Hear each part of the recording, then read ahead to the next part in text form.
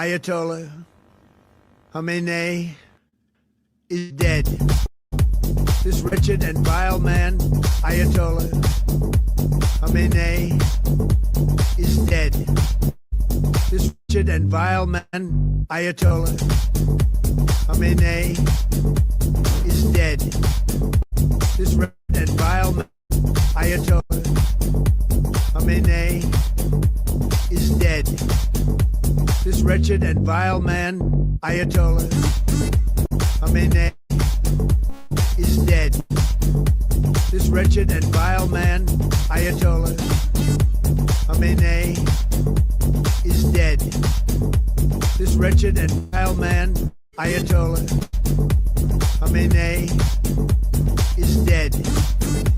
This wretched and vile man, Ayatollah Khamenei, is dead.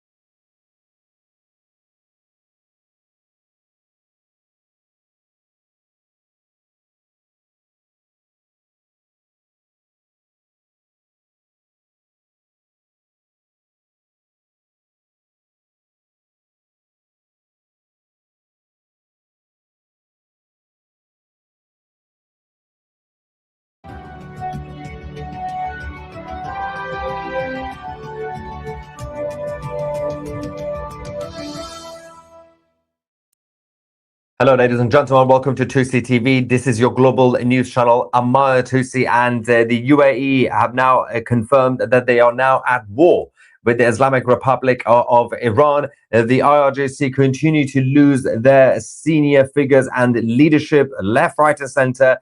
We also have some updates from both the Americans and the Israelis on the ground. We're going to give you guys all the latest footage coming from inside Iran. Also, the situation in the Middle East, including attacks on Tel Aviv and the regional countries in general. A lot has happened over the last few hours. We're going to get your reaction in the live chat as usual.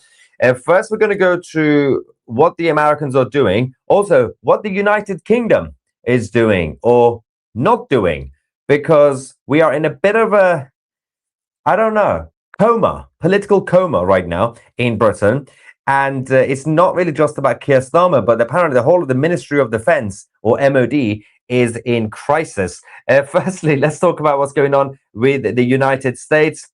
They seem to be very proactive right now. They have now confirmed that the third aircraft carrier is now on its way to the Middle East. Yes, it's the infamous USS George H.W. Bush. Will be joining US Abraham Lincoln and USS Gerald R. Ford. And now, this seems to be helping not just in terms of the defensive capabilities, but actually with the offensive strategy to help with the joint attacks by the Israeli Defense Forces. We also have some evidence of more members of the armed forces in Iran and the IRGC who are defecting and away from the regime, because everybody knows that this is the final battle. And also, yesterday, the president of the Islamic Republic said something very interesting. It basically said, oh, but yeah, when we're no longer going to be attacking our Arab neighbors, today, almost all Arab countries have once again been attacked. First, we're going to go to the first footage from Tehran, the local resident in the capital who filmed this from their home, capturing the chaotic scenes outside on the streets. Look at that.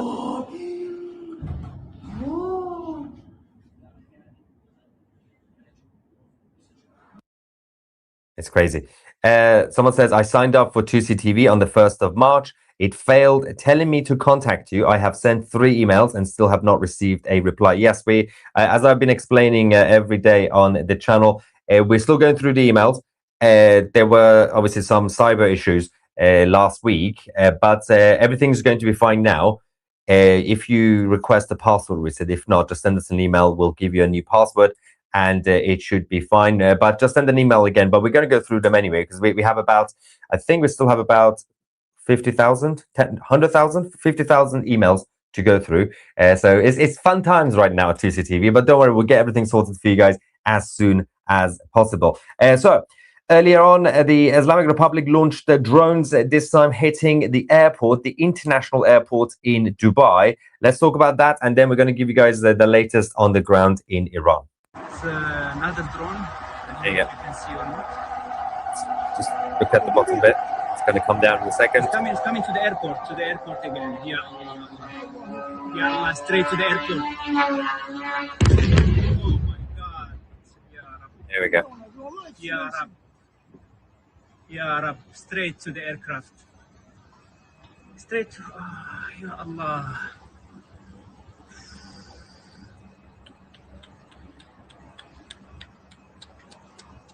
Someone says you need a new penthouse rabbit and call it Boom Boom. I mean, we had Bun before. No, it hit next to us here actually.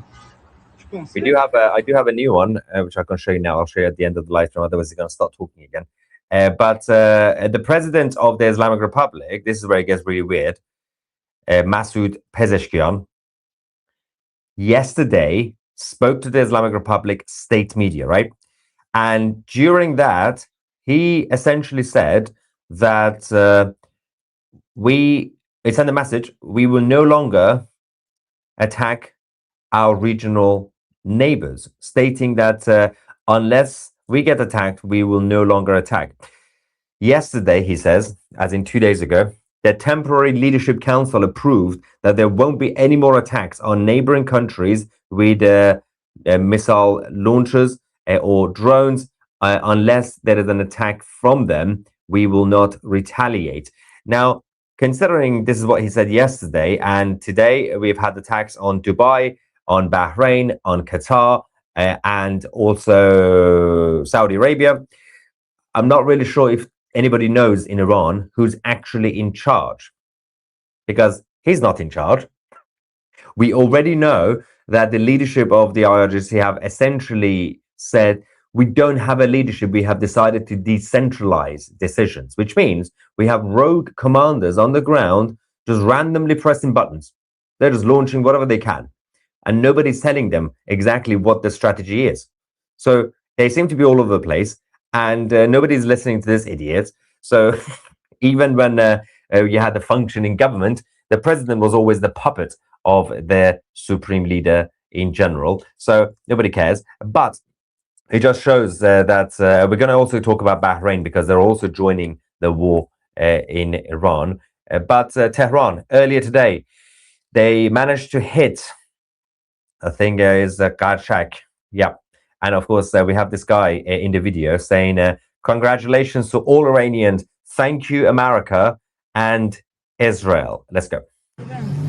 قرچک امروز بذار تاریخم بگم 16 شنبه ساعت 11:38 سپاه کثافت قرچک رو زدن. تبریک به ایرانیا، تبریک به ایرانیا. به قرچک دوباره دارن میزنن. دمتون گرم آمریکا، اسرائیل. Yes, well done to both America and Israel for continuing their attacks against the IRGC, the Islamic occupation. As we said, the Emiratis have sent a direct message to Tehran. The president of the UAE has now said, we are at war. Mohammed bin Zayed has said that we will fulfill our duty to our country, to our people, and to the residents living here. We are also part of our family.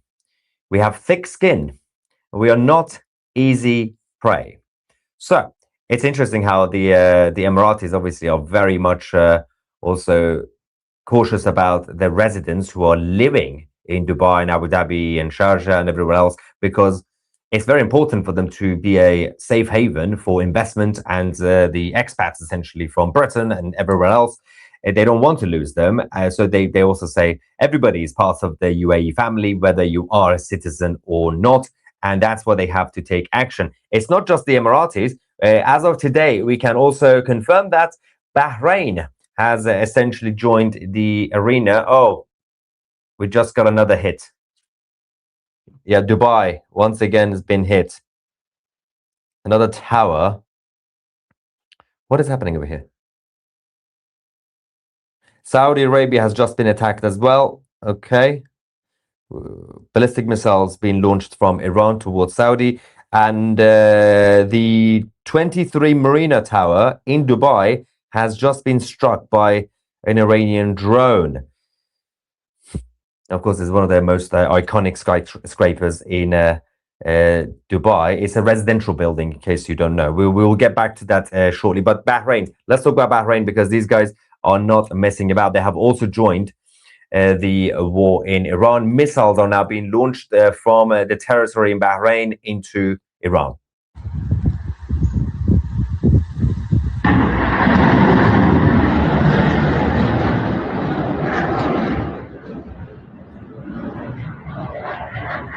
And it begins.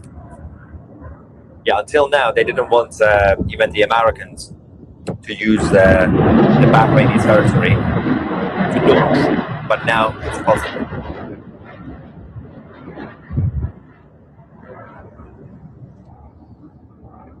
Neil says, what happened to unconditional ceasefire? You do realize there's no such thing as unconditional ceasefire. The only deal on the table from the White House is unconditional surrender, not ceasefire. There's no point in having ceasefire when one side is definitely losing the battle. Yeah, the only option is unconditional surrender, and the Islamic Republic refused to surrender. Now, let's talk about another major elimination in Iran earlier today. We have had Haji Akbar Ghaffari, who was essentially in charge of the intelligence of the Islamic Republic, who was number 2, who recently became number 1. Yep, great promotion. Only lasted about 10 minutes. He has also been eliminated by the Israelis, targeted attack on him, and he's now gone to the afterlife to meet his 72 virgin goats. All right, let's talk about what the Americans are doing as well in Iran, because this is a joint operation. The US fighter jets are now targeting the air defense capabilities of the Islamic Republic, this time in Esfahan, right next door to the Esfahan airport in the center of Iran. Yeah.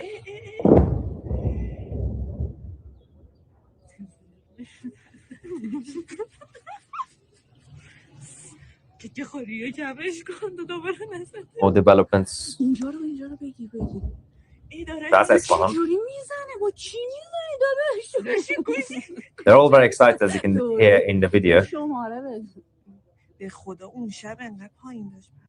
Yeah, they're all happy, saying, "Oh, wow, they're still hitting. They're hitting the other side. Wow, they're still." Yeah, basically, they're just very excited about the Islamic occupiers getting hit by the Americans. And now, we have an update from Azerbaijan in the north, because over the last few days, there's been a lot of debate about why the Islamic Republic randomly decided to attack Azerbaijan after they also attacked Turkey, but they got scared of Turkey, so they stopped hitting Turkey, which is good news.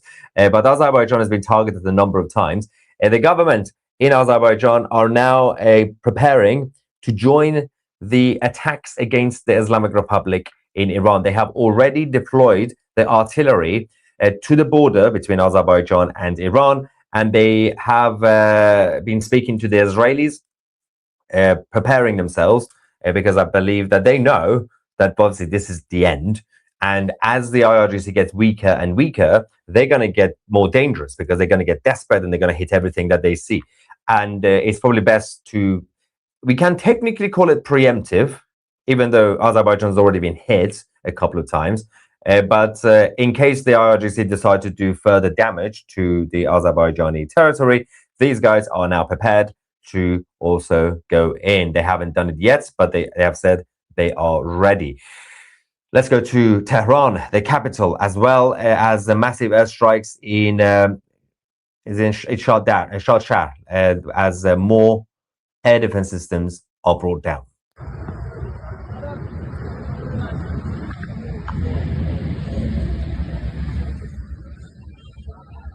You got my mum in the live chat. My mum says, please like and subscribe. Listen to my mum. Hello. Amazing. Yeah, they also hit a police station in this area. They've been destroying police stations and police headquarters across the city in Tehran. I don't think there's any police stations left, really. Over the last 2 days, one of the major targets for the Israelis has been to destroy the policing structure, but the police as well as the security forces. So I think that continues until everything is completely wiped out. Now, we're going to stay in Tehran, but another area in Tehran. This is Robat Karim. Powerful explosions. Somehow, some people are still on the streets, which is not a good idea. Everybody needs to go home and stay safe. Watch this. How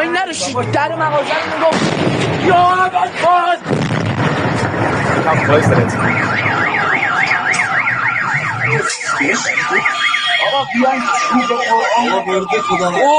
این مرم زدن یا ابوالفضل گفتم میزنن نه. They got lucky, because both the Israelis and the Americans are doing targeted attacks. They're not just randomly dropping bombs, otherwise it would have hit the civilians. But it's still probably best not to be near those places. Any government buildings, any military base, both countries have said stay away from them because you might become collateral damage. The United States have also earlier on approved a $152 million emergency weapons sale to Israel.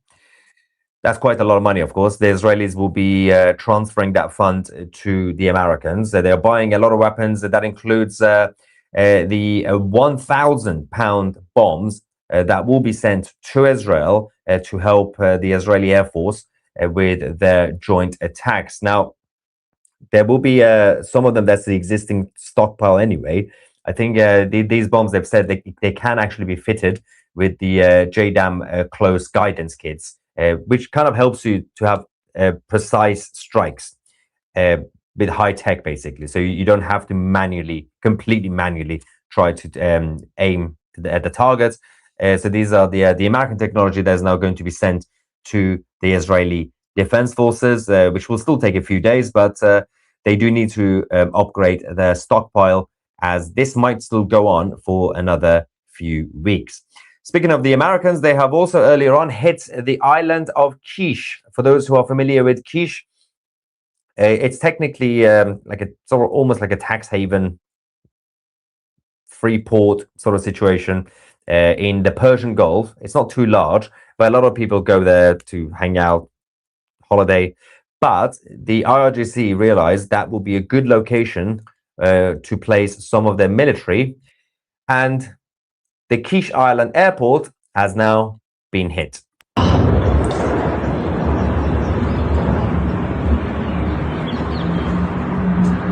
Nowhere to hide, nowhere to go.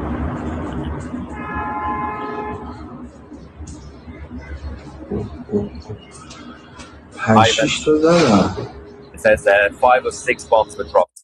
Ivan says, did the IRGC apology not work then? Yeah, not really. Oh, hello. We've got missiles being launched towards Israel as we speak. We're going to go to Israel in a second. And IRGC funding distributions impacting conflict. As in, are they running out of money, or in terms of funding, their funding helping? Because basically, there is no funding right now. Everything is falling apart. Let's quickly go to Tel Aviv. And just in case we can hear some sirens, just a heads up, in case there is siren, maybe turn down the volume if you are in the Middle East.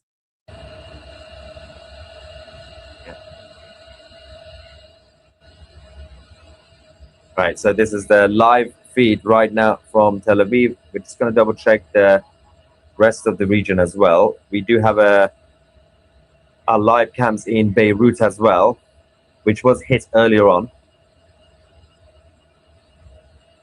Okay, so trying to figure out where the missiles are going.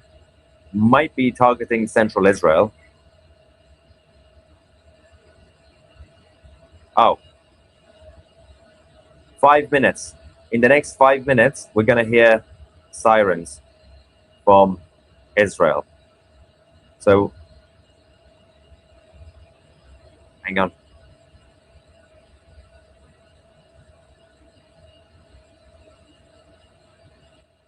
Somebody put on a timer.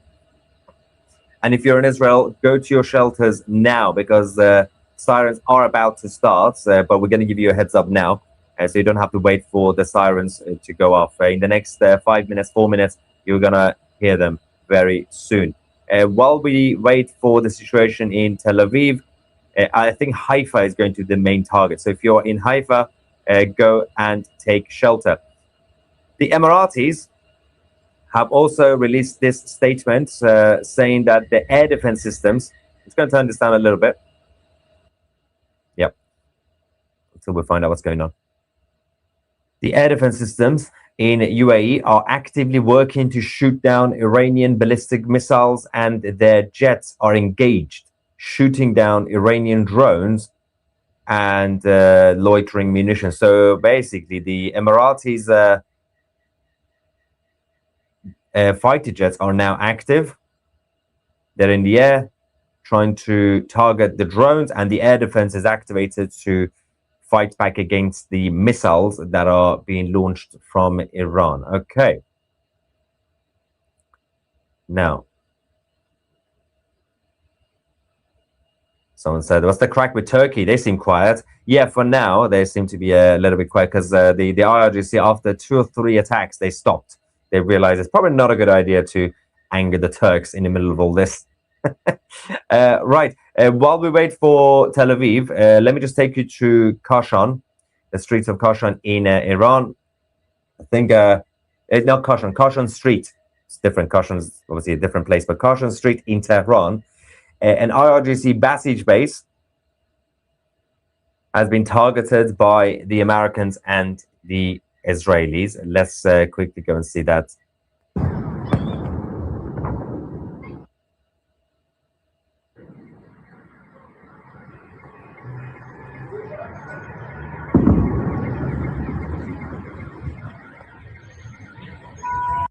And also, still going. Okay.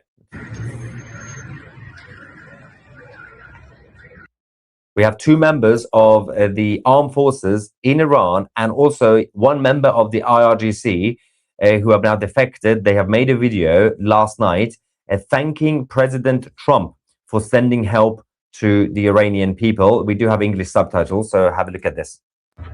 ما اعضای کاخ ارتش صمیمانه از شما آقای ترامپ قدردانی میکنیم بابت ارسال کمک برای مردم ایران.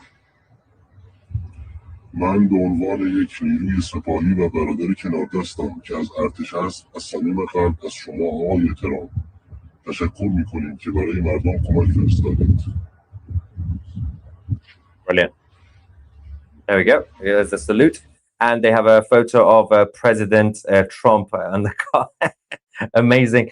So yeah, they thank President Trump for sending help, for fulfilling the promise that he made to the Iranian people. Let's quickly go back to Tel Aviv because I think the sirens might be, considering the targets will be Haifa. I don't know if we're gonna. We'll stay with this in for a second, and then we'll see what happens in the next couple of minutes. I'm trying to see where the alerts are going to be coming from.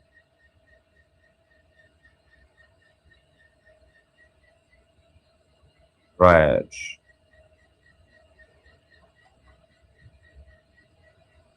Okay, northern Israel is going to be hit as well. It's mostly around Haifa.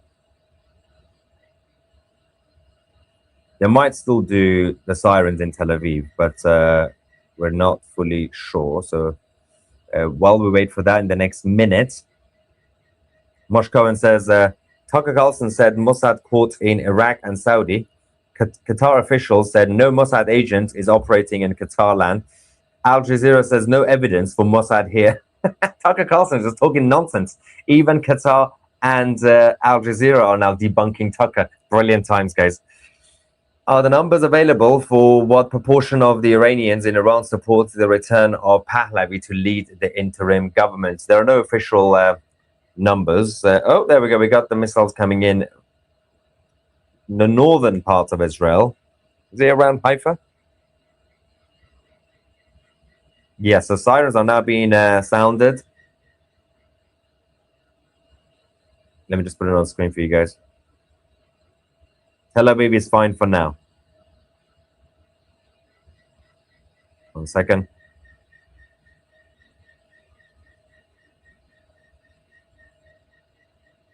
This is the current situation in Israel.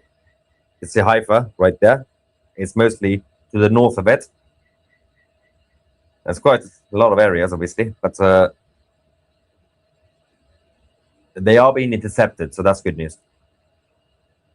All right. Now we're going to continue.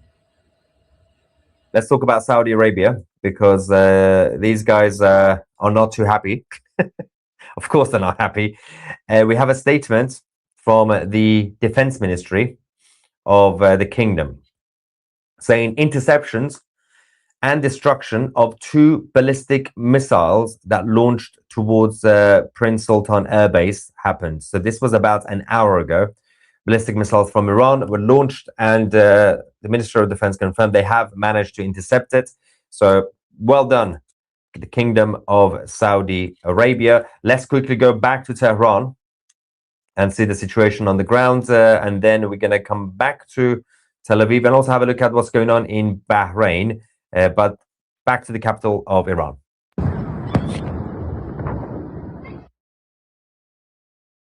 Intense.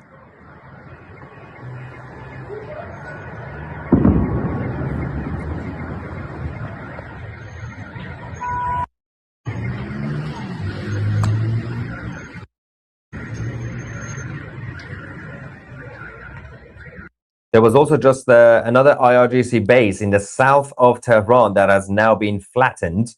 This was a big base for the training of the Shia militants and also the Palestinians, the so-called Palestinians, the terrorists coming from there. But everybody from Lebanon, Iraq, and the so-called Palestinian territory were trained in this base in the south. Watch this. It's gone.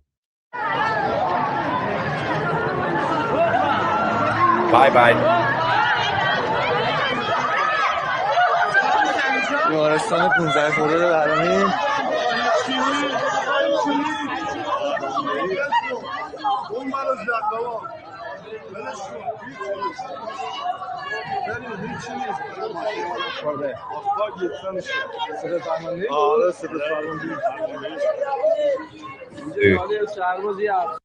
Sue says in the live chat, Al Jazeera showed yesterday thousands of people protesting for the Islamic Republic. Why were they these people? Where are these people, or are they showing old footage? So whether they show old footage or current footage, the problem is every time we only have a few thousand people coming out, which is a little bit embarrassing because considering that we have about 4 to 5 million people in Iran supporting the IRGC. It's a major country, obviously. It's about over 90 million population. About 5% of Iran are IRGC members and family members. You should be able to get at least a couple of million out. But every single time, you know, at best, they bring out tens of thousands.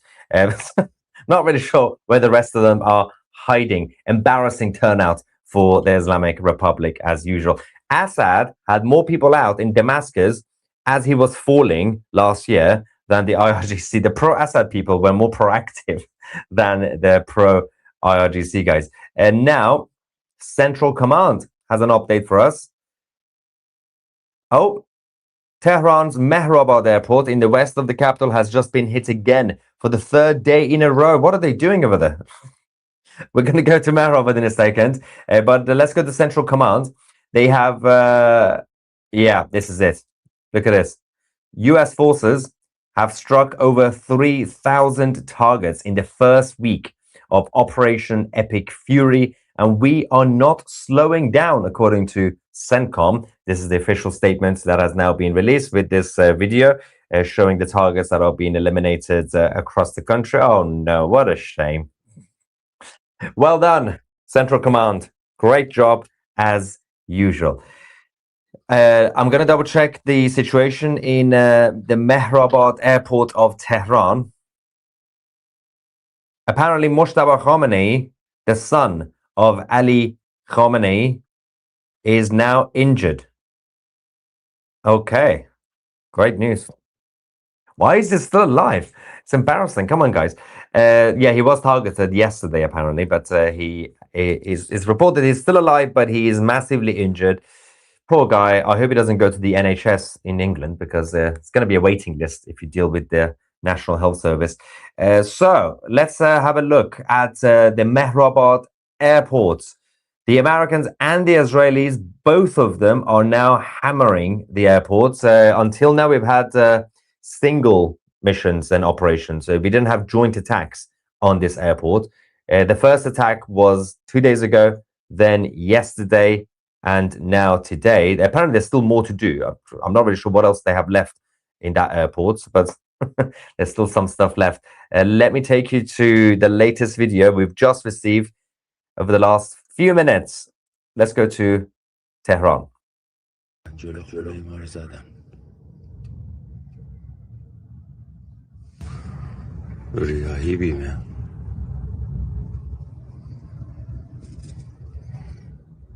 این پشت فکر کنم 1 کیلومتر برتر 10 تا تقریبا زدم Saying it's about 1 kilometer away. They've done 10 attacks. چی دارن میزنن جی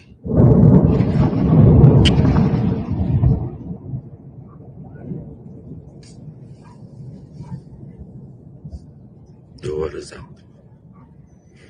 Oh, we have an update on Mojtaba Khomeini.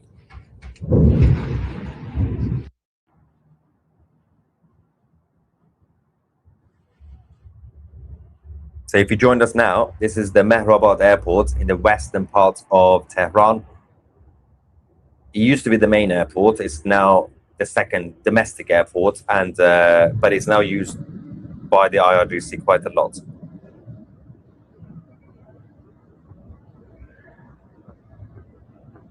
Whoa.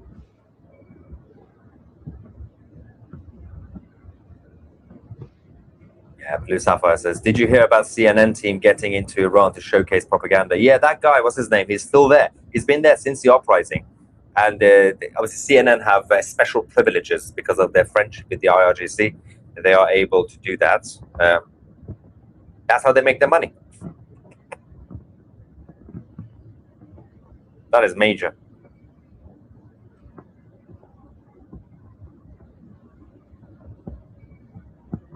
Okay, we have 2 updates. Breaking news.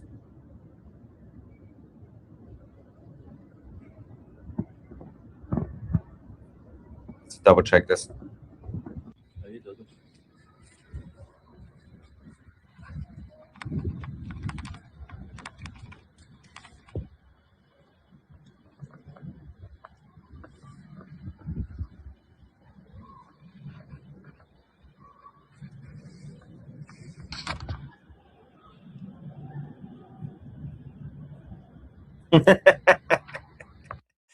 There's someone in the live chat. This is funny. He just said, oh no, I've lost the comment. Come back. Wait. Stay here. Stop commenting. Hang on. Said something about in the US.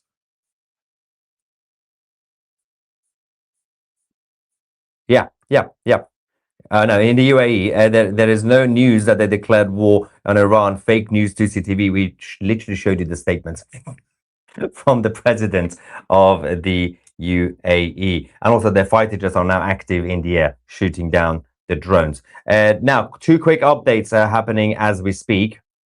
Number 1, Mojtaba Khomeini was targeted yesterday. The update that he's still alive and is injured is from the Islamic government in Iran. We don't have any update from the Israelis or the Americans. The only thing they've said is that they've hit him. We don't know if he's alive or not. Also, a US senior official has now declared that the second phase of the war in Iran has now just started and is expected to last 12 to 14 days. So apparently we just had the first phase and we are now in the second phase, whatever that means. And we will wait for more updates on that. Multiple targets have now been taken out in Esfahan, the 3rd largest city in Iran, and people are just standing around watching it very calmly and patiently. Yeah. الان دوباره میزنی جدا اونجا هم دوباره زد اونجا هم دوباره زد پس کوش صدا پس کوش الان دوباره اینجا دیگه هم میزنی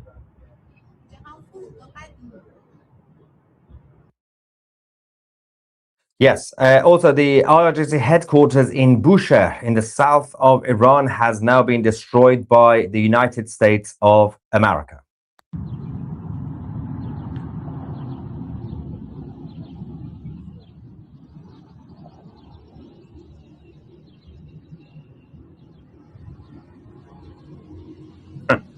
Dale says phase 2 means unconditional surrender. I thought that was phase 1. I think phase 2 is forceful surrender.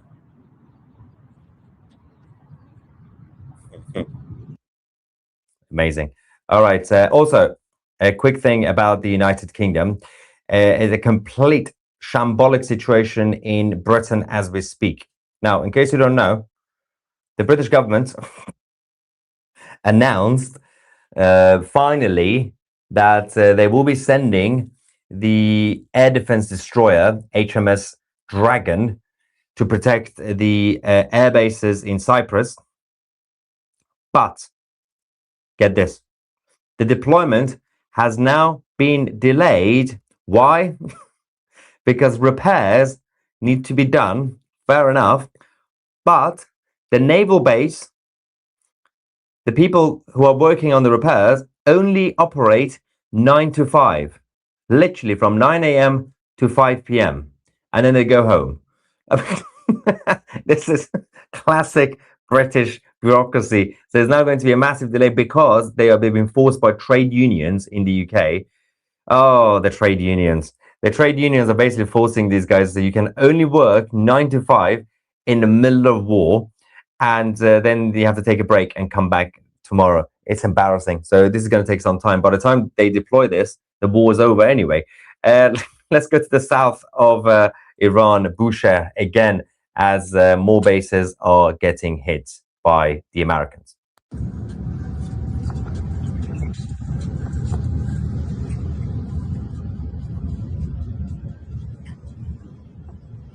Wow, God, thank you so much for the super chat. Amazing. Wow, that's crazy. Thank you. Thank you. That's $100 super chat. The reaction, the live chat to the British approach. Someone says, so it's not a 24/7 emergency? The US works until it's done. Yeah, those guys don't take a break. Thank you. You're in the middle of a conflict. What are you doing? The situation in Tehran is escalating. A huge round of strikes. I just spoke to my father a couple of hours ago, an hour ago, before we came live. And he did mention that so many targets have been hit in Tehran. The video I'm about to show you shows smoke across the whole city. Look at that.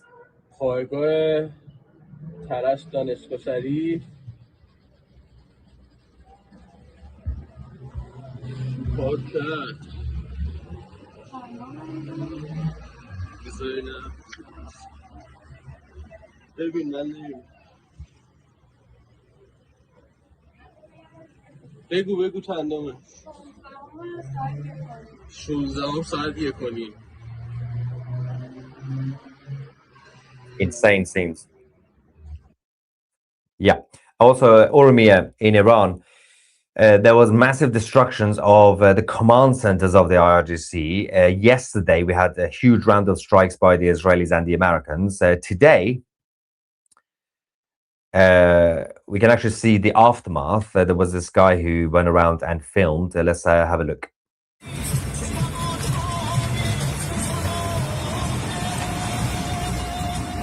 Everything is being destroyed.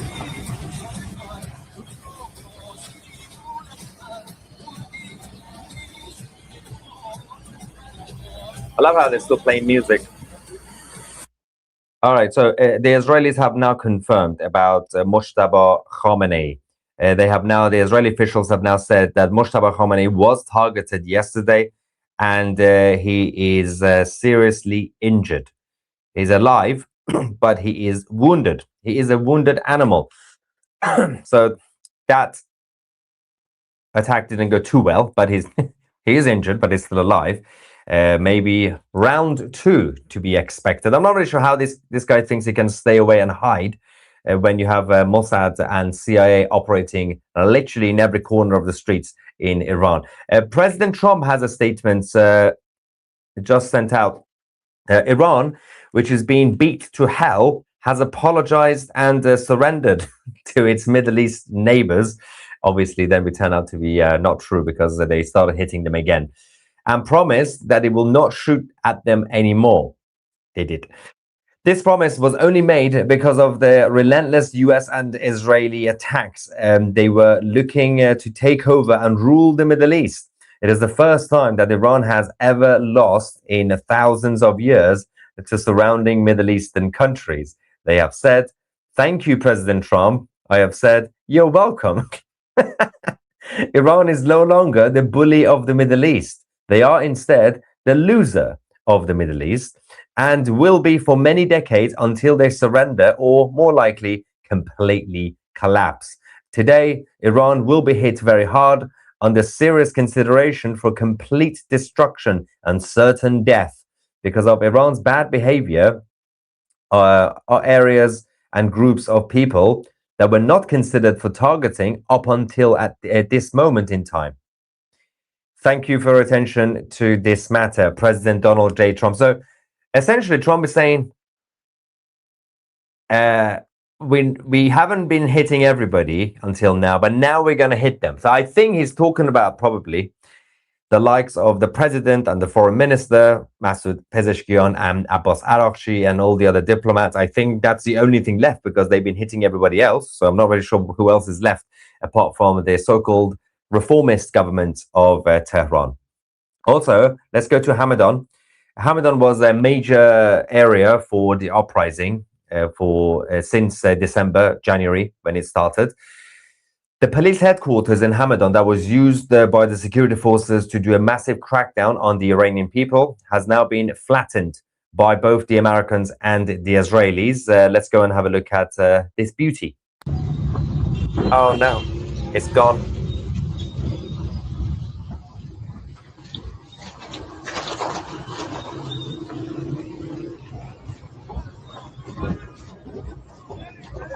Bye-bye, everybody, bye-bye.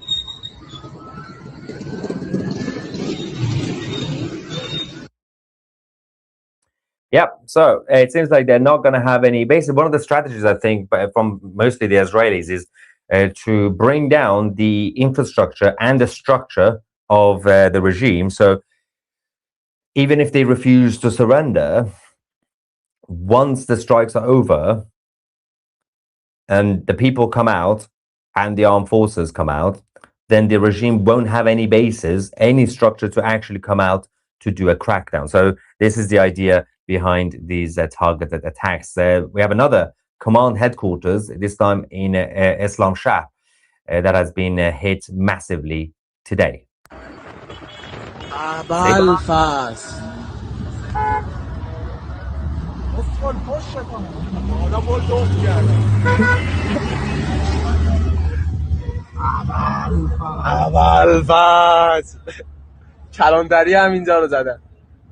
Very happy.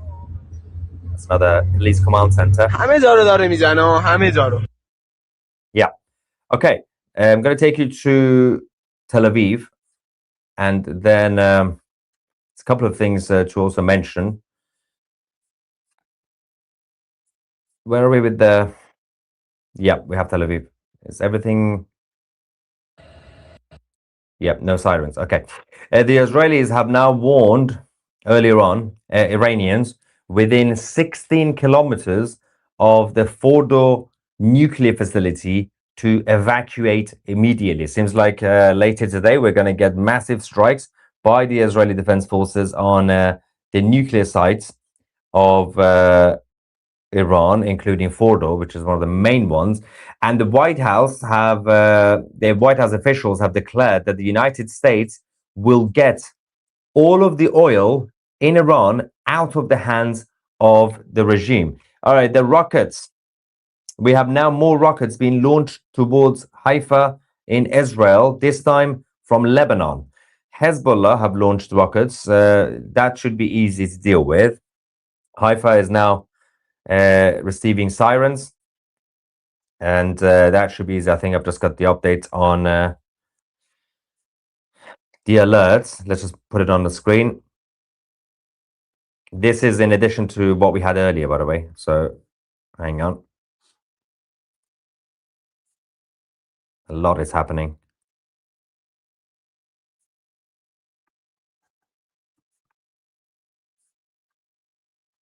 Yeah. This is the current situation in Haifa, in Israel, around the airport. That's the target of the Hezbollah rockets. But as I said, these are easy to deal with using Iron Dome against the amateurs of Lebanon. And yeah, we also have the video evidence from the president of the UAE, as he mentioned earlier, that the UAE is now at war with the Islamic Republic and they will be defending themselves. Let me just put the video. The president was speaking to the media in the UAE. Hang on.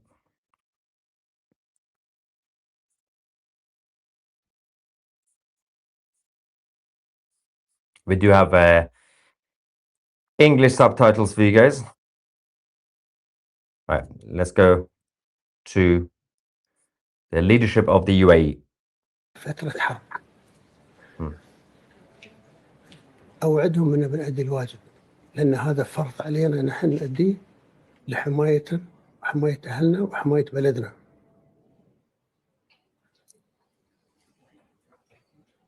الشيء الآخر أريد أقول رسالة يمكن لعدو الإمارات. الإمارات مغرية، الإمارات جميلة، الإمارات قدوة، لكن أقول لهم لا تغشكم الإمارات. ترى الإمارات يلدها غليظ ولحمتها مرة لحمان النكل. God bless the Emiratis.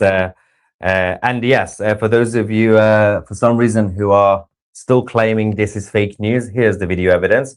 We are in a time of war, a confirmation from the Emiratis. Beautiful people who continue to get targeted by the Islamic Republic. Apparently, someone says this is AI. How does it look AI? We just got this from the official source.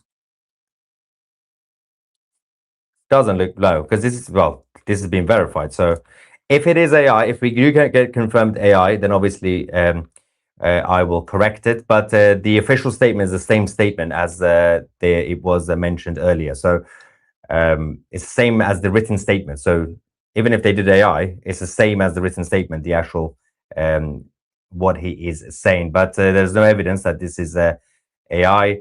I will double check, of course, and I will apologize because this just came in, and we will double check that now. Let's have a look. Someone says he's got two noses. Why does he have two noses? Does he have two noses? He's got. Let me see him. Still has one. I will get this video confirmed, but the statement itself was the written statement from the president of the UAE, and that was released earlier today. Now, let's take you to Tel Aviv and the situation on the ground. I'm going to get a couple of reactions over here. What is this? Oh, yeah, we saw that. The next leader of the IRGC will be a six-year-old.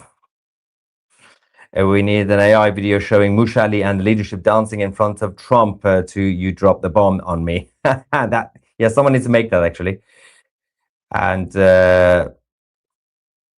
why are the president and Larijani still alive? Though that is a very good question, right? So I think this is what President Trump was talking about earlier, because he said that there have been targets that we have been avoiding, and we're now going to be hitting them. We are considering to hit them. I think he's talking about the likes of the president and Larijani and Arakchi and all the others. You don't know. Someone says maybe it was a green screen. I don't know. Doesn't matter, because the video is not important. The actual statement, which was also the written statement, that's the main thing. So the subtitles, which was They probably just turned the official statement into an AI video to make him talk, basically. Ivan says the IRGC seem to have no job security. I can't understand it. Why would you want to work there, right? Not any goods. Is this World War III? No, it's still just a regional war. Do you think attacks on random countries by Iran will help expand the Abraham Accords and fix the broken relationships? Yeah, even though it was... someone, hang on, I'll reply to that. Someone said that it's too ugly to be AI. The strategy was technically right. They didn't have any options, the IRGC. The strategy was to attack the Arabs so that the Arabs put pressure on Trump. But they went a little bit too hard. Matt says, that's not AI. Are you dumb? Even a 14-year-old should be able to tell the difference. It's not hard if you look properly. Should we just watch that thing again to assess whether it's AI or not? Hang on. أوعدهم من بنأدي الواجب لأن هذا فرض علينا نحن نأديه لحماية أهلنا وحماية بلدنا. Also, this is like a minute, right? AI clips are usually only a few seconds, they're shorter than that. رسالة يمكن لعدو الإمارات. الإمارات مورية. الإمارات جميلة. الإمارات. By the way, the quality of the video is terrible. So I think that's why some people thought it's like green screen. It's just the quality is very bad. ترى الإمارات يلدها غليظ ولحمتها مرة. You know what I'm going to do? Hang on, stay with me. In order to get this verified, because yeah, it didn't seem AI. In order to get this verified, we can find if there's evidence of any other angle. See? And 1 second. No, it was real. Ha! Got it confirmed very quickly. All right, so this is the official outlet as well, the Emiratis. And 1 second. I'll put this on as evidence. Where's the other one? Hang on. Here we go. Yes. Not AI. Told you. Yeah, it's just terrible quality in the background. That is why. And let me double check a couple of things for you guys.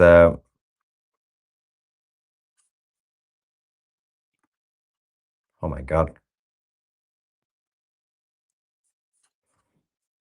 Well, let's take you back to Tel Aviv, Ya Habibi Tel Aviv, and you made me almost fall for it. There we go. This is also Al Arabiya. Don't mess with me next time, okay? Let me give you the evidence one more time. There we go.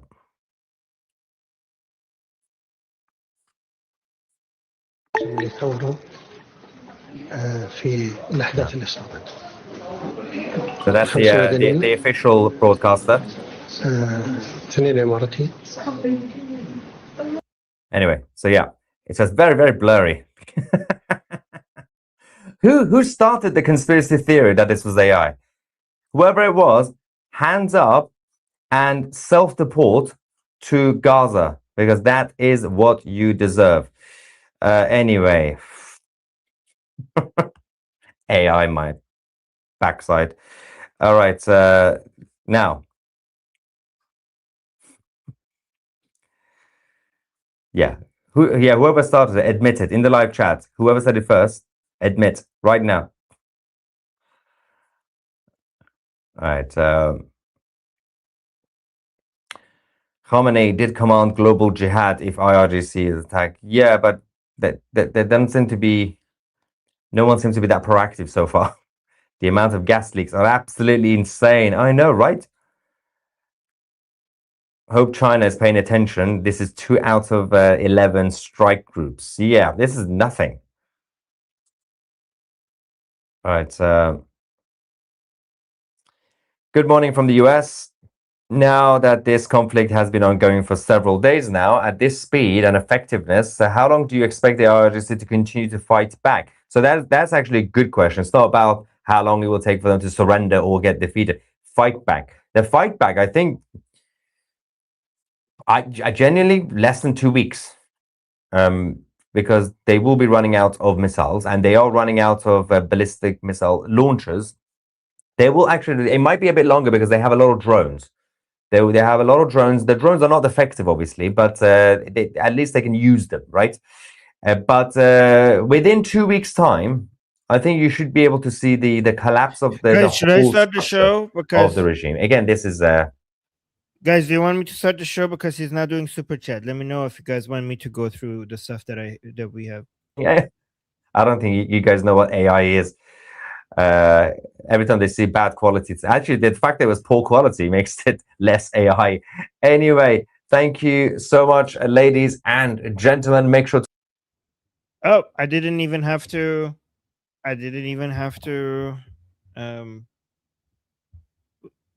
he's already ending the show, so we could just.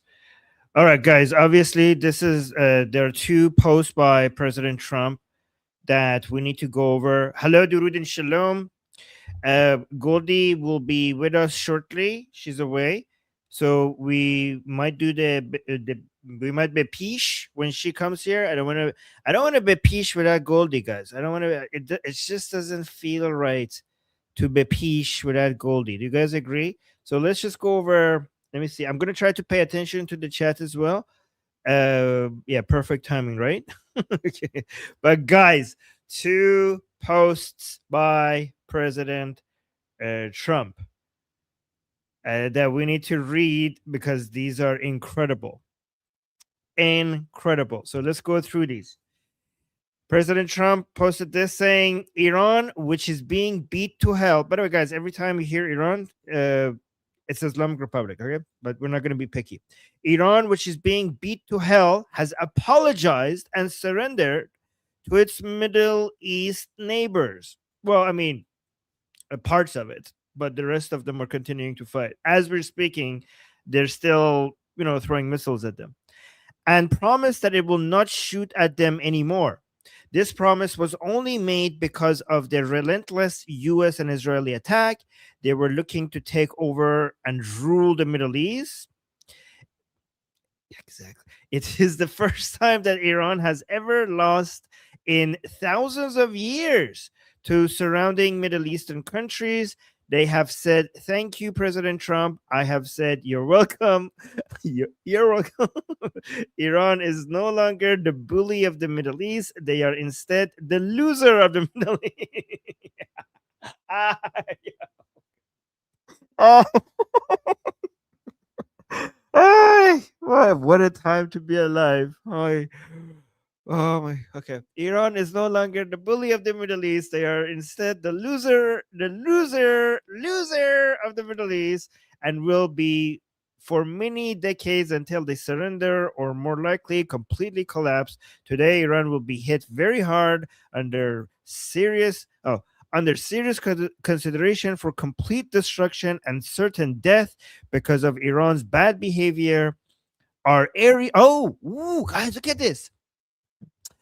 Under consideration for complete destruction and certain death because of Iran's bad behavior are areas and groups of people that were not considered for targeting up until this moment in time.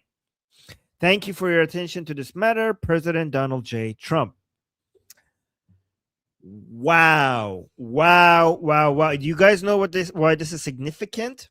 Do you guys know why this is significant? Because there are certain people within the Islamic Republic that the US was sparing, and they were also telling the Israelis that please do not kill these people. These are the people who might want to surrender to us, right? And Israel is more eager to just kill everybody within the Islamic Republic, and the US is like, no, like, just wait. Let's see if these people will surrender.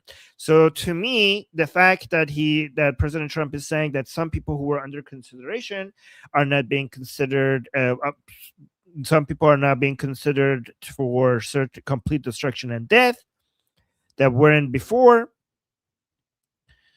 means to me that, okay, if you guys are not surrendering, then let's F you all up, which is really good for us because that lowers the chances of the regime being able to survive.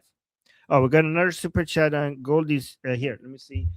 I think the lib in the US are going on about the school with 165 kids being hit. Wasn't this debunked? Photos are from 2021. This has, guys, this is not confirmed or debunked. Okay. We have to wait for more information. Okay. But it could be fake. It could be real, attacked by the Islamic Republic itself. It could be many different options. Whatever happens, the Islamic Republic is to be blamed. It could be completely fake, but we have to wait and see. I mean, the Americans and Israelis are saying that we have to investigate this, so we shouldn't get ahead of ourselves. Okay, so we'll see. They're investigating it. And but what is certain that what is the part that we know that was confirmed is that place is the school was right next to an IRGC base, and it was an IRGC school as well. But it might be all made up. It might be fake. It might be a self attack. But what I told you before any of this happened was that we were telling Iranians to take their kids out of school because the Islamic Republic might want to cause their own, children in Iran dying as a way to attack President Trump. All right. So let's go to Durud, guys. Durud, Shalom, Durud, hello, and Shalom. Guys, if Laurie, like, here are the people I want gone more than anyone. I actually, now that I think about it, I'm happy that Mujtaba is alive for a little bit longer, because Mujtaba is a signal of no surrender at all. Which means that there will be nobody left to negotiate with, which means that we're going to speed run through the surrender phase and go to the transition phase, because there will be nothing of the Islamic Republic left. Okay, the people that would be the best to die next is Larijani, Rouhani, Hassan Khomeini, and Khatami. These are, there are other important people like Vahidi, like Radan, like Arafi, but those people are important, but they're not going to allow the Islamic Republic to rebrand with a fake, more moderate face. These four people that I mentioned, we also have Zarif and Arakchi, but these four people that I mentioned are the only people that the Islamic Republic could use as a way to suggest that we have new leadership that is more moderate. Guys, they're not more moderate. These people are not more moderate. They're just better at pretending that they're more moderate. So these four people, if they're gone, who did I mention? I mentioned Larijani, Rouhani, Khomeini, grandson of Ruhollah Khomeini, the first supreme leader, and Khatami. These four people are the most dangerous people.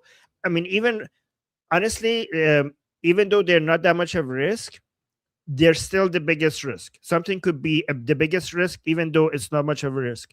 So if these four people are, to me, these people being targeted are higher priority for me personally than Mujtaba Khamenei. Mujtaba Khamenei being alive is actually to the advantage of pro-Pahlavi people, because it signals that the Islamic Republic is not backing down, and nothing short of complete destruction of the Islamic Republic will be acceptable, right? And I know the Israelis and President Trump are already have their minds set on complete destruction of the Islamic Republic. But there are elements within Washington, D.C. that if all of a sudden somebody like Rouhani comes to power and as the supreme leader, they might be like, oh, okay, well, stop. We already have somebody that is willing to work with us. Let's just stop. So there might be more political pressure on President Trump to stop the military operation. Another thing that we have in our advantage is people like that, the 4 people that I mentioned. If the Islamic Republic, some parts of the Islamic Republic tries to make them the supreme leader, there are elements within the IRGC who will be like, hell no. So guys, right now, one thing that let me know if any of this is making sense. I want to make sure that I'm explaining all of this in a way that is understandable, and let me know if you have any questions. Okay, one thing you need to understand is that the Islamic Republic is fragmented, right? The reason why you see Pezeshkian coming out and say, we will not attack any of the countries in the region anymore. And then all of a sudden, Ege comes at, no, we are actually, what is it like? We are going to continue to attack. And then the attacks continue is because without Khamenei, by the way, I mentioned this years ago. The Islamic Republic is like a Frankenstein monster that has been stitched together. There are different people from different ideologies, some of them more pragmatic, some of them more, Durka. They're all Durka, but there's different levels of Durka. But they all have been stitched together, and they all are competing against each other. The only, the duct tape that is holding all of this together was Khamenei. Once you get rid of Khamenei, they all end up turning against each other, and everybody is going and doing their own thing. Which the other parts of the Islamic Republic might not approve of. This makes surrender. So just in the same way that you see Pezeshkian coming out saying like, sorry, we're not gonna stop attacking, I don't know, the UAE, and then you see right after they're attacking the UAE, it's not because he's lying, it's because he wants those attacks to stop, but there are parts of the regime that want the attacks to continue. That means surrender is also going to be very difficult. Because if there are parts of the Islamic Republic that want to surrender, there are parts of the Islamic Republic that were like, hell, why would we surrender? We have the Americans in a trap. We're actually doing very well. Let's continue. Like they should surrender. Like some parts of the Islamic Republic want to surrender, and some parts of the Islamic Republic think Americans are about to surrender any moment now. Right? So it's like, even if you get somebody coming out and saying to Trump, like, yes, please, we will surrender. What do you want? Like, he doesn't speak. He can't. Like, that person would not be able to speak for other parts of the Islamic Republic. The only person that was able to convince everybody that this is what I say, so this is what everyone is doing, is Khamenei. Even if we get a new supreme leader tomorrow, like today or whatever, that supreme leader is not gonna, like, other parts of the Islamic Republic are like, who this? Like, what? Like, huh? No, like, we're gonna do our own thing. We're gonna continue to follow the Khamenei did us a favor before he died. He told people that if there is no command structure, everybody just do your own thing. He said that, which makes the surrender phase pretty difficult. The surrender phase very difficult because there's going to be so many different elements. Everybody's doing their own thing. Okay, so that's something Khamenei did, and the reason why I think that's a good thing is because the surrender phase of, so guys, there's 4 phases. There's the revolution phase, which we're in right now. Then we have the surrender phase, then we have the transition phase, and then we have the post-transition phase. Okay, so the surrender phase is a key moment because in that surrender phase, we are going to be able to see if there's even a slight chance for the Islamic Republic to do a rebranding and survive. Okay, so that's why the surrender, and the more this is why we shouldn't be in a rush, because the longer it takes that we get to the surrender phase, the more they resist, the more that they try to not surrender, the more of them will be eliminated by the Israelis and Americans, and the more we get to a phase where there's nobody to surrender anyways, right? And the shorter the surrender phase will be, because so much of the leadership of the Islamic Republic has been removed that we will just go from the surrender phase to Prince Reza Pahlavi's transitional phase earlier. So it's good for them to just it's a cleansing time. So we don't want to rush into the surrender phase. It's good that they resist, so there's less of them available for the Islamic Republic to be able to do a rebranding. Let me know if any of this makes sense. Okay, I want to make sure that I'm explaining this well. Let me see if you guys are like, what do you guys think in the chat? What do you guys think in the chat? So everybody's saying, why are you alone, Armin? I told you guys Goldie is gonna come.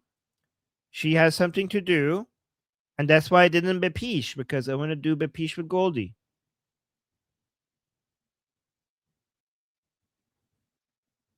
Oh, you guys agree? Okay.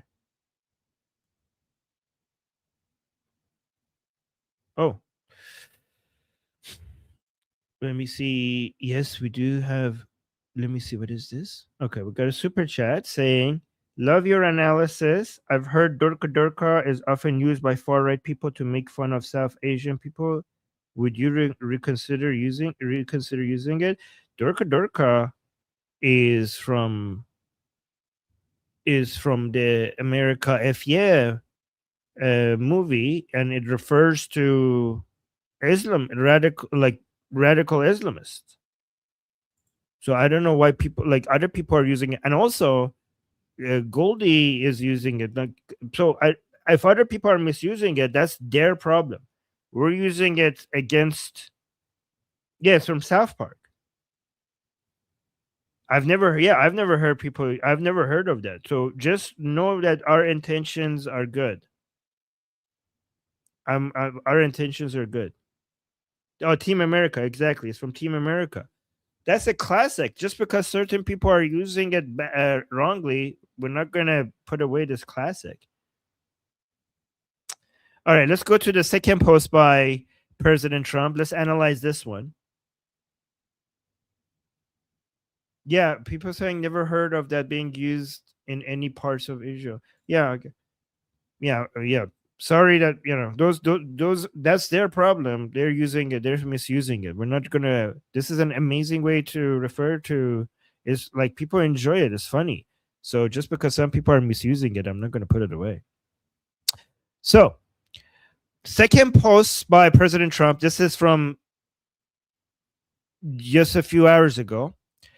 President Trump here saying Iran, which is being beat to hell, has apologized and surrendered to its Middle East neighbors. Wait, is that this different? No, wait, that's the same one.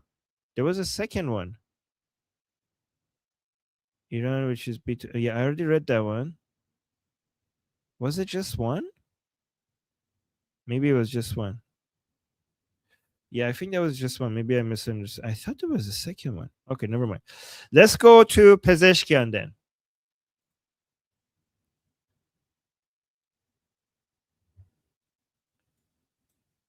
Let's go to President Pezeshkian. Yeah, that's the one we just read. For some reason, I thought there was two. This is amazing. Let's.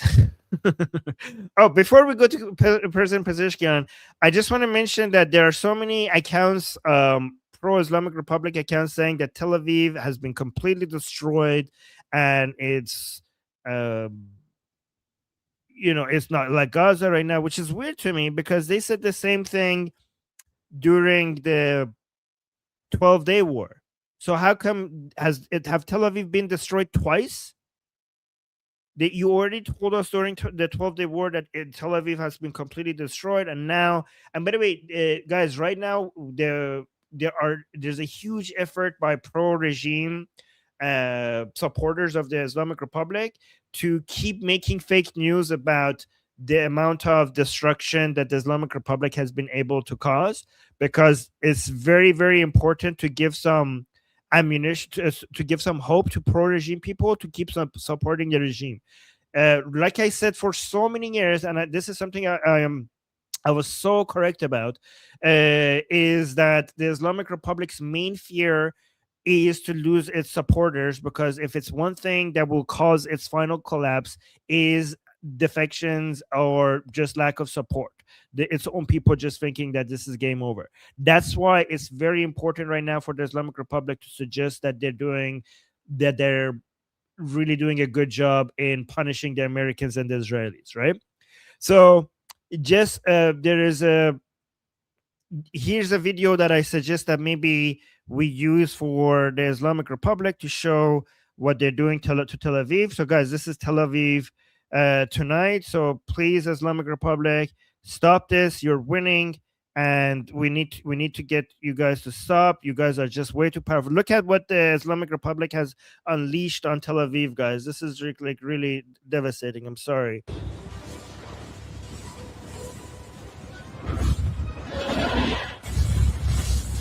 Oh my god. Okay. Yeah, this is like devastating. What the hell? Stop it, Islamic Republic. I don't know. Okay.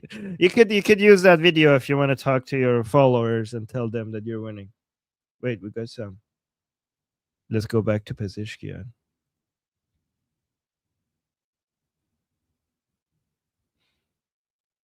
Oh, all the names are difficult because of our Western tongue. Could you show or spell their names?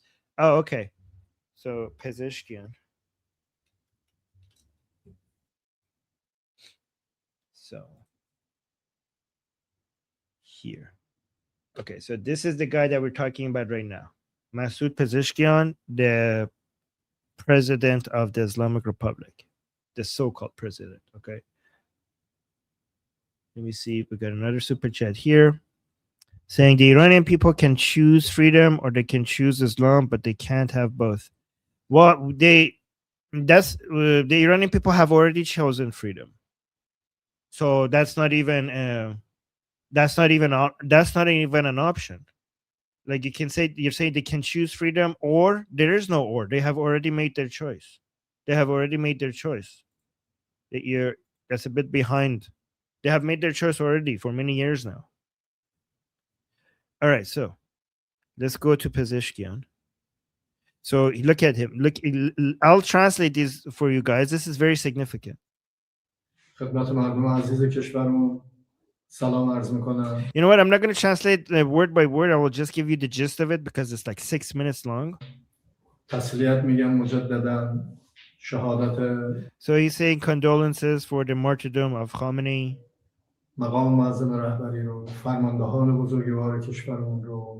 And the commanders of IRGC.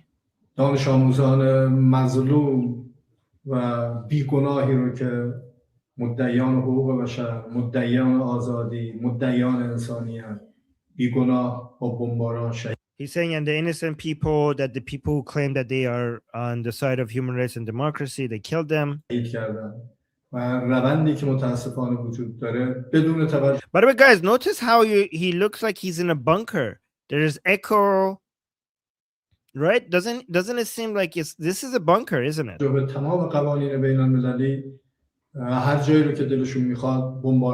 Like they violated all the law, all international laws, and they basically bomb wherever they want.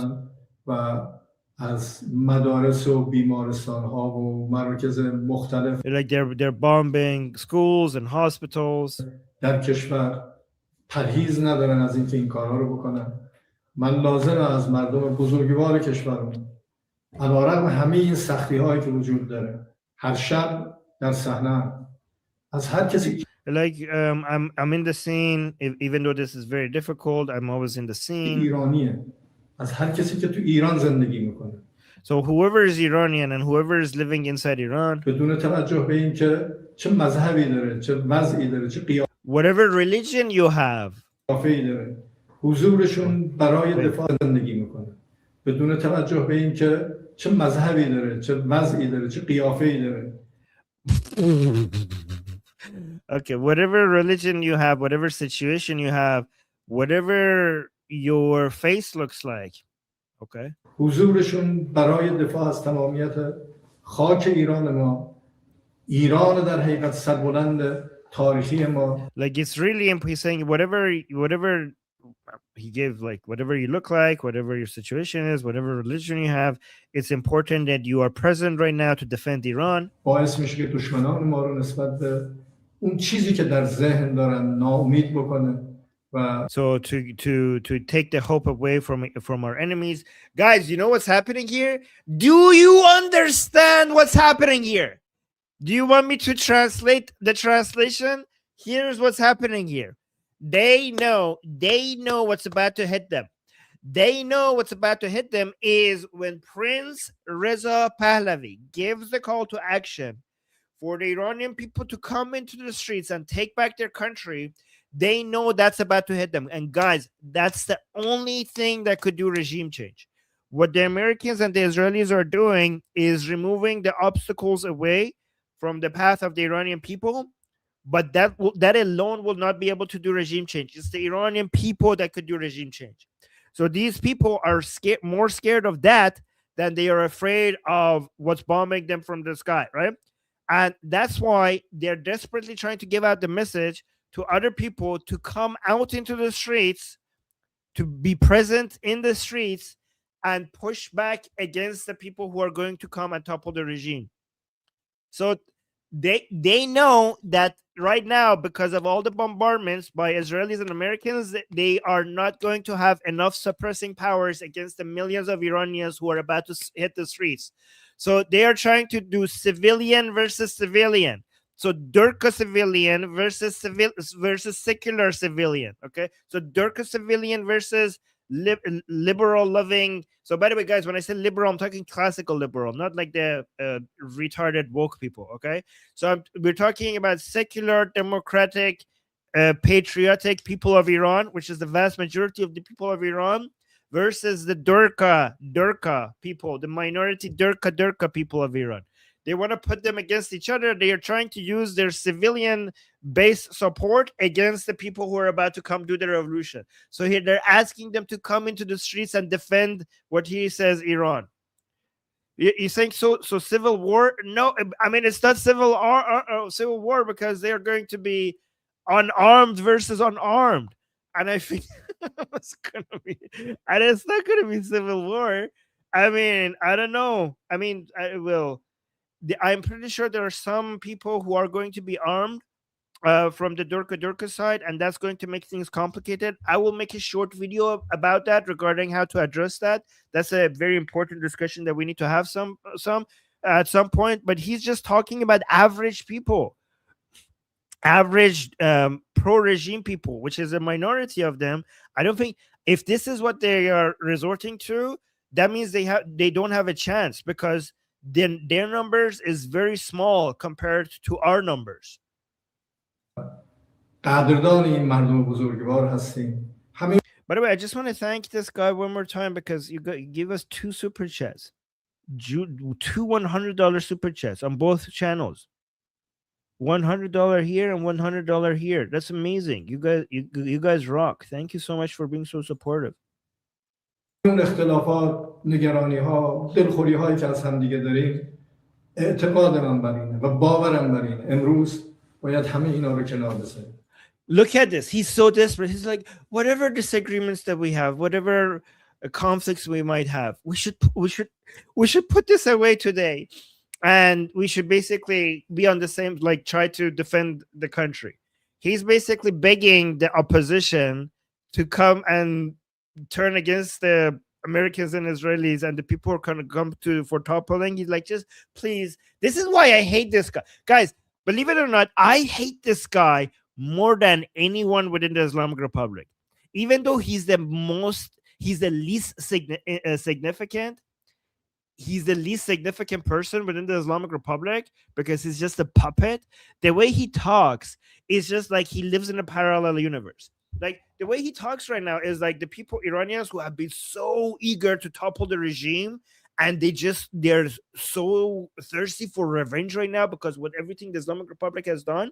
The way he talks is like, let's just put our disagreements away today. Let's just like hold hands and, kiss and make up and just defend our country against the Israeli, like against our enemies.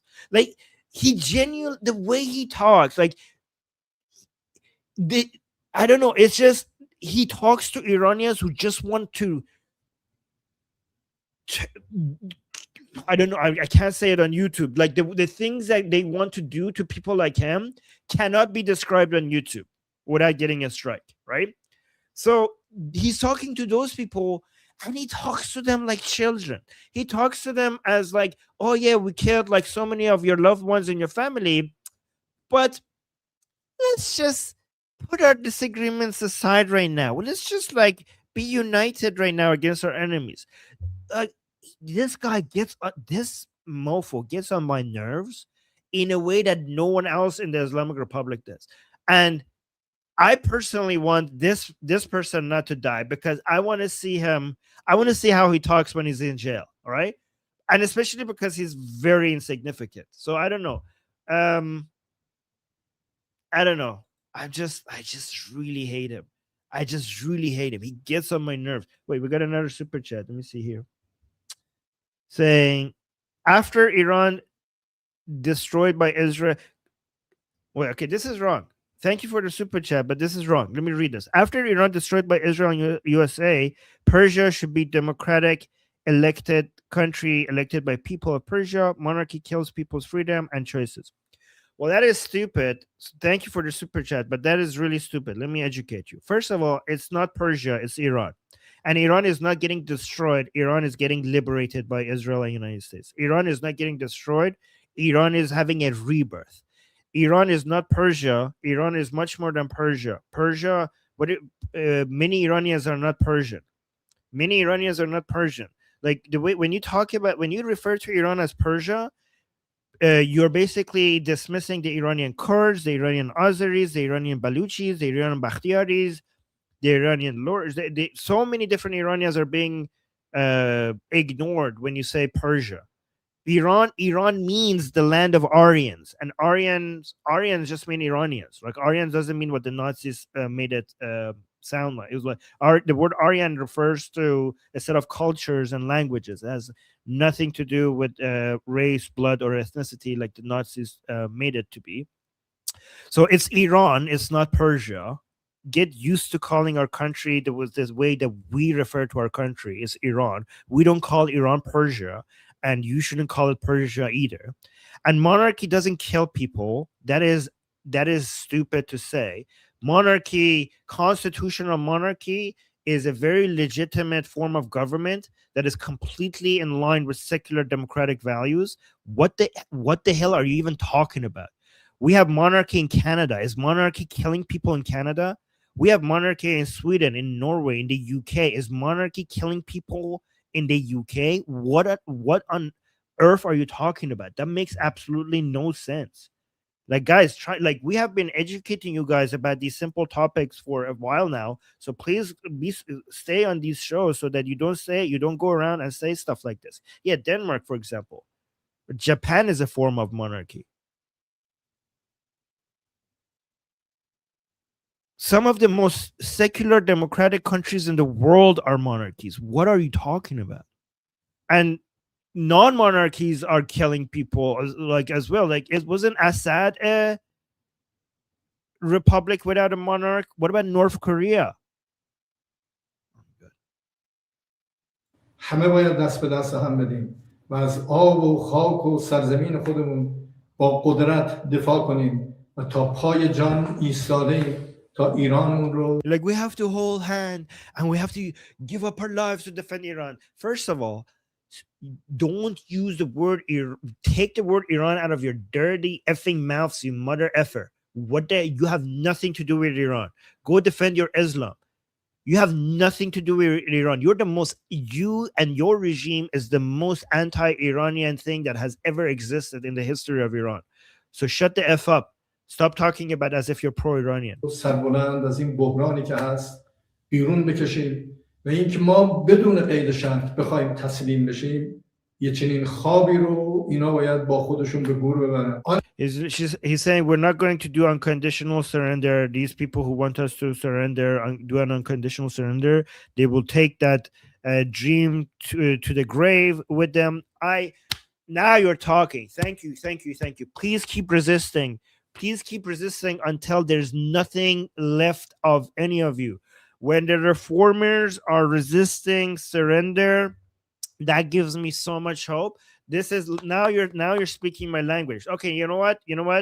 It's okay. You could die as well, Pezeshkian. Now that I will also, I'll give that to you. Okay, you could have a mercy kill as well, because you're speaking my language. Okay, guys, it's very important for the so-called moderate reformers to continue to resist surrender, because the hardliners obviously will resist surrender.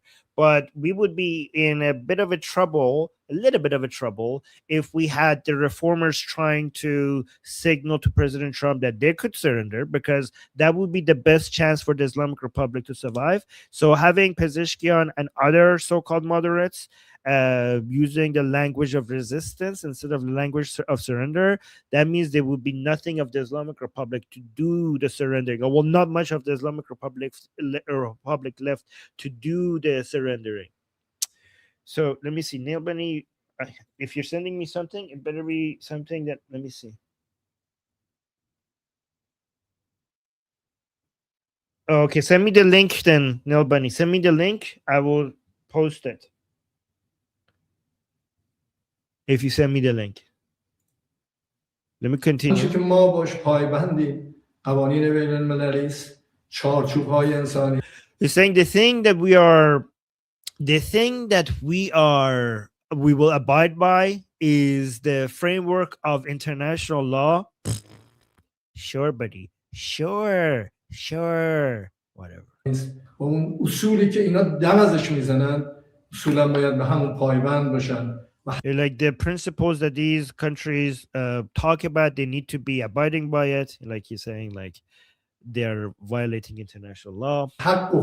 You mother effer! You guys have been promising the annihilation of Israel and United States without them even bothering you from day one of the Islamic Republic. You guys started this war. You started this war 47 years ago. Do you think we forget? Do you think we wouldn't notice? It was in our school books, and it was on our TV programs every single day. When I walked to school, it was written on the walls. The propaganda was written on the walls on my way to school. It was every day I saw that you're going to annihilate America one day. You told us you're going to dominate the whole world. International law? What international? Islamic international law? What are you talking about? Like, why are they attacking us? We only promised to annihilate them one day. Why are they so triggered? Like, we didn't think they were listening. We didn't think they were listening to us. We only said death to America and death to Israel every single day. همه کشورها رو و طبیعتا ایران ما رو اینا حق ندارند نادیده بگیرن. من اینجا لازم از کشورهای همسایه که مورد حمله قرار گرفتن از طرف ایران. Oh, this is good. He's apologizing to neighboring countries. He's apologizing to neighboring countries for being attacked. He's like, oh, I'm going to apologize to the neighboring countries. Guys, this shows that it has backfired. It has backfired so miraculously. I'm loving this. This means that the calculation that they had that, oh, if we attack these countries in our neighborhood, they will turn against the United States and they will lobby the United States to stop this military operation. It actually didn't go as planned. It ended up that it made them join the military operation as well. Oopsies. I was like, hey guys, I'm gonna attack you so you can get the Americans to stop, but I didn't think you guys are going to join the Americans and Israelis in attacking me. What the hell? Why are you doing that? That's not how this was supposed to go. از طرف خودم عذرخواهی کنم برای اینکه ما like on my behalf I want to apologize to the countries in the region that we have attacked. این روند با اوضاعی که اتفاق افتاد، فرماندهان ما، رهبر ما، عزیزان ما در حقیقت جان خودشون رو از دست دادن به خاطر تجاوز وحشیانه‌ای که داشت و نیروهای مسلح ما. Oh, he's saying that we did it because we lost our leader and some of our people. He's saying like we got he's saying sorry, we just got so emotional, we didn't know what we're doing. he's saying like we just got so angry, so we became irrational. Wait, let me listen to this part again. He's coming up with an excuse like they just killed our supreme leader, so that's why we just went crazy. Wait, عزیزان ما در حقیقت که مورد حمله قرار گرفتن از طرف ایران لازم است اصولا باید به همون پایبند باشن و حق و فند نادیده بگیرن. من اینجا لازم است کشورهای همسایه که مورد حمله قرار گرفتن از طرف ایران از طرف خودم عذرخواهی کنم برای اینکه ما این روند با اوضاعی که اتفاق افتاد فرماندهان ما رهبر ما عزیزان. Yeah, he's saying that this trend started because our supreme leader, our commanders, our loved ones were killed. So he's basically saying, just like, guys, we were just so angry that we didn't know, we weren't thinking about what we're doing. He is lying, by the way. They had this protocol in place for years before this happened. And Khamenei specifically gave the command that if anything like this happened, just go Atash be ikhtiyar. This is the words that they use. Atash be ikhtiyar means basically you don't need to wait for command. Just do what you know what you're supposed to do. Everybody, all the commanders who are left, just continue attacking without waiting for anybody to approve. So this protocol was in place to attack everybody in the region. This is the madman strategy. They're like, oh, look at me, I'm so crazy, you better appease me. So this is the strategy that they were going with. So he's saying like he's trying to come up with an excuse, but no one's buying it. Let me see. Oh, we got 2 super chats here. Saying, Armin, I think the best way to describe that guy, he's the hateful spouse that hurts his wife and kids.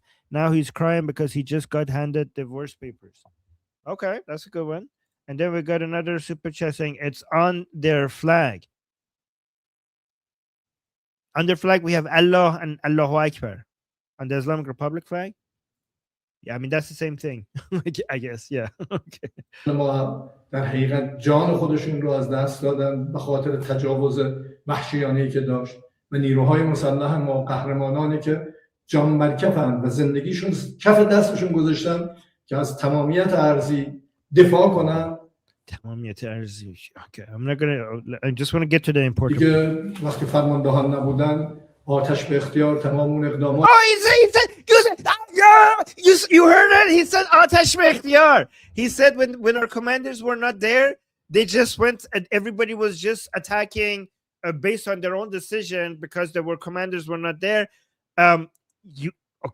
That was the protocol. That was the protocol in place. It wasn't just that something that happened randomly. We know that. We told people, guys, the only thing I told you before this military operation started that the reason why it's taking so long is because 11 countries need to be defended.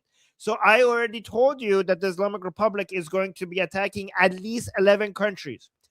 And they attacked apparently 13 countries, and every single country on my list of 11, every single one of those were attacked before this started. So that was a pretty good prediction, right? So 11 and then 2 more. But like Azerbaijan was on my list, and Azerbaijan was attacked.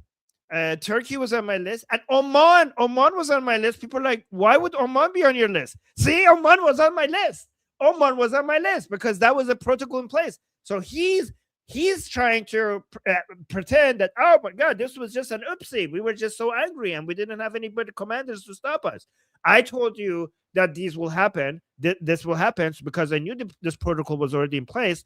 And again, the Americans and Israelis knew that this will happen. This is what this is why they had to wait for so long, for more than a month, to prepare. Guys, attacking the Islamic Republic is easy. Defending 11 plus countries, that is the difficult part. That's why they had to bring all of these military assets in the region to be able to continue to start the military operation. Let me see. Somebody is messaging me. Oh, Goldie just sent me a video. Goldie just sent me a video. What is this?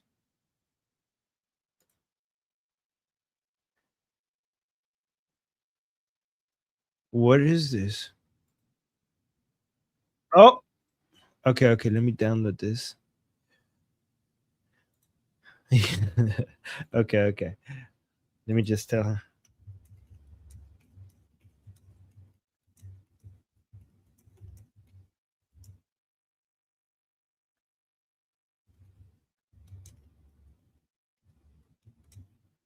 All right.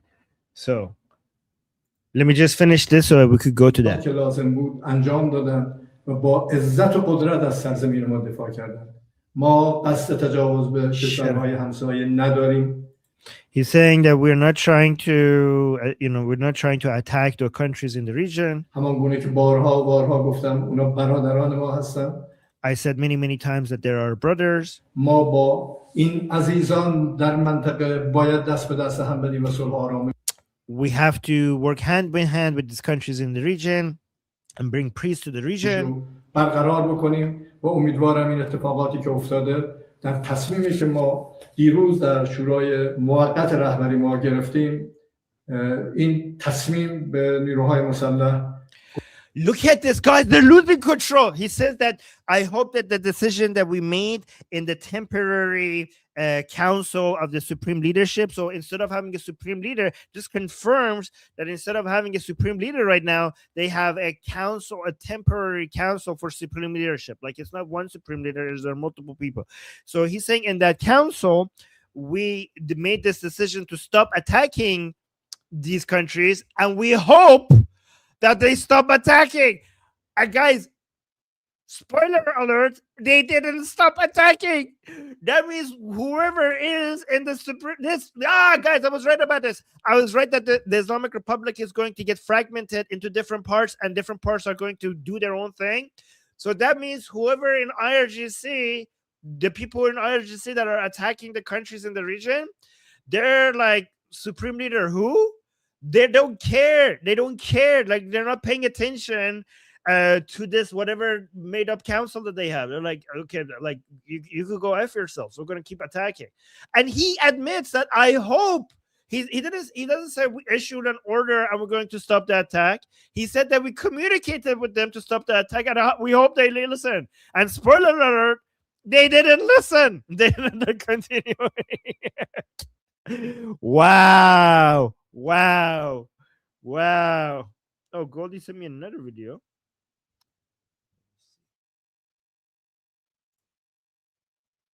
Oh, wait.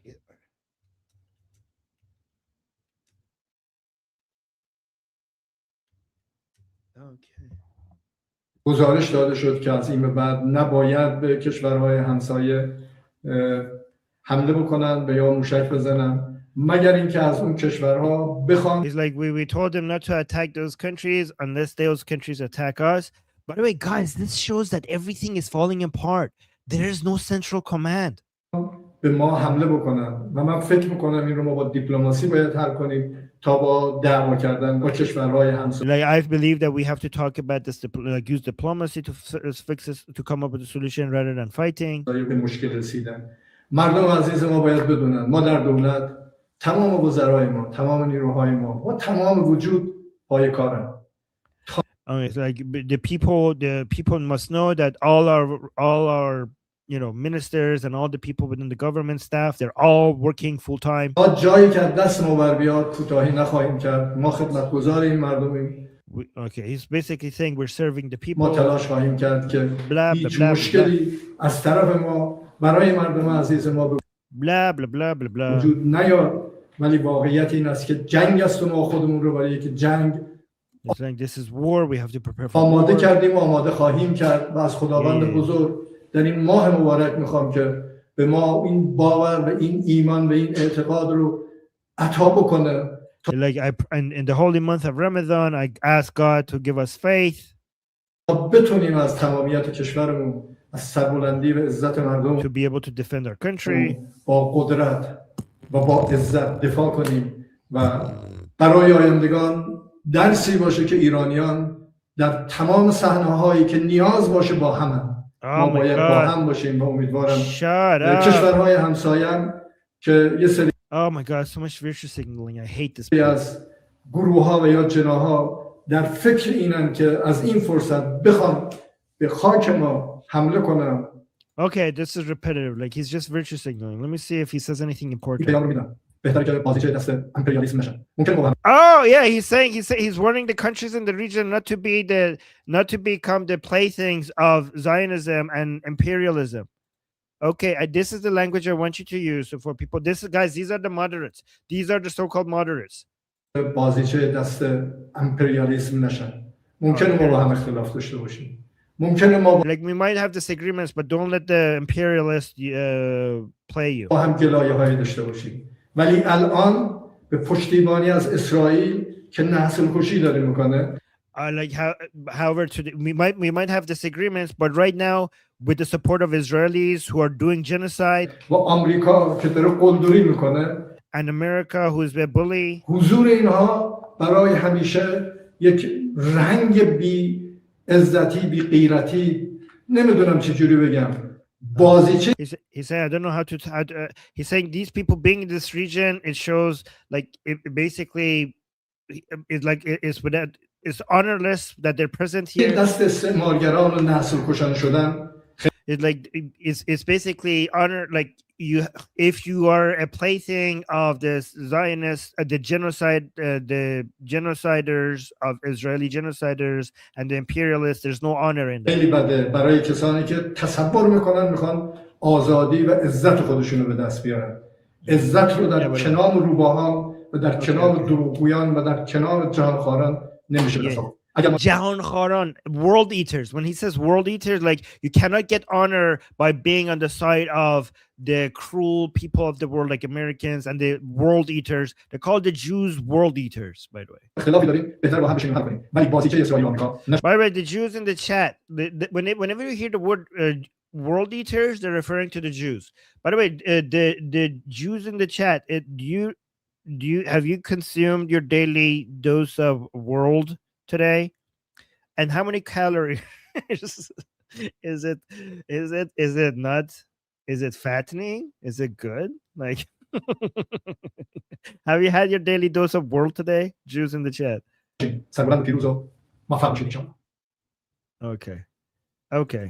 that was a bunch of nonsense.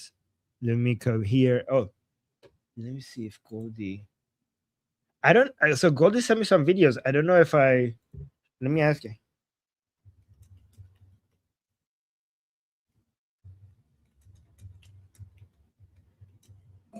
All right.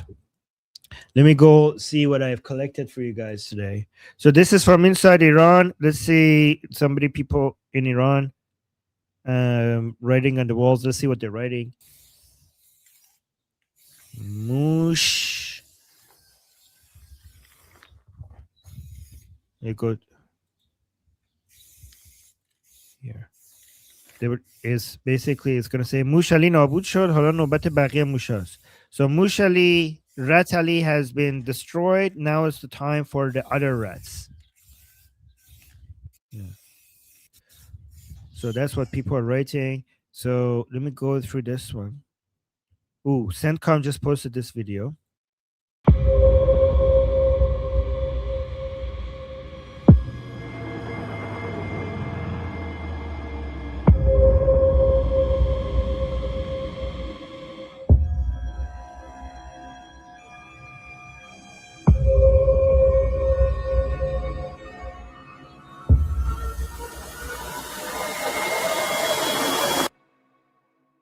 Operation Epic Fury. Wow. Okay. So what is the caption? It's never fair when B-52 is involved. This was never, so and a quote by Pete Hexet, this was never meant to be a fair fight, and it is not a fair fight. We are punching them while they're down. Amazing. And let's also, there was a post by the IDF, Operation Roaring Lion. This is how it's done. Let's watch this. We launched Operation. What a time to be alive, huh? Guys, Look at updates like this. Let me go down here. So, yeah, a lot of people are. Oh, guys, look at this. So Pezeshkian came out and said, "We're sorry. We're so sorry. We're so sorry, neighboring countries. We didn't mean to attack you. It was a mistake. We were just so angry. We lost our leader. It was like, please, sorry. So this is Pezeshkian, the head of the executive branch. And then Ejei came out, which is the head of the judiciary branch. And he says, we will continue the attacks on the countries in the region. Okay. Oh God, who's in charge? Are you guys like guys? Talk to each other. Hey, Islamic Republic, talk to each other before you put out statements. Talk to each other. What are you doing? Who's in control? Americans, yes, exactly. Oh, thank you. Somebody just became a member. Thank you. Oh my God. Okay, that's fantastic. Oh, this is good. Let's listen to this. One thing we do know for sure, mullahs are fucking morons. Some people on the fence about that?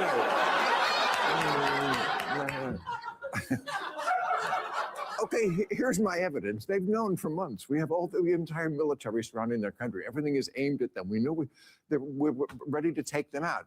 They have their big meeting. They have everybody who's important in the country meet in one place. His office. I mean,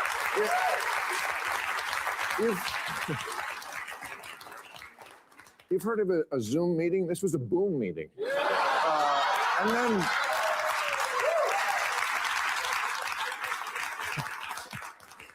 they did it again. They had another meeting of who was left. They call, I swear to God, this is not a joke, the Assembly of Experts. Otherwise known as the League of Extraordinary Idiots. And they get blown up again. I mean... Yeah, guys, this is crazy. Like, as retarded as these people are, why don't they understand that meeting together is going to if mullahs in Iran, if you meet with each other, you're going to have a very bad time. Like, how are you still doing this? Oh, we got thank you. We just got 20 memberships. Thank you so much. All right, so guys, look at this. This is good news. So I've been seeing this. A lot of people are talking about this, and Israelis are telling me this as well, that the missiles that are coming towards Israel are getting less every day. On average, they're getting less every day, which suggests that they are running out. They're running out of missiles. This is really good. A lot of people are like, oh, Americans are running out of interceptors. First of all, no, they're not. Second of all, they're not going to need them. Okay, there's 3 points that they're not understanding. First of all, most of the interceptors are being used by partner countries, not by the Americans. So that's number one. Two, they're not, like, even though the burn rate of the interceptors was high, they already knew that they're not going to continue this. It was only at the beginning. They don't need to continue because they knew once they take out the launchers, the missiles that are being launched will be dramatically decreased. So you're not going to need them as much going as you go through this military operation. But this is amazing. This is amazing because that means that we're getting closer to the end faster than a lot of people anticipated. And a lot of Israelis are telling me that they're actually kind of unimpressed. They thought that this is going to be a lot more like the Islamic Republic is going to be sending them a lot more missiles if they're getting this close to their fall. So yeah, like, it's interesting that it didn't. Guys, by the way, you saw how I told you that many pro-regime people are saying, like, oh yeah, we have completely destroyed Tel Aviv, there's nothing left. So just to make sure, Israelis are sharing their videos of Tel Aviv. This is Tel Aviv right now. Everything seems to be intact. We seem to be okay in Tel Aviv. These are recent videos. Okay. Yeah, no, Israel is not been like turned to ashes. Yeah. Okay, we're good. Israel, Tel Aviv is fine. Oh yeah, this is Rouhani. It's important for us to know what Rouhani stands for because this guy right now is the best chance that the Islamic Republic has. Even though it's a low chance, it's still the best chance for them to do a rebranding to basically bend the knee and say we're going to be good boys now. Please don't destroy us. Please, please, we're going to have a moderate supreme leader, so-called moderate supreme leader Rouhani, and he's going to be a good boy. He's not going to attack the Americans or Israelis. So let's just see what he said in 2018. It's important for you guys to know these things in case they want to bring these people out as a supreme leader. I mean, one reason why this is a very low chance happening is because the IRGC hates this guy. The IRGC hates this guy more than they hate the Jews. In fact, they think he's a Zionist agent, right? I mean, they're retarded for thinking that, but it's good that they think that. That means if he's the supreme leader, a huge portion of the IRGC is going to be like, well, hell no. What are you talking about? They're not going to listen to his orders. So even though it's a low chance, because they have a chance, we need to take it seriously and we need to educate non-Iranians about how evil this person is. This person, before the Lion and Sun Revolution, this person was in charge when we had the second highest killing of Iranian people in the streets when they were protesting. We call it the Bloody November or Bloody Aban. So listen to him here. See, we are proud of our actions. We are proud of our actions in Iraq. We are proud of our actions in Syria. We are proud of our actions in Lebanon. And we will be proud of them until the very end.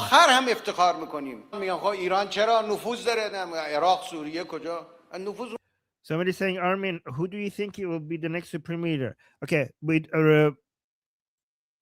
don't know who this next supreme leader is, but the ones that we are the most concerned about, one of them is this guy. The other one is Hassan Khomeini. So these are the two people that we need to work. And this is why I'm showing you this. I'm showing you this because in case they want to use him as a supreme leader, we need to tell non-Iranians that this guy is no good. So he's saying, some ask, why does Iran have influence in Iraq, Syria, and elsewhere? Our influence is not limited to Iraq and Syria. Like, guys, look, they have Islamic, pan-Islamic imperialist agendas, and he's admitting it. It's like, know this if you don't know it already. Iran's strategic depth to the west reaches all the way to the Mediterranean. Who are you, Americans, that we should be afraid of you? Oh, I think you whose bases are spread all over this region. You haven't even moved to a safe distance. He's warning Americans that they will destroy their bases. You are spread out right with our reach. Ooh. The words you are saying are extremely dangerous. Warnings, Americans. Take heed. Realize the implications of your words. Okay, guys, this guy is the number one person I want the Americans and Israelis to take out. Number one. To me, this guy being taken out is the most important. In fact, I would say that taking this man out is more important or as important as Khamenei. So know this man and let's hope that he's next. This is one of the IRGC commanders. I don't know if he's dead or not. Is he dead? But a lot of Iranian people are noticing him because we didn't know him. And now a lot of Iranian people are noticing him because the way he looks. And this guy who got 10,000 likes is saying that he looks like a gum that fell over on the floor of a barbershop. Yeah, he's saying Shabiha Adam siye koftade kaf salmoni. Like he looks like a gum that fell on the this is the gum area and this is all the hair stuck to it. Okay, let's look at the Iranians. Breaking: Iranians and Americans have canceled out the vigil for. So this was a second one.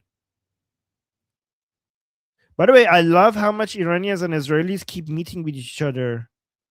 This was another vigil for Khamenei in New York City, and people gathered here, chanted Trump, Trump, Trump. Iranians, Americans, and Israelis. Thank you. Trump, Trump, thank you. Trump, Trump, thank you. Trump, Trump, thank you. Trump, Trump, thank you. Trump, Trump, thank you. Trump, Trump, thank you. Trump, Trump, thank you. Trump, Trump, thank you. Thank you. Trump. All right, let's see. We got a couple of super chats here. Well, thank you for being a member. We got a super chat saying Trump, one term of negotiations, a complete surrender. Yes. And then we have names, please, Armin. Names of who? And then we got another one here. The words he's upset about was that time that Trump said, I'm going to bomb the SHIT out of the, I don't know what that means, but why the replacements look like IRGC bought them out of a crack? I don't know. Good question. That's a good question. All right, so guys, there's a lot of Ghani memes going around. Ismail Ghani, why don't I follow him? I don't follow him. Okay, I'm going to follow him. So he's the commander of the Quds Force, and there's an ongoing meme regarding him being a Mossad agent because he's still alive, even though so many other commanders are dead. And a lot of people are having fun with that. Like some people came up with the story that he's now in Israel. He ran away and he's now in Israel. So this is his new life in Israel. אני הולך. אני הולך.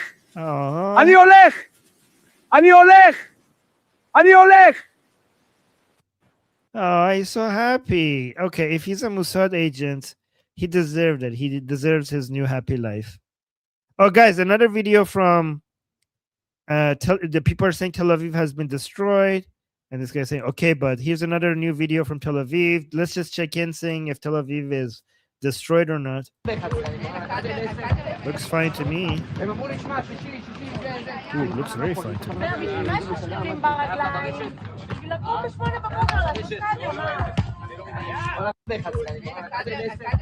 Okay. Yeah, it looks better than I anticipated.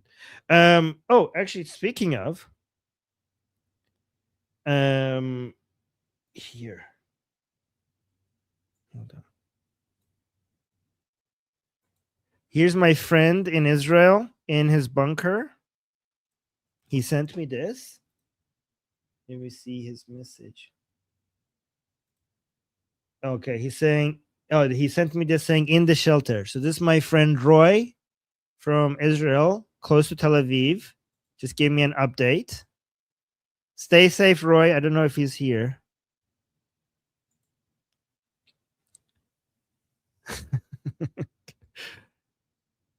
All right, let's look at this. Is another part of the. Is this the same video or is this a different part? Let me watch this. Also, this week, war. Did you hear about that thing? We bombed Iran and it's going on. Now, if you expect me to say I hate it, I don't. Sorry. When he puts boots on the ground, yeah, then I'll hate it. Now, I know too many happy Iranian Americans. Sorry. And you cannot name one horrible thing that has happened in the Middle East in the last 50 years and not connect it to this fascist theocracy. They're like 6 degrees of they don't eat bacon. And it's popular. I mean, Iranians all over the world are doing the Trump dance. Have you seen that? The whole world is jerking off 2 guys at once now. It's amazing, yeah.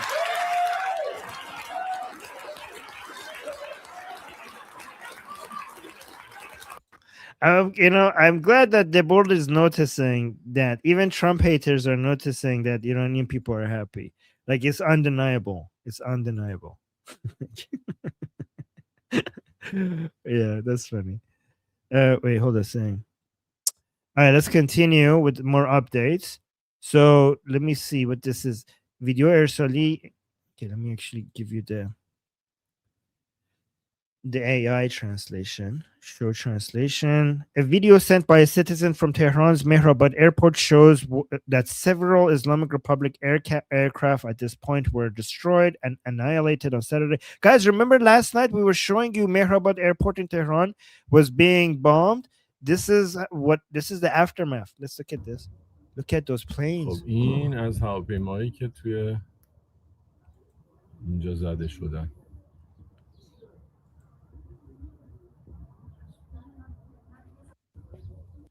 Okay. And this one, what is this? Yeah, Iranians are out everywhere celebrating Khamenei's death. Look at this.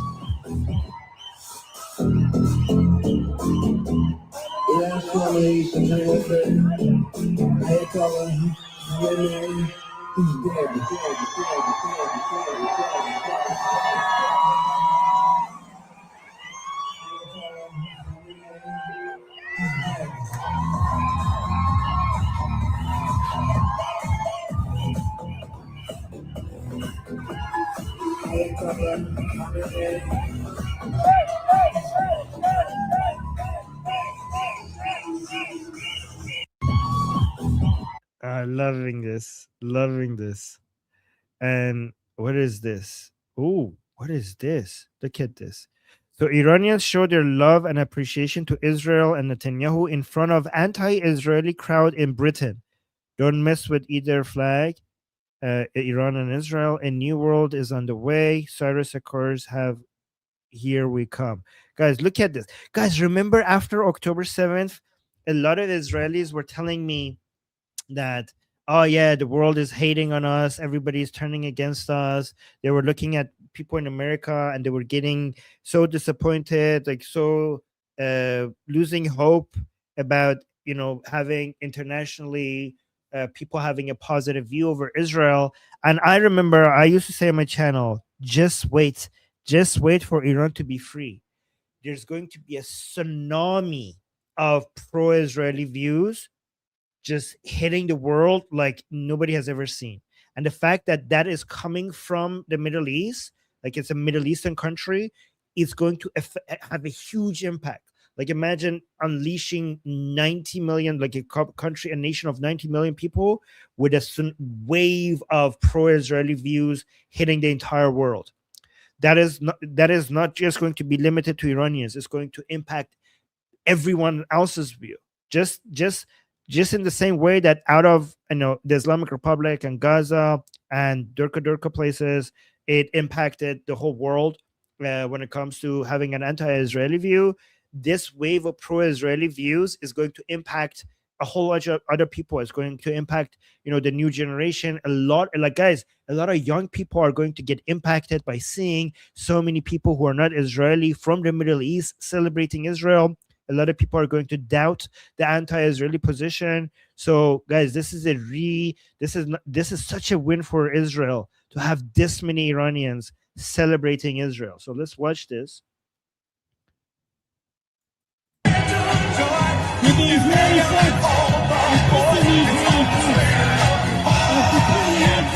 Look at this guy. This guy is angry. Look at this Pali guy. This free Pali guy is angry that they're celebrating Israel. Watch this. The guy in the black coming here.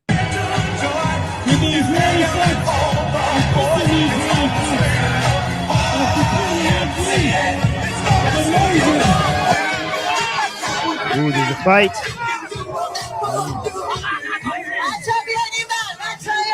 So Iranian people are fighting this anti-Israeli guy who got triggered because the Israeli flag was being celebrated.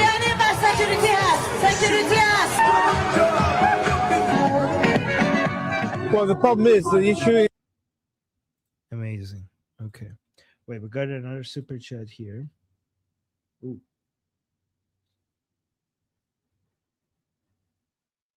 Saying, Armin, you didn't tell us about the magic carpet squadrons unleashed by RGC. Oh yeah, I have that ready. I have that. It's in my list. You want it now? Okay, I'm getting there. So let me see if now that you mention it, let me see if I could bring it up earlier. because apparently the Islamic Republic has a weapon that we did not anticipate. Okay, fine. I'll show it now then. So, guys, I don't know if this is AI. Please help me out here. Let me know if this is AI. I can't tell. They're saying this is a new weapon that the Islamic Republic has, but I can't tell if this is AI. Let me know in the chat. Do you think this is AI?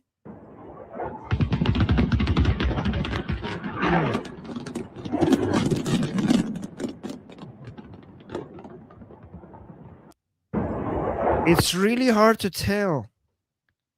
It could be AI, right? Let me watch again. It's like a guy on a magic carpet shooting at this plane.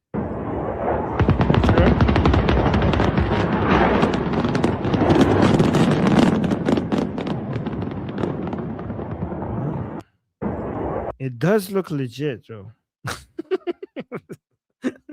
Legit? 100%? Yeah. Oh, somebody's saying, of course, AI. Oh, wow. Okay, thank you. Really? I can't tell. Okay. Okay. Wow. Okay. So, yeah, Islamic science, guys. 100% real.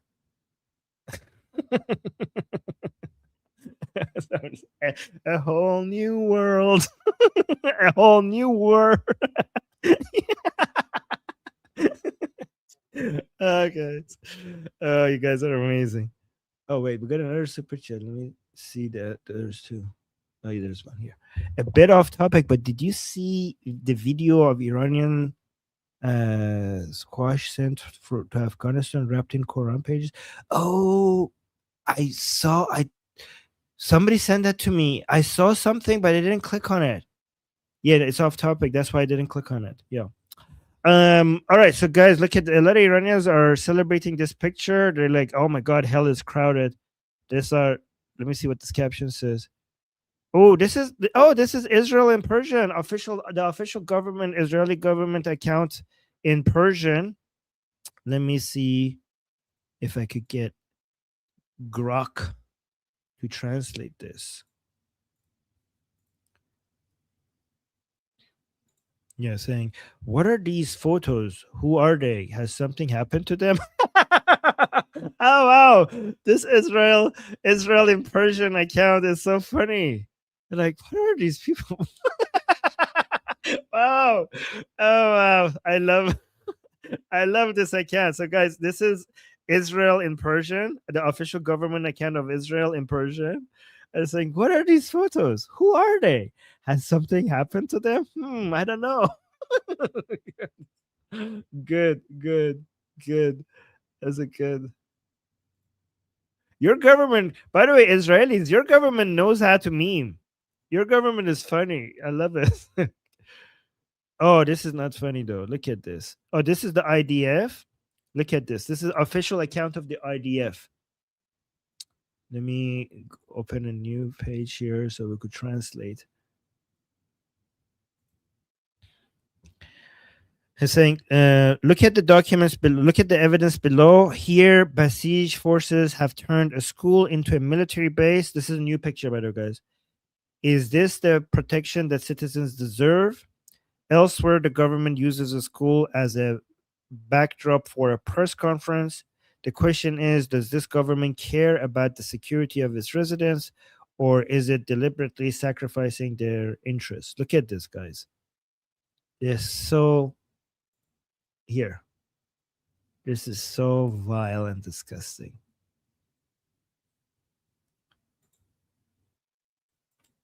So disgusting. You say, does Armin know about the Al-Zut? You mean the gang rape of Muhammad? Is that the one that you're referring to? Yeah, that's official Islamic hadith.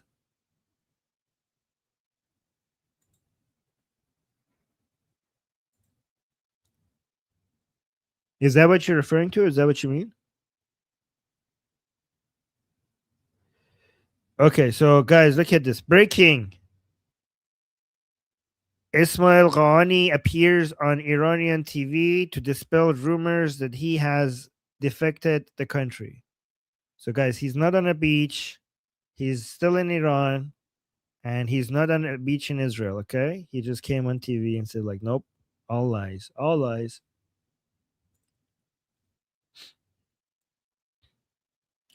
No, don't want to play that one. Okay, let's do, guys. You might get annoyed that I keep talking to you about Rouhani, but there's a good reason. Let me.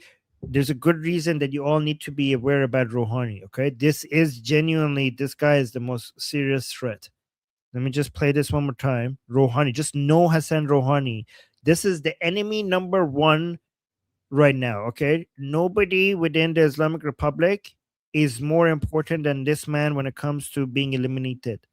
So everybody here needs to, and there might be an attempt for anti-Israelis isolationists to try to end this military operation by selling somebody like him or Khatami or Hassan Khomeini as a moderate to us. So it's very important that we know what these people stand for. So let's see what Rouhani says here. Saying Trump imposed an economic war on us for 3 years. ترامپ 3 سال جنگ اقتصادی رو بر ما تحمیل کرد. او هم In the coming weeks, he will lose not his office, but his life.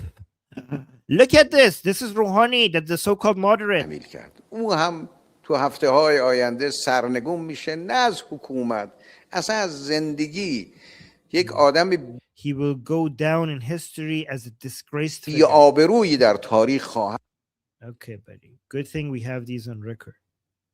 Oh, let me see. Neil Bunny sent me some stuff. Let me see if this is urgent. Oh yeah, I showed that yesterday. Let me show it again, I guess.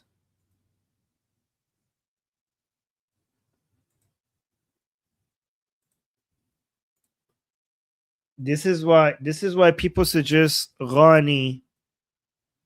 This is why people suggest Ghani is a Mossad spy. Look at this. These are IRGC leaders. These are the IRGC leaders. Dead, dead, dead. Ghani alive? Dead. This is the president. Dead, dead, dead, dead, dead. So Ghani, he's not, by the way, Ghani is not very hard to find. That's why people are like, is he Mossad agent? All right. So guys, look at this. You know, you guys know Hollywood, right? So in my discussion group yesterday, somebody was asking, like, why are we not saying Hollywood kind of stuff from the Islamic Republic? And I'm like, we are. I have shown a couple of them to you guys. And here's one. So Emily's saying, your daily reminder that anything that comes from the Islamic regime cannot be trusted. By the way, guys, Emily Schrader, make sure you follow her. Amazing source of information. But let's actually look at this. Let me actually go to a new page. So look at this. Let me read the caption. Hot mic recording of 2 Iranian Red Crescent officials presenting the ruins of police station 138 in Tehran, Jannatabad, destroyed in U.S.-Israeli strike, as a civilian site to a Red Cross director on March 5th, 2026. And you could hear them. The hot mic is on and saying, I said they were all residential, and it's saying good. Look at this. They got caught. Their mics were on. Look at this. So they're saying civilian, another civilian. Oh, they're speaking English. Look at this. Oh, guys, this is meant for you. This is from the Islamic Republic, trying to get sympathy for the world, from the world. So that's why they're speaking English. Look at this. This is from the Islamic Republic. Civilian, another civilian, another civilian, another civilian. This is mosque. Hello.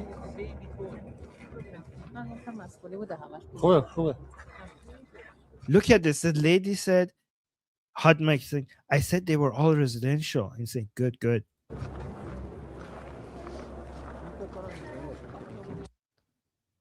Wow.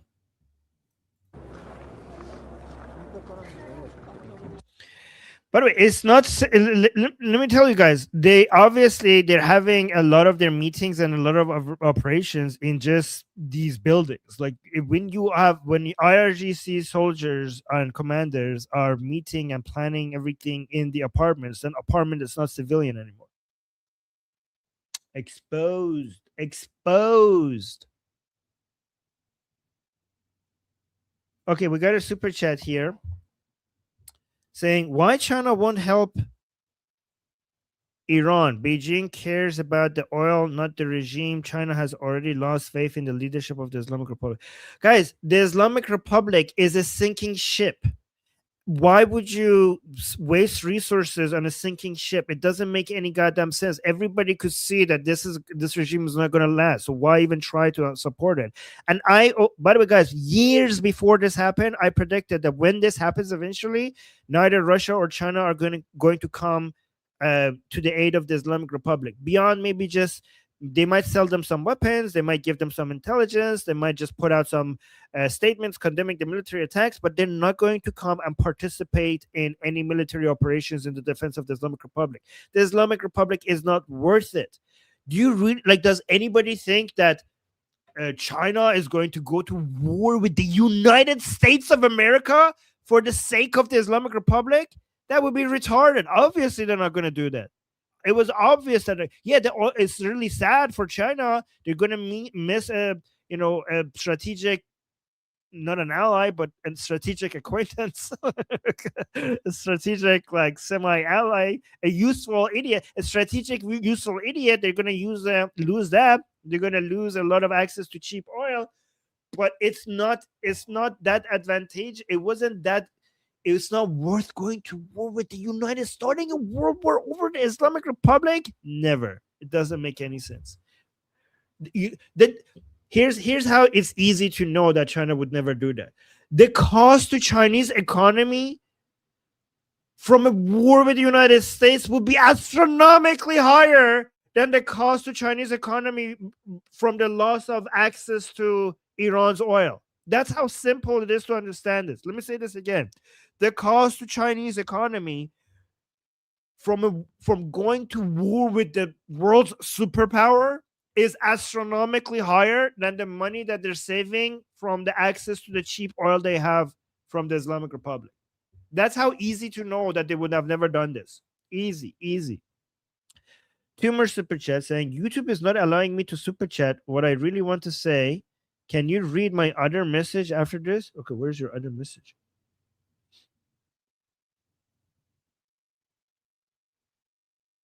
I don't see your other message.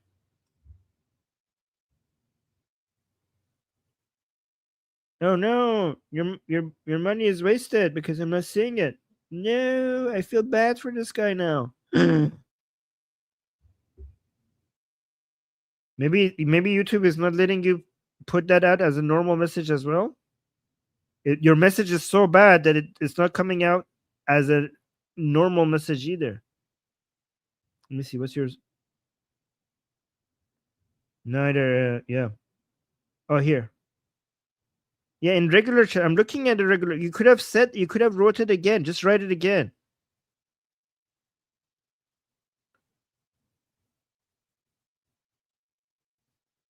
Not seeing it. Not seeing it. Not seeing it. Not seeing it. Not seeing it. Let me go up.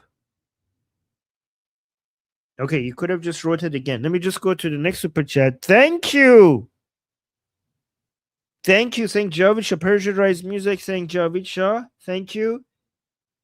Agent guy, I'm still waiting for your message to post your message. You're not posting it. Yeah, I'm not seeing it. Okay. Waiting. Okay, I'm going to move on. I can't just wait here, okay?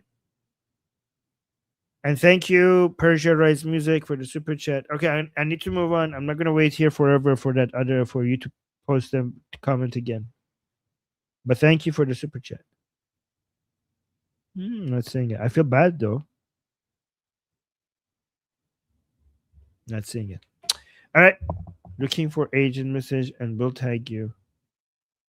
Oh, you're just saying sorry. You could have, instead of the sorry, you could have put the message again. All right, I'm just going to move on. Sorry. Let me see. Oh, guys, look at the Iranian people celebrating.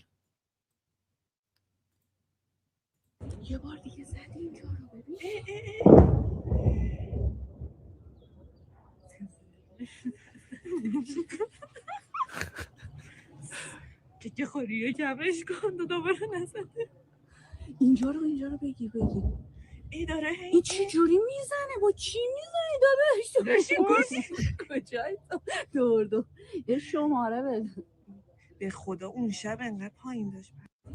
Oh, I see your message saying, I hope Iranians after this will help combat all the hate on Facebook who can't even share a chala recipe. yeah, we will. I promise. I would lead some operations on that front myself.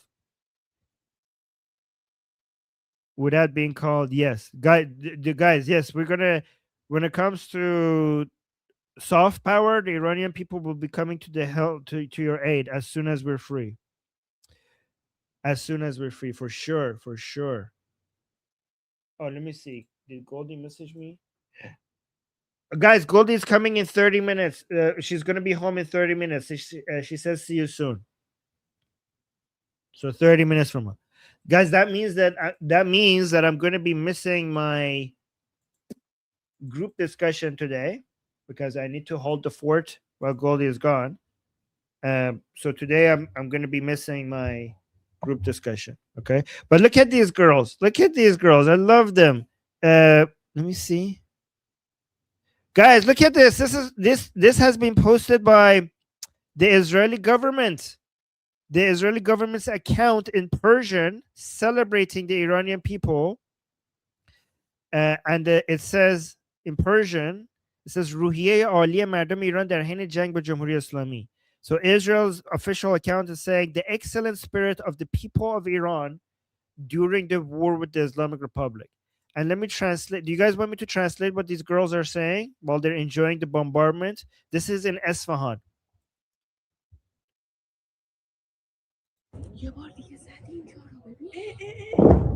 Like, oh look, they hit here again. Look, and he's saying, oh.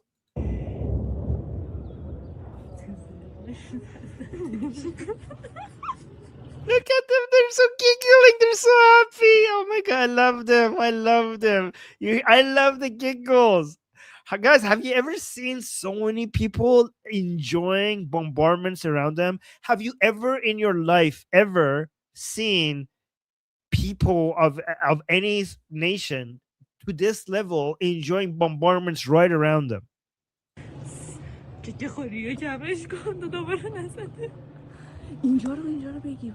Like, oh my god, record here. این چی جوری میزنه با چی؟ Like, oh my god, how are you hitting there? What are you hitting it with? They're like, what did they hit it with? And like, my man, where are you? Like, they're not saying what is it. Like, they're not saying where it came from. He's like, my brother, where are you? like what? Like, my brother, where are you? Like, how is this being hit? Like, where was the thing that made this hit? Like, what did they hit this with?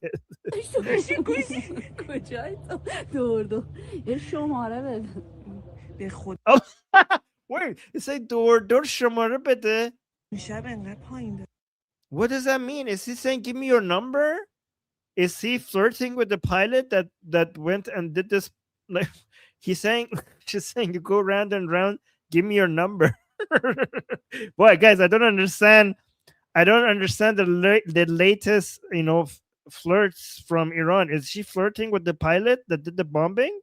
Iranians in the chat, what is she saying?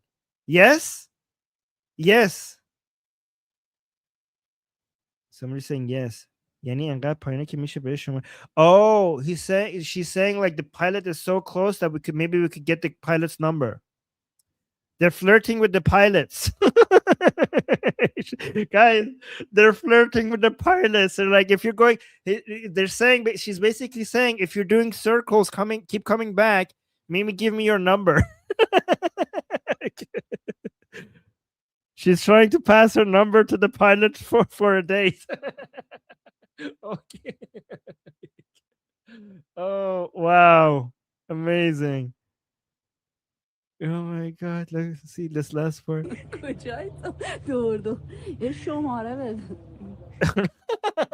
Like what?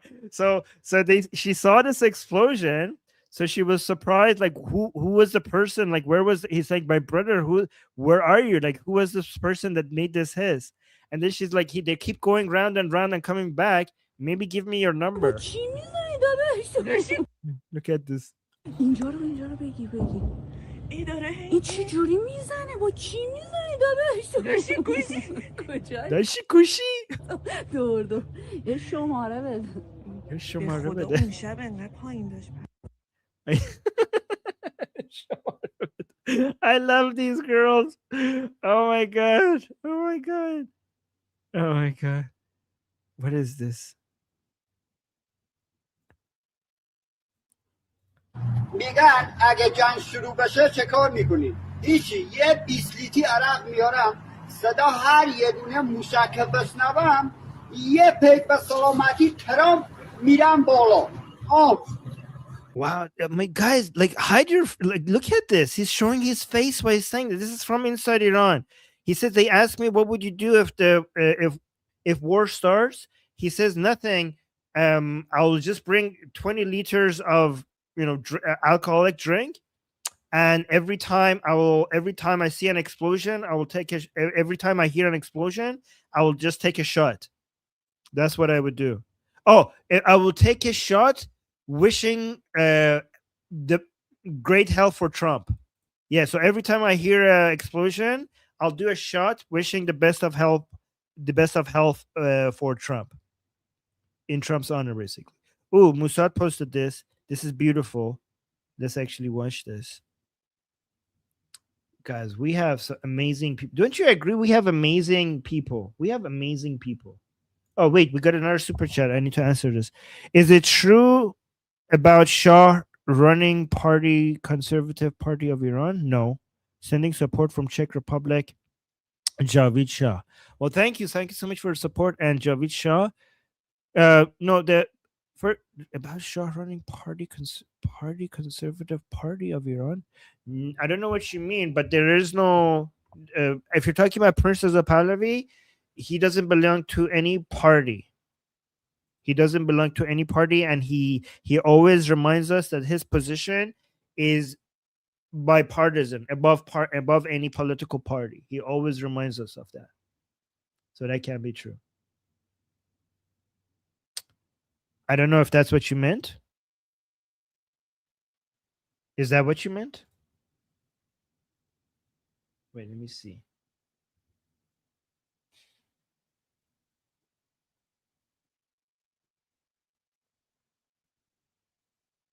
Oh, we have an explosion that happened 40 minutes ago. Let me actually go to that one first. Whoa. What is this? Are we sure about this? Oh yeah, this is north of Tehran. 10:35, just a few hours ago. Let's watch this.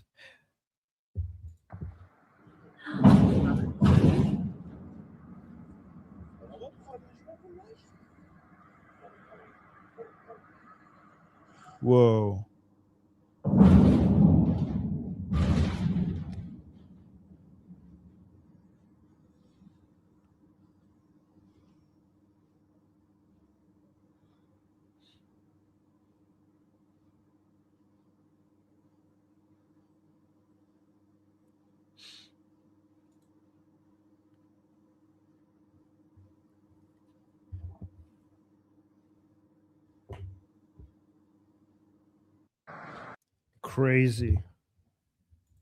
Crazy. Okay, let's look at this, guys. Oh yeah, let me watch this video. I wanted to watch this one.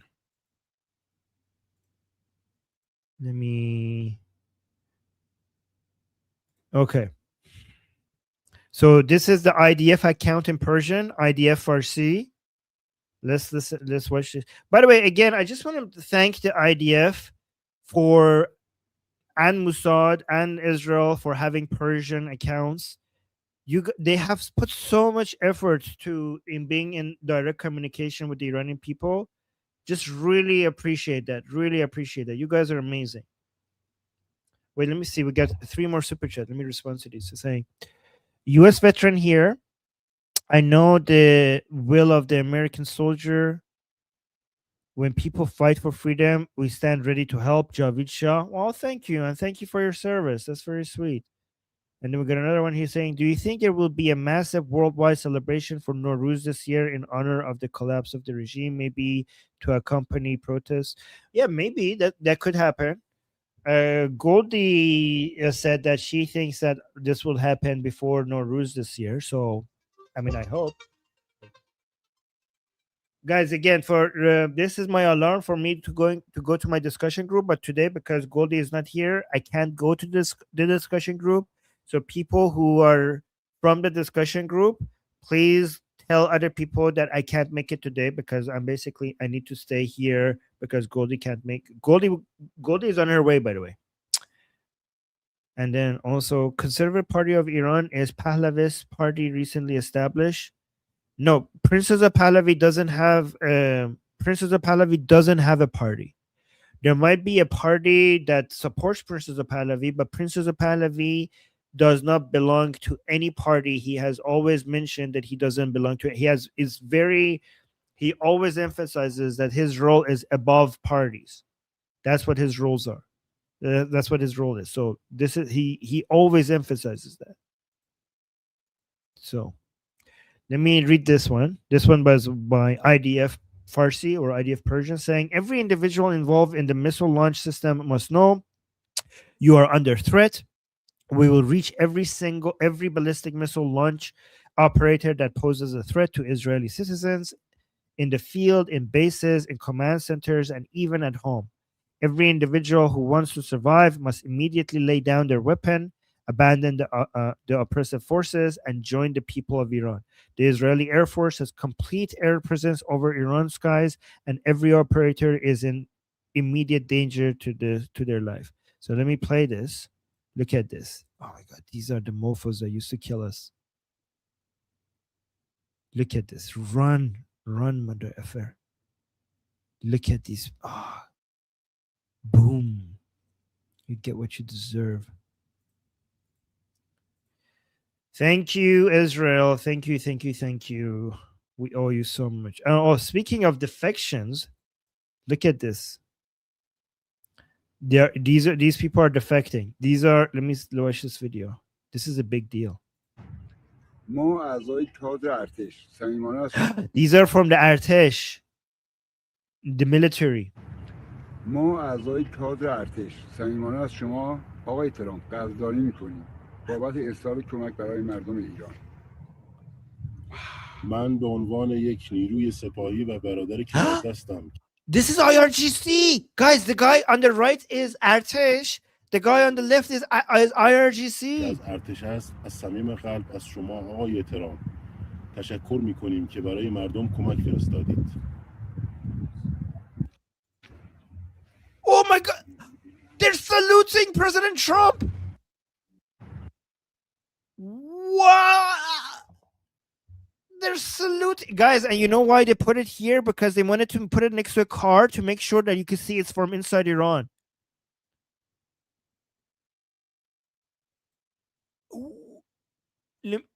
Oh no, there's alarms in Israel. Guys, Israelis, stay safe. Stay safe. There's alarms in Israel.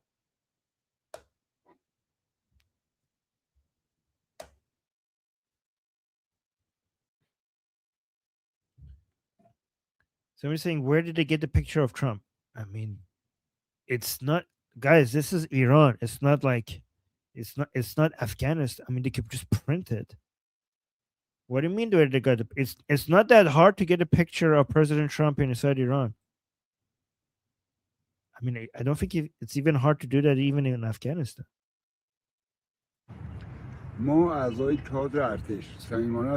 So he's saying we, the people of the Artesh, he's saying we genuinely, with all our hearts, we thank you, President Trump, for sending help for the Iranian people. So he's thanking President Trump for sending help to support the Iranian people.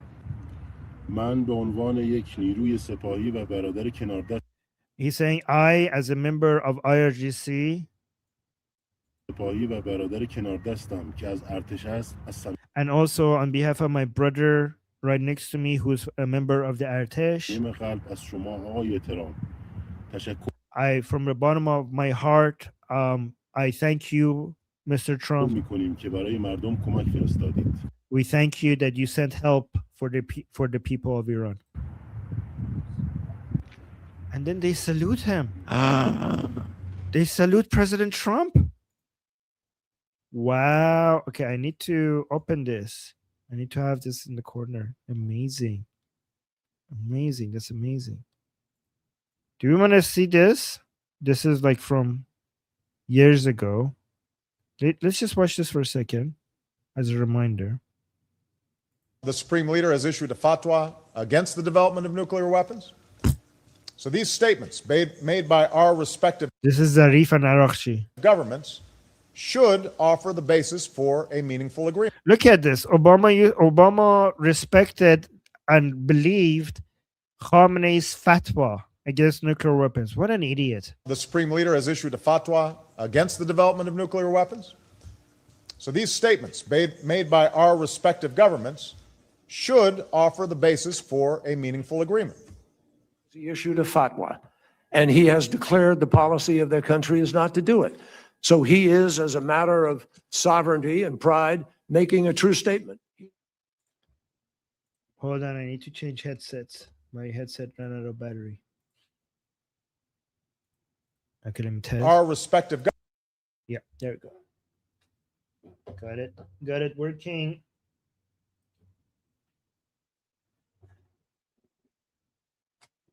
There we go. I thought this was a good reminder for how we got here to this point. Oh, we got a super chat here. Yeah. We got a couple of super chats saying, can you explain why Prince Pahlavi is saying he's not running for office and only there for transition? I'll only vote for him even long term. Well, first of all, what the Iranian people want right now is for not for Prince Reza Pahlavi to run for office. What the Iranian people are communicating right now is that they want him to be the king. So that's not a position that you run for office for. That's what the Iranian people want right now. But Prince Reza Pahlavi's entire focus is on the revolution phase and on the transition phase. Whatever comes after the transition phase, Prince Reza Pahlavi is not focused on that at all. He has made no plans regarding that. Everything that comes after the transition period, Prince Reza Pahlavi has constantly communicated that we will do what the Iranian people decide. So whatever happens after the transition is going to be up to the Iranian people. So Prince Reza Pahlavi didn't say he's not going to run for office or not going. He hasn't said anything like that. He has said that he doesn't have any plans for anything after the transition. All he's focused on is to get Iran to a situation where the Iranian people could decide what they want. So it would not be wise for him to say anything regarding to have any plans. His entire life, he has been focusing on the Iranian people being able to decide what happens to their country. So he has plans for the revolution phase and the transition phase, and what comes after is going to be up to the Iranian people. That's what he always communicates. And here we got another super saying, please tell those in Iran close to the airstrikes exit to an inner stairwell between floors. Well, we said that many times to stay inside, but they're very excited, so it's like not having much of an impact. They're witnessing the liberation of the country, so that's what's happening. That's why they don't. So I already shared this one.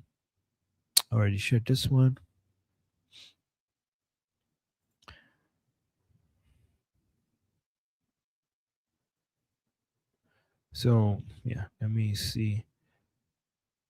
So some people are getting triggered around the world with the United States attacking the Islamic Republic. So people are saying that like this one was on a plane. Let me play this. The flag! He's going to bomb the flag! Dead to America! Dead to Trump! Allah Akbar! on a plane saying death to America, death to Trump, Allahu Akbar. Allah Akbar! Allah Akbar! Allah Akbar! Allah Akbar! Oh my God. Sit down. Don't move. What you done? Oh wait, this is an important super chat that we just got. Okay, so yeah, I haven't heard about that. Not this one, the next one after. So Elisa, I haven't heard about that conservative party. We have many people who are like, right now the parties, we're going to be talking about that in the transition period, but I haven't heard of that party. But here, this is the super chat that is very important, saying you must watch Bibi's new speech from last hour. It's in Hebrew, but he addresses Iranian courts, conspiracies, etc. from official Israeli prime minister. Okay, Nail Bunny, if you're hearing me, can you find the link to that and send it to me? That would be really good to show. And let me see if Nail Bunny has sent me something.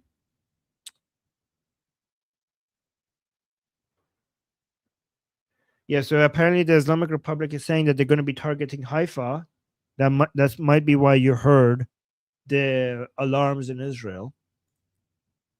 But let's look at this one. This is another video by IDF Persian, IDF Farsi. This is a good video.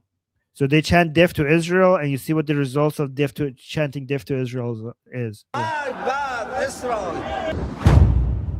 Bad Israel. Bad Israel. Yep, this is 11 seconds of F around and find out. Watch this one more time. Bad Israel. Bad Israel. Bad Israel. Yep. I love it when people who chant death to Israel get killed by Israel. Love it. Oh, guys, remember these idiots? Let me see. What is this? Wait, let me see. I haven't watched this. I only like this so I could show it to you guys. Let me see what this is. این میگه میام مثلا فرض کنید اون کارخونه ها اون مراکز هسته‌ای رو میزنن. مراکز هسته‌ای در ذهن بچه‌های ماست. رو زمینه نی تو بزن باز میسازیم. خب اومد زد. الان دوباره ببینیم درست کنیم بازم میاد میزنه. یکی بگه میخوایم چیکار کنیم؟ Okay, this is hard to translate. I'm not going to translate. It's good, but it's hard to translate. Okay, let's see. Protesters chanting death to America, death to Israel gathered in New York on Friday to honor Khamenei, the murderer. Look at this. Some people are getting triggered. To be honest, they're not able to mobilize as many people when they come in defense of, I don't know, like Palestine, so-called Palestine. But they're still there. There are still some people. Why are you masked? Why is he masked? Are you afraid to stand for your supreme leader? Kill another soldier now! Al-Qassam, you make us proud! Al-Qassam, you make us proud! Kill another soldier now! Kill another soldier now! Al-Qassam, you make us proud! Al-Qassam, you make us proud! Kill another soldier now! We will honor Khomeini! From the belly of the beast! From the belly of the beast! We will honor Khomeini! We will honor Khomeini! From the belly of the beast! From the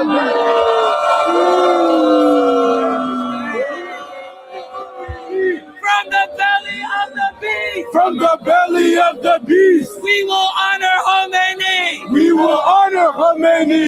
Guys, look, the anti-Americans and the anti-Israelis, this is what I'm telling you. Look, the people who come and boo them, they're Iranians. Look, see, King Reza Pahlavi, Javid Shah, it says on the sign here. This is what I'm telling you guys. You know, this is what we need for Israel and supporting America. The Iranians, if this is the disease, then this is the cure. Globally, not just in Iran, not just in the Middle East. If this is the disease, this is the cure. Iranians showing up, booing these anti-Americans and anti-Israelis. This is what we need. This is what these people didn't expect. Oh, look at the Lion and Sun logo right there. And this is the help that we could provide Israel when it comes to soft power, because Israel has already very, very significant, military power and intelligence power. What Israel lacks is in soft power, maybe in the battle of narratives, in media, in social media, in the information warfare. And what the Iranian people have that they could help Israelis with is numbers. Right? So like Israel is like, I don't know, 10 million. Iranians are 90 million.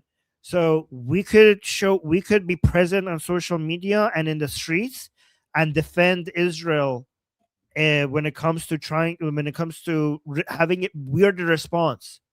If these people are the threat from in the battle of narratives, the Iranian people could be the proper response. I mean, we owe Israel. They're the ones who led the way when it comes to liberating us, right? So we need to, and also United States as well, we owe them. So guys, Iranians, we're gonna have decades and decades of repaying this debt. I mean, it's a win-win anyways. Look at this. By the way, why is this guy masked? Why is this guy masked? Like, why is he afraid? Like, look, he's leading a whole bunch of people who are not masked, but the leader himself, who seems to be very tiny, by the way, the leader himself, this tiny leader, he himself is not brave enough to show his face. He has a huge mask and a hat and sunglasses. Look at this, a hat, a huge mask, and sunglasses. Coward. Watch this again.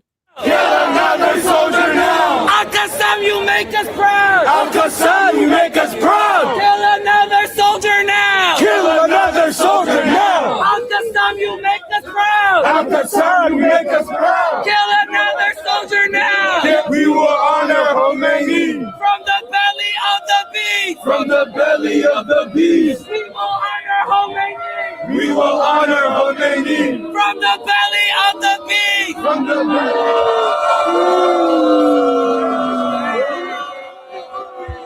From the belly of the beast! From the belly of the beast! We will honor Khomeini! We will honor Khomeini! Okay, let me see. We got 2 super chats. He's saying, she's saying, can you explain why the fatwa against the nukes was so irrelevant? I mean, like internally, religiously, aren't they somewhat serious rulings?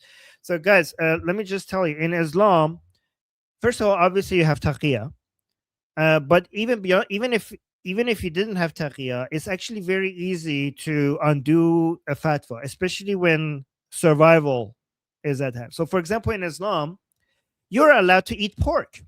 Did you guys know in Islam you're allowed to eat pork? If you need to eat pork for survival, for example, if you're dying from hunger, and there's nothing to eat except pork, you can eat pork. Even though pork is haram, you shouldn't eat pork.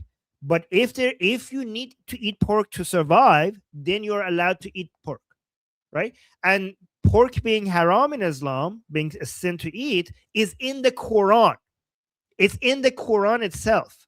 So given that for survival, you're allowed to violate a rule that is in the Quran itself, then obviously you're allowed to violate a fatwa, which is not even remotely close to authoritative as a verse from the Quran itself, if it's about survival. So you could be like, oh, I issued a fatwa, we're not gonna have nukes, but then you could basically say, well, the fatwa is irrelevant because we need nukes right now because we're being threatened, and because this is a matter of survival, we could ignore the fatwa. So it's permissible if necessary. Exactly, permissible if necessary. You can even eat pork. You could do anything if it's necessary, Islamically, for the sake, not, and more important, so not just for your life, but for sake of Islam. So your life is even less important than Islam, right? So a fatwa is less important than a Quranic verse, and your life is less important. The survival of your life is less important than the survival of Islam, of Islamic rule. So given that you can eat pork and violate a rule in the Quran to save your own life, then you obviously can violate a fatwa to save Islamic rule, because Islamic rule is Ojab Wajibat, according to Khomeini and Khamenei, obviously. Ojab Wajibat means the highest of all priorities, means that anything, absolutely anything, is permissible for the sake of preserving Islamic rule. There is nothing that is a red line. This is how Khomeini mentioned. Khomeini mentioned that between the life of the Mahdi, the 12 Imam, and the Islamic Republic, the priority is the Islamic Republic, which means that if you had to choose, if you had to kill the Mahdi to save the Islamic Republic, then you should kill the Mahdi. That's how big of a priority. So you think a fatwa is important? Fatwa is not only a fatwa is not that important. If the Mahdi shows up and to save the Islamic Republic, you have to kill him, then it becomes necessary to kill the Mahdi. That's how high of a priority that is. Does that make sense? They literally call it Ojab Wajibat, means highest of all priorities, means that everything is permissible. You could have an orgy in public if that's what it takes. No Islamic law or no Quran, no Sharia law, no Islamic red line. There's nothing that is taboo for the sake of defending the Islamic Republic, right?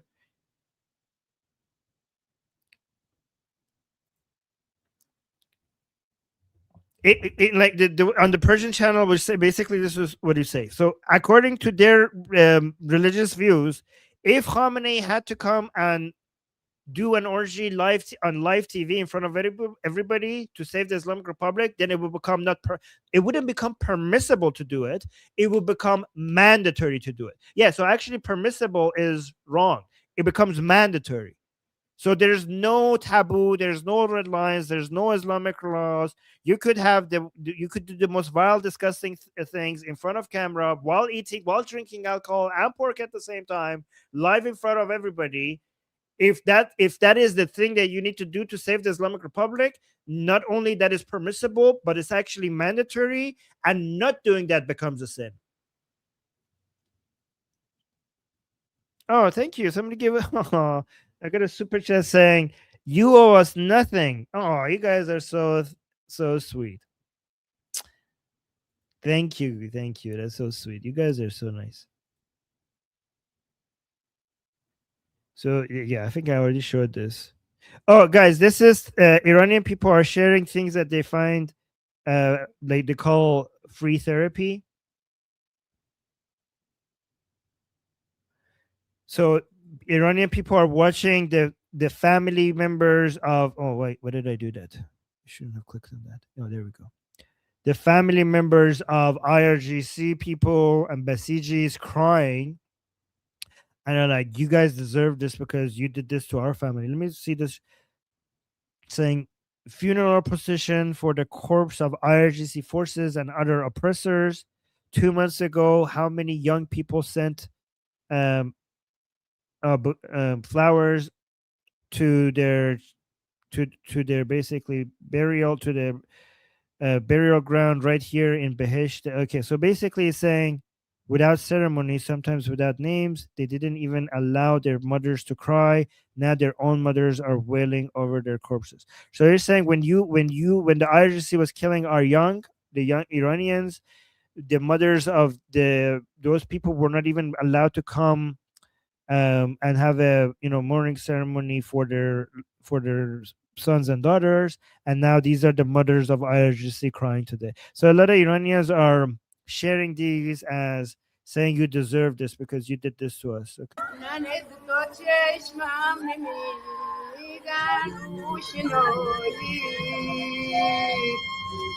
رودم از این دشت بیابون که میایی بگم بابا تو چی کاری مادر از این دشت بیابون. Look at this. This is IRGC terrorists. These people were happy when these people were killing the Iranians. They were celebrating our death, and now it's their turn.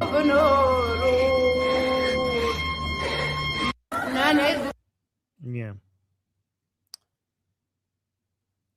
So let me see here. Hold on, we got a super chat, I think. Wow, we got so many. Whoa, what's happening? You got so many super chats all of a sudden. Okay, let me do these. Saying thank you so much for all these detailed explanations. You always make sense. Oh, thank you. Wow, that's so sweet. That's so kind. That made me so happy. Thank you. And then we get another super chat here saying, what if UK bans halal? Will it be permissible for all the Muslims there to start eating non-halal? No. Oh wait, what if UK bans halal? Will it be oh well, if there is no alternative and you need to eat, then yeah. If there is no halal food and then you still need to eat, then yeah, it becomes permissible. But it also becomes mandatory for you to fight the government who's doing that to you, Islamically. Somebody's saying, love you, Armin, even when you go off on a tangent and I have no idea what you're talking about, Javucha. Do I go? When do I go off a tangent? I'm answering people's questions. When did I went off a tangent? And I thought my explanations were easy to understand. Am I bad at explaining things? Oh no. Guys, was my explanations hard to understand? I thought it was easy to follow. I'm heartbroken now. I wasn't going off on a tangent. I was answering specific questions in the chat. No. I'll try to do better. Okay. Hey, Goldie! Hello. Guys. Hi, Goldie. Okay, that's fantastic. We missed you. Oh, I missed you guys too. Hello, everyone. Yay. Hello. So there we go. No, Armin, thank you for holding down the fort. Yeah, of course. While I was away. No worries. I was at the celebration demonstration. Nice. Yeah, it was video. fantastic. So I had to leave early though. I had to leave early, so I was only there for a little bit. But I think there's a live stream going. Things were getting pretty crazy. All the Palestinians and all the jihadis were very pressed, and everyone there was playing like President Trump's, Khomeini is dead song. They were playing Gruya Janazat Miraksam, and someone brought like the corpse of Khomeini that looked like a skeleton, and they were like, Iranians were carrying it around and dancing. It was a lot of fun. But I had to leave the party early. And Basiji people were there? Oh yeah, they were so angry. Like, really? Yeah. Wow. But if you wanna go to your group discussion, you absolutely can. Oh yeah. Can I? Okay. Yes. Fantastic. Okay. So guys, it's Goldie time now. I'm gonna go to the group discussion. I'll put it in the chat, the link to the group discussion. And I will also pin it to the top on the Atheist Republic channel. And you guys could come there and talk to me, ask questions over there. And yeah, so I'll be there for an hour and 40 minutes, I guess, or so. And I'll see you guys pretty soon. So yeah, bye. I'm Israel Chai, Javid Shah, Payende Iran. See you guys soon. See you soon, Armin. Okay, guys. So I literally just got home. This is what I came back from. So this is currently happening right now. So I need a little bit of a break to like eat something, get ready. So here's Toronto right now. There's police officers all around this block. And hold firmly together to the rope of Allah and do not be divided. Unity is very important to this struggle. This is what we witnessed in the victory of the Islamic Revolution in Iran under the leadership of Imam Khomeini. Oh, my American flag. It's because I took my American flag with me to the rally. Let me go grab my American flag. Actually, good call. That person that like sold his country to the U.S. and to the Zionists.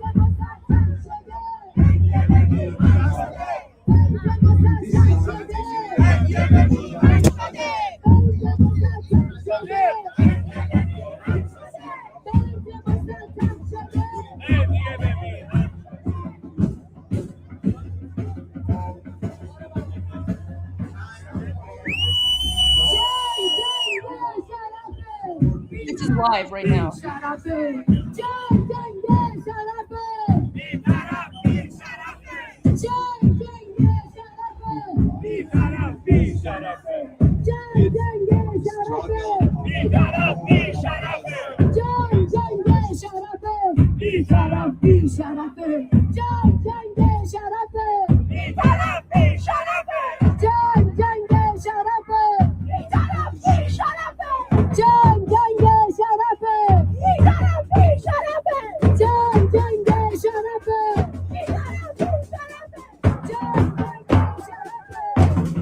So here, they're chanting Jang is Sharafe. So they're saying it's an honorable fight.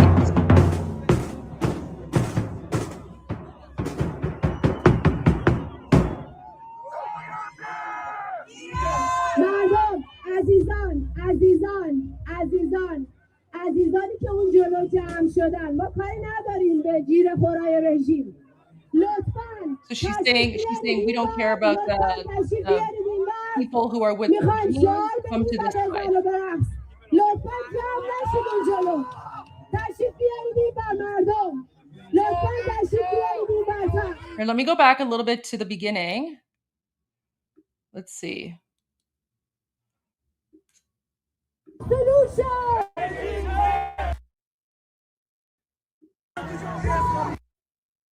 Let's see. The rally in Toronto started off with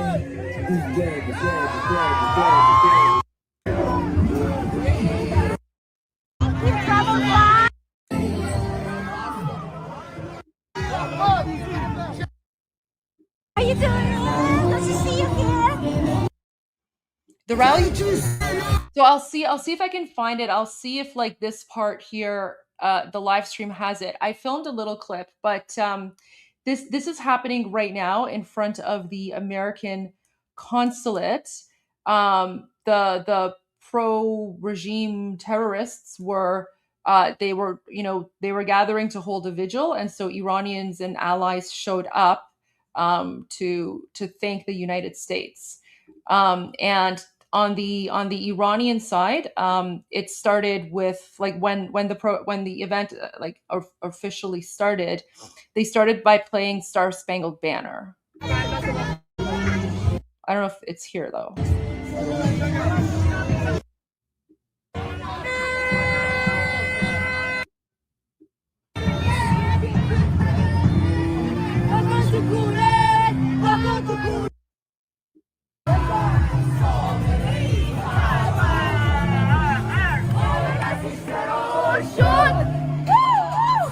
This is before the event.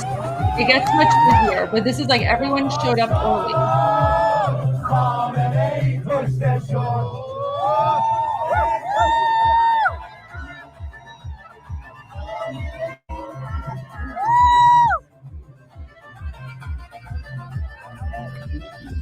There's the corpse of Khamenei.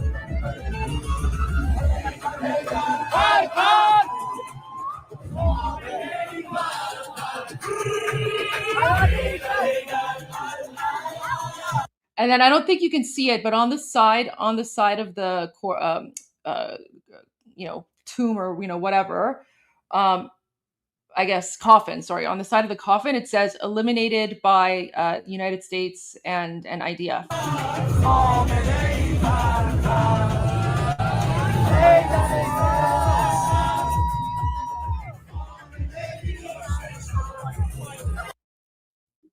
I got so many dances on the last.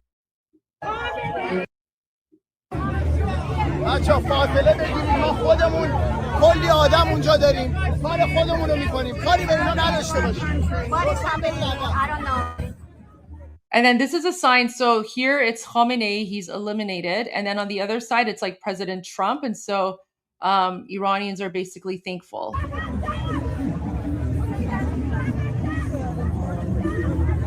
Ruben.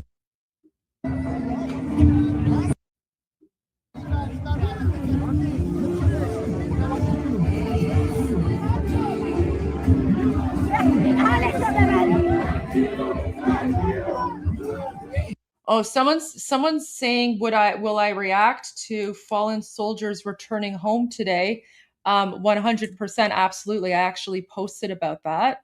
Let me pull up my post. I posted that on my way home. So here you go. So this is my message. I said, "Dear Americans, we Iranians will never forget those who made the ultimate sacrifice on the path for freedom.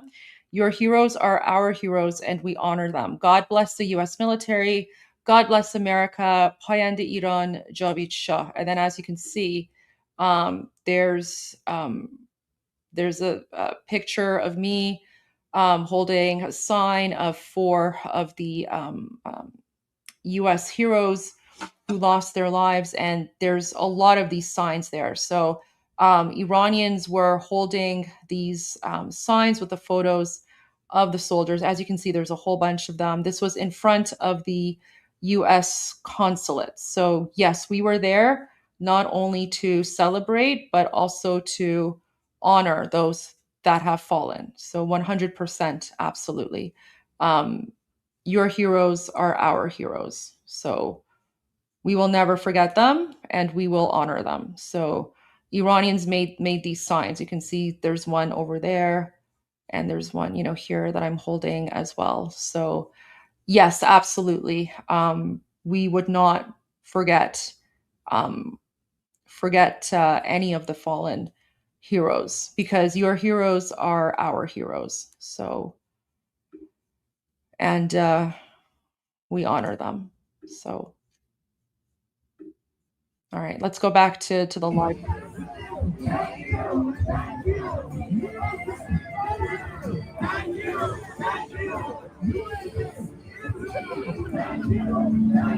Here they're saying USA is well. Thank you.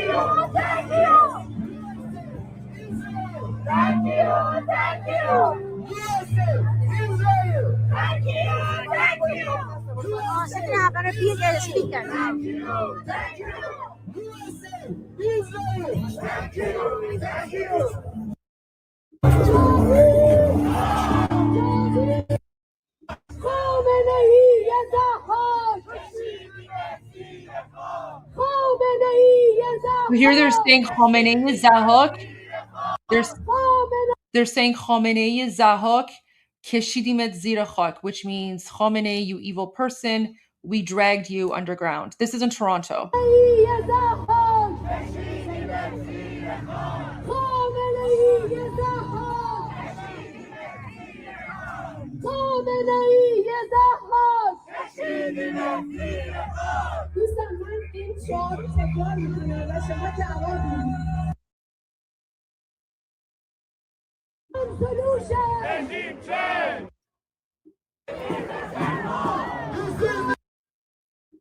Look at them.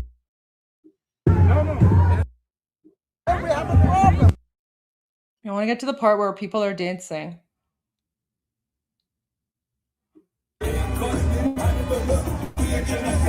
So you guys know this one. Okay, I'll be back in a little bit. I just need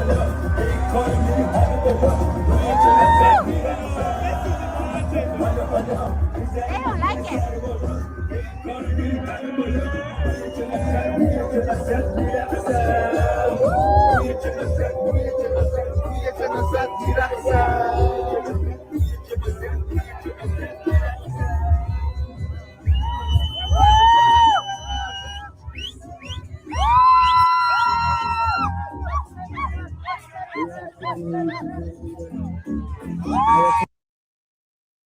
Wait, I just want to point something out here. So when the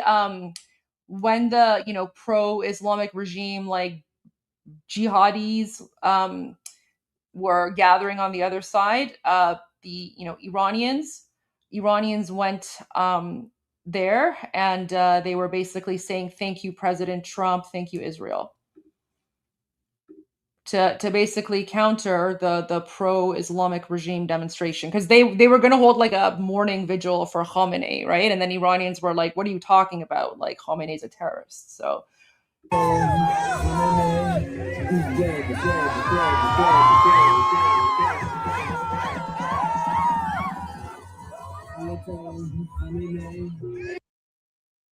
oh, wait, one more thing. Do you see that person there? That's me. So I'm wearing my hat and my sunglasses, but there you go. That's me. So I'm there waving the flag, and I'm holding like a rose. I'm holding a rose in my hand because I left that at the American consulate after. Okay, I'll see you guys in a bit.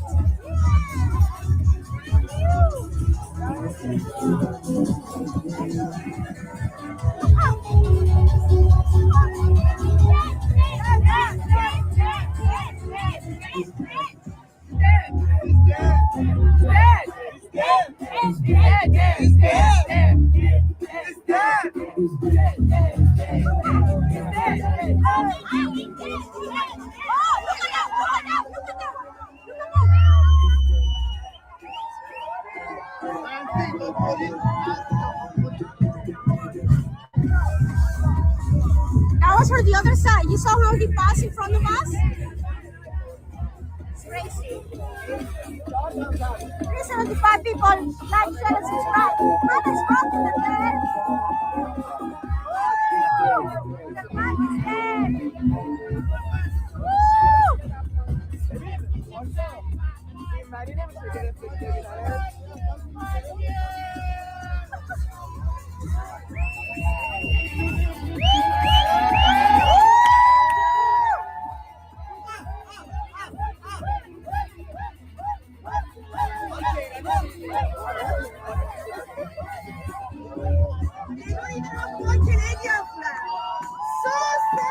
Not even one Canadian flag on the other side. Just oh my gosh! Oh my gosh!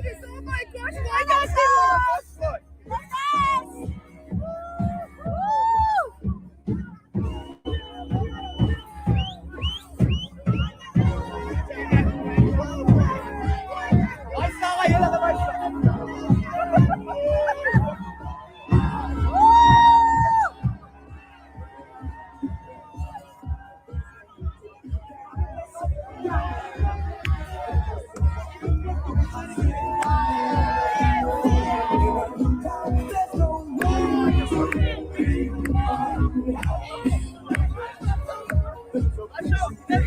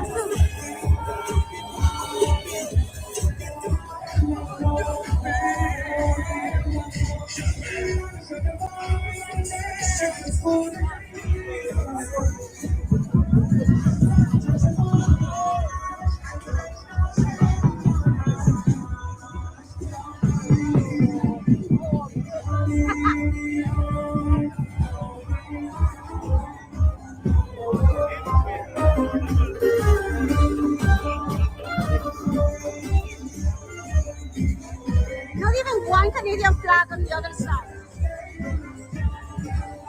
I'm gonna take off my jacket. Give me 1 second, guys. I'm sweating.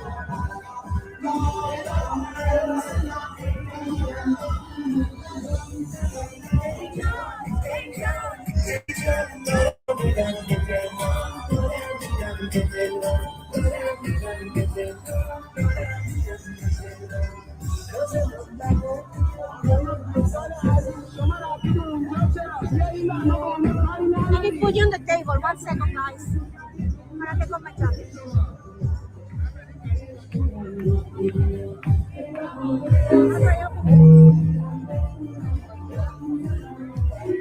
Sorry.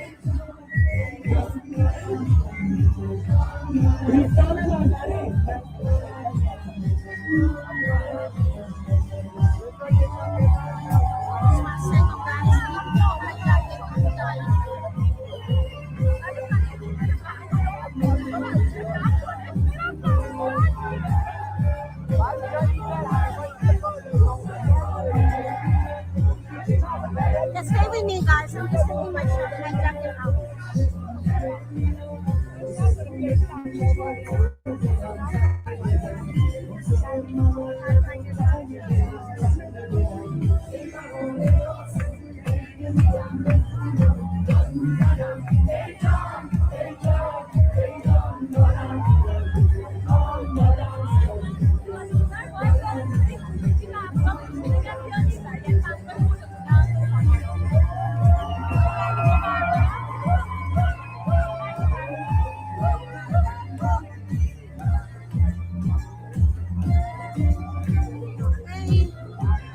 Almost there, guys.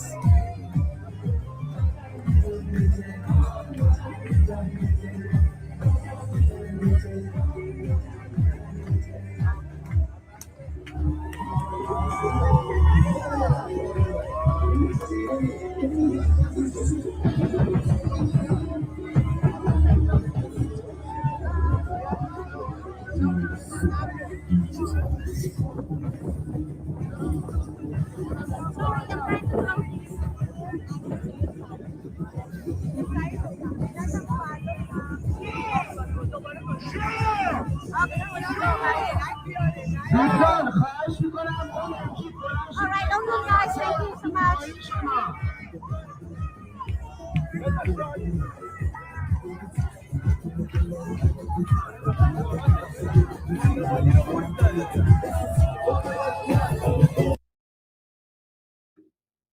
Wait, I'm still eating, but I think this is the one. So this is my own footage. This is what I took when I was there. So this is, before we began our demonstration, we started out by playing the Star Spangled Banner, and we had a moment of silence to honor Americans who had lost their lives on the fight for freedom. Yeah, this is today.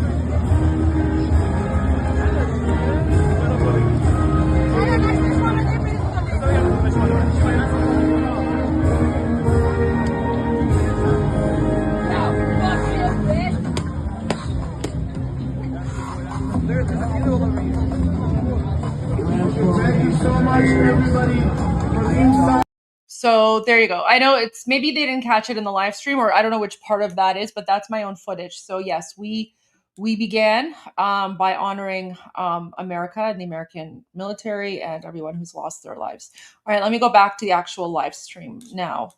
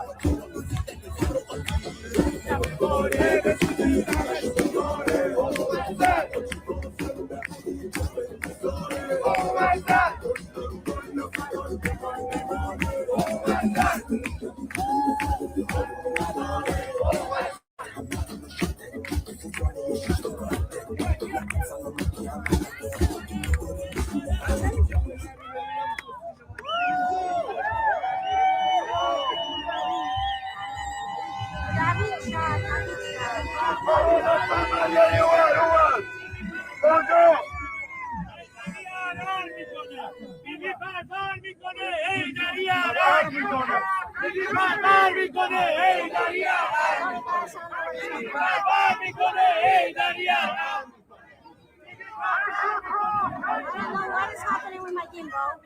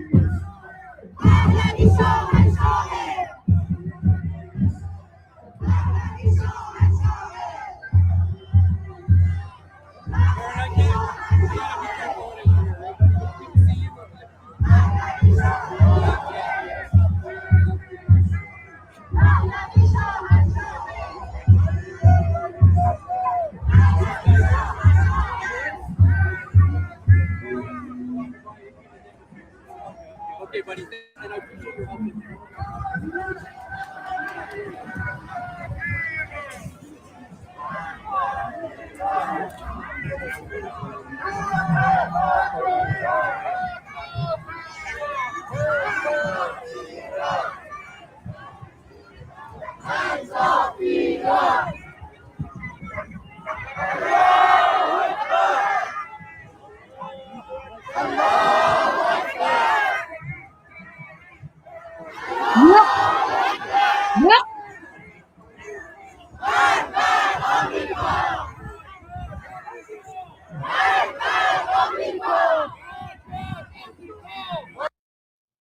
Oh my god!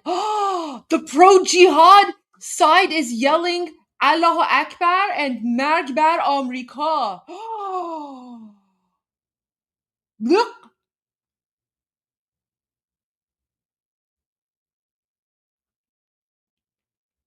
honestly, it's terribly insulting for me that these like non-Iranian jihadi terrorists are chanting "Death to America" in Persian. Garbage people. Do you see how the police is surrounding them way more than our side? Like the police, like there was literally no police on our side. I mean, there were a few, but they were there mostly to like keep an eye on us, to keep us protected, right? But look at how the police are surrounding these savages, right? Like this is literally happening in Toronto. These jihadis are yelling Allahu Akbar and "Death to America." I think I've lost my appetite. Oh. Wow, now they're chanting Magbat Israel. I was there. I was watching them. Like I was watching them like going there. The vast majority of them are not Iranian. They're not Iranian, but yet they're chanting like Magbat Amrika, Magbat Israel. Just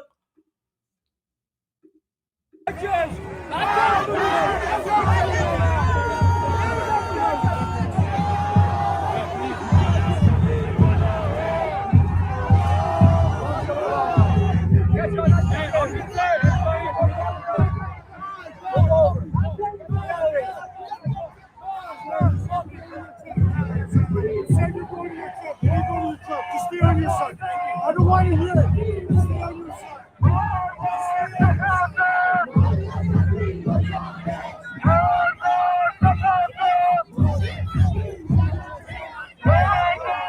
Walk this way.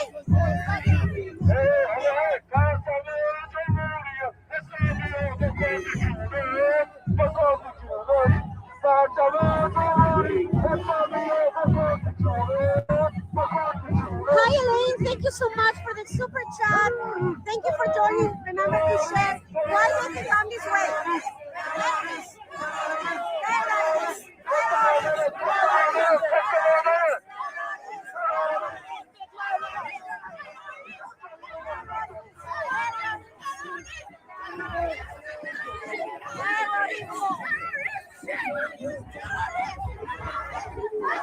Why did you walk this way? I don't understand. Why did you walk this way? Get in the back. Why did you walk this way? Walk this way. Why you can walk this way? Do you see, guys? Do you see these people going? Like they're not Iranian. I don't know what they are. Like I don't know. They look like, I don't know, maybe Pakistani. Hi Elaine, thank you so much. Super chat. And then all these like jihadis, they were literally, why were they going that way? They were because they wanted to trigger Iranians, right? So they're walking through. Thank you for joining. Remember to share. Why don't you come this way? And then this is what I don't understand. A bunch of like random white people are joining the Allahu Akbar jihad side. So random. But you see, like, guys, these people walking by, like, they're not Iranian. Like they're not Iranian.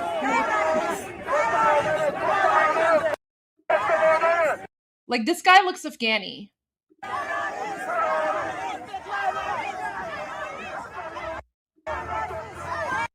And then they all have like their jihadi kafir scarves, right? Like, yeah, I think these people are Afghani. And then these people, I don't know. And you see her like giving the finger, right?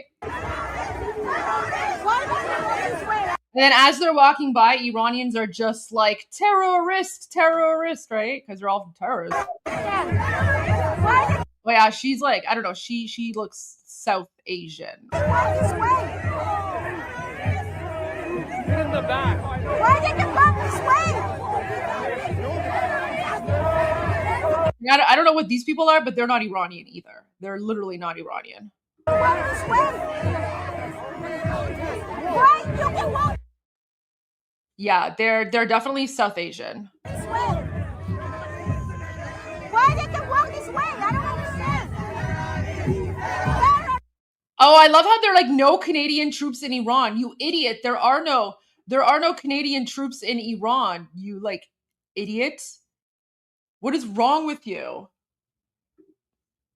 Canada's not even involved. Mark Carney is literally like saying that Israel and the United States needs to negotiate with the regime. Do you see how like insane and like low IQ these people are? You're a terrorist. You're a terrorist. Why you guys let it walk this way?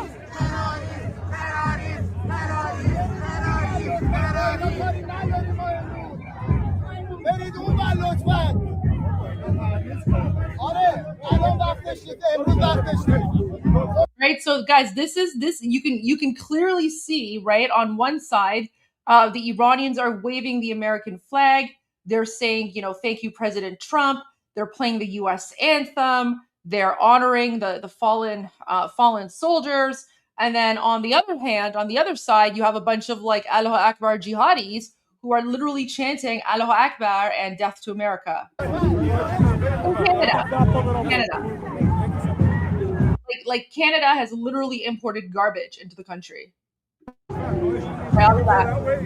If you could go that way.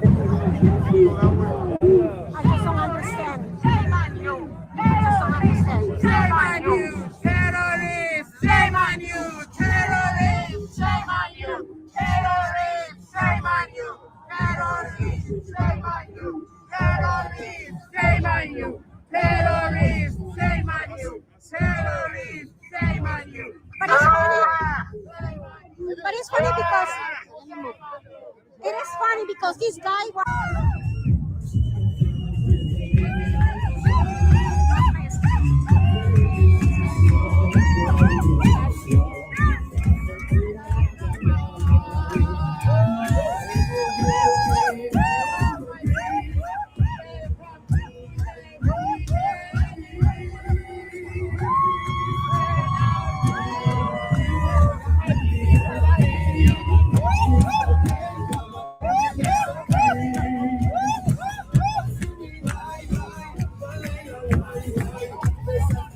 I don't know what happened. It's just all of a sudden they can't speak.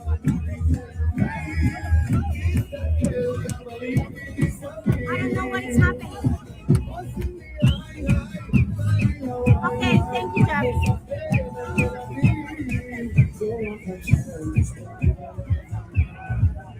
Do you need my YouTube password or you have it? I don't know what happened. It just totally dropped. Let me know if you need my password.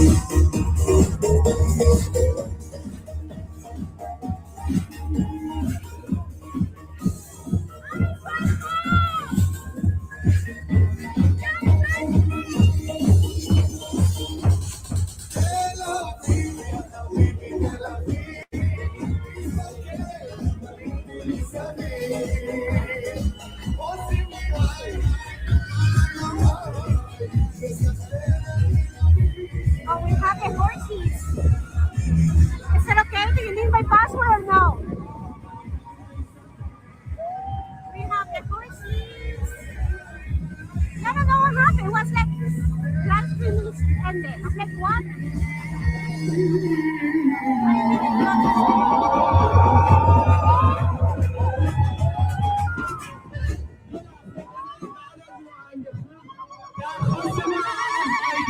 بفرستیم. بله خوب شروع کردید، خیلی هم سپاسگزاریم، ولی میخوایم تا نقطه پایانی پیش بریم. We would like to say thank you, USA Army, because of starting this rescue operation and humanitarian war to free and liberate people of Iran.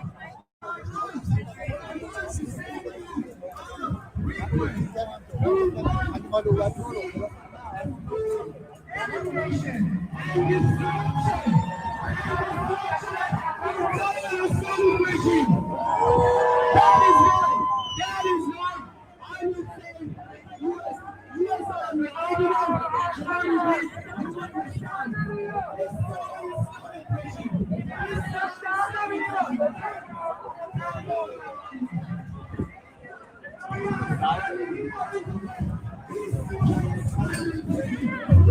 More people arriving.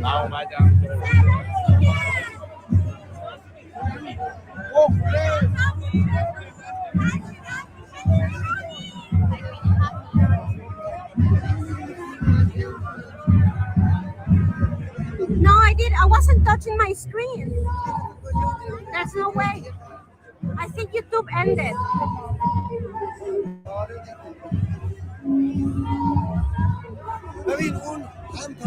That's why I'm surprised.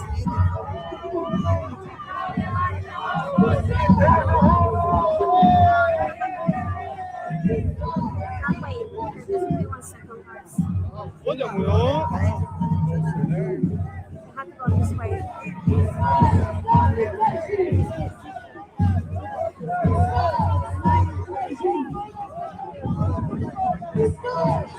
Three of us do the phone? No, nobody do the phone. I was walking all of the side. Was saying that. There should be a way to have like a long screen. So thank you. Thank you. Thank you. Thank you.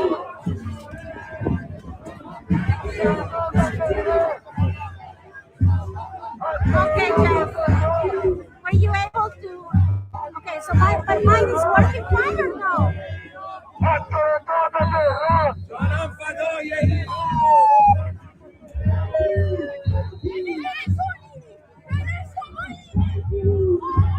Oh.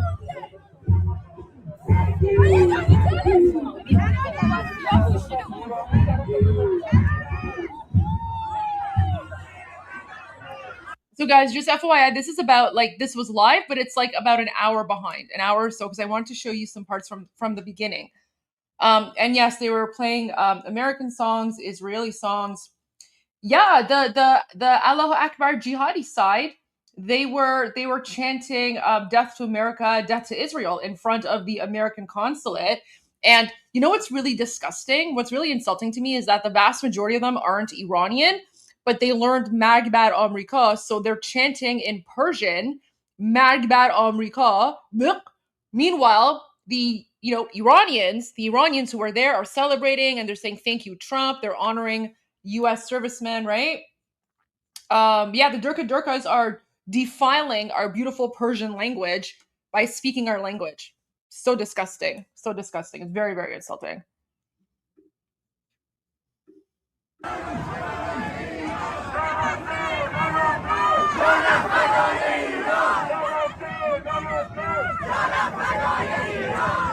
Oh, guys, I found so there were some people there that were live streaming. I was pretty much like undercover though, but I just want to show this to you really quickly. So here's like a quick clip. You can see me here, so you'll see me in a moment.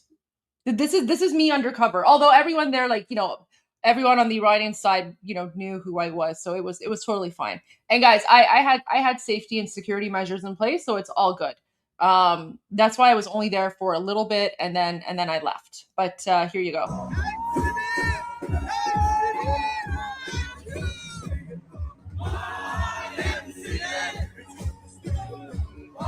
So there I am. There you go. That's me. That's me. So while the like Allahu Akbar Jihad Durka side, they were literally chanting Allahu Akbar and death to America. So to counter them, we started playing YMCA and singing and dancing to YMCA. Yeah, there's me. Where's Waldo? Goldie edition. There you go. So there I am. But like, no one really noticed me, which is fine.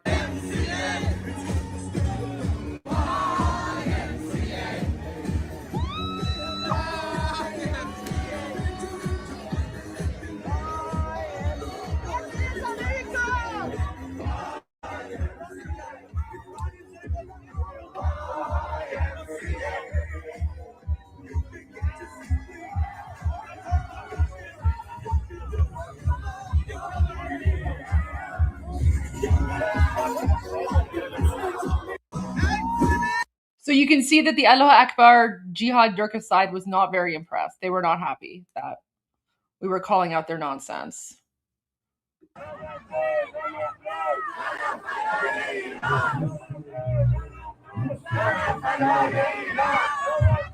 Oh, that's funny. So now the Iranians here, they're chanting no to Gaza, no to Lebanon. By Lebanon, they mean Hezbollah. So no to Gaza, no to Hezbollah, my life for Iran. So they're basically saying we don't care about Gaza or Hezbollah.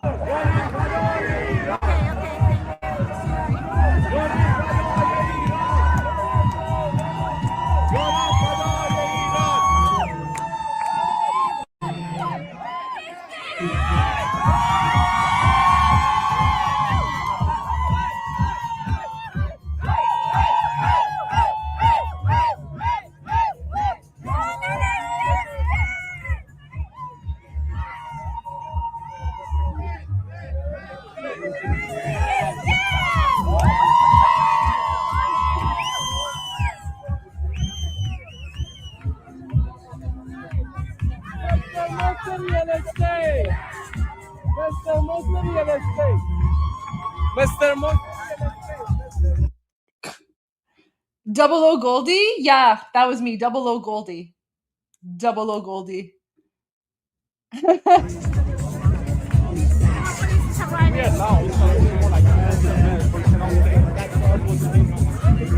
Oh, someone's saying should have brought beer and pork ribs. So first of all, drinking in public is not allowed in Canada. So, no public drinking. And then like, we're not really big pork eaters. It has nothing to do with Islam. It's just, it's not really in our culture. Like, I love bacon. So, I'll have bacon. I love pepperoni. I like a good ham sandwich, prosciutto. I love prosciutto. I love prosciutto. But because pork is not really in our cuisine, like we just don't have pork in our food, because, pigs aren't native to the United States. Someone brought their dog, actually. A lot of people brought their dogs. So, you wouldn't really see pork ribs, there, but, I'm sure people would have loved to bring beer and cheers, but public drinking is not allowed in Canada. So yeah. Oh, I love Canadian bacon. Oh gosh. Like I love Canadian bacon. Yeah.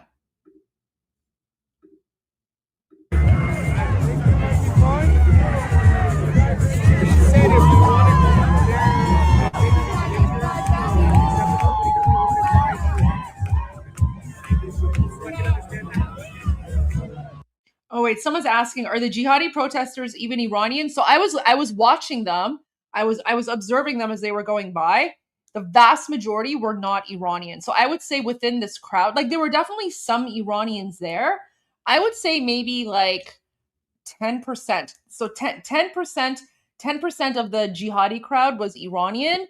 The rest were like Palestinian. They were like Pakistani or South Asian. They were like, Arab, Afghani. And then there was like random white people in there for some reason. I don't know. The weird woke left, right? But yeah, the vast majority of them were not Iranian.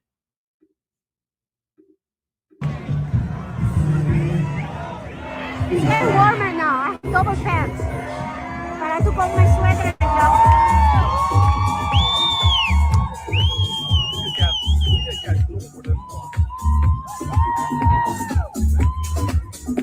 Ayatollah Khamenei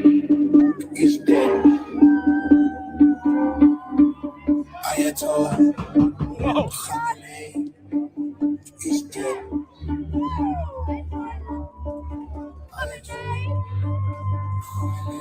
He's dead, dead. Thank you, U.S. Army. Thank you, IDF. Thank you. Thank you, Trump. Thank you, Netanyahu.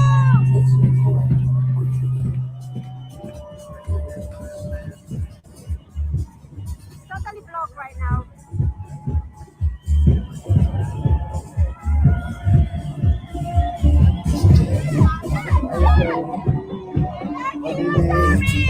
Thank you, IDF.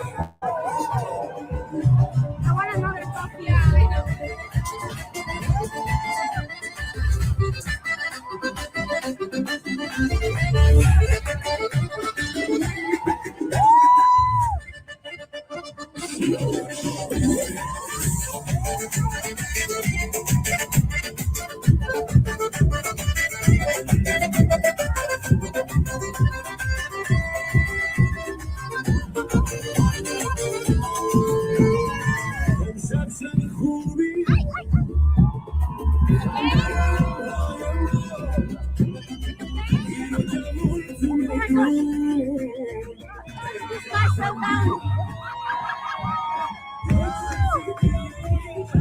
Oh my gosh, this girl's like dancing and giving the finger to the other side.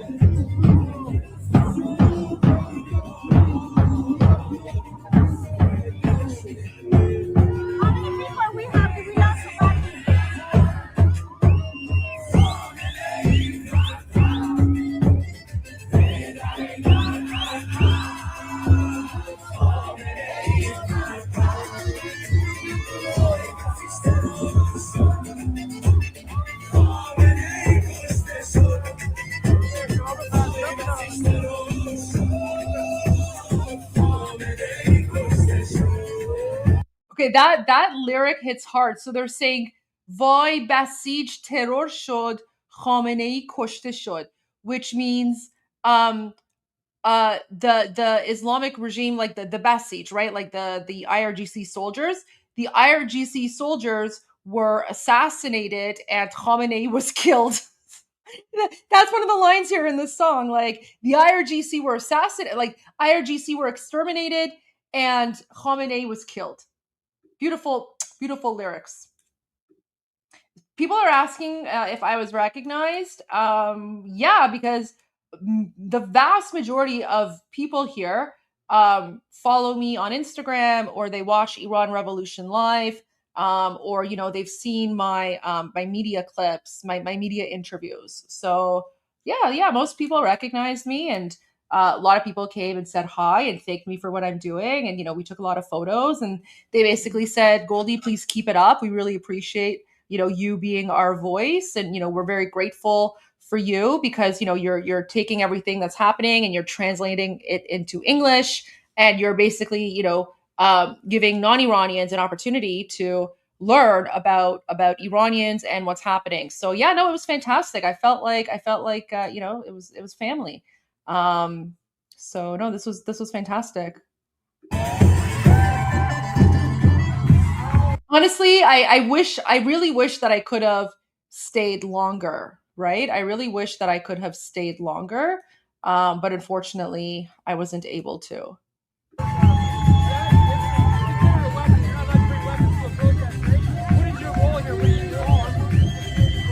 I also want to say, big shout out to Toronto police. Toronto police were being very, very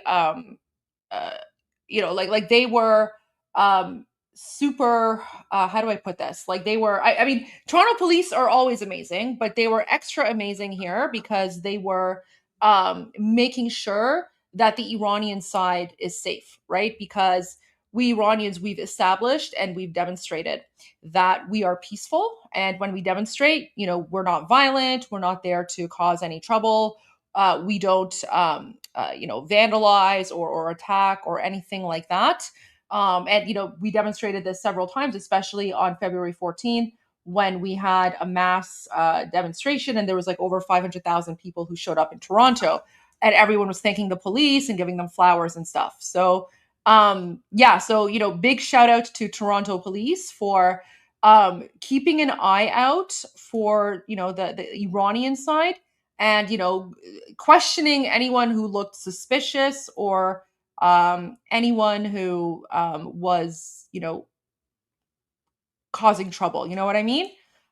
Because police officers, not just in Toronto but around the world, they have recognized that Iranians are peaceful freedom fighters, and so the only reason that they're really like on our side is mostly to keep us safe, right? Like the police are there to just keep an eye on us and make sure that we're safe and make sure that people are not coming after us. Yeah, exactly. They know who the troublemakers are, and it's interesting because you can see like there's more police on the Allahu Akbar Jihad Durka side than on the Iranian side. So there you go. I just want to point that out as well.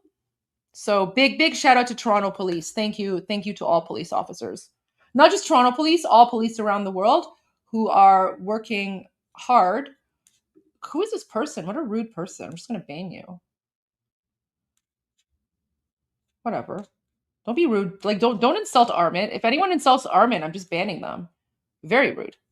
All right, let's continue.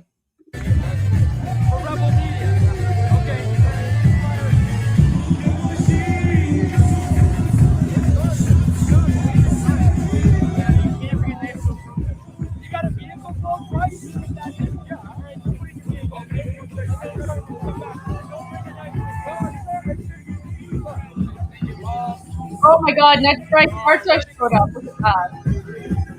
Crazy.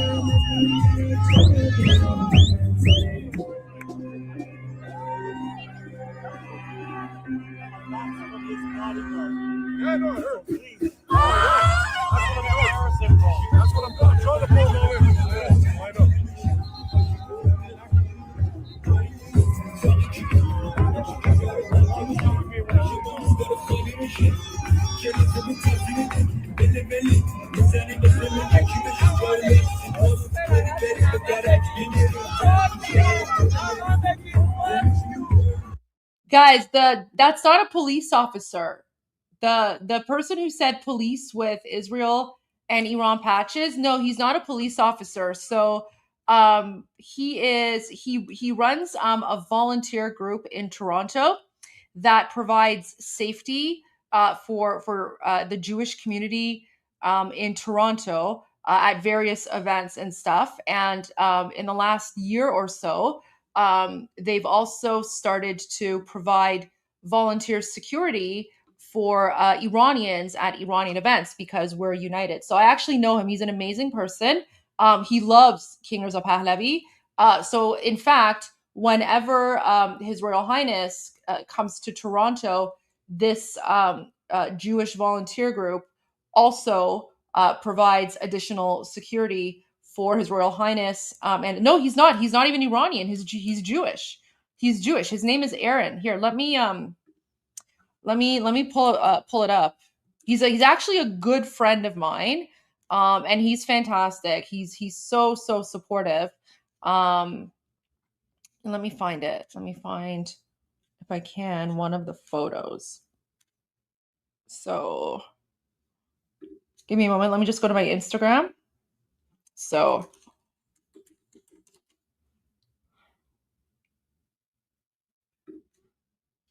okay. Here, this is his Instagram account. He's amazing. So very good friend. Like, so here he is. There you go. So that's him. And there's like one epic photo of him with like the Shah. Let me find it. Here you go. Oh no, there's another one. See, he's a good friend of mine. So his name is Aaron. He's so amazing. We love him. We love Aaron. Oh yeah. So this is the, so it's like a what is this? Here we go. What? All right.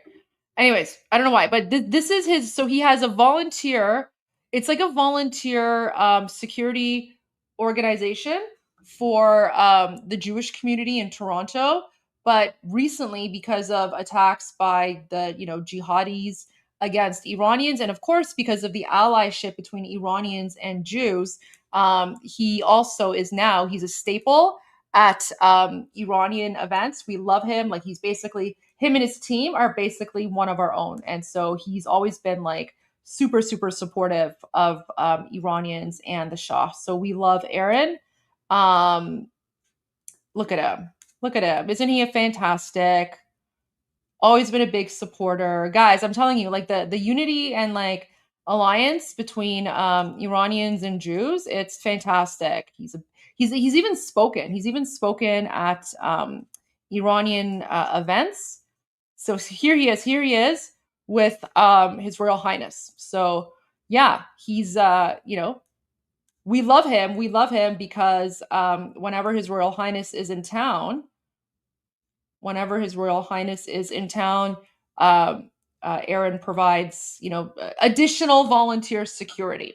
So we love him. But no, he's not like police. So it would be, so the police themselves, they're not the ones.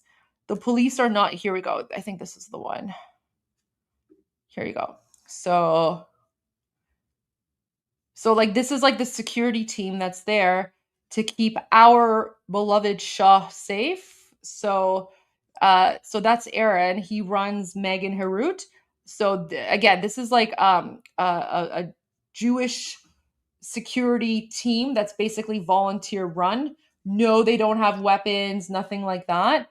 But many of them have like former combat and like security experience and things like that. So we Iranians, and especially in Toronto, we're so grateful to Aaron and his team because we 100% trust the Jewish community and Israelis to keep our Shah safe. So again, this unity and alliance between Jews and Iranians, it goes back thousands and thousands of years. And so like our Shah could not be in better hands when he is in Toronto. So there you go. All right, let's go back to the live stream. So yeah, that's Aaron. Aaron's a good friend of mine. So yeah, so it's actually him right here. So Aaron here, he's talking to an Iranian. He's basically trying to get like info and intel from people, right? Well, yeah, because like you can't walk around with like guns in Canada. Canada's not the same as the United States. There's no Second Amendment right. But you can see so this is Aaron. He's Jewish. He's not Iranian in any way, shape, or form. But he always wears like an Iran hat, and he's got his Make Iran hat, Great Again hat, I think. And then he's got like the flag, the Lion and Sun flag of Iran. And Israel as well. And then, he's got people on his team, I guess, that are covering their faces maybe. But anyway, there we go. That's what I'm doing. Trying to pull my way. I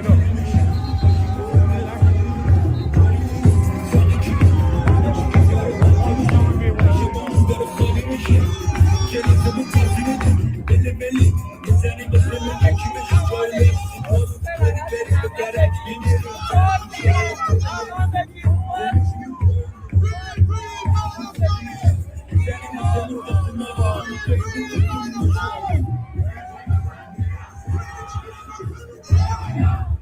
Yeah, guys, I just wanted to say, so like the Iranian and Jewish community in Toronto like are very, very close.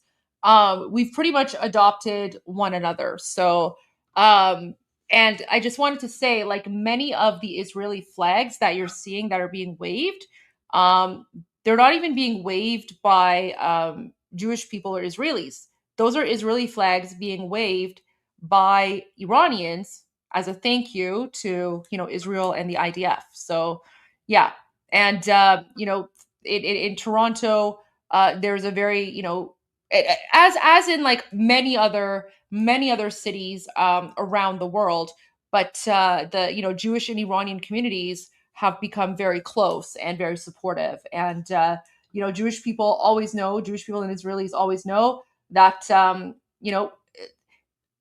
if they ever, show up at like a, Iran rally, right? The Lion and Sun, not like the Allahu Akbar Durka rally, right? Those are the enemies. But if you show up at like a, pre-Iran rally with the Lion and Sun flag, the flag of Israel, always welcome. And basically, like, we're family, we're family. So there you go. That's why I see a lot of Israeli flags there, and that's why you also see Israelis there who are basically just volunteering to provide extra security to keep Iranians safe. Oh, wait, dignified transfer. Okay, Texas, let's go to that. I see your comment. Shoot, let me pull up my YouTube. Let me pull up the link. All right. Okay, let's do this. Thank you, Texas. Okay, guys, we're gonna turn to this. This is really important.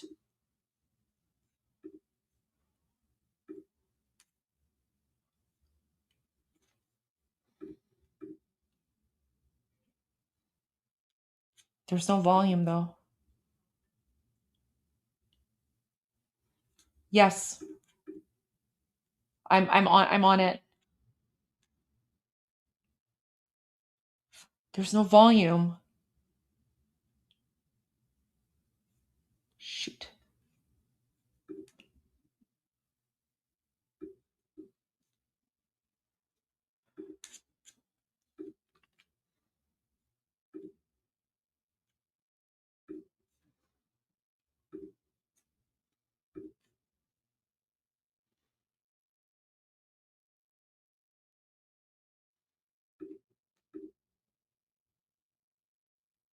Is it just me or is there no volume?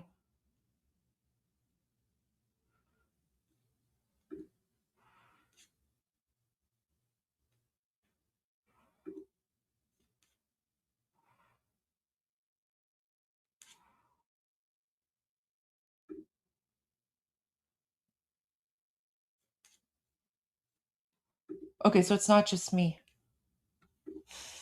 Let's see if I can find something better.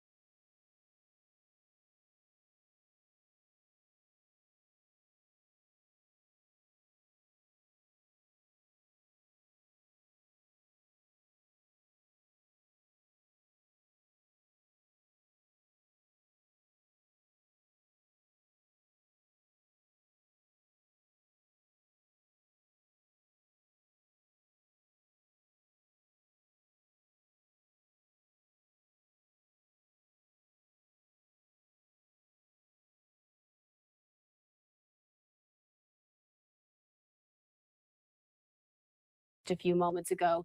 They're at the Dover Air Force Base in Delaware. We wanted to bring you that here on Live Now from Fox. We had anticipating being able to get some of the visuals there from that ceremony. We do want to remind you that there was no audio of that transfer that was made available.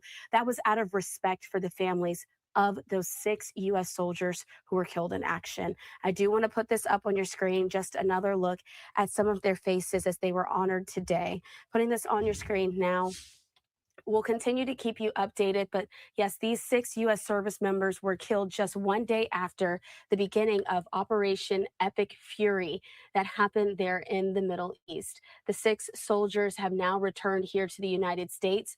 All 6 were members of the Army Reserve. They were killed by a drone strike at a command center in Kuwait. They were all from the 103rd Sustainment Command that was based in Des Moines, Iowa. And so we wanted to make sure we were able to bring you that in full here on Live Now from Fox. We are going to take this opportunity to slide away for a quick 2-minute commercial break. Stay right here with us.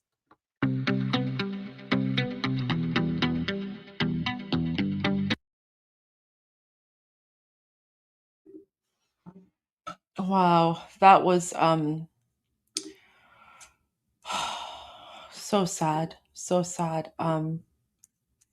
My condolences to everyone. I can tell you that without a doubt, your heroes are our heroes, and I promise you that their names will not be forgotten. We consider them part of our Javidnam. So Javidnam is so any, you know, the Iranians who have lost their lives, been murdered by the Islamic dictatorship on the path to freedom. We call them Javidnam. Javidnam means eternal name. So basically, it's our way of saying that their names will be eternal. So your fallen heroes, they are our heroes as well, and they are our Javidnams. And so I guarantee you, I'm not part of the Shah's team. I'm not affiliated or associated with anyone, but I can guarantee you that without a doubt, when Iran is free, we will be creating a memorial to honor every single one of your Javidnams who have lost their lives on the path to freedom because of the terrorist Islamic dictatorship. So your heroes are our heroes, and we mourn with you, and we honor them with you, and we will make sure that their names are eternal in Iran. So just wanted to add that. God bless the U.S. military. God bless America. Oh, okay, let's see. Last fall, well, over a week now since the U.S. and Israel carried out their first strikes against the Iranian regime. We've been waiting for an extended press conference with President Trump where reporters can ask all of their questions about the Iran war. There have been some very brief Q&As with the president. Largely, they've been about other topics.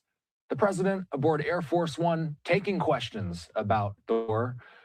Right now, all we have is the audio. We'll get the video, presumably, a little bit later in the evening when the president's plane lands. This is how things go. They typically release the audio of these reporter gaggles aboard Air Force One before we get the video.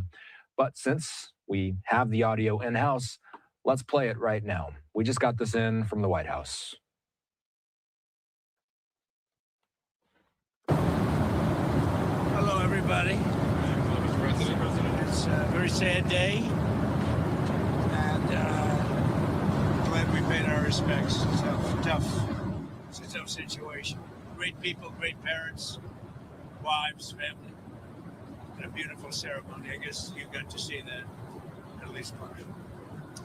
Any questions? President Trump, did what you just witnessed make you think differently about going ahead with this war or even putting troops on the ground in the Middle East? We're winning the war, buddy, a lot. We've decimated their whole evil empire.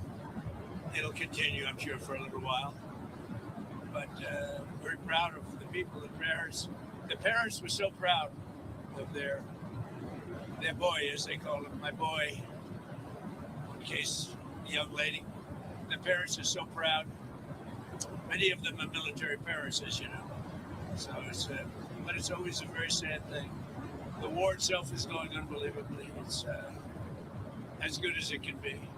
We have Pete here, Pete, and you have Steve Witkoff here. We have some additional questions. You're 1 week in now, sir. You're 1 week in at this point. How long, as of now, do you expect? Well, I think we've accomplished more in 1 week than anyone thought possible. We've wiped out their Navy, 44 ships. We've wiped out their Air Force, every plane. We've wiped out most of their missiles. You see, the missiles aren't coming much anymore. We've also hit their manufacturing areas where they make the missiles very hard. Their drone capacity is way down. And we've hurt them where it hurts. Including about every form of leadership you can have, we've wiped out. You still expect up to 6 weeks total? I don't know. I never project time, whatever it takes. But the military is almost non-existent, if you look. We could hit the military itself very hard, but maybe we will, maybe we won't. We haven't made that determination. What do you think about gas prices? Gas prices right now? Are you worried about gas prices right now? No. This is a short excursion into something that should have been done for 47 years. 47 years it's taken to do this, and no president had the guts to do it. And you're worried you're going to end up coming back to Dover for more of these such dignified transfers? I'm sure I hate to do it, but it's a part of war, isn't it? Who are you with? The Washington Post. What do you say is part of war? The deaths are part of war, yeah. It's part of war. It's a sad part of war. It's the bad part of war. Mr. President, did the United States bomb a girls' elementary school in southern Iran on the first day of the war and kill 175 people? In my opinion, based on what I've seen, that was done by Iran.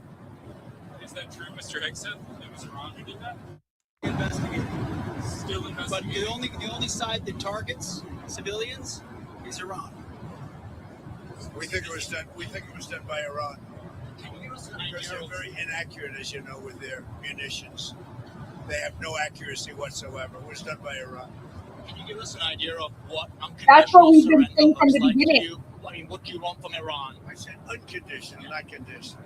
I said unconditional. It's where they cry uncle, or when they can't fight any longer and there's nobody around to cry uncle.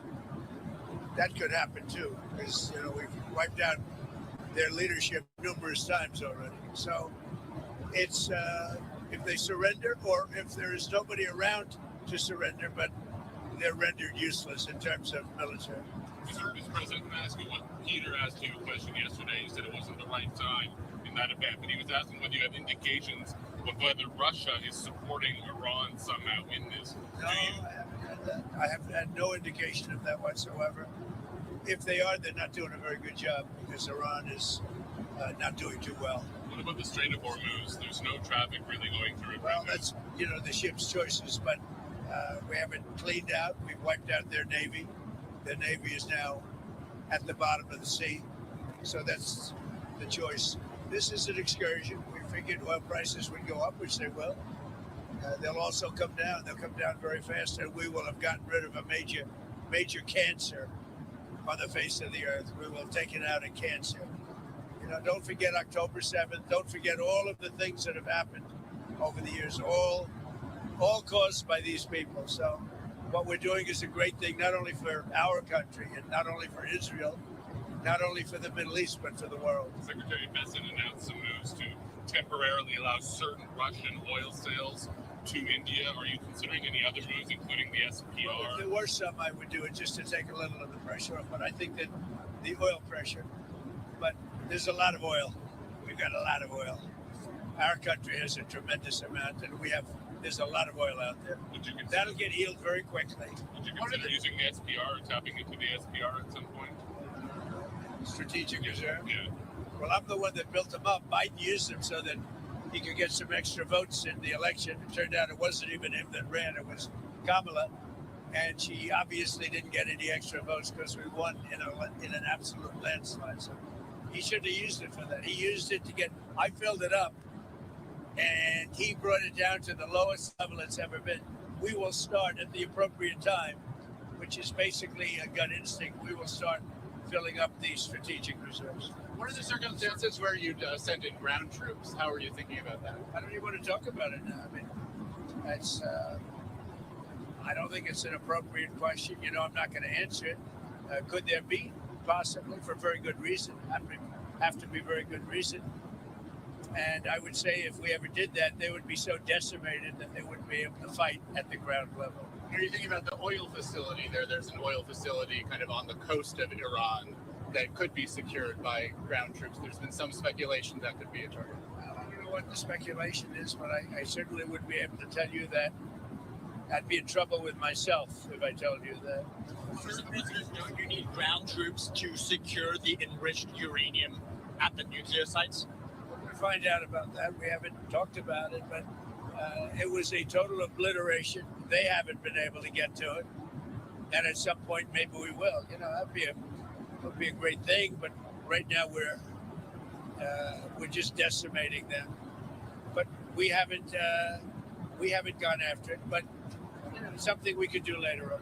We wouldn't do it now. Maybe we'd do it later. You said you want to be involved in the selection of the next leader of Iran. Can you talk to me? Because I don't want to just come back every 10 years, and mostly you'll have presidents, that won't do that because they don't get it. But we don't want to come back every 5 years or every 10 years. Okay, so I want to say something in Farsi. Okay, I'm going to say something in Persian here.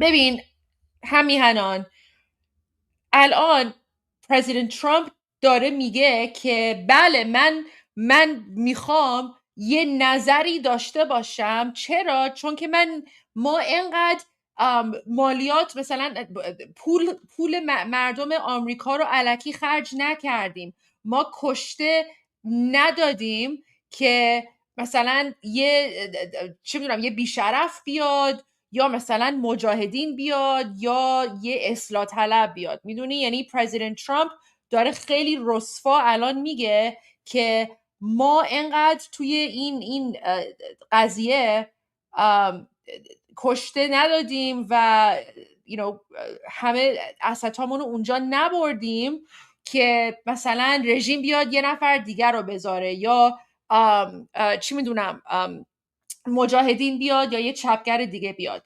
یعنی در واقع اوکی پرزیدنت ترامپ داره میگه که آره ما باید یه نظری داشته باشیم. چرا؟ چون که خب ما هم باید ما باید بدونیم که مثلا کسی که میاد کسیه که با آمریکا دوسته، با اسرائیل دوسته، کسیه که میخواد مثلا با ما همکاری بکنه و میدونی مثلا ایران رو درست آزاد بکنه. چون که پرزیدنت ترامپ خودش داره میگه من از کجا بدونم که مثلا 5 سال دیگه یا 10 سال دیگه اوکی مثلا اگه یه نخست وزیر دیگه ای بود، مثلا شاید نخست وزیر بیشرف مثل جیمی کارتر بیاد. اوکی فرض کن یه بیشرف مثل جیمی کارتر بیاد، خب اون که نمیاد مثلا این کارو با آخوندا بکنه. میدونی؟ یعنی پرزیدنت ترامپ داره میگه که ما داریم این کارو میکنیم و we're gonna make sure که کسی که میاد با آمریکا دوسته.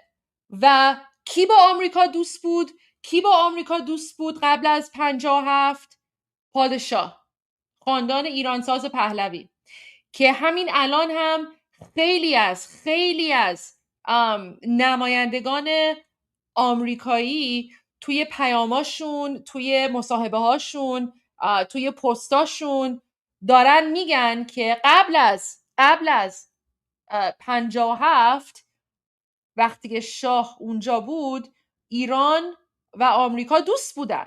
اتفاقا آمریکا داشت چی میدونم کشتیهاشو به ایران به شاه میفروخت، داشت هواپیما به شاه میفروخت. یعنی حتی خود رونالد ریگن هم موقعی که داشت میکرد داشت رونالد ریگن داشت توی رأیگیری با جیمی کارتر داشت دیبیت میکرد و خود رونالد ریگن همون موقع گفت که جیمی کارتر اشتباه کرده بود و رونالد ریگن هم گفت که شاه دوست ما بود، شاه و ایران با آمریکا یکی بودن. پس ببین پرزیدنت ترامپ همونجوری که من از قبل گفتم، پرزیدنت ترامپ نمیتونه همینجوری مذاکره مذاکره is negotiation. I'm talking about like a political debate. Political debate is something else. ولی ببین پرزیدنت ترامپ داره میگه که ما نمیذاریم یه کسی که الکیه بیاد و ایرانو چیز بکنه.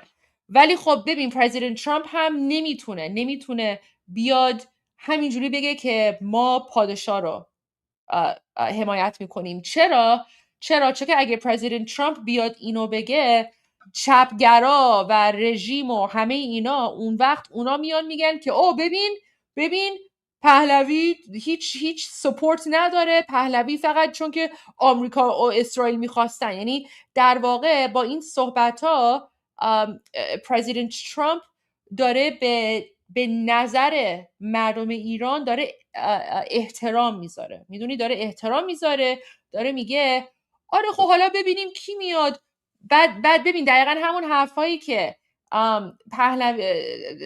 شاهزاده داره میگه که شاهزاده هم خودش گفته که من نمیگم، من اندورسمنت کسی رو نمیخوام. خود شاهزاده گفته که من خواستم از سیاستمداران دیگه، از سیاستمداران بین المللی اینه که به خواسته مردم ایران احترام بذارن. اوکی؟ این صحبت شاهزاده است که میگه من فقط میخوام سیاستمداران خارجی به تصمیم مردم ایران احترام بذارن. That's it. خب حالا ما که میدونیم تصمیم مردم ایران چیه، ولی خب مهم اینه که دقیقاً همین صحبتی که شاهزاده کرده دقیقاً همون صحبتیه که پرزیدنت ترامپ داره میگه، همون صحبتیه که عمو لینزی گرام داره میگه. ببین اونا دارن میگن که آره ما حالا ببین دارن میگن که تصمیم با مردم ایرانه، ولی خب ما میخوایم اونجا باشیم که we want to make sure که مثلا کسی عوضی نیاد. بعد عوضی منظورشون چیه؟ منظورشون چی میدونم مجاهد، منظورشون این چپگرا، منظورشون هر کی اصلاح طلب. میدونی ببین دوستان من الان دارم بهتون میگم آمریکا تصمیمش رو گرفته، آمریکا و اسرائیل تصمیمشون رو گرفتن الان ما به عنوان جامعه ایرانی باید فعالیتمون رو بیشتر بکنیم که به دنیا نشون بدیم که ما کیو میخوایم، ما کی میخوایم که بیاد ایران و این کار رو انجام بده که اون شاهزاده است دیگه. میدونیم اون شاهزاده است. یعنی الان وظیفه ما هست که فعالیتمون رو 2 برابر، 3 برابر، 4 برابر بکنیم. همون چیزی که شاهزاده رضا پهلوی فکر کنم 2 روز یا 3 روز پیش توی سخنرانیش گفت که به ایرانیای خارج از کشور باید فعالیتتون رو بیشتر بکنید. اوکی؟ پس اینو فقط میخواستم بهتون بگم. یعنی لطفاً وقتی که پرزیدنت ترامپ میگه که آره ما میخوایم مثلا توش تصمیم داشته باشیم، این نیست که پرزیدنت ترامپ میخواد انتخاب بکنه. این نیست. منظورش اینه که میخواد مطمئن باشه که کسی بیشرفی یا حالا هرچی نیاد تو.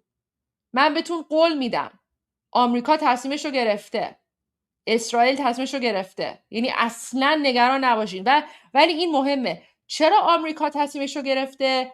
چرا اسرائیل تصمیمش رو گرفته؟ چون که ما مردم ایران برای چی میدونم حالا چند سال پیش، ولی در واقع تو این 2 ماه اخیر نشون دادیم، ما دیگه به دنیا نشون دادیم که ما کیو میخوایم، ما به کی اعتماد میکنیم و ما فقط شاهزاده رو ما فقط به شاهزاده اطمینان داریم. این خیلی مهمه. اینو فقط میخواستم بگم چون میدونی الان چپگرا میخوان بیان، چپگرا و مجاهدین و چی میدونم آخوندا مسلمونا اسلامیستا، اونا الان میخوان بیان بگن او ببین ترامپ میخواد یکی رو بذاره و از این شر و ورا.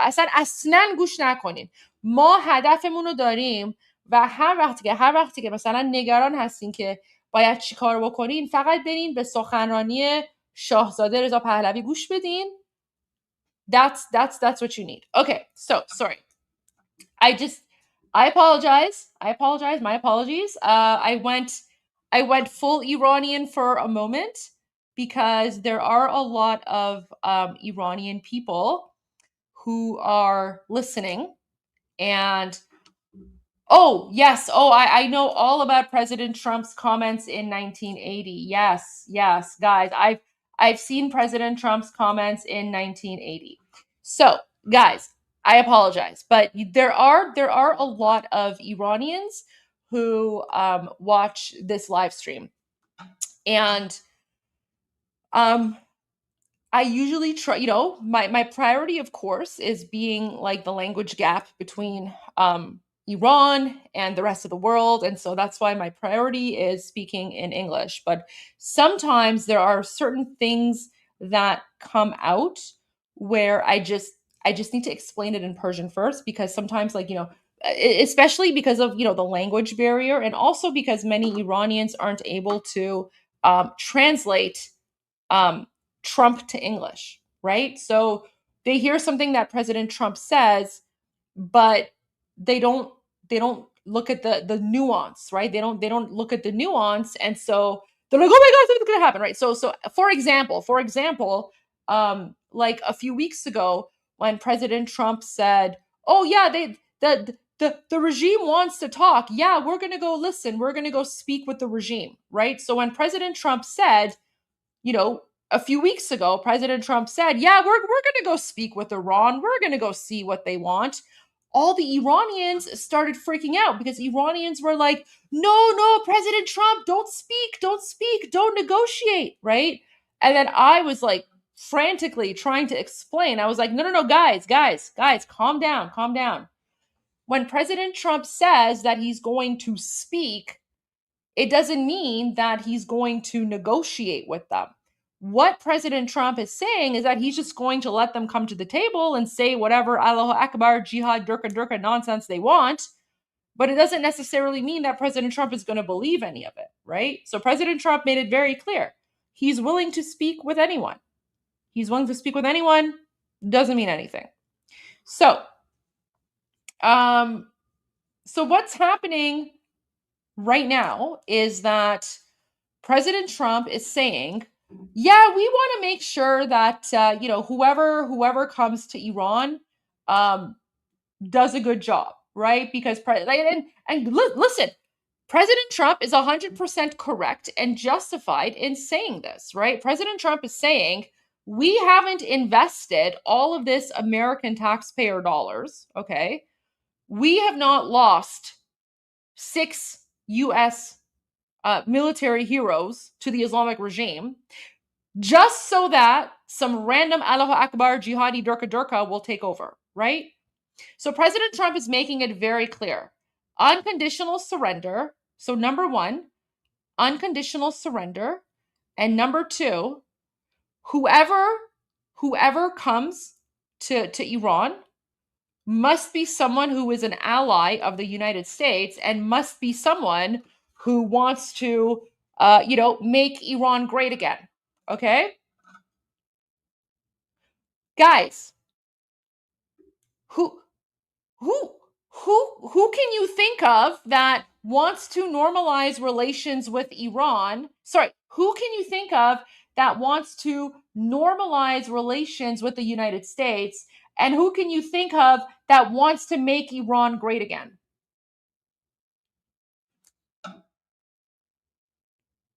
Who? Who do we know?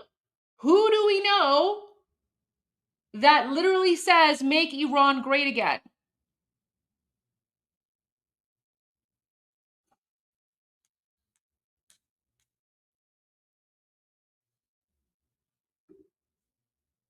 Who do we know? Guys, come on.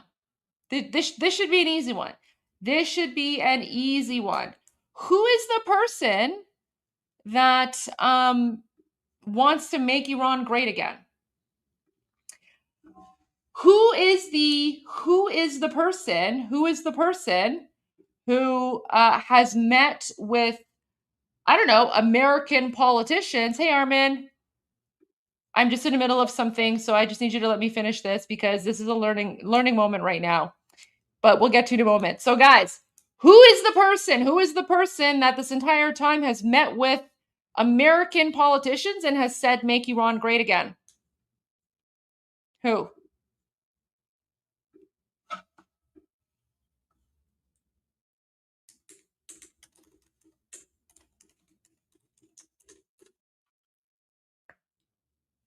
Guys.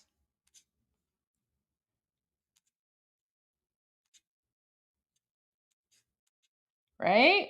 You guys know who I'm talking about. You guys know. There's literally only one person. There is only one person who has met with American politicians. No, I see your chat. I see your chat. I'm just, I see your chat. I'm just, letting the suspense build a little bit. I'm giving. No, it's not me. I'm not I was a politician, but I'm not a politician right now. And what I'm saying is, who is the only person who has met with American politicians and they've said, "Make Iran great again"? Oh, I know, guys. I have that theory. Oh, I know. But guys, listen to this. And then we will go back and we will continue listening to what President Trump is saying. But this is a context that you need because, guys, President Trump is playing 4D chess. Okay. So President Trump is playing 4D chess. So you always have to remember, you can't just take something that someone says in the moment with no context. You have to take into account everything that's happened before. So let's listen to what His Royal Highness Crown Prince of Iran, Reza Pahlavi, and Senator Lindsey Graham. I think this was maybe about a month ago, but let's see what they say here. Senator Lindsey Graham here with Crown Prince of Iran. I have followed you, your passion, the way you articulate the hope of your people. It will be up to the people of Iran to pick their next leader. I can't wait till they have a chance to do that. But you are really risen to the occasion, compelling narrative for the long-suffering people of Iran. And I believe with all my heart that help is on the way. Senator, thank you so much for all your words of support for my compatriots in the darkest time in our history. But hopefully, as we say in Iran, in Farsi, the end of the dark night is light. And this is probably the first time we are so close to victory.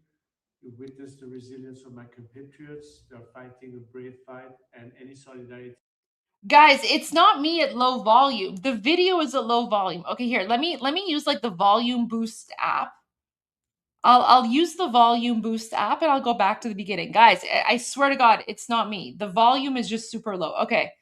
I made the volume louder, so I'll go back to the beginning. I'm sorry. Senator Lindsey Graham here with the Crown Prince of Iran.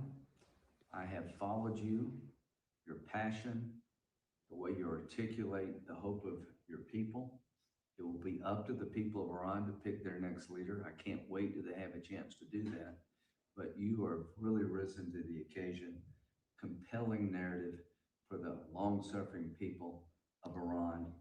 And I believe with all my heart that help is on the way. Senator, thank you so much for all your words of support for my compatriots in the darkest time in our history. But hopefully, as we say in Iran, in Farsi, the end of the dark night is light. And this is probably the first time we are so close to victory. You witnessed the resilience of my compatriots. They're fighting a brave fight, and any solidarity can only help them achieve that goal sooner. I've been committed to this all my life to serve my nation, and hopefully, as the senator just said, we hope that the Iranian people will this time have complete freedom and the choice will be theirs. We are here to serve them to make that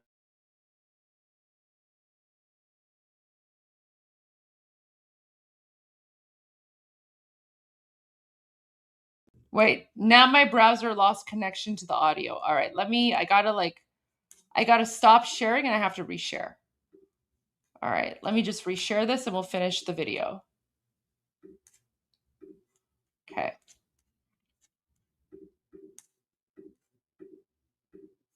Go back a little bit.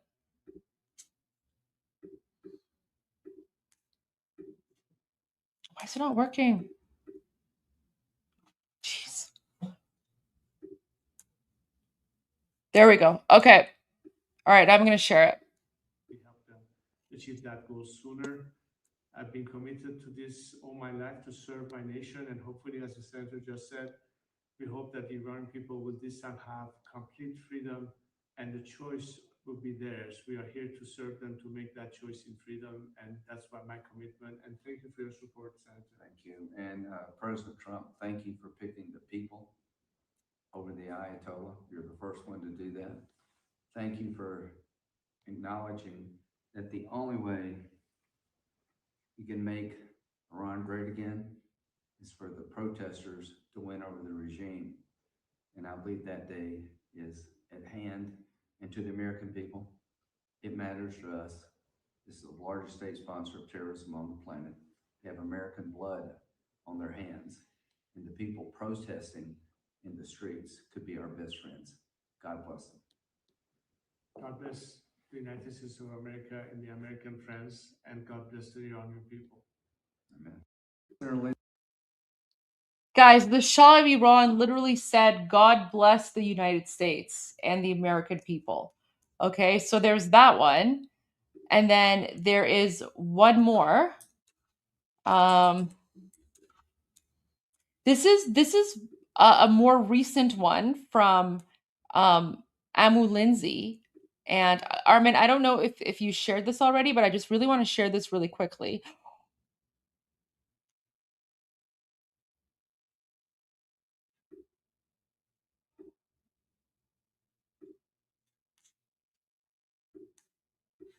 I knew that the oil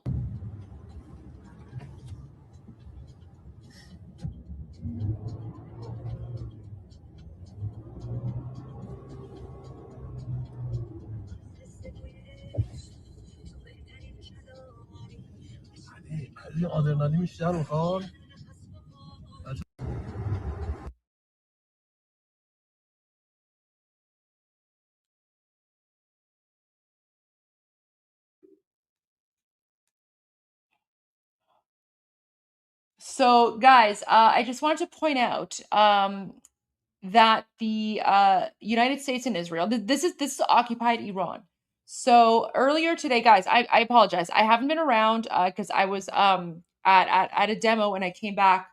And I'm not sure what news Armin provided. So I don't know if this is a repeat or not. But one of the things that United States and Israel is doing is because of the fact that the Islamic regime, whatever's remaining of them, they have said that they're going to attack the United States.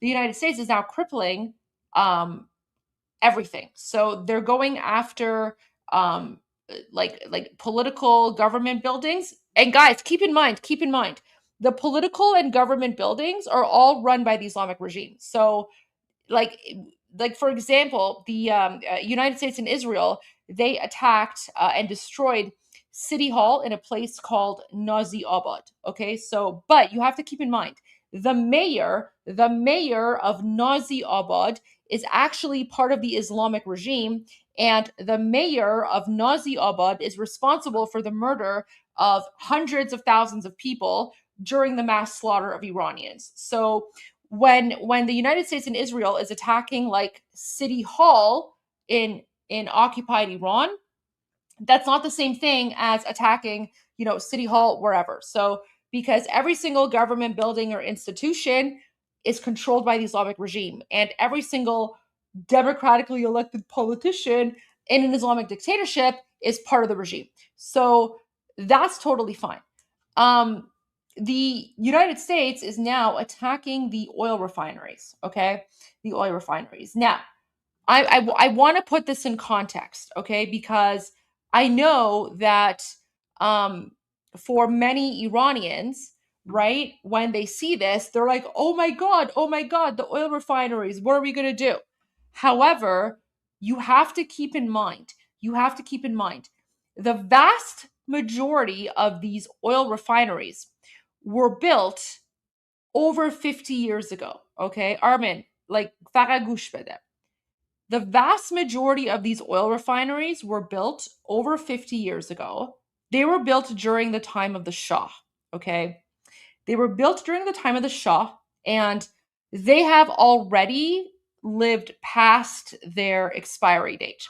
The Islamic regime has not upgraded any of these facilities, has not fixed or repaired any of these facilities. Okay, so every single, well, exactly, this is exactly it. This is what I want to say.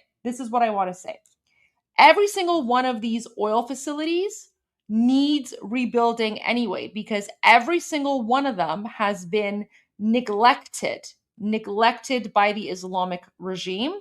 And there are actually more civilian deaths reported because of negligence by the Islamic regime refusing to upgrade or fix these infrastructure projects. Okay, so more Iranians have died at the negligence of the Islamic regime, and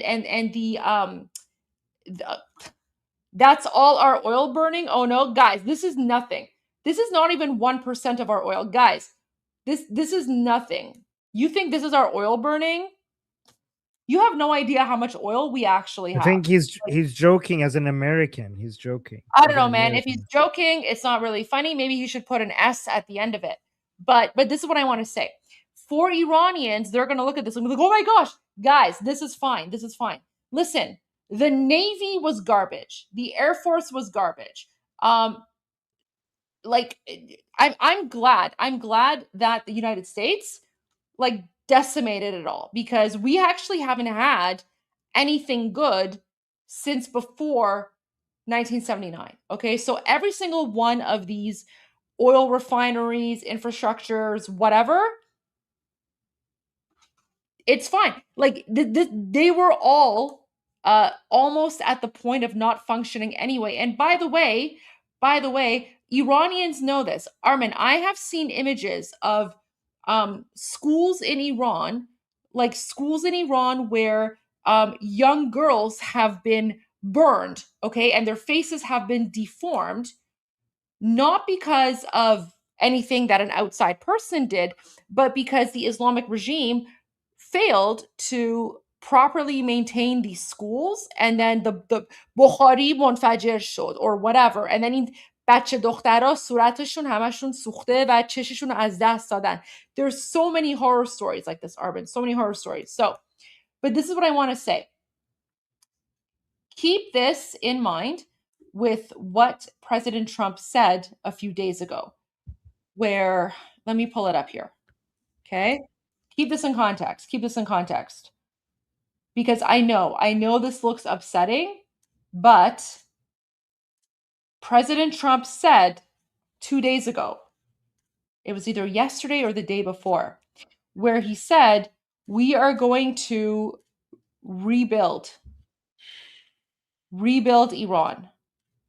ببین آرمین، خیلیامون میدونستیم که این چیزای روغن نفت اصلا آشغالن، like خرابن, like they're done. Listen, guys, this is what I want to share. So President Trump told us this was coming. Okay, this was from today's what, the 7th? Yeah, so this is from yesterday. Okay, so President Trump said there will be no deal with Iran except unconditional surrender. After that, and the selection of a great and acceptable leader, we and many of our wonderful and very brave allies and partners will work tirelessly to bring Iran back from the brink of destruction, making it economically bigger, better, and stronger than ever before. Iran will have a great future. Make Iran great again, MIGA. Thank you for your attention to this matter, President Donald J. Trump. I know, guys. I know it's difficult. It's hard. The images that many of you are seeing right now, it's hard. I understand that. I understand that. But I'm telling you, guys, trust me on this.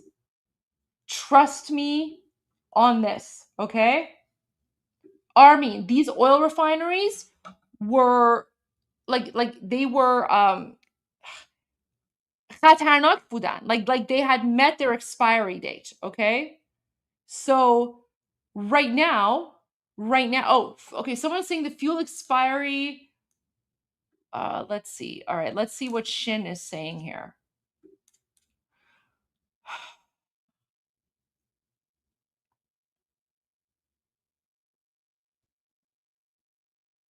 Here we go. Look at this, Armin. Okay. So Shin is a I actually have the link to that from Mossad itself. Shin took that from Mossad. Do you want to see the official, the first original post to that? Let's do it. I'll put it in the private chat. Well, why don't you just share it? Or okay, fine. I'll read it. I'll read it. میدونم سخته خیلی سخته.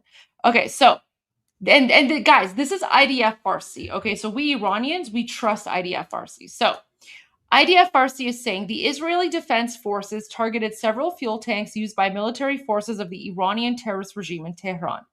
The military forces of the Iranian terrorist regime directly and repeatedly use these fuel tanks to supply military depots, and through them, the regime transfers fuel to various consumers, including military institutions in Iran.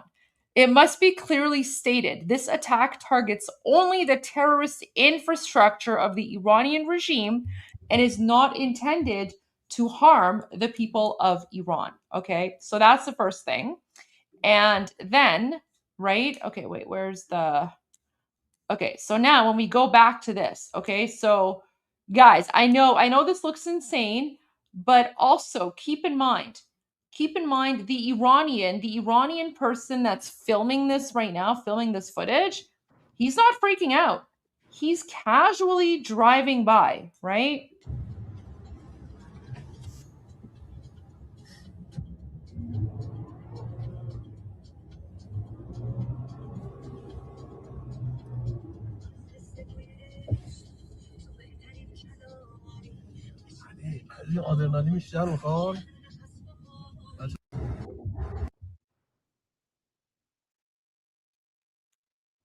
Armin, you also have a lot of trolls in your chat who are basically saying that I'm lying and I'm like a Mossad agent or whatever. So I don't know. You can deal with them.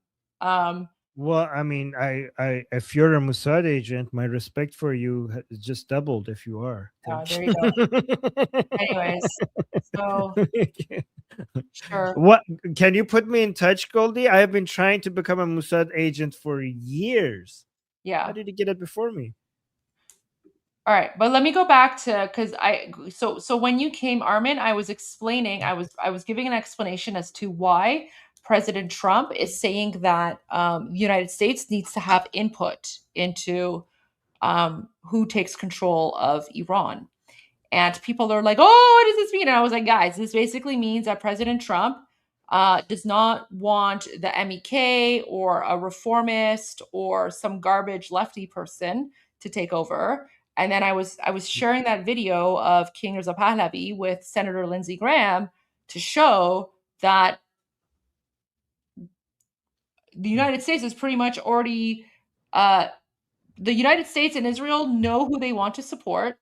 And that support is because of the Iranian people who are out in the streets, right, in Iran and around the world, and they're calling for King Reza Pahlavi's name. So Israel and the United States are respecting the Iranian people's right of self-determination.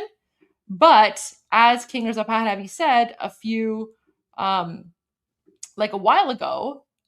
days ago, we have to redouble our efforts. And so this is why, like, for example, this is why today I went to the demonstration so that I could thank President Trump and, Americans and, be a part of that. So that's one of the reasons that I went to the rally today, because I want to make sure that I had an opportunity. Thank you for going there, Goldie. Well, thank you. Thank you. But okay, wait. So let me go to where's this part? Did we show that President Trump said that he confirmed that he's not considering the Kurds? Do we should play that part? Considering what? The Kurds, like he's not doing that. Like another Goldie was right moment. Did we already cover that? I don't think we've covered that, but you know what? Why don't you go to that, because I pretty much made my point with the other ones. So yeah. I mean, I'm always right, but yeah. Yeah, it's good to highlight it though. Yeah. No, I haven't played that, but I think that's important as well. So it's official. President Trump has ruled out the Kurds invading Iran. I ruled out. I don't want the Kurds going in. I don't want to see the Kurds get hurt, get killed. I told them I don't want them. The war is complicated enough. So this is another. This was another Goldie and Armin was right. Like we were both right about this one. So let's watch this. Some Iranians are concerned that the Kurds will carve out kind of an autonomous region as they did in Syria and Iraq. We're not looking to the Kurds going in. We're very friendly with the Kurds, as you know, but we don't want to make the war any more complex than it already is. No, Ruled that out. we don't want. Yeah, I have ruled it out. I don't want the Kurds going in. I don't want to see the Kurds get hurt, get killed. We've had a good relation. They're willing to go in, but I've told them I don't want them to go in. Do you think the map of Iran will look the same? The war is complicated enough without getting the Kurds involved. Amazing. So there you go. There's actually a more savage video about President Trump and the Kurds, and I'm referring to like the non-Iranian Kurds. Should I share that with you? Yeah. Oh my gosh. Okay. Let me send it to you on WhatsApp because it's on my phone. Oh. Goldie, did you see this? I'm sorry if I'm asking because you weren't here, so I don't know what have you seen and what haven't. Did you see this video? Yes, but I didn't play it. Listen, while you were gone, so here's what happened when you were gone.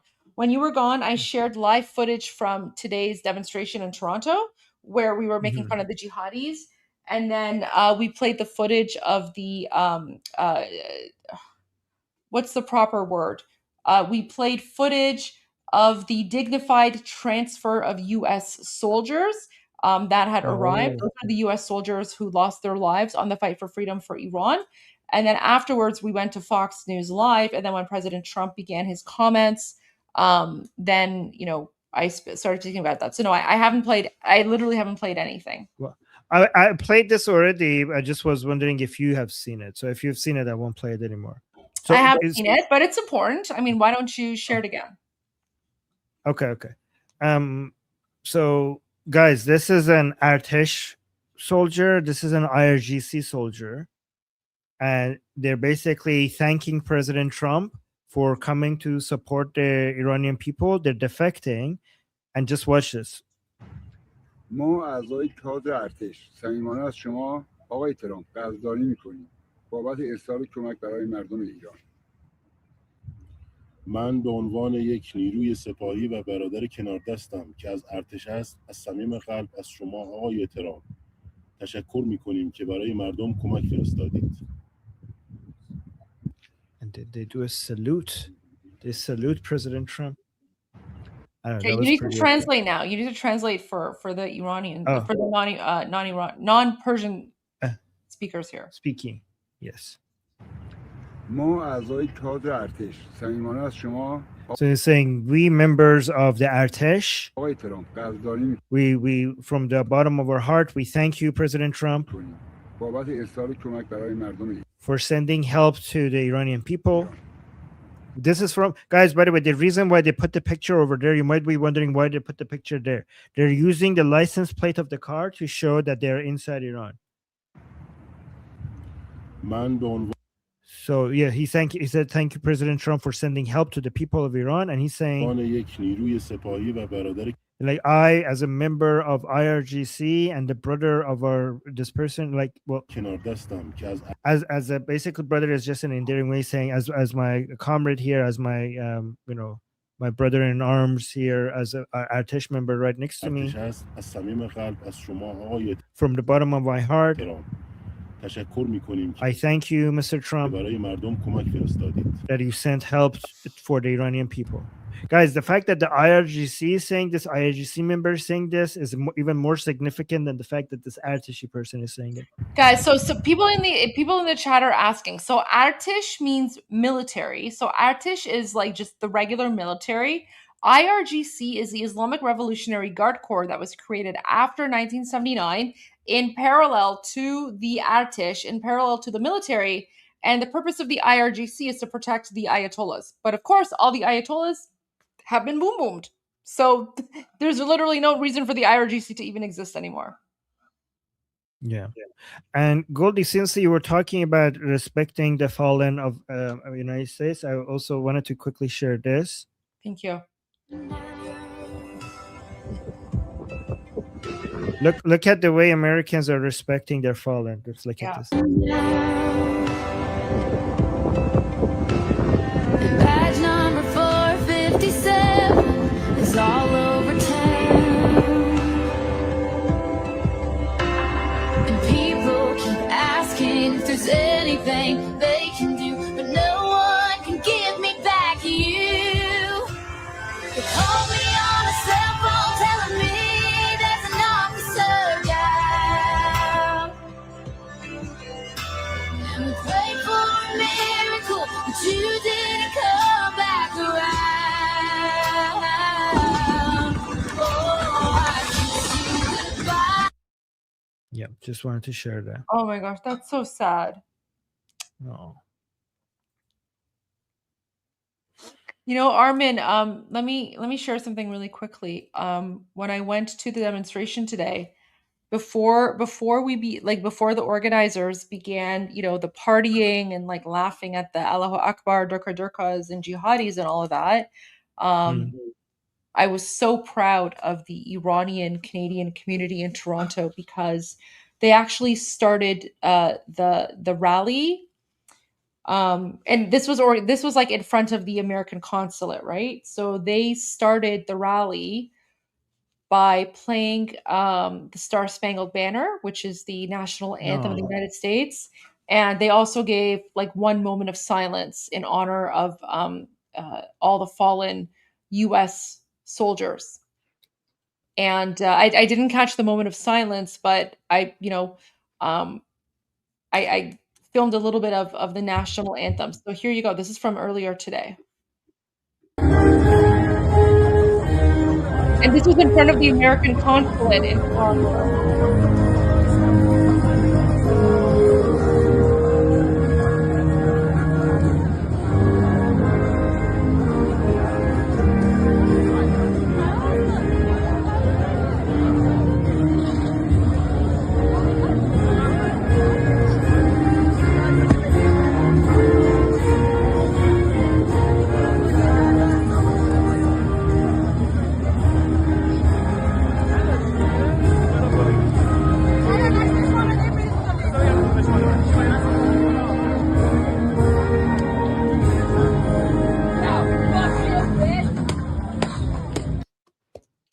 So there was that.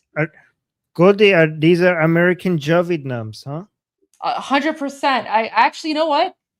I'm so glad you said that because I said that earlier today. I was like, these are our Javidnams, and we're going to honor them in a free Iran. We're going to make sure that their names are not forgotten, and they are the eternal heroes. And actually, Armin, here is. Let me just remove this. So this was me. And I say, dear Americans, we Iranians will never forget those who made the ultimate sacrifice on the path for freedom. Your heroes are our heroes, and we honor them. God bless the U.S. military. God bless America. Payand Iran, Javid Shah. So here's a poster with just a few of the Javidnams. And as you can see, like other Iranians were holding the poster as well. And then there's Khamenei, eliminated by US and IDF. Do you see Khamenei there? So there you go. But yeah, so Iranian Canadians showed up across from the U.S. consulate with the American flag, with photos of the fallen American heroes. Iranian, we call them Iranian heroes, but we'll say American heroes for now. And before we began our celebration, we played the Star Spangled Banner and honored the fallen American heroes. And the reason that we were there to celebrate is because the Allahu Akbar Jihadi Durkas were going to, they were holding a vigil. They were holding a vigil for Khamenei. And Armin, I was there for the beginning. The vast majority of them weren't even Iranian. They were Pakistani, they were Palestinian, they were Iraqi. Some of them were Hezbollah. But we pretty much gave them a good time, right? Look at this.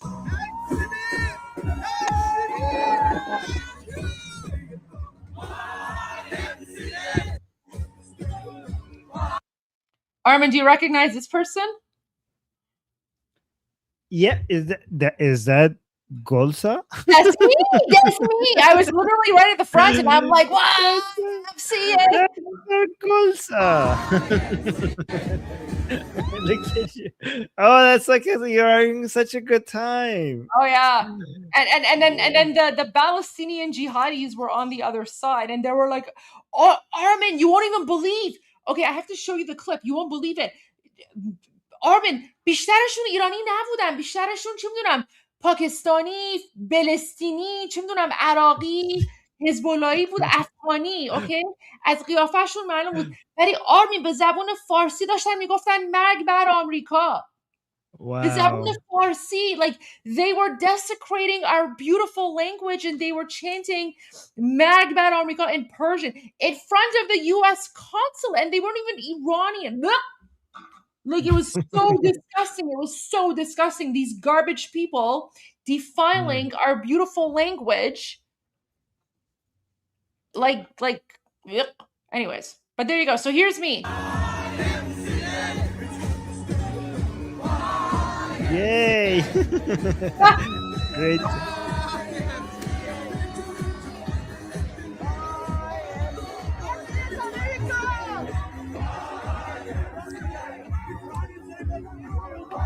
Oh, sorry. When I say Iraqis, I don't mean all Iraqis, because not all Iraqis. No. I'm referring to I'm referring to the jihadi Iraqis. Same thing, guys. Same thing with the Palestinians. Same thing with the Pakistanis, Afghanis, whatever. Not the same thing with the Palestinians, because the people who live in Gaza and the Judea and Samaria, I consider them to just be Gazans and people residing in Judea and Samaria. The word Palestine itself, that only refers to a terroristic movement. So if you are Palestinian, you are a terrorist. If you live in Gaza and you're not a terrorist, then you are not Palestinian. The name Palestinian only refers to people who are a member of a terroristic movement. So if you are Palestinian, you are a terrorist. So yeah, but not about the Iraqis and the Pakistanis. There are many good Iraqis and Pakistanis and all of that, but Palestinians specifically, that is only the name of a terroristic group. I think this is a part where, okay, listen to this. So this live streamer, she goes to the other side and then she starts hearing Allahu Akbar and مرگ بر آمریکا. واقعا حالم, I was just like, Bleh. I love it. I'm not joking. It's this part. Okay, buddy, thanks, and I appreciate your help in there.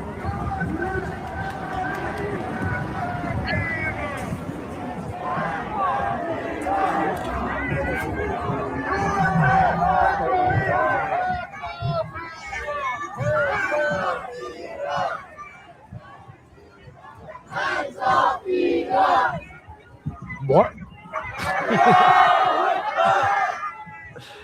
Oh, ew. Brother, ew.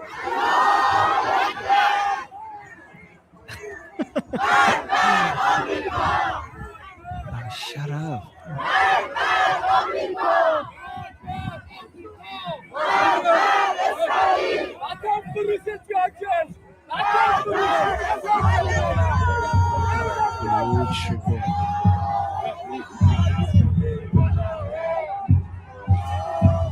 So the Durka Durka Allahu Akbar jihadis are literally chanting Allahu Akbar, and then they're like Magbat America, Magbat.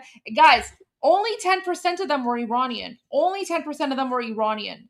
The rest of them were not Iranian. I don't know what garbage country they were from, but they're not Iranian. So guys, when we say they're not Iranian, it's not it's not to disrespect those countries. It's to show that the Islamic Republic doesn't have enough Iranians to support their BS agenda. That's what Goldie is pointing out. Obviously, there are people in Iraq that are celebrating our revolution. There are people I know, like every time I go in my discussion group, there's this one guy from Pakistan that is really cheering us and is really happy about like that we're winning, and he hopes that us liberating Iran will one day have a positive influence on Pakistan being liberated. So obviously we see those people, we love those people, we appreciate those people. We saw so many people from Syria celebrating Khamenei's death. So when we say that they're non-Iranian, what we're pointing at is that the Islamic Republic is so desperate to show numbers that they have to resort to going out and finding Durka people from other countries, if that makes sense, right? Yeah, it does. Like look at these people. Look at these people. They're not Iranian. But guys, the reason that it's very important for us Iranians to point out they're not Iranian is because every single person in the media calls it the Iranian regime. Iranian regime this, Iran that, Iran. We're like, no. Iranians are being occupied by a foreign invasion. Okay, foreign invasion. The vast majority of them are not Iranian. However, these are the same Islamic jihadi terrorists who are colonizing all the countries in the Middle East, right? So they've colonized Iraq, they've colonized Lebanon, they've colonized Yemen, they've colonized Afghanistan, they've colonized Pakistan, they've colonized India, right? Kashmir in India, that's colonized by the Islamic regime. Why do you think the Durka jihadis in Kashmir, India are holding mass rallies for the death of Khamenei? And then go look at Africa. The Nigerian genocide is happening. It's being funded by the Islamic regime. Okay, so when we say that these people are not Iranian, it's because we're trying to point out that this is an occupying force, but at the same time, it's the ideology. It's the ideology that is the threat and the danger, and that ideology permeates nationality and ethnicity and identity. So the danger is not a person from a country. The danger is the ideology. Okay, the ideology.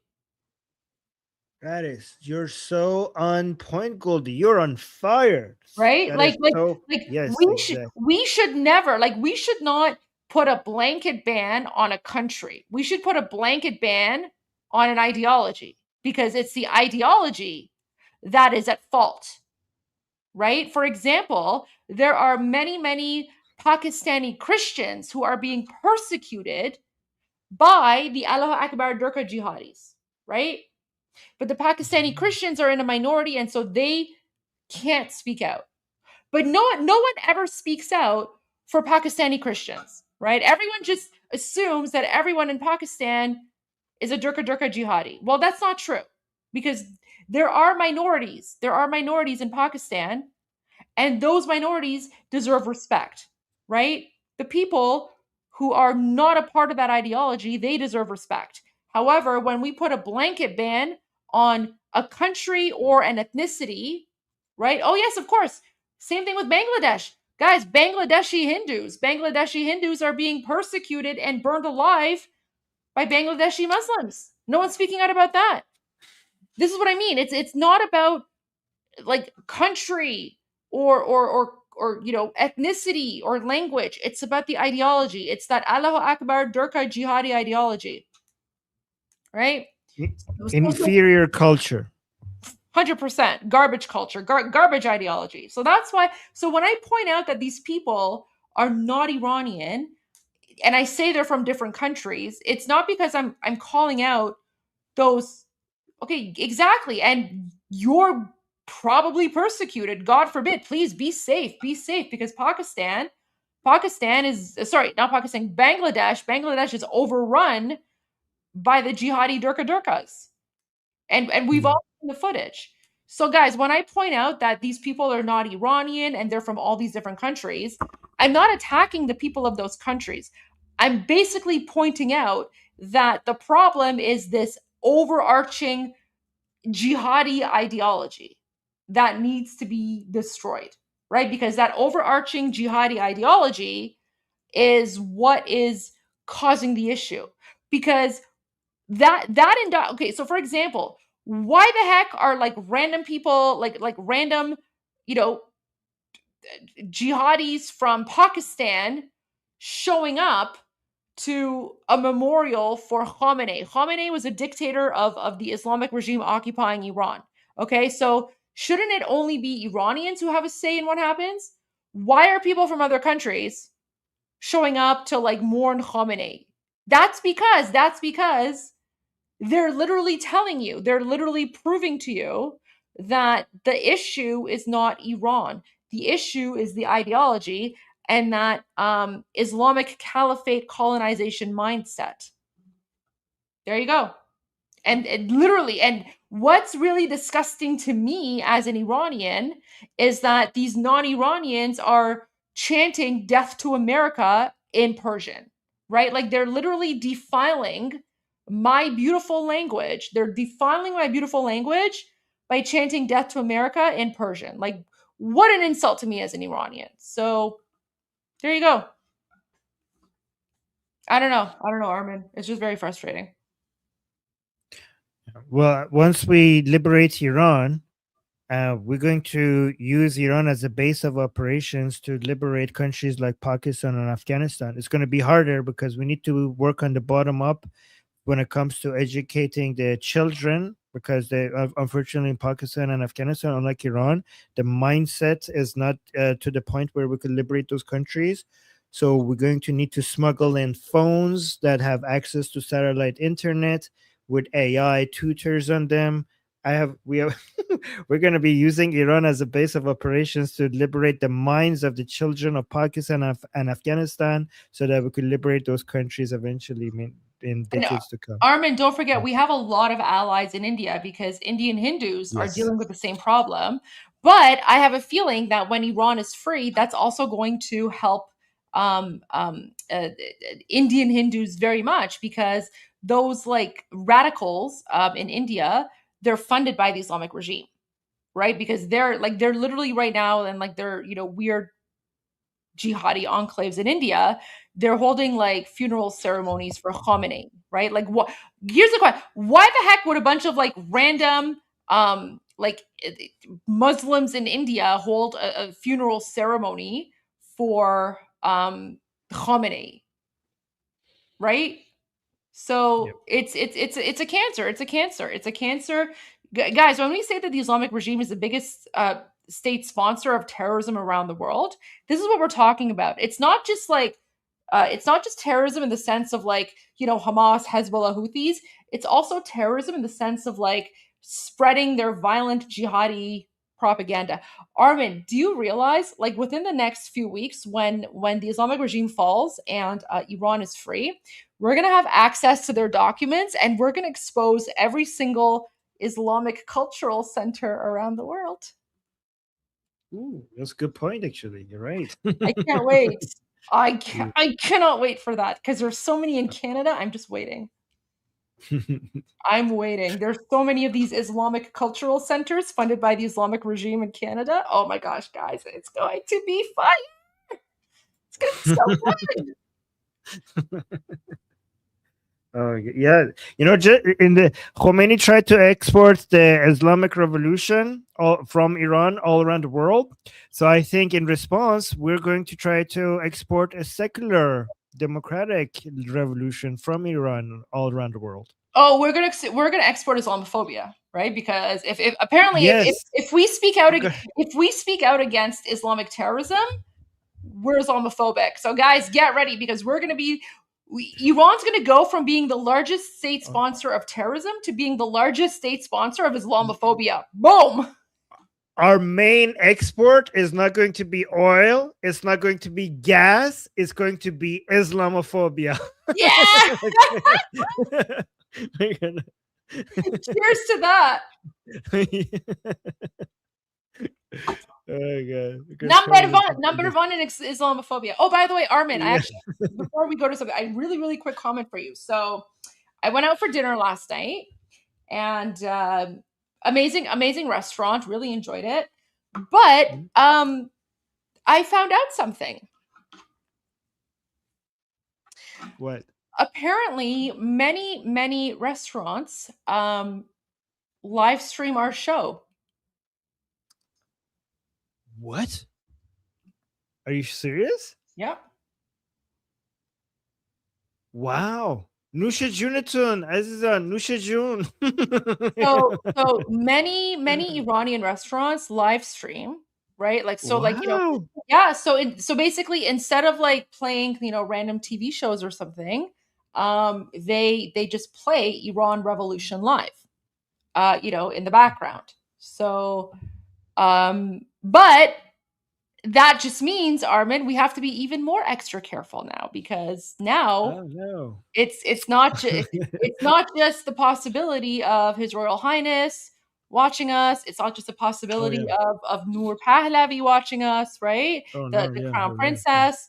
Iranian restaurants are broadcasting us because they want everyone and also non-Iranians to be able to have an opportunity to hear about Iran Revolution live. So amazing.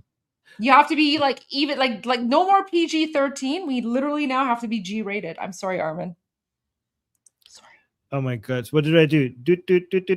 Like what? What is that? That shark song? It just means you can't say the word bum bum anymore. You just have to not. You just have to not, and we just have to be extra strict. Because somebody's saying "say bon appetit." I just said that in Persian. Nusha Jun. So, but you know what, Armin, with great power comes great responsibility, right? So that's the thing, because a lot of people are appreciative of our live stream and because they appreciate the information that we're sharing in English, it just means wait. I can't even say bum. I can't even say bum bum. Like that's off the table as well. It's off the table. Just don't even translate it. Wow. So, for example, because when you say it, it's still pretty crude, right? It's still pretty crude. Okay. So it's better to just be like, put it where the sun doesn't shine or something like that, right? Or if you're not sure how to translate, just don't do it. And for everyone in the comments who's like, no, we want the swear words. If you want the swear words, Armin can do that on his own channel when he's not on Iran Revolution Live, but I'm not even joking. I found out that we are being broadcast on a lot of Iranian stores and restaurants. So, Armin, we have a responsibility to the Iranian people to just hold ourselves to that higher standard, right? It is what it is. Okay, well, yeah. I mean, when you go to the Iranian people, if you notice their standards when it comes to R-rated words, I mean, their standards doesn't matter. They're like pretty. The Iranian people are pretty R-rated. You know what? But it doesn't matter because we are listening to the commands of the Shah, right? So he said he enjoys revolutionary rap music. He said he enjoys it, which includes a lot of swear words. But we're not rappers. We're not rappers. Are you sure? I'm just joking. Listen, Armin, I'm just telling you. I'm teasing Goldie. I'm teasing. I'm teasing. I'm not pushing back on anything. I know, but listen, Armin, all I'm saying is that because now you're popular and now Armin, you're literally known worldwide. Like everyone in Iran knows you. Everyone all around the world knows you. Like people are broadcasting our live stream in restaurants and other places. So we should just, honestly, I didn't know until last night. So I think, yeah, we just have to hold ourselves, listen, when we started this, this was just like, you and I talking, and then it grew, right? So we never thought that this would be like a professional TV channel, but that's how people are viewing it. And a lot of Iranians are relying on us to share the news in English. So with great, it's a Spider-Man quote, with great power comes great responsibility. So we just have to suck Goldie, it up. I follow you. I follow your lead on this. I trust you, and I've been for like a long time. I'm just teasing, but like I know that you know how to do this. So I know that when you tell us how you have a Goldie has a proven model. Like everything, all the reach that we have so far is because we've been doing it the Goldie way. So I know that you know what's the best way. So I trust you on everything you say. All I'm saying, Armin, is that you are now a pro, and who knows? Maybe you might have a position in a future free Iran. Who knows? But we need I people don't. like you. I'm okay just doing this though. Isn't this the best, Goldie? Isn't this already the best thing you could do? It is. Like I It is can't pretty imagine fun. anything better to do. Honestly, it is right? pretty fun. It is pretty fun. But all I'm saying is that, like, when I went to the event today and everyone like recognized me, everyone was like, "Oh, به آرمین سلام برسون. ما آرمین رو خیلی دوست داریم. خیلی بهش سلام برسون." Yeah, I'm telling you, everyone was like, "We love Wow. Armin. We love Armin. Thank him for everything he's doing." I'm telling you, you're Really? famous. Yes. You're loved by everyone. Honestly, people were surprised that I was there without you. They were like, "Armin kojas?" And I'm like, "Oh, Armin dare barname ro run mikone man inja." Wow, I'm so touched. Wow, people know me, guys. Like, amazing. That's so sweet. That's so kind. Wow. Oh, I hope I get to meet all of them one day in Iran. In Iran, in a free Iran. Yeah. Yes. Yeah. Anyways, I just wanted to say that really quick. So yes, our show is literally broadcast inside Iranian businesses and Iranian restaurants all around the world. So yes, yeah, we're professional now. Wow. Well, you are. I don't know if I'm. Oh no, you are. Listen, I learned YouTubing from you. You're the one that encouraged me to come and start my own YouTube channel. So there you go. Well, yeah, I told you that I know as soon as you start, you're going to turn into a star. Remember, Goldie? No, I was right about that. I said, Goldie, if you start a YouTube channel, you will immediately turn into a star. I guarantee it. And you'd start it, and then you became a star. I was right about that. You're too funny. Oh no, you're great. You're so kind. Oh. All right, listen, Armin. Listen, I wouldn't be here without Armin, because Armin provides the Iranian input, right? Like he provides the context and the input that I couldn't get on my own. So yeah, Armin is always right. There you go. Armin is always right. Oh, someone's like, we've spent the last 30 minutes glazing each other. Good. I'm glad. I will spend another like 2 hours glazing Armin. What do you care? If you don't like it, like leave. Wait, that's not it. Where's the comment? It's like some like jerk. I think he's on your channel, but it's like, you've literally spent good. You know what? Maybe we'll just spend the rest of the night. Like maybe I just want to spend the rest of the night saying how Armin is amazing. What's it to you? But touch it. If you don't like it, leave. We're literally on day 70. We're on day 70 of Iran Revolution Live. Khamenei is dead. All the IRGC commanders are dead. Everyone is dead, right? Iran is almost free, right? Maybe finally, like, I don't know. Let's enjoy I just want to enjoy the fact that Armin is amazing, and Armin has been here for 70 days giving us info and intel. Oh, everyone glaze Armin. Everyone just say how amazing Armin is. Well, guys, okay. Thank you. That's so sweet. Oh, that's so sweet. I don't know. Like, is this person just jealous that like we're not glazing you? Like, who are you? Maybe go run your own channel and say whatever you want to say, but don't insult Armin. The next time you say something rude about Armin, I'll just ban you. Oh my God. I don't care. That's so sweet. Oh my God, this is so sweet. I'm going to cut this part out. Thank you, Goldie. You're so amazing. Armin is Wow. always almost mostly right. I like that one. Oh, this one's funny. Armin is always right, but Goldie is always righter. Right. That's my favorite, actually. Yeah, that's good. It's so funny. See, guys, isn't Armin's laugh amazing?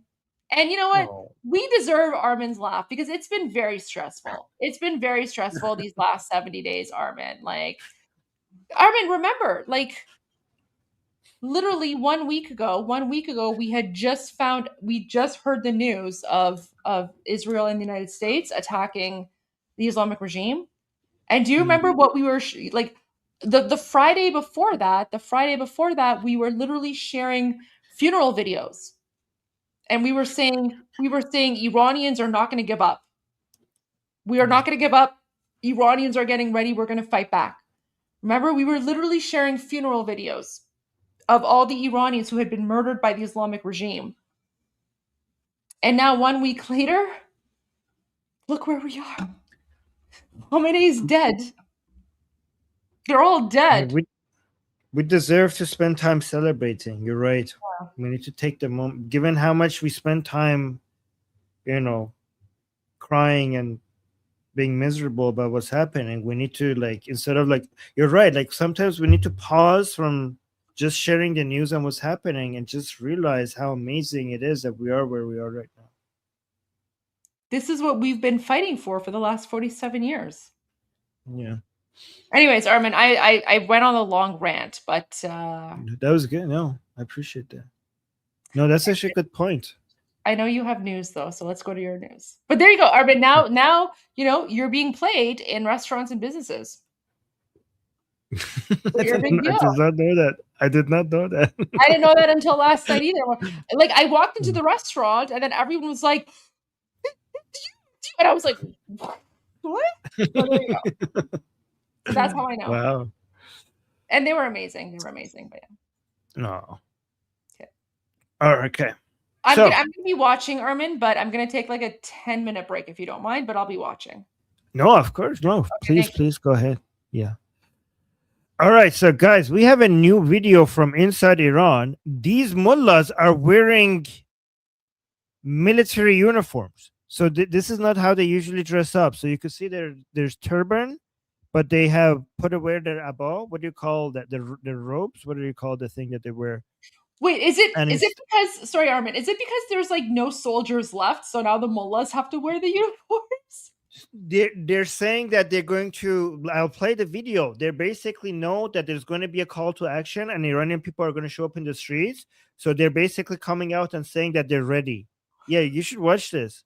So basically saying they're saying if you anti-regime Iranians take to the streets, you will be treated as Israeli soldiers. We have issued an order to spill your blood. Look at it. Guys, they know it's coming. They know it's coming. They know the Iranian people, at some point, this is what they're afraid of. Guys, this moment, they're more afraid of this moment than even Khamenei dying and even all of the bombardments from United States and Israel does not terrify them as much as what is about to come. And they know that the suppressing power of the Islamic Republic has been reduced because of the bombardments. So the mullahs are basically arming themselves.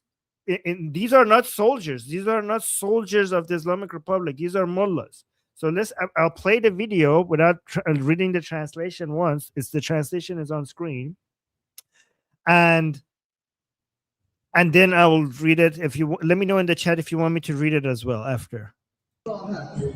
توفاله‌های آمریکا و اسرائیل رو اجازه نمیدیم بیان کف خیابون. مرد آشوب کرد.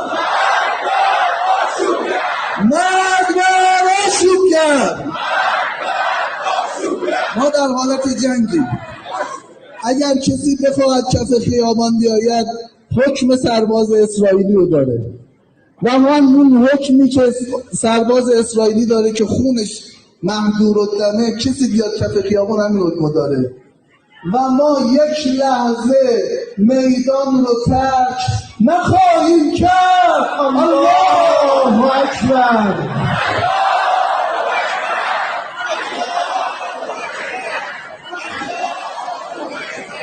خامنه‌ای رهبر من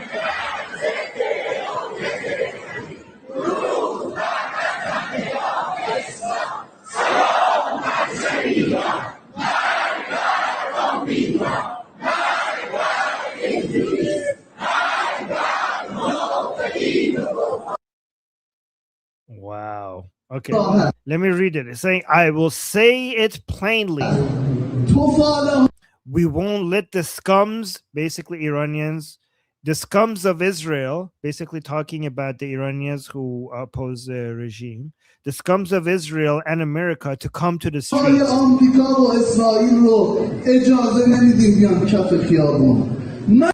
Death to rioters.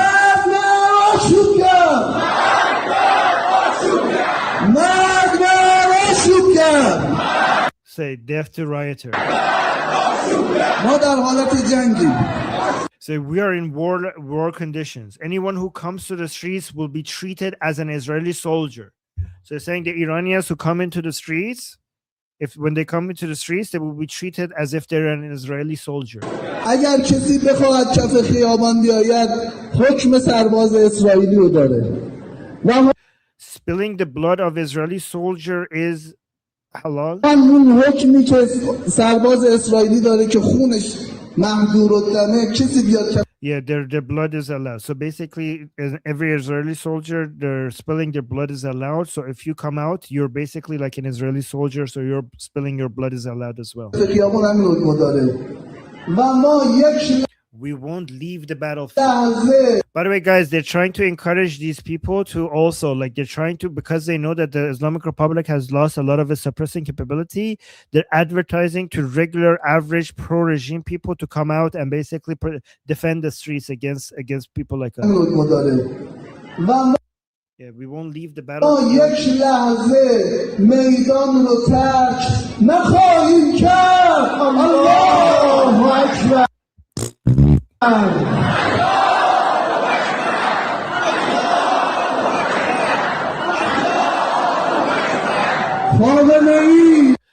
Khamenei is our leader. Which one? The new one? Is he your leader from the grave? How does that work? Death to anti-Velayat Faqih. Blessings to soldiers of Islam. Greetings to martyrs. Death to America. Death to England. By the way, guys, for the past 47 years, they have also included death to England in their chant, which is weird for United Kingdom to continue to have an embassy with the Islamic Republic in the past 70 years, where they continue to chant death to England.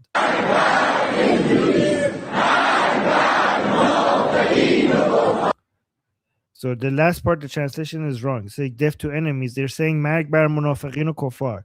So basically death to the hypocrites and to the infidels. So it doesn't say the last part, the translation was wrong. By the way, guys, Emily posted this, so I'm going to repost this. So if you guys want this video, it's on my X. My X is Armin Navabi. So if you see any video that I'm reposting, you could follow me on X and you'll see it there. Here's an important audio from President Trump on the plane. Let me see this. So, breaking, President Trump says it was Iran that bombed an elementary school and over 100 people based on what he's seen. They're very inaccurate with their munitions. It was done by Iran. So let's listen to this. So guys, the school, look at this. Did the United States bomb a girls' elementary school in southern Iran on the first day of the war and kill 175 people? In my opinion, based on what I've seen, that was done by Iran. Is that true, Mr. Hegseth? It was Iran who did that? Investigating. Still investigating. So the audio is very low. They also, somebody is like, so President Trump is saying the bombing of the school was done by Iran. So they asked Pete Hegseth, like, is that true? Is that true, Mr. Hegseth? So is that true, Mr. Hexet? I'm repeating it because the audio is low. Did Iran do that? So Pete Hexet is saying we're investigating. But the only side that targets civilians is Iran. So he's saying we're investigating, but the only side that targets civilians is Iran. We think it was done. We think it was done by Iran. So Trump is saying we think it was done by Iran. Because they're very inaccurate, as you know, with their. It's saying there. So it might have been. So President Trump is saying their munitions is very inaccurate, but it might be that it was deliberate. Like they might have actually on purpose hit the school. I remember, guys, I told you before the military operation started. Remember, I was here warning everybody about many different things, the things that they need to do. I told them, everybody, like, guys, right the day before the military operations, I told people inside Iran to go tape their windows. I told them to make sure they have money, cash on their hand. I told them to make sure that they fill their cars with gas. I also tell them to get your kids out of school, because I was worried that the Islamic Republic is going to bomb schools. So if this, oh my God, I don't know. Maybe they're saying President Trump is like, we think it was them. Very inaccurate, as you know, with their munitions. They have no accuracy whatsoever. It was done by Iran. Can you give us an idea of what unconditional surrender looks like? Wow, that is crazy. So this is the first time we're hearing this. So Pete Hexet wasn't being like, he was saying we're investigating, but President Trump was more direct. He said we think it was Iran that bombed the school. So let's look at this video. That's crazy. This is Tehran tonight. Regime forces on the streets of Tehran. So guys, they're really trying to show presence, and they brought their kids as well, to try to intimidate the protesters from coming out. They expect at some point they're going to come out.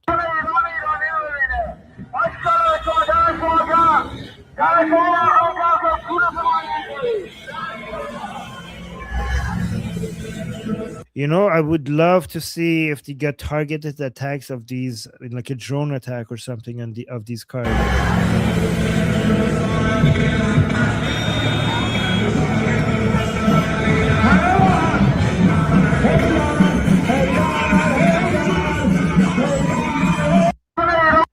Haydar. Garbage people. Look, they have more presence in the streets here as well. Look at this. What is this? So, death to America. They're saying death to America, death to Israel, by supporters of the regime in Punak, Tehran. This is Punak, Tehran, in the form of a mourning procession for the death of Khamenei. Guys, they're really, the Islamic Republic supporters, they're really trying to occupy the streets.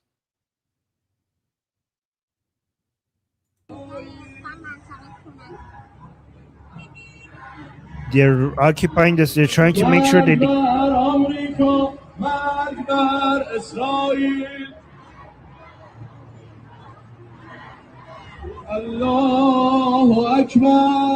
You.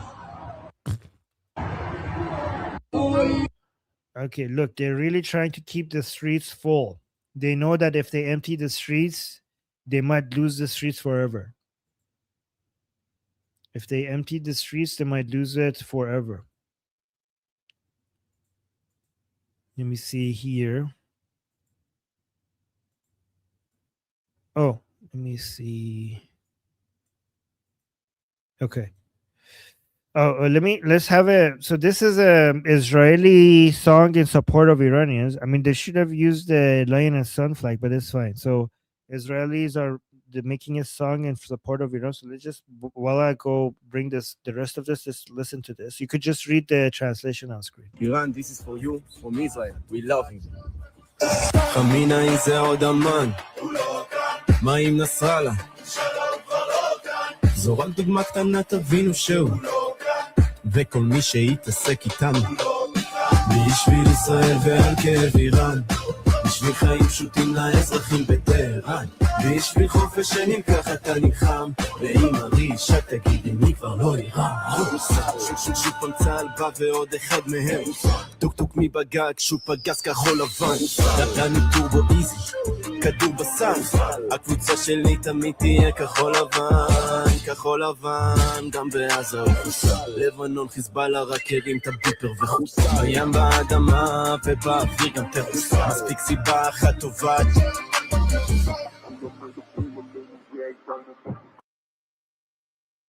Oh wow, guys, I have a new video from President Trump.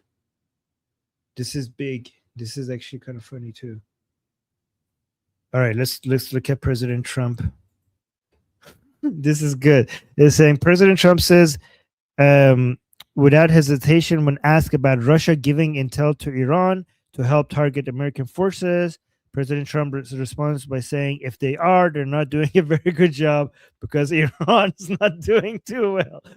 This is such a classic Trump response. Watch this. Mr. President, can I ask you what Peter asked you a question yesterday? You said it wasn't the right time in that event, but he was asking whether you have indications of whether Russia is supporting Iran somehow in this. No, I haven't had that. I have had no indication of that whatsoever. If they are, they're not doing a very good job because Iran is not doing too well. What about the state of Hormuz? There's no...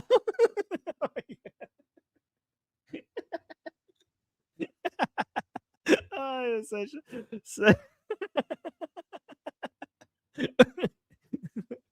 okay. Okay, so let's look at this other video. So of President Trump. The question is, can you give us an idea of what unconditional surrender looks like to you? What this is such an important question. Guys, these are new videos. What do you want from Iran? President Trump responds, it's where they cry uncle or where they can't fight any longer. There's nobody around to cry uncle. That could happen. They'll just kill them all. That could happen too because we've wiped the leadership numerous time already. So it's if they surrender or if there's nobody around to surrender, but they're rendered useless in terms of military. Okay, let's watch this. I read it because I want to be ready. I know we're gonna see it already, but it's good to be prepared for what's about to hit us here. Watch this. This is such a good response. Can you give us an idea of what unconditional surrender looks like to you? I mean, what do you want from Iran? I said unconditional, not conditional. I said unconditional. It's where they cry uncle or when they can't fight any longer and there's nobody around to cry uncle. That could happen too, because we've wiped out their leadership numerous times already. So it's if they surrender or if there is nobody around to surrender, but they're rendered useless in terms of military. Can you give us an idea of what unconditional? This is oh my god. Yeah, Amir, I can't read that one, Amir, because Goldie said no swear words. But yeah. So let me see. Oh, wow. This is going to be epic. Let me show this one. This is going to be epic. Guys, do you guys want to see what state TV of the Islamic Republic is broadcasting these days? Let's play this. تو این هفته‌ای که گذشت چند شکست راهبردی رو در هفته اول شاهد بودیم. Oh, guys, so he's saying in this 1 week that just passed, we saw a couple of strategic defeats. Like the Americans were defeated in a couple of strategic ways. Let's see how, guys, who's curious here regarding how Americans were defeated strategically in the past week? Who's curious? You guys want to know? شکست اول ترور رهبر معظم انقلاب بود. What? که طرح دشمن فروپاشی بود. خب محور اصلی دکترین آمریکا بر این فرض استوار بود که نظام جمهوری اسلامی یه سیستم قائم به شخص داره. Are you kidding me? You guys know what he's saying? He's saying the first defeat of Americans were, you're not going to believe what he's saying. Guys, the Iranians don't say anything.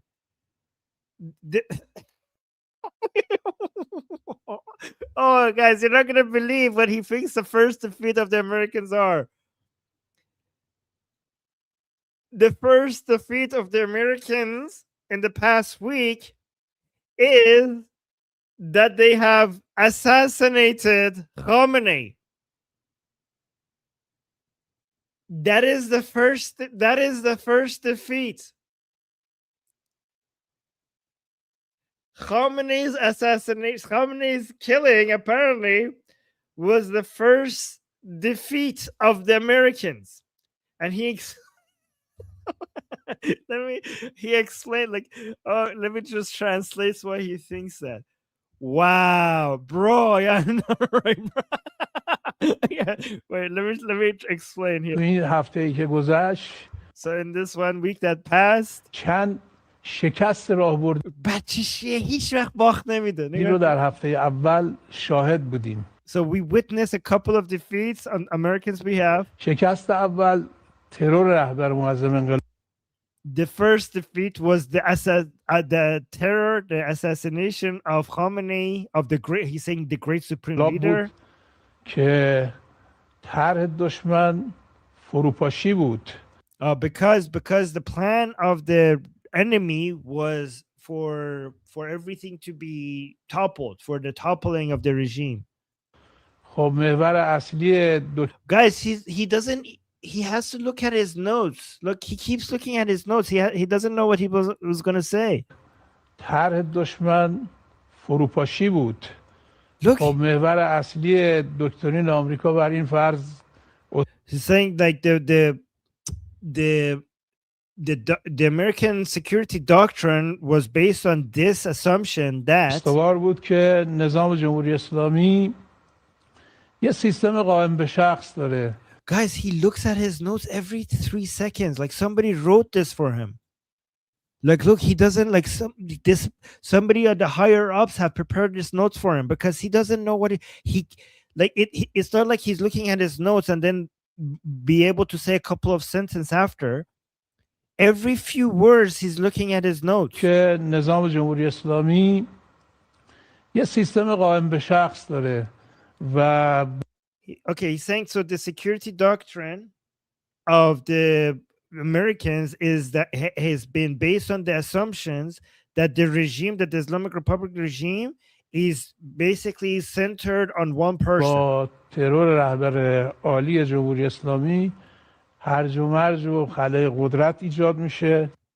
And that by killing the supreme leader, there will be chaos and there will be a power vacuum. و از این جهت شکست خورد. And that's why they were defeated. سرعت این شوک مهار شد بازیابی. And he's saying this shock was immediately redirected. یه قدرت شکل گرفت با واکنش مردمی عظیم. Oh my God. And he's saying that the people responded very strongly. دشمن And he cleans his nose. مواجه شد.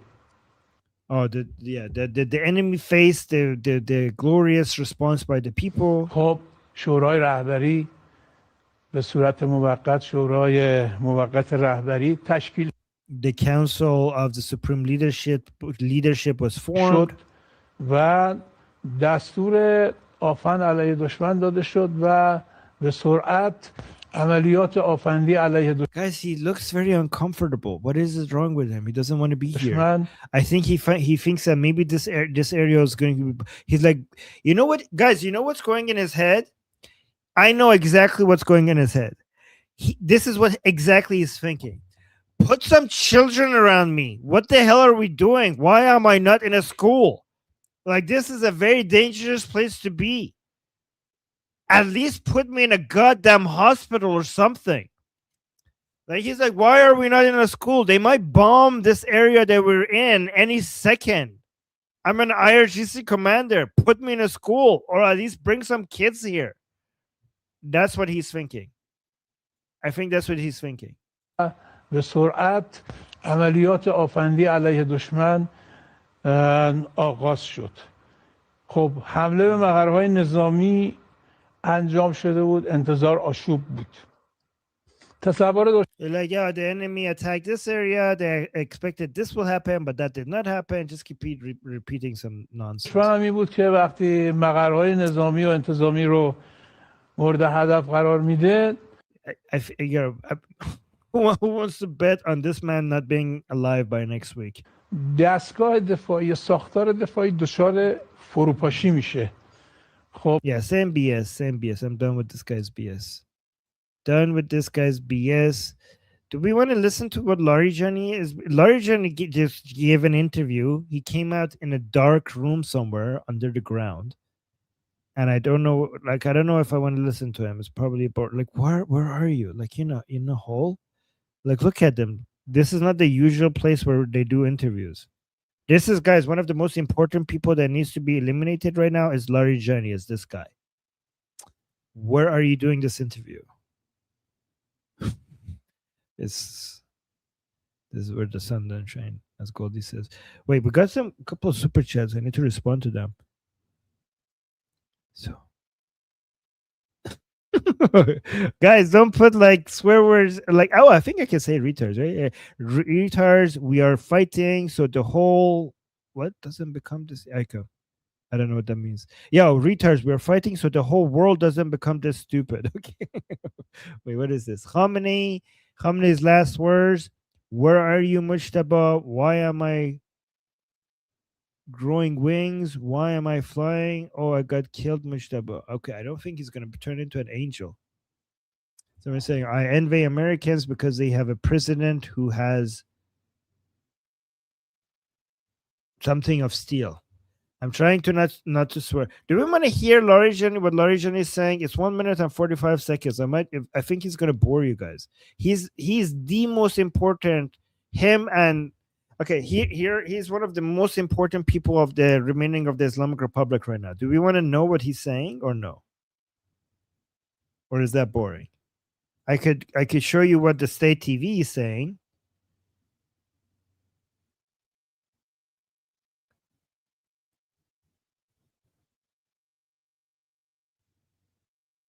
Somebody's saying, I got a super chat saying, do you guys help Turkish atheists, asylum seekers? I don't even know how to start with that. We used to have operations like that, but I don't know anymore.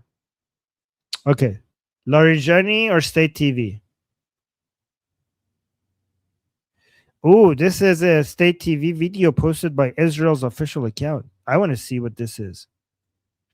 So let's see what they're saying. واقعا این مطالب به عنوان طنزه توی تاریخ. ناو چند میلیارد دلاری میاد. بعد هواپیمای 150 میلیون دلاری میاد. He's saying that this is a joke, like the military operations they're doing against us is a joke in history. این مطالب به عنوان طنزه توی تاریخ. ناو چند میلیارد دلاری میاد. Like they bring their navy that they cost a couple of billions of dollars. هواپیمای 150 میلیون دلاری میاد. بعد and a plane comes that it costs $150 million. چند میلیون دلاری نصب میکنه. And they put a missile on it that costs a couple of $1 million. And then they have these like networks, these electronic networks, so that they could defend themselves. And they have these control centers, and they have thousands of satellites.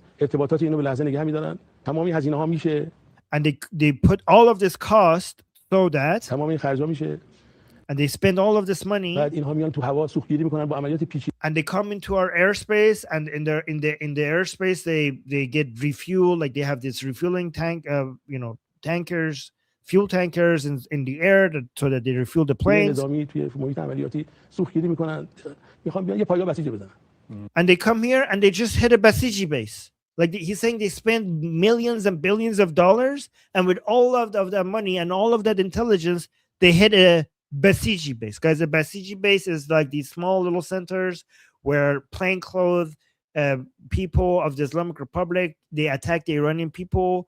They're kind of like the morality police, right? They're the ones who killed tens of thousands of Iranians early January. Like they spend all of this money just to hit a Basiji base. And guys, you know what? This was such a look at this. This is so based. This is the official account of Israel in Persian. Israel Farsi, Israel Persian, right? And they took this video because this guy, look at I'll read this response by Israel. This is the official response by Israel to this video. So he's making fun of the Israelis and the Americans spending so much money just to hit a small Basiji base. And remember, Basijis are the people who kill Iranians. So look at how Israel responded to this. Israel's official account posted this and responded in Persian, saying, yes, exactly. We spend all this money because the lives of the Iranian people are valuable. We target the Basiji bases and police stations so that when the people of Iran want to take their country back from the likes of you, the IRGC and Basij terrorists won't be able to slaughter them. We know it's hard for a criminal like you to understand. Oof. Base, that is such a powerful response. He's saying, the IRGC guy there is saying like, oh, they're spending billions of dollars for this only small Basiji base. Israel is responding like, it's not about how much the Basiji base is worth. That Basiji base takes Iranian people's lives, and those Iranian people's lives are worth the money, the billions of dollars that we're spending to take down that Basiji base. Isn't that such an amazing response? Yeah, this is a mic drop moment by the account of Israel. That was such a good response. Amazing. Yeah, and his last words, like, yeah, I don't know, guys, how long does this man have to live? Yeah, when people are saying, oh, like this thing takes in the chat saying 100% worth it. Oh.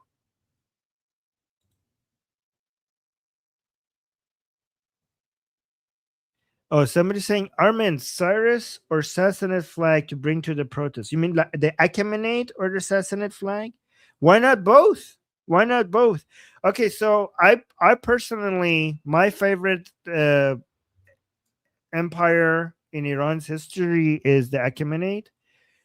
However, the Sassanid flag, the Derefsh Kaviani, is more powerful symbol of anti-Islamic occupation, because the Derefsh Kaviani Sassanid flag represents our struggle against Islamic occupation. So even though my favorite is Achaemenid, the Sassanid symbols right now represents, and it also represents, the Shahnameh fights against Zahak as well at the same time. So I would focus right now. If you had to pick one, I would focus on Derefsh Kaviani.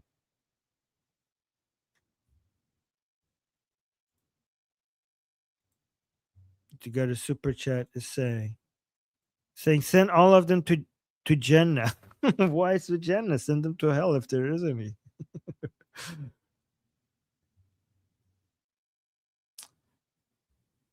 Yes, okay, Telegram. Let me check Telegram. So I don't know which one of these to focus on because I'm seeing a couple of things here. We already showed that on the one from. We already showed that one. Yeah, the IDF clarified that only oil and fuel depots have been targeted, not refineries. We shared that directly from the IDF account. I posted that directly from the IDF.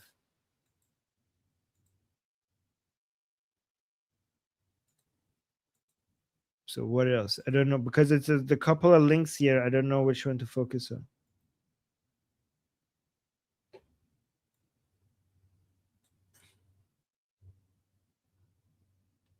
Oh, look at this one.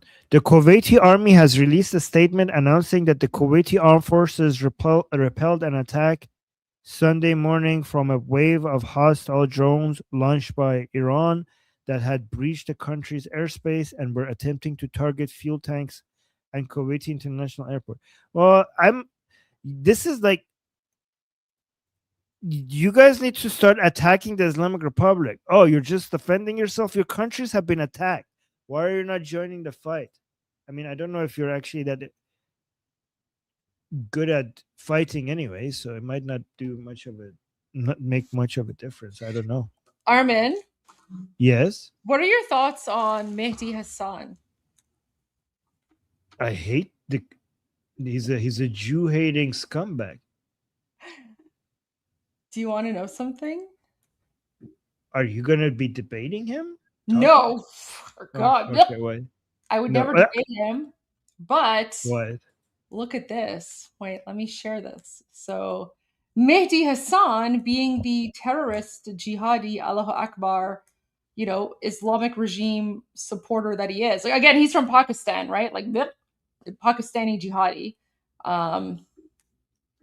So Mehdi Hassan is, because like guys, all of these like jihadis are freaking out that the Islamic regime is pretty much over. So they're attacking anyone and anyone they can. So look at this. Mehdi Hassan said, hey, No. he's like, hi, Pierce Morgan. This is one of your guests on Iran who you have on. Sick stuff. You should ask her about it if you have her on again. Pretty sure you wouldn't platform someone who called for the open bombing of synagogues in Israel or the occupied West Bank. So what I said was mosques in occupied Iran are hubs of terrorism.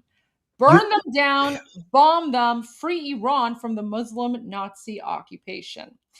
By the way, he closed his comments, right? Because he's a coward. He's a coward. What a coward. So he closed his comments. But here's the thing. Here's the actual post. So, being like the jihadi durka takia garbage nonsense that he is, he's obviously lying. So this is such an easy post to defend, by the way. They're used for the mosque were used as a center of operations of killing the Iranian people early January. They were completely fair targets. Exactly. There you go. So here's my original post. I said mosques in occupied Iran are hubs of terrorism. Burn them down, bomb them, free Iran from the Muslim Nazi occupation. And I was retweeting this post where you literally see someone from the Islamic regime on the rooftop of a mosque with a frigging machine gun shooting down unarmed Iranians. Okay, so this is a mosque. This is a mosque in occupied Iran, right? So I'm quote tweeting this, right? Because, and I make it very clear, I'm not speaking about mosques all around the world. I'm speaking about mosques in occupied Iran, right? Because I'm speaking about the Islamic regime, right? So I make it very clear, mosques in occupied Iran are hubs of terrorism. Burn them down, bomb them, free Iran from the Muslim Nazi occupation, right? Perfectly valid. So Mehdi Hassan, the Allahu Akbar jihadi terrorist, he posts that, I guess, I don't know, guys, like these people are freaking out. These people are literally freaking out. So he's like, hey, Pierce Morgan, this is one of your guests on Iran. So he basically just takes like my what I said, but he doesn't add the whole thing, right? He doesn't say that I'm like posting something else, like I'm reposting something else, right? He just says, oh, sick stuff. You should ask her about it if you have her on again. I'm pretty sure you wouldn't platform people who called for the open bombing of synagogue. Well, I don't know. The last time I checked, no synagogue in Israel has people with machine guns on the rooftops shooting down unarmed civilians, right? So I found out about this. So I retweeted him, reposted him, even though he's blocked. Like I blocked him because he's garbage, but I reposted him and I'm like, why did you close your comments, you terrorist coward? Is it because you don't want people to know that you cropped out the picture of the Muslim terrorist shooting unarmed Iranians from the rooftop of a mosque? If your lips are moving, you're lying. P.S. Khamenei is dead. There you go. What a dishonest piece of garbage. Guys, this is why you can never trust the Allahu Akbar Durka jihadis, right? But Armin, the fact that they're now attacking me, it just goes to show how desperate they are. They're so like they're literally like I don't know, they're grasping at straws here, right? They're making sure more people know you, by the way. Like, do they know that they're helping you get even more famous? I don't know. And also, Goldie, I would suspect that this is going to make Piers Morgan want to invite you more often. Yeah. And I wouldn't be surprised if he puts you like and him on the same panel. I wouldn't, given that he usually does that when people have like a beef online with each other. Like their producers are like, okay, we need to put these people at the same panel then. Well, you know, I already sent my post to Piers Morgan's. Oh, Goldie, I think she hit the. I bet you she hit back. I bet you she hit back on. Sorry. Did you hit back? Did you hit back? I did. I hit back by mistake. Yes. Sorry, that was my mistake. I hit back. Yeah, that's okay. I hit back on the wrong. I hit back on the wrong tab because I was too excited. But yeah. So wait, how do I add this? How do I add my screen here? Wait. Okay. But I just honestly like the fact that like this like jihadi like Durka. By the way, like Armin, Mehdi Hassan is literally like he's reposting Arakchi. Like Mehdi Hassan is literally simping for the Islamic regime right now. Wow. So I don't know, like the fact, but God, Armin, they're so like they're so pressed, they're freaking out. So now they're like going after anyone and everyone. And you know, shame on him for lying. But guys, you're literally seeing Takia in action, right? You're literally seeing Takia in action because I made it very clear. Like I was very explicit in what I'm speaking about, right? Like I'm not speaking about random mosques around the world. I make it very clear. I'm like mosques in occupied Iran. Mosques in occupied Iran are hubs of terrorism because this is what happened. Like this is like what mosques in occupied Iran are like. So Mehdi Hassan, being the Allahu Akbar jihadi terrorist that he is, he's more offended by the fact that Iranians are calling out mosques being used as hubs of terrorism than he is by the fact that these same Allahu Akbar jihadi savages slaughtered 90,000 Iranians in the last 5-6 weeks. So there you go. I don't know what it is with like the jihadi Pakistanis, but anyway, so there you go. So now apparently I'm on Mehdi Hassan's radar.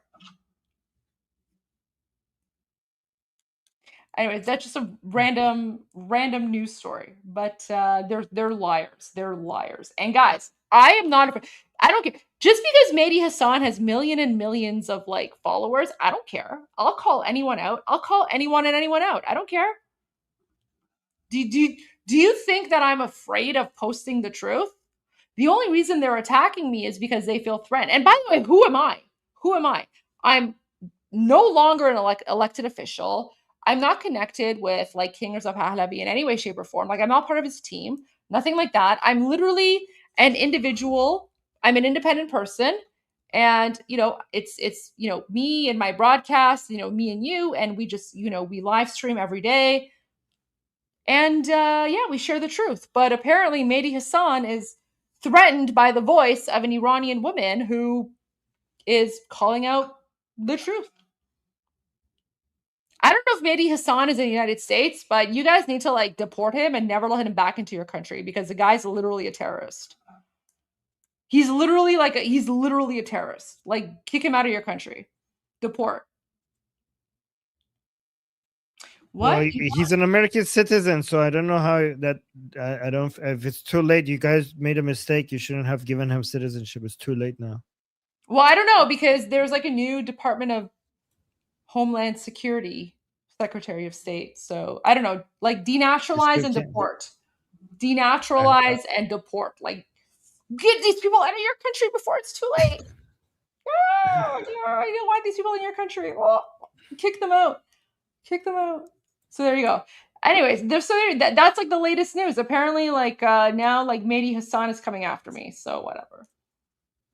So I mean, isn't that a badge? Isn't that Goldie? Isn't that a badge of honor for jihadis to attack you? Like, isn't that like a good thing? It is a badge of honor, but it just means I'm probably going to get even more death threats now. So there we go. Whatever. Oh yeah, you're right. Honestly, the Allahu Akbar Durka death threats, it's like every day it just happens. But like if you go and you look at like Mehdi Hassan's timeline, he's literally retweeting Arakchi. Like he's literally retweeting Islamic regime propaganda. So anyways.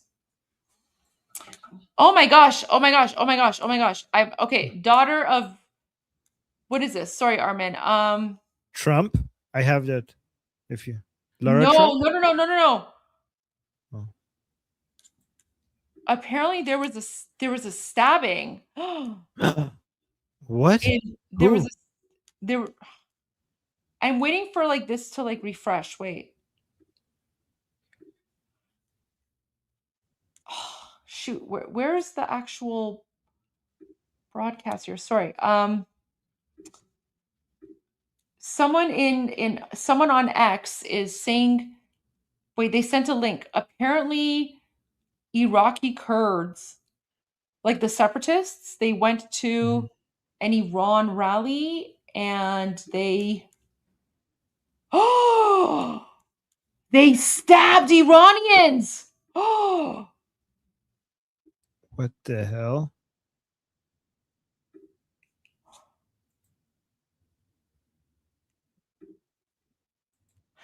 Stabbing attack on anti-IRGC Iranians in North Finchley, London. A Kurdish man has been identified as the attacker. Khak tu sarishun. Khak tu sarishun.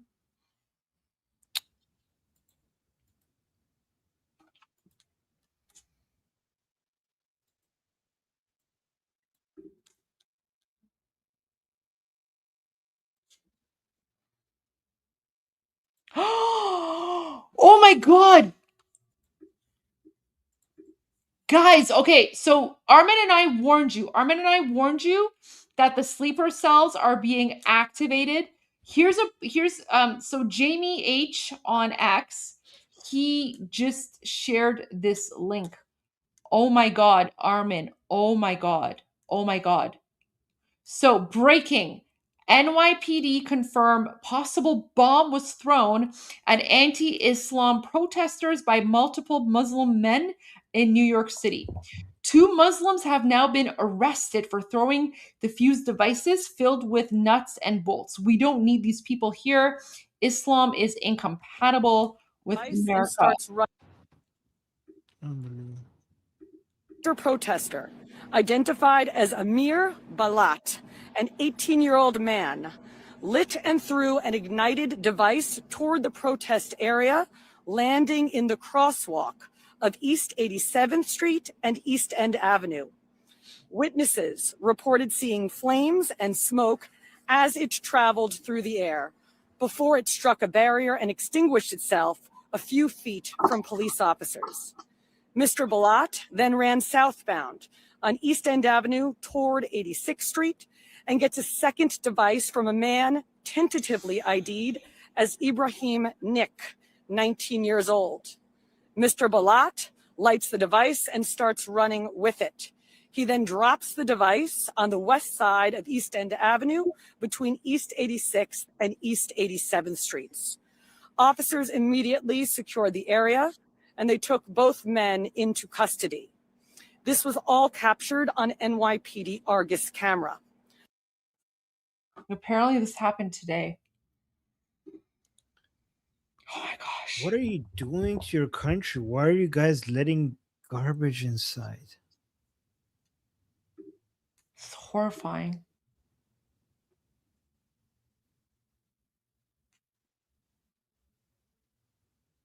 Oh. Have you shared this video of President Trump? Yeah. Okay, you shared this? this? Yeah, I did. Okay. Yeah. share that one as well. So guys, this is Tehran tonight. This is occupied Iran. This is the capital city. We were commenting that we hope they get drone attacked, these cars.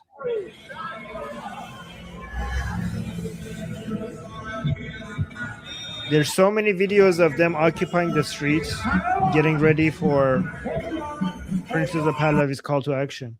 You know what's messed up, Yeah. Armin? The internet is shut Right. down. The internet is shut down in occupied Iran. So actual Iranians who want to share the news, they're not able to do so. So why is it that the Allahu Akbar Durka jihadis who support the Islamic regime, they're able to get their videos out and they're able to show their videos with high quality, right? They can show their videos with high quality, but the actual Iranians who are fighting the Islamic regime, the internet's shut down. Keep that in mind, guys. Keep that in mind. This is a propaganda war. And the Islamic regime is desperate. They want you to think that Iranians are against you. No, Iranians support the United States. Iranians support Israel. But don't forget, look at net blocks. Let me pull it up for you because, like, God bless net. I need to find out like how to support net blocks, because not only have net blocks been like speaking out, but net blocks are also providing context. Look at this. So this was from today. A full week has now passed since Iran fell into digital darkness under a regime-imposed national internet blackout.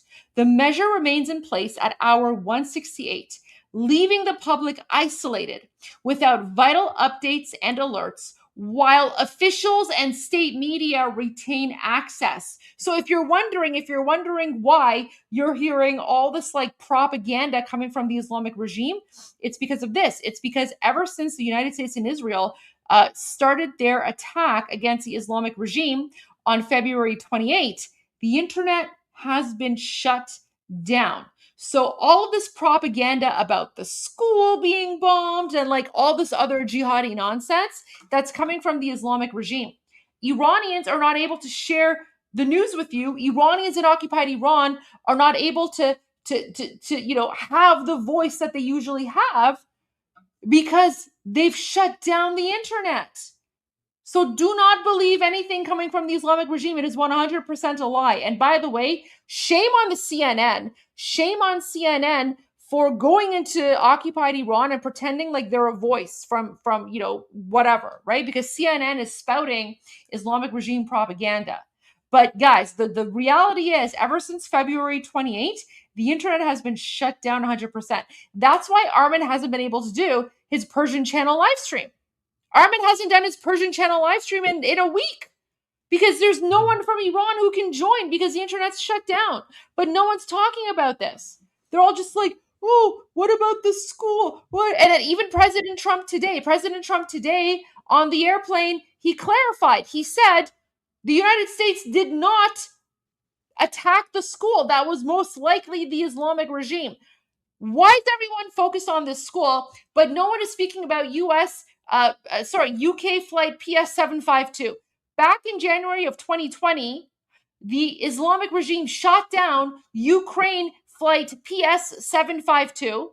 Okay, the Islamic regime shot down a civilian airline, and then they blamed that on the United States. And it was only 3 days later when Iranians in occupied Iran were able to share information with the world that finally the media was like, oh, okay, this wasn't the United States and Israel. This was the Islamic regime. This is what the Islamic regime does. Don't believe anything they say, guys. They're lying. They're lying. And shame on anyone who spreads Islamic regime propaganda. Shame on them. Sorry, I'm done my rant, Armin. Okay, we'll go back to your news. No, that was a good rant. I just have this. I didn't want to play the entire interview of Larijani, but I I saw the 30 seconds of it, which I think is the most important part. This is good. By the way, Goldie, look, he's hiding, like he's doing an interview in a dark hole somewhere. I don't know where this is from. Where This is is not he? the usual place. Where is he? This is so weird. What sort of what is it? Like a Halloween interview or something? I don't know. I think they're stuck in a hole in a bunker somewhere. But guys, Larijani is probably the most important leader of the Islamic Republic right now. And what he says here gives me a lot of hope because he's not backing down, he's not surrendering, which means that even he is going to be on the elimination list. So the only thing that could be a little bit of a concern for us is if anyone of the high leadership bends the knee. We don't want them to bend the knee. We want them to continue to resist so that there's nothing left of the Islamic Republic. So the fact that Larijani is now coming out and he's defiant, let's see what he says here. آقای ترامپ باید یک کمی ونزوئلا زیر دهنش مزه کرد و فکر کرد میتونه فوری این کارو بکنه. حالا گیر کرده. ولش wow. He's saying Mr. Trump, he just had a good taste in his mouth because of what he did in Venezuela.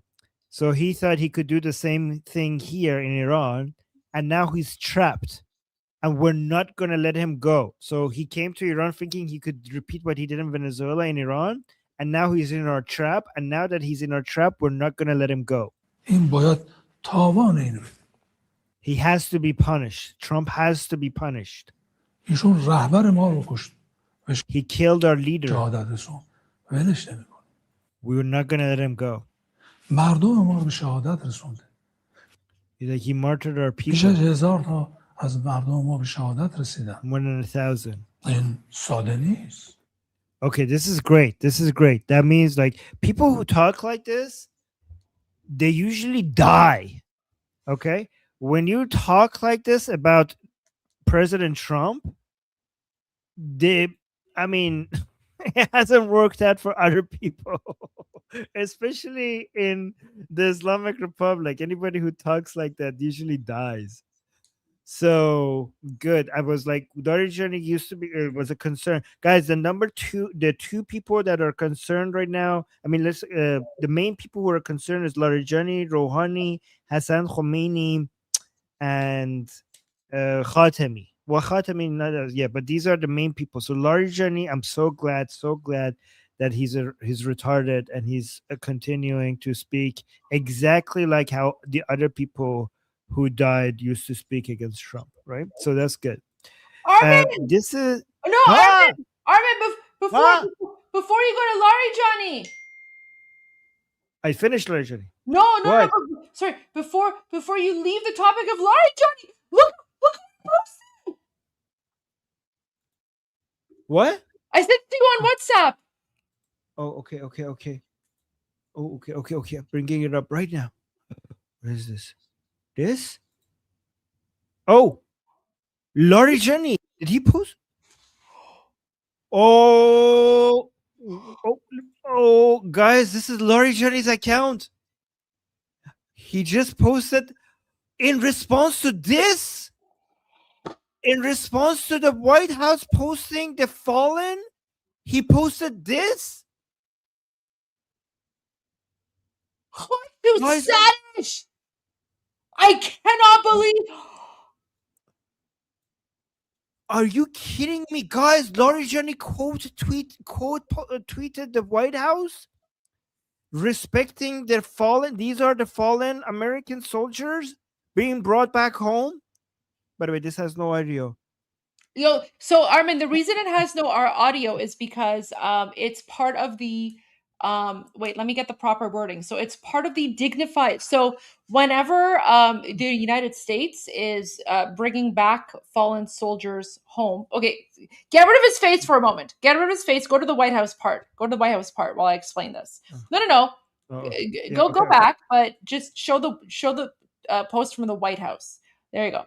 Yeah. So whenever the United States is bringing back fallen soldiers, who lost their lives in active duty in combat. It's called the Dignified Transfer of U.S. Soldiers, and there's no audio. The reason that there's no audio is because it's pretty much like a moment of silence as a way to respect the honored heroes. And so while you were in your discussion group, this was happening live. Fox News Live was broadcasting it. So we actually played it, and it was all silent, and we were honoring the fallen soldiers. Iranians, Jews, Americans, people from around the world who are watching Iran Revolution live. We were honoring the American fallen soldiers, and the dignified transfer of U.S. soldiers on their way home. So that's why there's no audio here. But I'm still at shock that in response to this, you posted. Some people are confused. That's what's messed up to me. Like, what the? Yeah. So, guys, let me just explain, because some people in the chat are saying confused. Basically, he's saying that you deserve this. Make the picture big. Yeah, he's basically saying he's saying this is what you get by posting this. He's telling the Americans this is what you get. He's basically telling Americans, like, F around and find out. Like, this is his version of telling the Americans that. But can you explain this? Because this is not. So first of all, that's Hassan Nasrallah. That's Hassan Nasrallah. Nasrallah was the leader of Hezbollah, and he was exterminated like the garbage jihadi terrorist that he is. Okay, so Hassan Nasrallah is already dead. But Armin, can you explain what this means? Because people think this is timeout. That's not timeout. What does this mean? No, so this is a hand gesture, is famously associated, like everybody who does this is basically referring to Hassan Nasrallah, and again, if they're like Shia Muslim, it basically signifies like a threat that when the enemies arrive vertically, we will basically leave them horizontally. Like, so you come, like, you basically you will be hit by us. We will take you out. It's basically a symbolic way of saying that you will leave dead. You come, yes, you come standing. Yeah, it's not timeout. It's not timeout. What this is what all of the Muslim jihadi terrorists do. So what this means is you start standing, but we will exterminate you. So this is what that's what the symbol means when the Muslim terrorists do it. Okay, so absolutely disgusting. So close this picture so we can see. So literally Larijani in response to the White House honoring the fallen American heroes, they Larijani, by the way, he's not even Iranian. The guy's like Iraqi, or I don't know where the fuck he's from, but he's not Iranian. Sorry, I shouldn't have swear, but I'm so angry. I'm so angry right now. I'm so angry. I'm sorry. That's okay. He posts a picture of this like inbred Arab. He posts a picture of this inbred Arab garbage piece of shit, basically threatening Americans.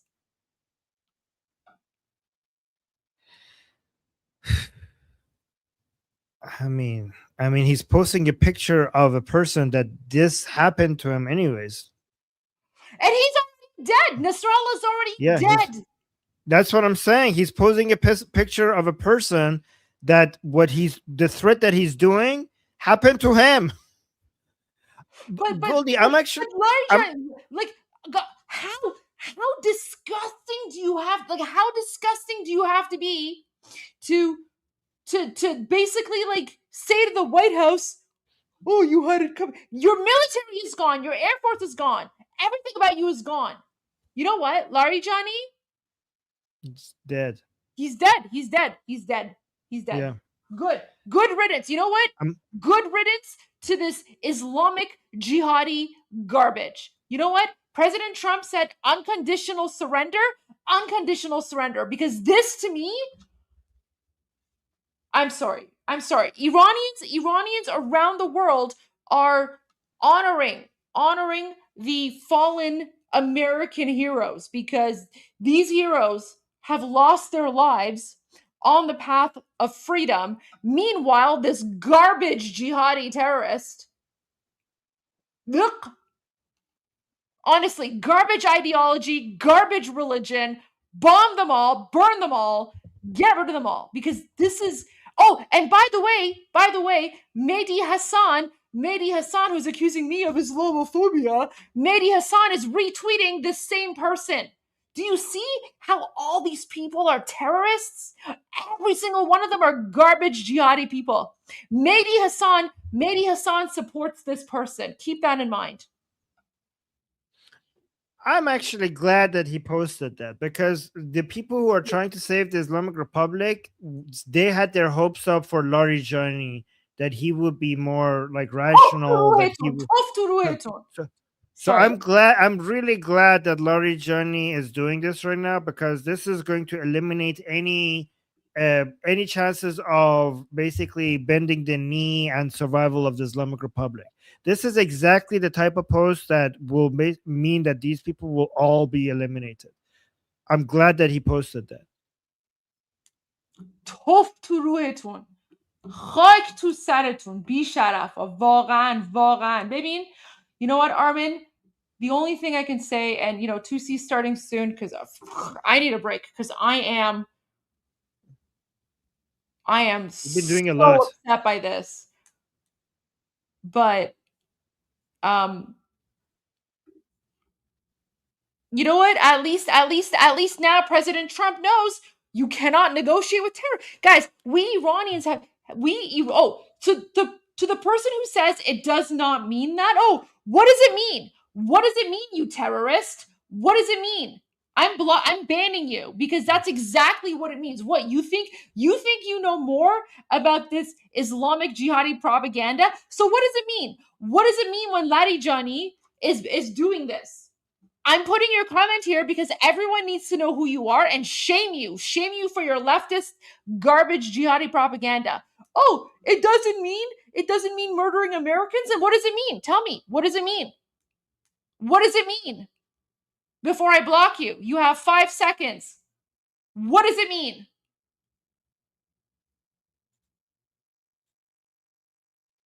I don't care if you're for me. What does it mean? What does it mean? 5 seconds. Yeah, you're garbage. I'm banning you. I'm sorry. I'm banning you because you're garbage. It literally means if you start fighting us, you're going to end up vertical. If you think it means anything else, you're garbage. I'm banning you. I'm sorry. Oh. Are we going to see? I'm going to say bye to everybody today. Guys, I love you guys. I'm Israel Khai, Javid Shah, Goldie. God bless America. Payande Iran. Javid Shah, Payande Iran. Mwah. Love you guys. All right, Armin, see you tomorrow. Welcome back to 2C TV. This is your global news channel. I'm 2C, and the Islamic Republic of Iran is losing its oil facilities. Tonight, the Israelis and the Americans have targeted a huge number of oil refineries and all the other sites, sensitive sites to the regime as well. They are losing money, they are losing their resources, and they are losing their personnel. It's not really a good night to be pro-IRGC right now. We're going to give you guys all the updates and, of course, the latest videos coming in from Iran, and give you an update on what's going on in the region. The Israelis have been attacked, unfortunately, once again by both from Iran and also Lebanon, Hezbollah and the IRGC. The Arab countries continue to get attacked despite what the so-called president of the Islamic Republic said yesterday. It is currently midnight midnight in London, where I am. And before we start, I need another tiny favor for those of you who have not joined the dark side yet. We, as you guys know, a few months ago, we recently launched our official account on X, 2C TV Official. It's at 2C TV Official. Make sure to follow it, because we are currently on 93,000 followers, because obviously it's a new account. It's only on 93,000. Help us get to 100,000, and then I will do something as a reward. I don't know, might do some sort of topless live stream. All right. Actually, that's going to make some of you guys unfollow the account. Let's talk about what's going on. We have a live feed from Tel Aviv and the rest of the Middle East as well. First, we're going to talk about what the Israelis have been doing. The Israeli Air Force fighter jets have been targeting oil storage facilities in Kuhak, Shahran, and Karaj. That's where it started. And then we started getting a whole list of more oil sites getting hit. Let's go to the first video. Absolutely chaotic scenes in Iran tonight.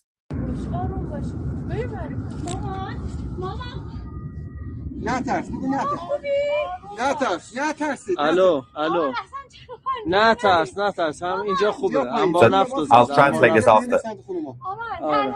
نه نترس آره نترس خدا نترسید از آسانسور هم نیاد.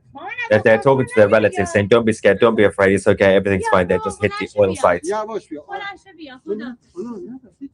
عجب گرمایی داد. عجب گرمایی داد. Apparently there's they can feel the heat. سبین لطفاً یه بذار بده من. سبین جان یه دقیقه بده من. بی مطلب نه نازی هیچی نیست. نازی هیچی. قاسم بده من گوشیو. Someone got excited by topless comments. What? Yeah, so as I said, the translation was they were talking to their relatives. I'm assuming they're probably their parents or someone, saying, don't worry, everything's fine. It's just the oil sites. We are fine. They're not hitting the civilians anyway. But they could feel the warmth, the heat coming from the explosion. So quick clarification on the list of places that were hit, some of the places that they have been hit in terms of the oil refineries. So we got Nobonyad. Yeah, Nobonyad is one of them. Shahrareh, Shahran, and Artesh. They have all been hit in Tehran and in Karaj. Let's go. This is Artesh. And Nobonyad. And that's Shahrareh from the other side. And that's Shahran. Basically, the guy is literally in the middle. You can see all the other sites in Greater Tehran. We can also show you the scenes from northern parts of the capital tonight.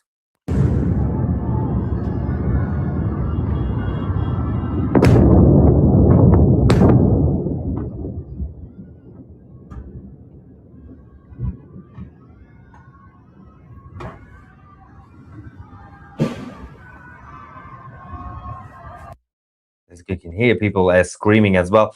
There is also a major updates from the IDF or Mossad operatives as well, because there has been yet another assassination that's been carried out by the Israelis tonight.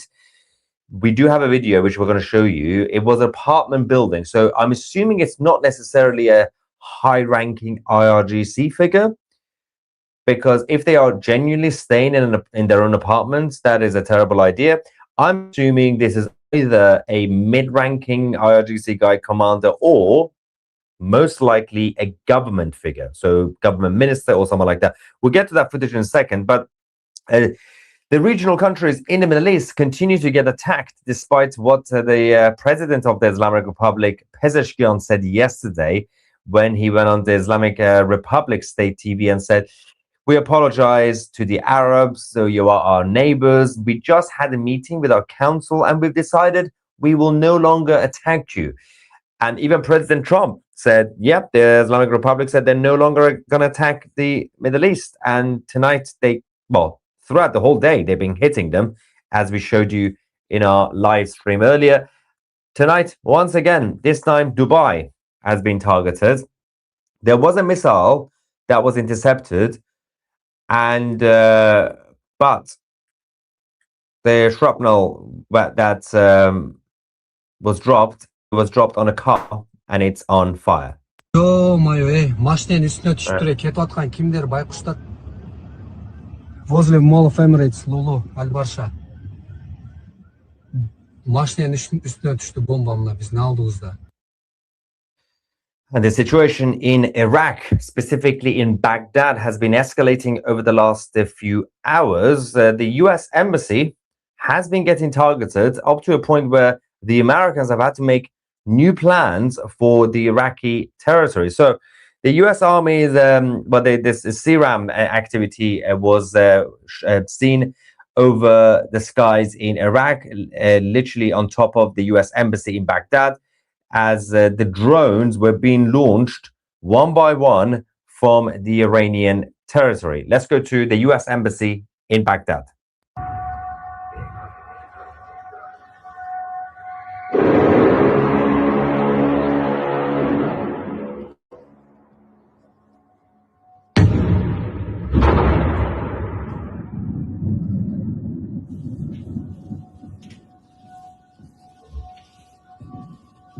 Yeah. We also have more evidence of cluster warheads being used in Israel, which we'll get to in a second. But there is something from the US State Department on the issue of the Americans in Iraq right now. Their statement is those staying in Iraq must be ready to shelter in place for extended periods. This is the warning to the American citizens who are still in Iraq. Of course, things are getting dangerous over there.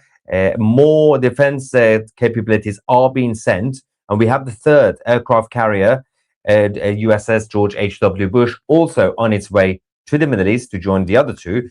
But for now, obviously, there has to be more support. And right now, mostly the French are on their way, but it's mostly the Americans and the Israelis. But the Americans are leading the way in terms of defense of the region. Nothing is coming from the United Kingdom. And the Netherlands are also sending support, which is good. Well done, the Netherlands. Well done, France. But the Brits don't seem to care much. We have the HMS Dragon, which is not going to be sent anytime soon because it needs repair, as we said earlier. And that's going to take some time because the people who are doing the repairs, because of the trade unions in Britain, they only work 9 to 5. Yeah. So during wartime, they literally finish work at 5 p.m. saying, yeah, we're going to go to bed. We'll come back on Monday and we will continue. Let's go to the latest footage from the capital in Iran, Tehran.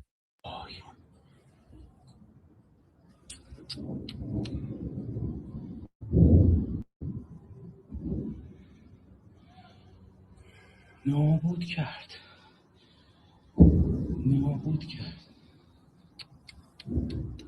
He's saying they've destroyed it. That's the oil refinery. Yeah, they've been hitting all the refineries in the area. It's crazy stuff that is happening. The Saudi side are now giving a direct warning that their involvement in this war will no longer just be defensive. So Bahrain is now involved, obviously, on a more defensive way, and they're allowing the Americans to launch from their territories, which is good. And UAE are also involved in a defensive way. But Saudi Arabia have said, we're going to get ready. If they continue to hit us, we're going to have to go on the offensive rather than defensive. There has been, as I said, a targeted assassination in Tehran tonight by an Israeli drone. We don't know exactly who it is yet, but I'm going to show you the video for you to see the image of why I'm going to explain what I'm about to say. So, the top of the apartment building, everyone's outside. It was just one hit, as usual. One drone, one hit.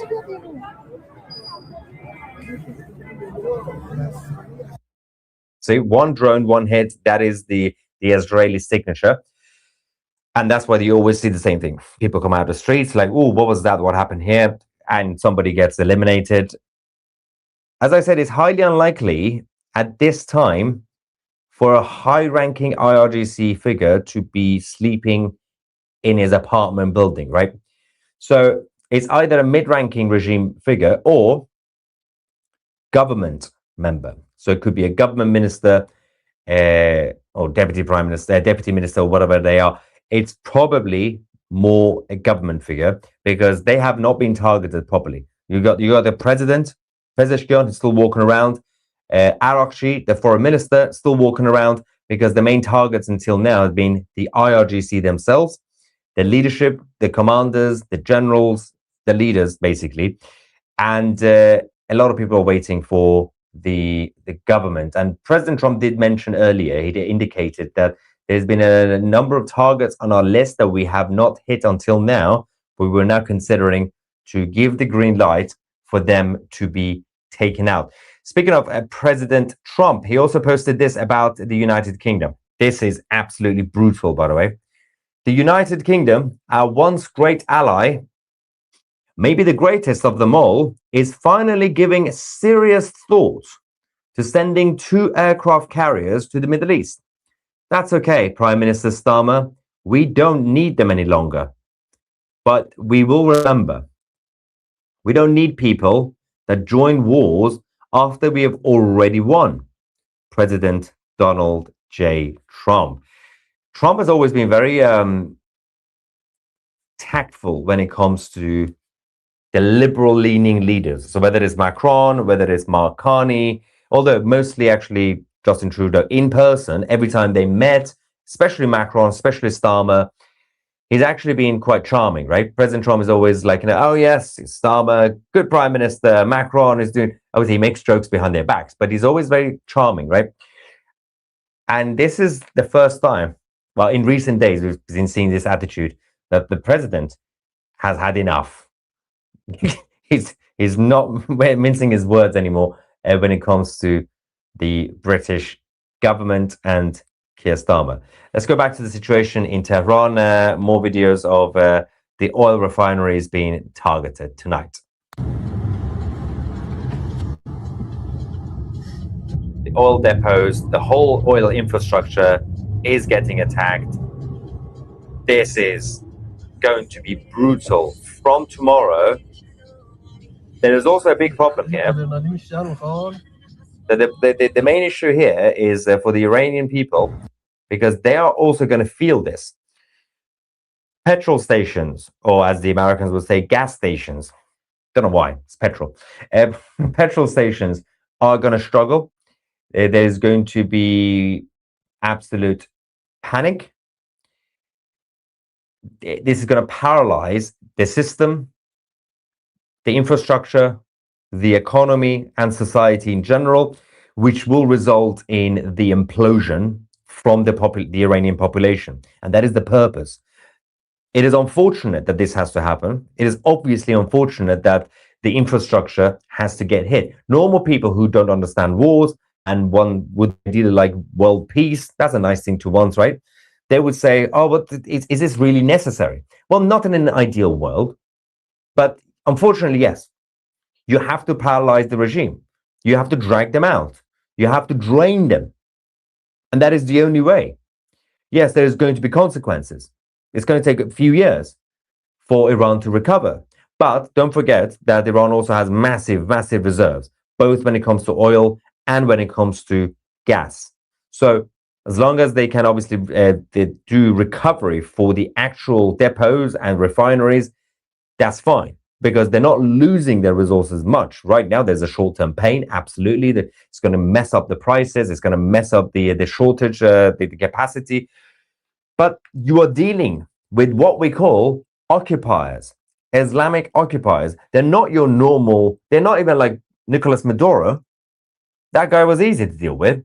You just pick him up, give him an Uber lift to New York, and he cries away, say, I don't want to go to New York. Mamdani is in charge. Terrible. Send me back somewhere else.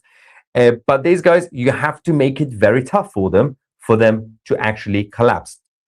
That's why this is happening.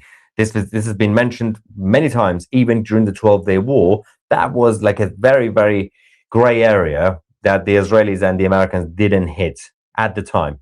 This is the final battle. Pahlavi will return home. And in order for the final battle to be the final battle, you have to go through this pain. President Trump was also asked earlier on, about an hour ago, on I think it was on Air Force One, about the bombing of the school the MENOP school on the first day or second day of the war. And there's been a lot of fake news on social media over the last few days that the Americans purposefully attacked a school with innocent children, which is the most insane thing ever. Why on earth would they even do that? It's not really the American style in general. And even now, they have not been targeting any civilian areas. We already exposed what exactly happened when the IRGC missile misfired and went down. The president finally tonight also said that the IRGC misfired. Mr. President, did the United States bomb a girls' elementary school in southern Iran on the first day of the war and kill 175 people? In my opinion, based on what I've seen, that was done by Iran. Is that true, Mr. Hegson? It was Iran who did that? We're certainly investigating. Still investigating. But the only side that targets civilians is Iran. We think it was done. We think it was done by Iran. Can you give us an Because idea? they're very inaccurate, as you know, with their munitions. They have no accuracy whatsoever. It was done by Iran. Right. Now, a couple of things. Tonight, there's been an incident in London where a couple of our friends, Iranian friends, have been attacked and stabbed by the Kurdish separatists, which is not really a surprise, unfortunately. Firstly, you're dealing with London and you're dealing with the Kurdish separatists. But we're getting more updates on that. I'm going to give you guys, I'm going to show you the footage of what's happened in North London. Also, at the same time, the Israelis have been attacked throughout the night, primarily by Hezbollah from Lebanon. This is the defense system. Actually, first we're going to go to Erbil, the American defense system intercepting drones, and then we're going to take you to Israel. Let's go to Erbil in Iraq.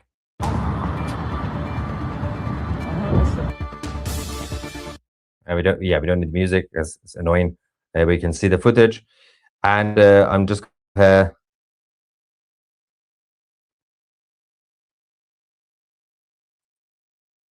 right. Hang on. It's been a complete mess in London, by the way.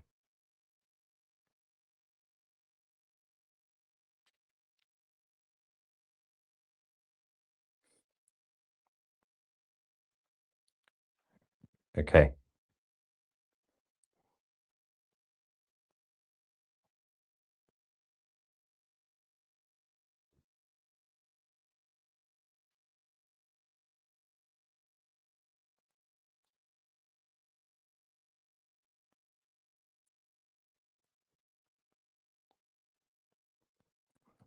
Okay, so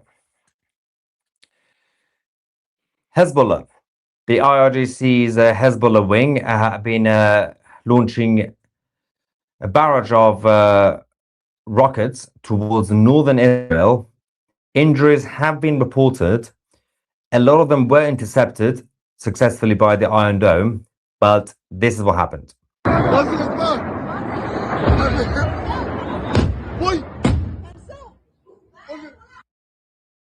And also, they initially obviously launched about 40, and within a few minutes, things were under control until this point.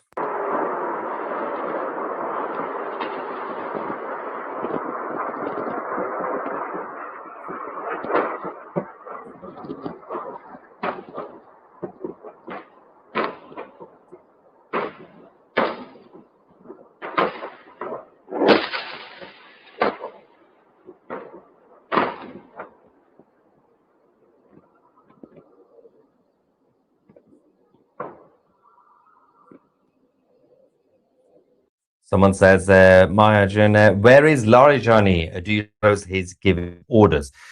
So he was on TV earlier. I don't think he's sleeping in his own house, because even he's not that stupid. I do wonder where actually these guys are hiding right now, because they can't be in the main bunker, because firstly, it's been almost destroyed. Also, it doesn't really help if you're hiding any bunker, because they get you. The Israelis are trying to hunt him down anyway, so I'll give him a few more days. Moshtaba has been hit. Khomeini, that's Ali Khamenei's son. He's still alive. The guy, that guy doesn't die. But the Prime Minister of Israel made a major speech earlier tonight. He said that we are creating the conditions that allow the Iranian people to take their destiny into their own hands. The Prime Minister also clarified that we are not in favor of Iran breaking up. We are not in favor of separatism or tribalism. We want Iran to be united and to be a friend of Israel and to be liberated, which of course goes against what some people have been pushing for separatism, especially from the Iraqi Kurdish side, who are trying to impose their ideology on the Iranian Kurds who want to be Iranian. They want to be part of Iran. Of course, the Kurds in Iraq and in Turkey, they've been having a lot of issues, and they do deserve their own land. They deserve self-determination. There's a chunk of eastern Iraq and the southeastern Turkey that should be what we call Kurdistan. But people in Iran, they want to be Iranian, and you can't really impose that. And Bibi was absolutely spot on. The president also came out, President Trump, to double down on what Bibi said, saying, yes, absolutely, we're not really in favor of separatism. I'll get to that in a second, but let's just go back quickly to Tehran again, and I'm just going to bring the information about what happened tonight in North London as the Kurdish separatists attacked and stabbed our Iranian friends. Watch that.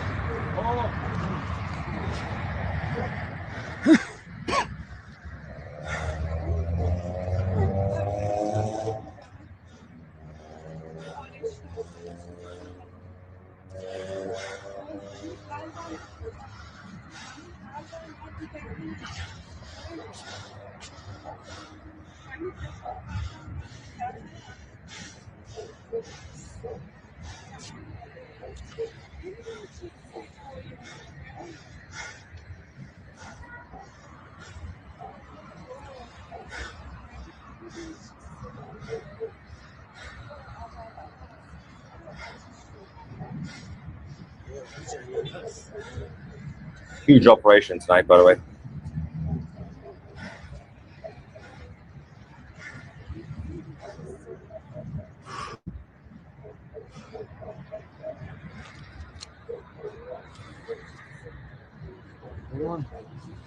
رفتم چایی بریزم پنجرمون شبیه صبح شدی من دم پنجره بودم پنجرمون یه شد صبح شد. Saying I was standing by the window when I heard this. گفتم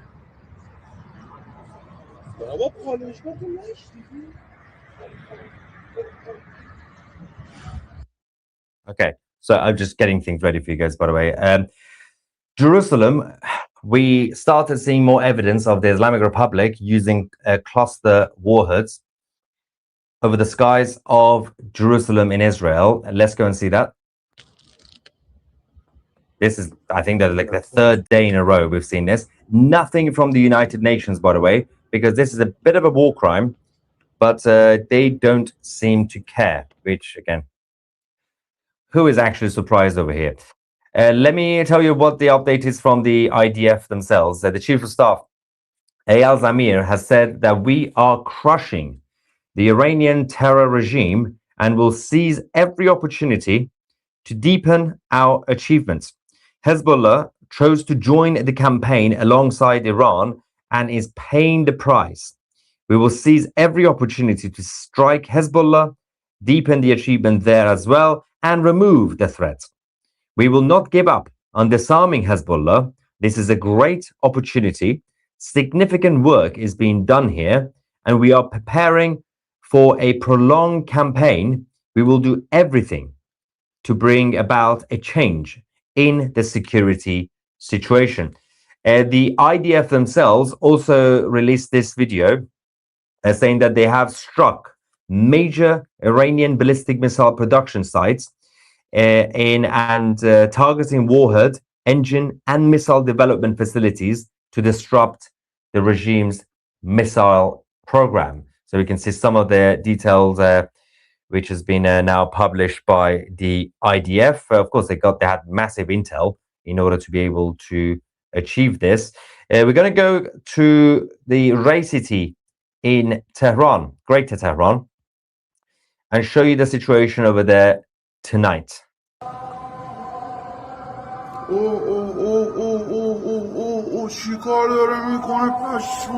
Yeah. It looks like the end of the world.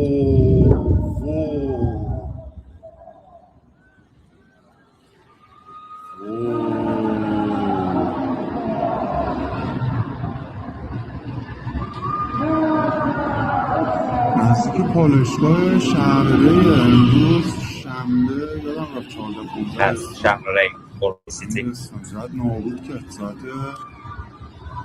10 شب دقیقا شهرره. Now, in Marivan, the airstrikes also targeted the Quds Force organization's headquarters. So the Quds Force is the ground militant force of the IRGC that mostly operate outside of Iran. So if you remember Qasem Soleimani, he was in charge of operating those guys in Syria, Iraq, Lebanon, and those places. In Marivan, they have managed to destroy that earlier tonight. Yep. Bye-bye.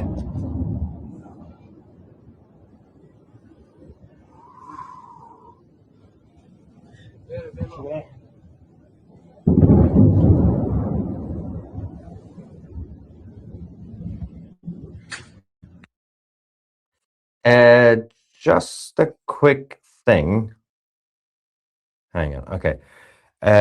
The Americans have also released a similar video, because yesterday we showed you what the Israeli Air Force released, which was there was a footage from a few moments on one of the fighter jets, and we could hear the pilot speaking. It sent a message to everybody saying, we are hitting the targets, we're going to come home soon, and it mentioned Shabbat, because obviously it was weekend. And now we have one from the United States. The US military have released quite a rare footage, because they don't tend to do this, showing the B-2 stealth bombers in action, and we could hear them.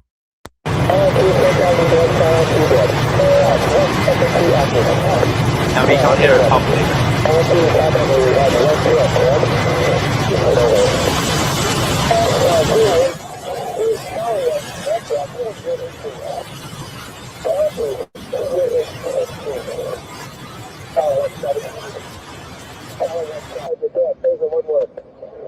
Untargeted group of over bullseye. South, the correct was 0599 5000 hot. South, the bullseye 059 friendly. South, group of over bullseye 0164 hostile 13,000.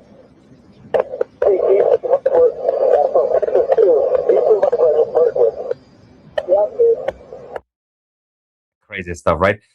We don't really get this much from the US military, but tonight they're like, we got to show off. We got to be proud of our operation against the Islamic Republic. Well done, America. Now, the IRGC, I did say many times over the last few months, probably over the last year or so, as they get more destroyed, basically, they're going to get more desperate. The more they get desperate, they're going to get more dangerous. Over the last few days, they ordered the direct execution and shooting of ordinary people. If they are out on the streets, if they do seem to be supporting the war, if they smile, that's what they said, they will kill them. We now have a massive rally of the IRGC members threatening now to kill anybody who comes out on the streets, saying, if anyone goes out on the streets, we will treat them as Israeli soldiers, and we have the right to eliminate them. Watch this. We didn't have time to put subtitles on this, but this is the translation. توفاله‌های آمریکا و اسرائیل رو اجازه نمیدیم بیان کف خیابون. مرد آشوب کرد. مرد آشوب کرد. ما در حالت جنگیم. اگر کسی بخواهد کف خیابان بیاید حکم سرباز اسرائیلی رو داره و همون حکم سرباز اسرائیلی داره که خونش مهدورالدمه، کسی بیاد کف خیابان همین حکم داره و ما یک لحظه میدان رو ترک نخواهیم کرد. الله اکبر. I think you know this bit. Allah, that's. I don't need to translate that.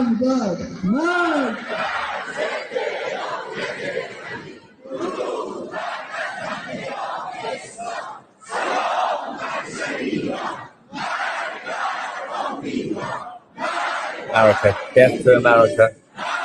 What? Hang on. Whoa. Go back. Did they just go crazy? Hang on. Wait, we've lost it. Hang on. This is what they're gonna say death to America, the usual thing. Wait. America.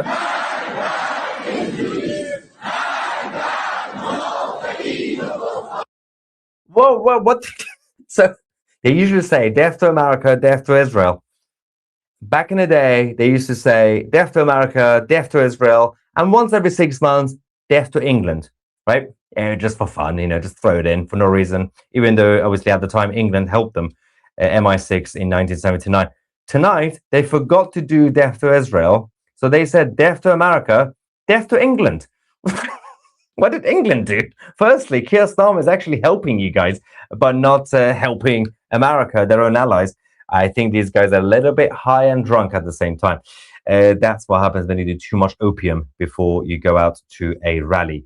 Now, as I said, let me just quickly go back to our live feed from Tel Aviv. And President Trump also doubled down, as I said. He was on Air Force One and he said, I don't want the Kurds, essentially the Iraqi Kurds, to go into Iran. As the same goes with Prime Minister Netanyahu, who earlier tonight clarified he does not support separatism in Iran. He does not support Iran breaking up or losing any chunk of territory.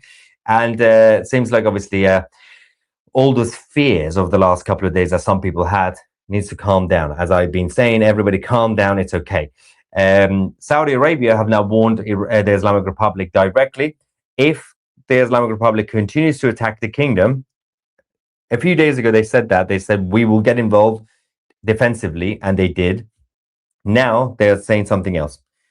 The kingdom would be pushed to respond in kind. So that means that Saudi will be on the offensive if the Islamic Republic continues to attack their country. The Israeli Defense Forces have also said that 16 IRGC Quds Force aircrafts that were used to transfer weapons to Hezbollah in Lebanon have now been destroyed.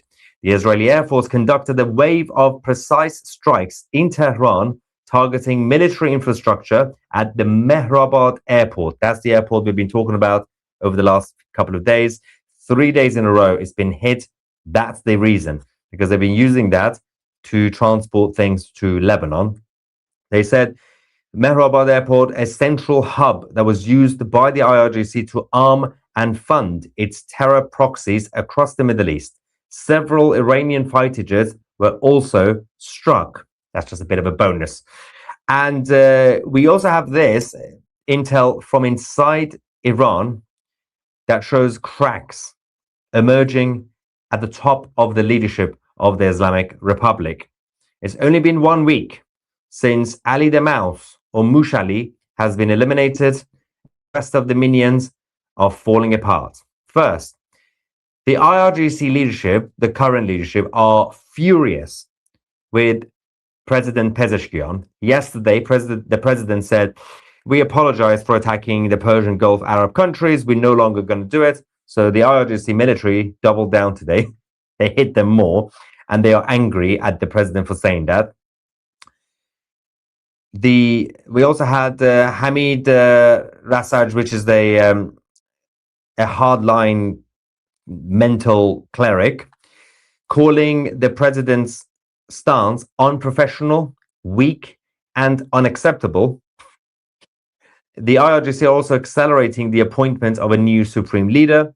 Decision could come as early as today, which is Sunday, the 8th of March, depending on where you're watching this time zone wise. Sunday, the 8th of March, because Mojtaba Khamenei apparently it's not official yet because he's a little bit injured. The Israelis hit him earlier and he's got a paper cut. So he needs to get recovered first. But Mojtaba is currently the front runner. Yeah, if you're going to put some money on the holy market, that's the time to do it. He's supported by the IRGC military, but the moderates, yeah, they have moderates. The moderates don't necessarily believe in gay marriage. The moderates mean instead of killing you, they would like to torture you first. So slightly more moderate, right? And the interim leadership right now, they are also split. You got the head of the judiciary, Mohseni Ejei, who directly obviously contradicted the president, saying that the attacks on the Arabs will continue. The rest of them are nowhere to be seen. Nobody is communicating with the Islamic State media. And all we are seeing on the IRIB, the media in Iran, is the government. So we don't know where anybody else is. They're not even showing their faces. So everything's going perfectly fine right now for the Islamic occupation of Iran. Now, as I said, actually, I'm going to show you something fascinating. There's been a lot of doom and gloom as well because the IRGC have been attacking Israel and the Arab countries. It's been tough, especially for those of you watching this right now from Kuwait, Bahrain, UAE, and elsewhere, and Israel. But our good friend, Apostate Prophet, or Redban, that's his actual name, a good friend of 2CTV and me personally, he has released a new song. This is quite funny, actually. We need to take a quick break, and I'm going to get your reaction afterwards, and I'm going to tell you what happened in North London. But this is a new song released by Ridvan, Apostle Prophet, called Khamenei is Dead. That's basically the whole song. It's a remix. And I feature in it, by the way. This is also, you can actually see the montage. It shows that perfectly, pictures the mood of the Iranian people, everything they've been going through for the past few weeks, for the past few months, and for the past few years. There's been ups and downs in this song. Khamenei is dead.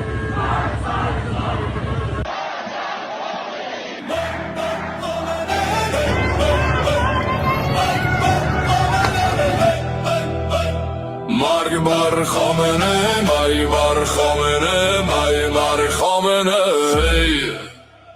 Chanted death to America for decades on the mic, while beating girls, hanging men, massacring the rights. Tens of thousands vanished in your prisons deep.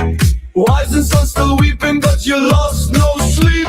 Proxy wasn't missiles, resistance was the brand, but missiles flew in faster than your fancy could stand.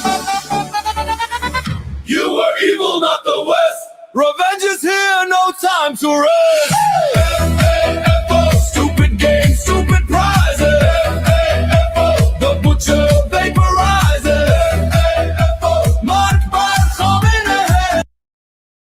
Oh my god, guys, I was literally in the process of downloading the song, and then Tusi started playing it, and I'm like, wait. Am I having like an audio issue here? Because I stopped the song, and but then he's playing it. So all right, guys, okay, we're gonna continue. But I have the song. I was gonna play it for you. The mullahs on their knees. Hijab police beating bullets into peace. Human rights crushed, blood all over the place. You used terror, starved your people thin, but bombs wiped out your dirty grave.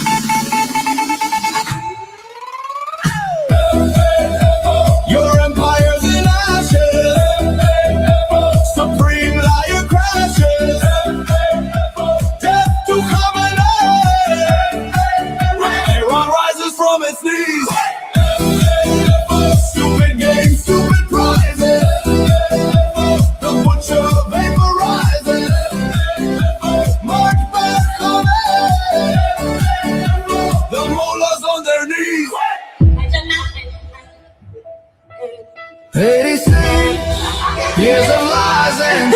now, Tehran parties in the flames. From Khomeini to you, the same old deadly game, but far finally came.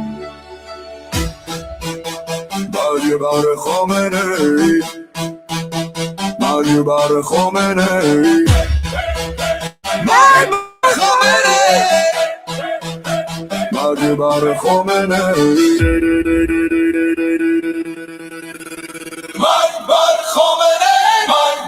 Khomeini, Bar Khomeini, forever.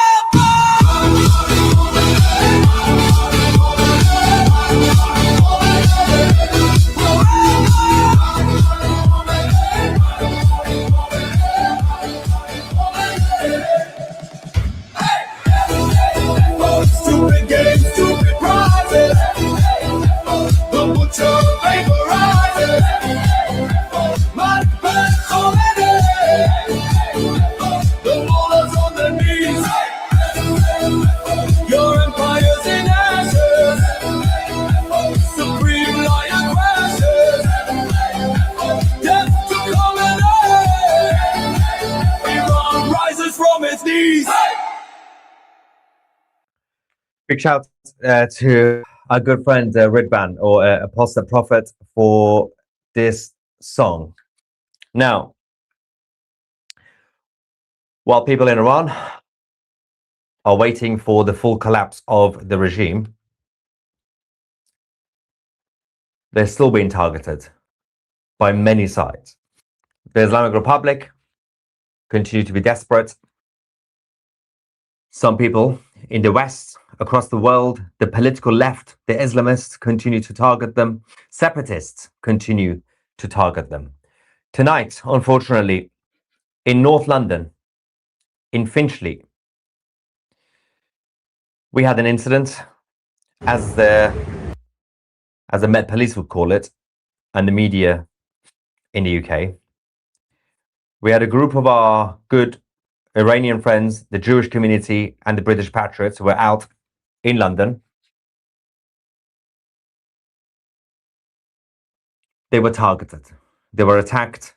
Over the last 3 days, we've had the IRGC supporters and members freely walking around the streets of London with the support of the British Prime Minister Keir Starmer and the Mayor of London, Sadiq Khan. Tonight, things went further. The Iranians are not just being targeted by the IRGC, they're not just being targeted by the Islamist Palestinian supporters, but they're also being targeted by the separatists, in this case, the Kurdish separatists. Two of our friends are now in the hospital in London tonight. The 2CTV reporter Niak Gorbani was on the ground. I'm glad that tonight we also had both President Trump and Prime Minister Netanyahu calling out the separatists, the Iraqi Kurds, those who want to harm Iranians. They continue to do this. Every single time there is an Iranian gathering somewhere in the world, you always have a minority of militant radical separatist Kurds coming out to attack, this time armed with knives. They stabbed our friends. They are now in the hospital. Let's go to the few seconds of the report from our 2CTV reporter Niak Gorbani.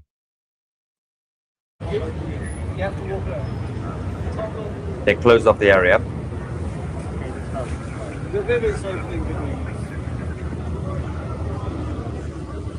The Met Police should be ashamed of themselves for not arresting the Kurdish man. He got away. Tonight, he got away. This restaurant actually, because it's separated, just come out and attack the Iranian monarchists with knives.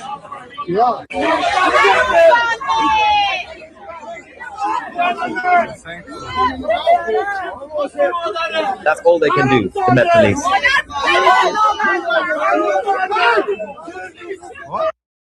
We expected the Metropolitan Police to arrest the criminals who brought knives to the streets of London and attacked pro-freedom Iranians.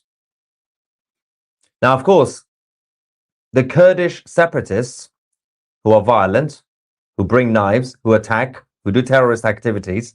They don't want to see a united Iran. They don't want to see Iran to be free and democratic. It's not in their interest. Fine. We can have a debate. Absolutely. We can have a conversation. I'm already in favor of the Kurdish separatists to have their own land. Obviously, it's part of the eastern Iraq and the southern parts, the southeastern parts of Turkey. But you can't impose your ideology by force with terrorism and take Iranian territory and destroy Iranian people. You can't do it with violence. You can have a debate. Absolutely. Let's have an actual dialogue. That's how we do things in a civilized world. We don't shoot people. We don't knife people. But they continue to do it. And that is a problem. And by the way, they also destroy the image of the rest of the brilliant, lovely Kurds, including the Iranian Kurds. And I also know a huge number of brilliant, lovely Syrian Kurds who've also been suffering for decades under Bashar al-Assad, who refused to give them Syrian identity. And that's all they wanted. They wanted to be recognized as Syrian Kurds. But when you have this small minority of violent communists, by the way, proper socialist, terrorist, Kurdish separatists, who still believe in the hammer and the sickle, who don't have dialogue, they do terror. And they continue to attack innocent Iranians. But they're also against the IRGC, so we should be friends. Oh, well, they're also against. Well, guess who else is against the IRGC? ISIS. Al-Qaeda. They're also against the IRGC. Does that mean we should be friends with the ISIS? No. Daesh don't like the IRGC because Sunni, Shia, different mentalities. Doesn't mean you should be friends with terrorists or communists. Not good people. I have socialist friends. We have good intellectual debates. Anybody who believes in bloodshed and bloody revolutions and violence, yeah, that's the line. Basic humanity. That would be nice to have. Let's take you back to Tel Aviv and get some reaction in the live chats.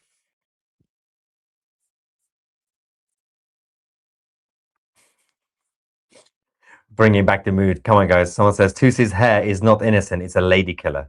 Yeah, my hair is a terrorist. All right. All right, let's go back. Trying to get more information about the latest developments as well. So stay with us while we're here. Oh, we just got another attack. The US oh no. We have a terror attack right now in Norway. The United States Embassy in Oslo has just been attacked. We're going to quickly bring you guys a statement and then wait for more information and footage. So the sleeper cells and the IRGC terrorists are making their move across the world. And we also expect, unfortunately, Israeli embassies and Jews in general to get targeted around the world. So this is what we now have as breaking news for you guys. It's now been confirmed. A loud explosion near the embassy, US embassy in Oslo, Norway. No injuries reported yet. So that is good news. The police are on the scene. We will get more information on this. Obviously, the IRGC issued a fatwa against the Americans and the Israelis around the world. We are expecting global attacks at embassies, at least around the world, and of course, citizens of these two countries. We're going to keep you guys posted in a second. Just to be clear, is China or Russia is still supplying to Iran? But they were, but now obviously the airspace is closed. So there were still a couple of cargo planes that came, but they already supplied most stuff, both Russia and China, over the last few weeks. There was one more that came yesterday, I think. If we join the dark side, do we get cookies? Yes, you will get 2CTV cookies. Yes, just make sure to join the dark side and follow us on X. Did they hit Fordo? They did say evacuate, but we haven't received any updates from the Fordo nuclear site. So I will wait. Someone just said U.S. Embassy in Oslo, Norway has been attacked. Explosion. Yes, yeah, we just reported that as well. Okay. Won't hitting refineries hinder a free Iran from financing rebuilding of their country? No, but yes and no. I explained that earlier. There's a short-term pain, but there's a lot of resources. It's going to take time, but there will be recovery, just like how Dresden recovered after 1945. Keir wants to fight Russia but can't defend Cyprus. That is a very good point, by the way. Keir Starmer, who's ready to send troops to Moscow, is not ready to defend a tiny island of Cyprus. That's embarrassing. And British citizens. I think it's important for people to remember that this war is not about liberation. Liberation is secondary to cutting off China's oil supplies. Without that, it's the other way around. That's just a bonus that China is losing more of their proxies and their minions. Venezuela, obviously soon Cuba, and Iran. Yeah, this is basically starting the semi-Cold War with China right now. What happened tonight with the oil refineries?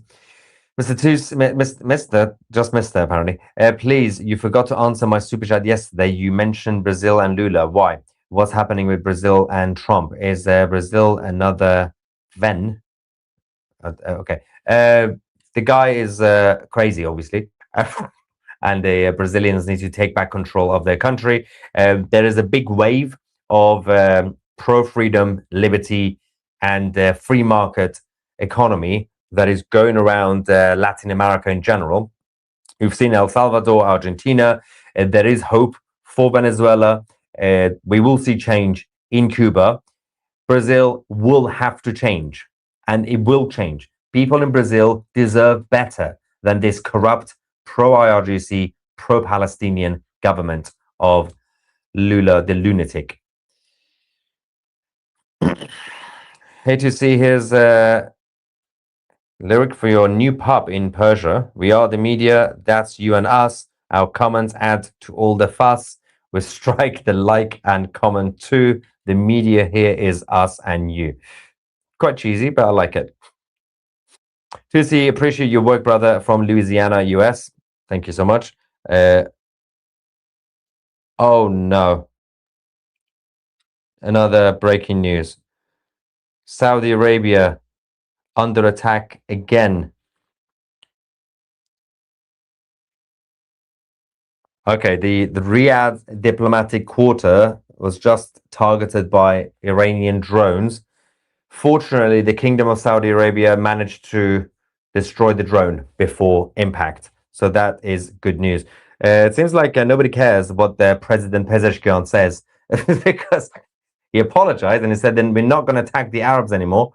But oopsie, they still do it. And I explained why, obviously. Heard the UK arrested 2 for spying for Iran. There's been a number of arrests in different countries. Won't take it seriously because depending on what country it is, for example, in the UK, if terrorists or spies get arrested, then they get promoted. So they're probably going to get bored. They're going to join the House of Lords. To see what does Kia means in Pakistani again, I don't know, but I know in Persian it means penis. Also, Pakistani is not a language because it's not even a country. It's an acronym. Free ale every Friday. Brilliant. Has your dad sent you any videos of the base next to him? No, because we have absolutely no internet connection with him. He's got no internet. So the only thing he's got is he can call me directly on the actual phone, and I can't call him. So he can't really send me any videos. That's a problem. I feel like we're in like 1995 all over again. It's a little bit frustrating. I'm shocked that they work even 1 hour a week. You have a Labour government, and Yardbirds barely work. Yeah, that's about the USS, wow, HMS Dragon. the carrier that needs repair before it gets deployed towards the Mediterranean Sea. And apparently the repair is going to take some time because the staff only work 9 to 5, Monday to Friday. It's so bad, isn't it? I think he has screwed up so badly. I think the king will have to make an emergency trip to the US to patch up relations. To be fair, that actually, people might think this is ridiculous, but you might have to use the king, even though the king doesn't like Trump. It doesn't really matter. He's the protector of the crown. It's not about Charles himself. The king will have to probably go to America on a trip to sort out the relationships because it's not looking too good right now. Fake news, question mark. 120 school children killed in Tehran. That was days ago, and that was the IRGC missile. Tusi, have you heard anything about someone posting on Ayatollah Khomeini? I mean, Khomeini died in the 1980s. Khomeini's X account that they were going to detonate a nuclear warhead in Tel Aviv. Good luck with that. Heard this on Pastor Paul something YouTube. What? I haven't seen that, but I can check. I can check right now. It's not difficult to fact check this. Has Khomeini been posting? Not been posting for 2 days. What is this? Zionists will be destroyed, blah, blah, blah. Yeah, no, it's the same thing that they've been. No, it's not. It's not. It's the last thing he posted was like from 2 days ago. Just the nuclear warhead. Well, it's technically, it's not. It's not a nuclear warhead. It's yeah, it's supposed to be. It's like a ballistic missile. It's a tiny nuke. It's just an AI picture. Let me show you. Don't take this seriously. They've been doing this for the past few decades, coming up with these images and nonsense. This is it. Oh my God, that's too big. That's not what Khomeini's wife said. It wasn't big. Right. This level of professionalism, you will not get this on CNN or BBC. So that's that. Apparently, you have to be scared of that. That's nothing. They did scarier things than this. Remember the Doomsday Clock, which was the countdown to destroy Israel, and then the clock stopped working. They put it in the middle of Tehran, and then the clock ran out of battery or something. But yeah, we don't know when Israel is going to get destroyed. Yeah, it's not a serious threat, but some people take it seriously. So why did the Brits choose to send a warship that needs repair? It might be an excuse, right? Why not send a warship that's actually ready for war? Yeah, I'm guessing. Yeah, it's rhetorical because Starmer didn't want to do anything. He just wanted to be seen to be doing something with an excuse. Oh yeah, I'm gonna come to your birthday, but oh, my mum died. Yeah, my mum's gonna die next week, so I can't really come. What is this? Yeah, we got a video now. We got a very short video. What I reported a few minutes ago. Oslo, the U.S. Embassy in Norway, explosion outside. This is a few seconds of the situation, and we can quickly show this to you guys, hopefully. The good news is no injuries. Hang on. Bad news is slightly worried about the national security in Norway if they could not detect something like this happening so close to the actual building. This is Oslo, the United States Embassy tonight. See the security forces there, the emergency crew, and there has been an explosion. Obviously, as I said, all U.S. embassies, Israeli embassies, U.S. citizens, Israeli citizens, Jews, they are now an open target for the IRGC and their sleeper cells. So everybody be vigilant wherever you are on this planet for a while until we get rid of this cancer. Hey, when you get a real government, if you change the name, the country back to Persian, no, that's a terrible idea. Well, Persians are, I can't explain this, but a lot of people are new to the channel, so I'm going to do a short version. Persian Iranians like me is one ethnicity in Iran, but you have also so many non-Persian Iranians. You can't like abandon the rest of Iran. That's just really weird. Also, it will be the smallest country. It's just the center of Iran, which is Persian, and it won't be good. Also, it was always Iran because Iran means the land of Aryans, and different countries around the world decided to call it different things. Persia, Persis, blah blah blah blah. So the Reza Shah the First, King Reza Pahlavi, gave it an official name, brought back the official name, Iran, and told everybody to say Iran, be normal, instead of Brits and American calling it Persia, like the Greeks for some reason. Anyway, and we got a big super chat here. Thank you very much, saying we got sirens in Kuwait. Wait, what? Again? Oh, no. I'll check that shortly. Thank you for the heads up. Why is there a question mark? Confused. As long as you guys are okay. Okay, 4 times we have sirens in Kuwait now. 4 times tonight. Why am I not getting these updates? What's happening to me? Thanks for the heads up, by the way. Any idea how the Israeli people feel about Netanyahu? Well, we got a chunk of them supporting him, chunk of them not supporting him, just like any other government and country. So, are there still groups trying to oust him? Oh yeah, always. Or is there an overall consent to? Oh well, when it comes to the war, even the opposition, the leader of the opposition, admitted that we're going to have unity because we have a common enemy, the Islamic Republic. We can have our domestic political debate after the war. So in this respect, the whole of Israel is united against the Islamic Republic. And one of the beauties about the Israeli culture is the vast majority of whether you are center right or center left, they still believe in the flag. They still fly the flag proudly, liberals and conservatives and everybody else. But you can't really say much these days about, I'm going to be polite here, some aspects of the left-wing liberal side in both the UK, the US, and some in Canada. They're not even proud of the flag anymore, which is not really a good thing. Israel they've been built different, obviously. Now, what is this? Mosh says, it's not just Iran. Many Iranians said they will donate billions. Uber CEO, for example, a lot of foreign money will pour into Iran post-cancer. Yeah, that's about the recovery. Absolutely spot on. There's going to be so much opportunity. Iran is going to be opening up to the rest of the world. The progress you saw in Dubai, for example, and the UAE, as just one example, in a space of about 30 years, 20, 25 years, but 30 years, let's say 30 years, Dubai, changing from being a desert to this. And actually also Israel, since 1948 till now, don't forget, it's only been a few decades.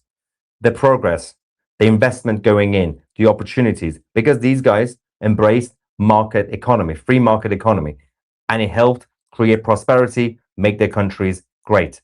And that's what will happen in Iran, unless things go wrong, obviously, and if bad people take control. All right, let me just double check what on earth is going on in Kuwait and also Oslo. Yes, we have it. Okay, we have an update from Kuwait. Oh my God, I almost missed this. Yeah, this is actually filmed by one of the American service members, showing an Islamic Republic drone. I'm going to show you. What is this? Although I know this video is not tonight, so I'm not going to put this on. This is actually from a couple of days ago. That was almost fake news. We have. I will get more information on what on earth is going on in Norway, because we are getting limited intel about the explosion outside the US embassy. And of course, we'll keep you guys posted on everything else. All right, I need a break. It's currently 1:20 a.m.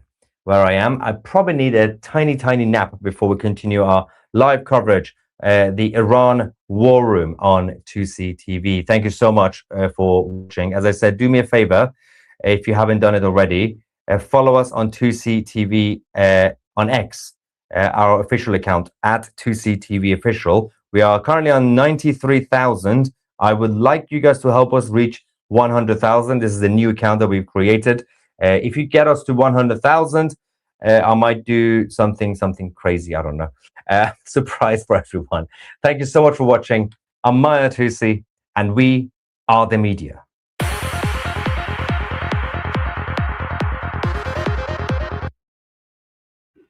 Amazing update by Mahir Tusi. Guys, I actually have a video that I want to share with you.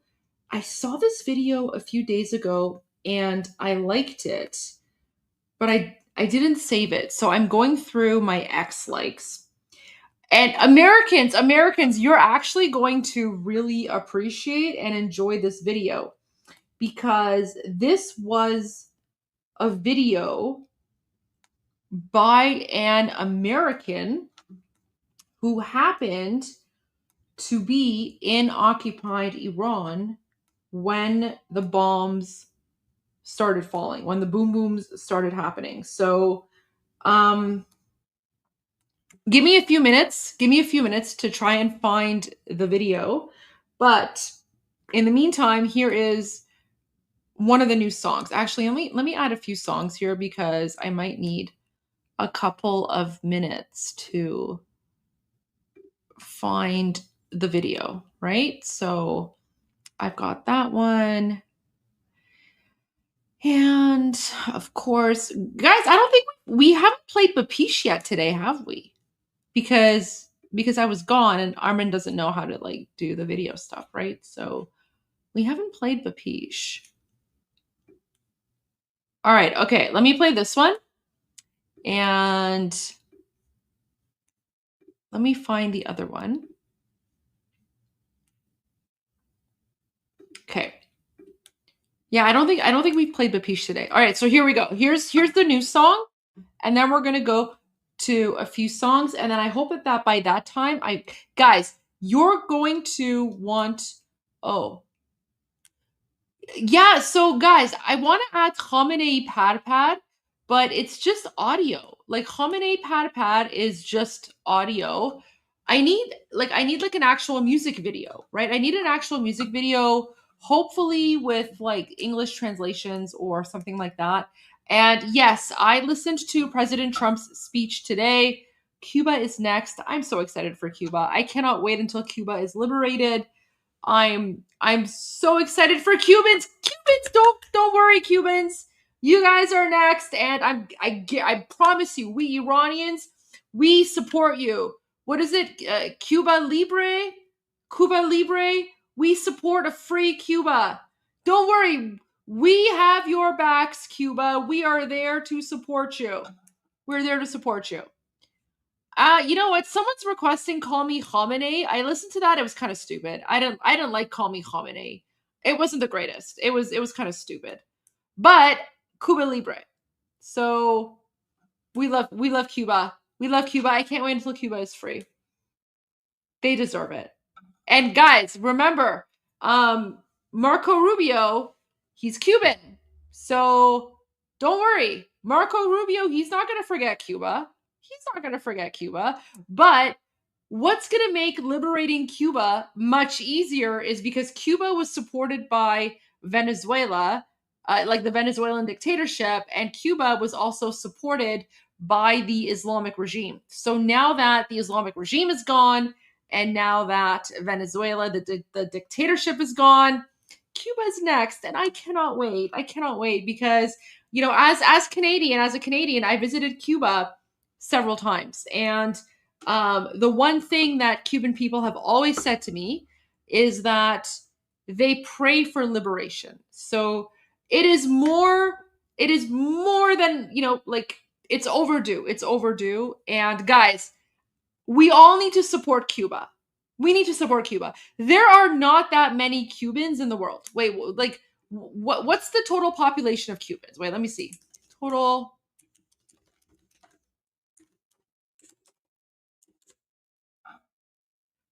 Let's see here. Guys, there's only 10 million Cubans.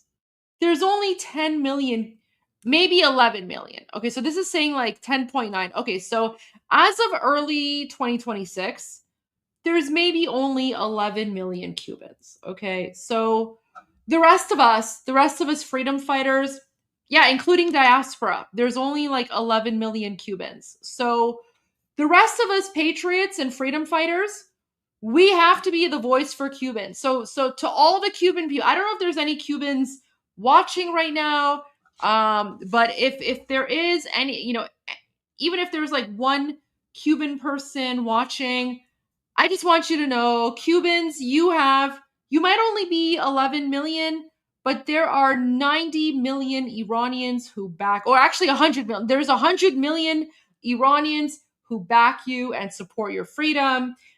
There's so many other patriots around the world. Guys, every single patriot in this chat, not only, you know, the reason that we're patriots is because we're all united. And yes, I know Americans love Cuba. I know you guys want Cuba to be free. We're all on the same side. So guys, this is, if you're pro Iran, if you're pro free Iran, you have to be pro free Cuba. Let's not forget Cuba, because Cubans are some of the most amazing, kind-hearted, warm-hearted people. I pray for, guys, I'm just going to say, when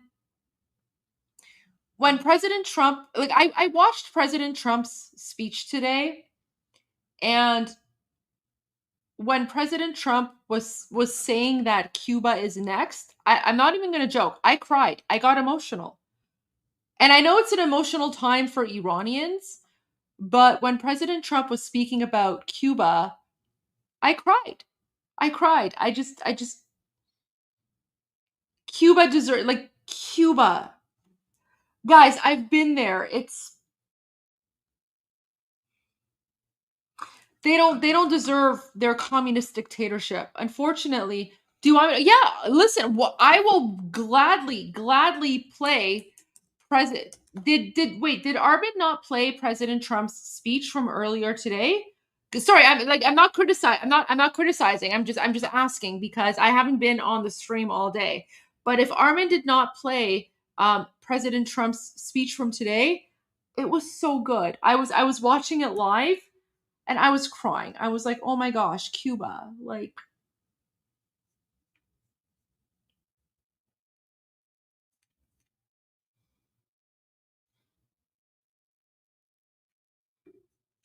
oh my gosh, all the trolls are here. All the trolls are here, and they're freaking out. All the trolls are here, and they're like, woo. Yeah, Shield of the Americas. I was watching President Trump's announcement on Shield of the Americas, and honestly, when he started speaking about Cuba, I got really emotional. Only because, you know, like, for us Iranians, like, you know, we're in a very emotional state right now. And when President Trump said that, you know, like Cuba's going to be free, I was so happy. I was so happy. Like, that just, such an, okay, all right, I'll play it. President Trump. Let me pull it up on YouTube. Give me one moment. It was actually really, he spoke about Iran, he spoke about Cuba.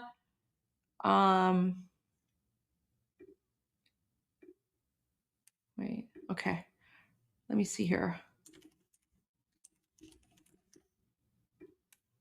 It was really good.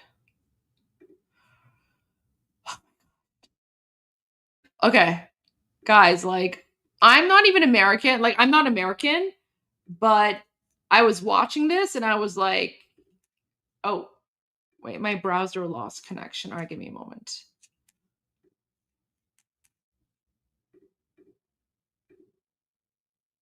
Okay. Let me share the screen again. But guys, this speech by President Trump, it was epic. It was so good. It was so good.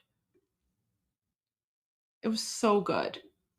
Like, okay, you know what? Let's just watch it. Let's just watch it.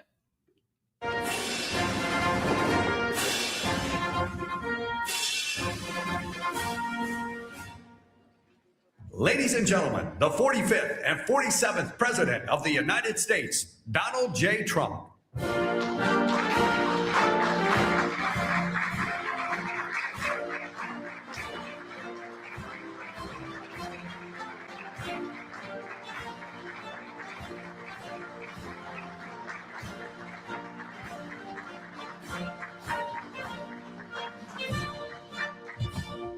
Well, thank you very much. It's been a pretty wild time, but it's going very well. Sit down, please. And tremendous progress has been made, as you're probably seeing just by watching. We're doing something. I built the military and rebuilt it and made it really strong in my first administration, along with a lot of other things we did. We had a great first term. And now we're using it. Unfortunately, we have to, but you're seeing how great it is. There's no military like it on earth, not even close. And we're doing very well in Iran. You see the result, and it's been amazing. We've knocked out 42 Navy ships, some of them very large, in 3 days. That was the end of the Navy. We knocked out their Air Force. We knocked out their communications, and all telecommunications is gone. I don't know how they communicate, but I guess they will figure something out. It's not working out too well. And they're bad people. They're just bad people. When you look at October 7th and beyond October 7th, look at all the killing that they've done over the years, for 47 years. And this had to be done. They were very close to a nuclear weapon. They would have had one if we didn't do our B-2 hit, Midnight Hammer. They would have had it 8 months ago. They would have had a nuclear weapon, and, you know, they're crazy, and they would have used it. So we did the world a favor. And they said, well, how are you doing on a scale of 0 to 10? How are you doing with the attack? And I said, about a 15, I would say, with 10 being the best. But it's something that had to be done, and we're doing it well. And I want to thank everybody involved. I'll be going right after this. I'll be leaving for Dover, very sad situation, to greet the families of the heroes coming home from Iran, coming home in a different manner than they thought they'd be coming home. But they're great heroes in our country, and we're going to keep it that way. There's always, when it comes to war, there's always that. But we're going to keep it to a minimum, I think, Pete, and going to be something, a service that we're really providing, not for the Middle East, but for the world. These were sick people, very sick people. This morning, I'm honored to welcome distinguished heads of state from across the Western Hemisphere for the first Shield of the Americas Summit. And it's something very, very special. Marco's been working on it very hard, so have a lot of other people, because it's a very important place for us. It's nice to be home. It's very, very important. You know, we go all over the world, 9,000 miles away, 12,000 miles away. I said, how long is this flight? Sir, this flight is 19 hours. I said, oh, that's great. I said, now I have flights that last for 2 hours. I like that better. Much better. But on this historic day, we come together to announce a brand new military coalition to eradicate the criminal cartels plaguing our region. And you have a lot of it. One of the things when we were talking backstage, you were telling me the crime, the cartels, and we're knocking the hell out of them where we can. We're going to go heavier. You saw what we were doing with the boats coming in. The boats, there's not a lot of people coming in by boats anymore. We knocked down drugs coming in by sea. Drugs coming in through water is down 96%. We're trying to find out who the other 4% are, because I think they're the bravest people in the world. Either that or they don't watch television, right? They're either very brave or they're not watching. But we're calling this military partnership the America's Counter Cartel Coalition. And that's what you need. You have cartels. They seem to grow in this region unbelievably rapidly. Has to do with drugs largely.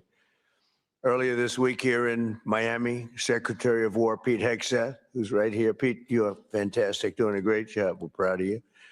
And representatives of 17 different nations formally entered this new alliance.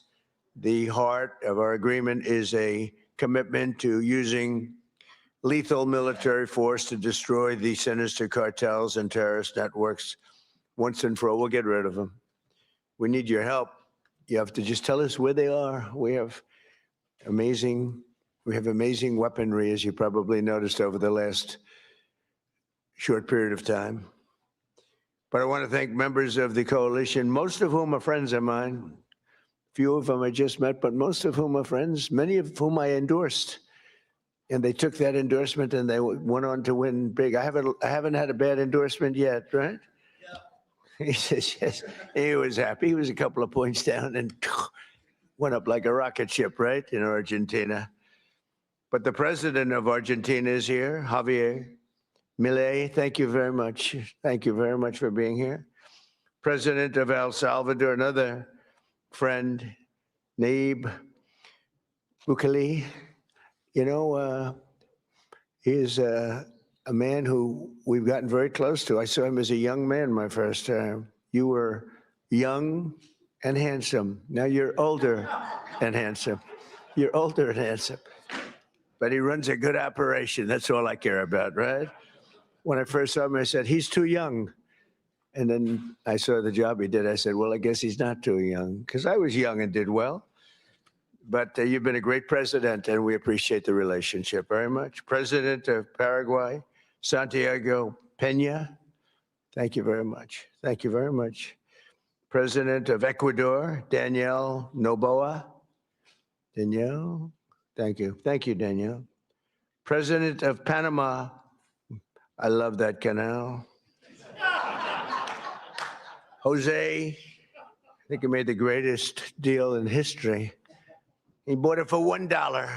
One of our brilliant presidents. I can't sleep over that deal. They gave it to him for $1. Jose Raul Molino, whereas, you know, you made one of the greatest real estate deals in history. Jimmy Carter, one of our great presidents. President of Honduras, Tito Esfora. Thank you, Tito. Thank you very much. Great to see you the other day.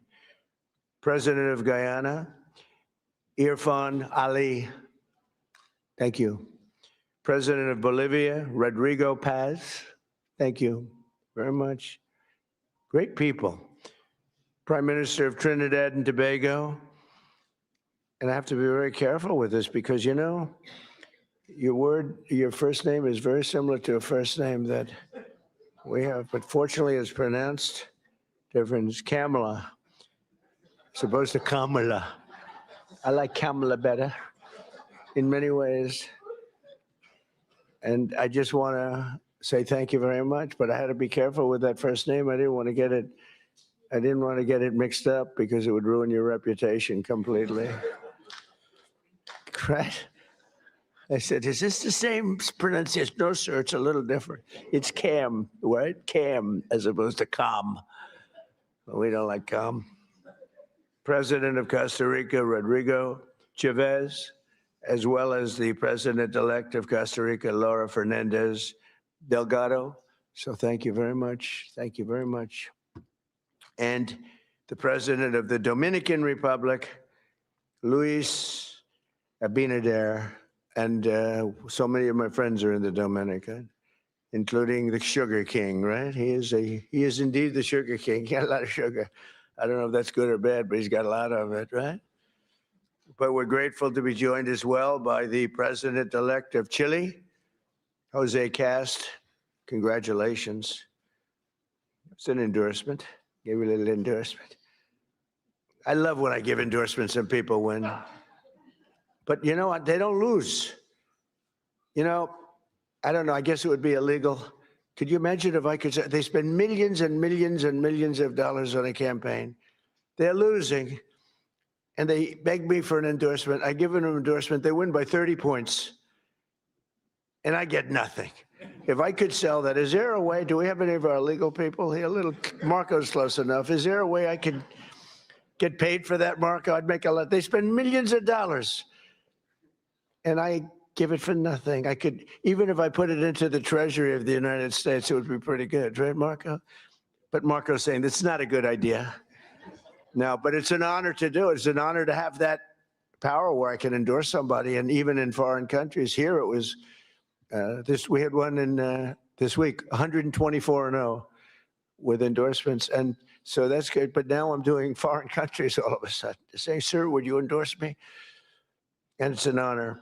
If I like you, I only do it if I think you're good. You know, if I think you're not good, I've turned down many more than I've accepted, believe me.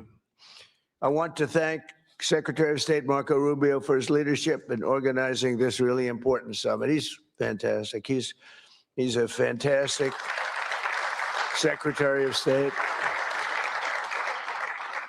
And thus far, look, we've had the most incredible year of any president, I think, by, you know, I ended 8 wars. We're not going to go into it too much today, but what we've done is incredible. And we're going to be doing some incredible things together, because I look at our region, if I can call it that, as being very important. It's been abandoned by the United States for so many years. You know, they went so far away.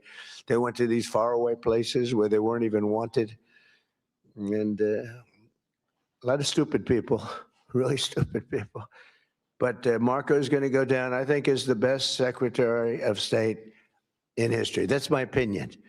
Now, I'm a little prejudiced because I like him too. But I think he's on his way. So you've done 25%. You got 75%. He's got 3 years left. So he's got 25% under your belt. So far, you're leading. You're very leading by just about a smidge over a couple of pretty great ones. We've had a couple of pretty great ones, right?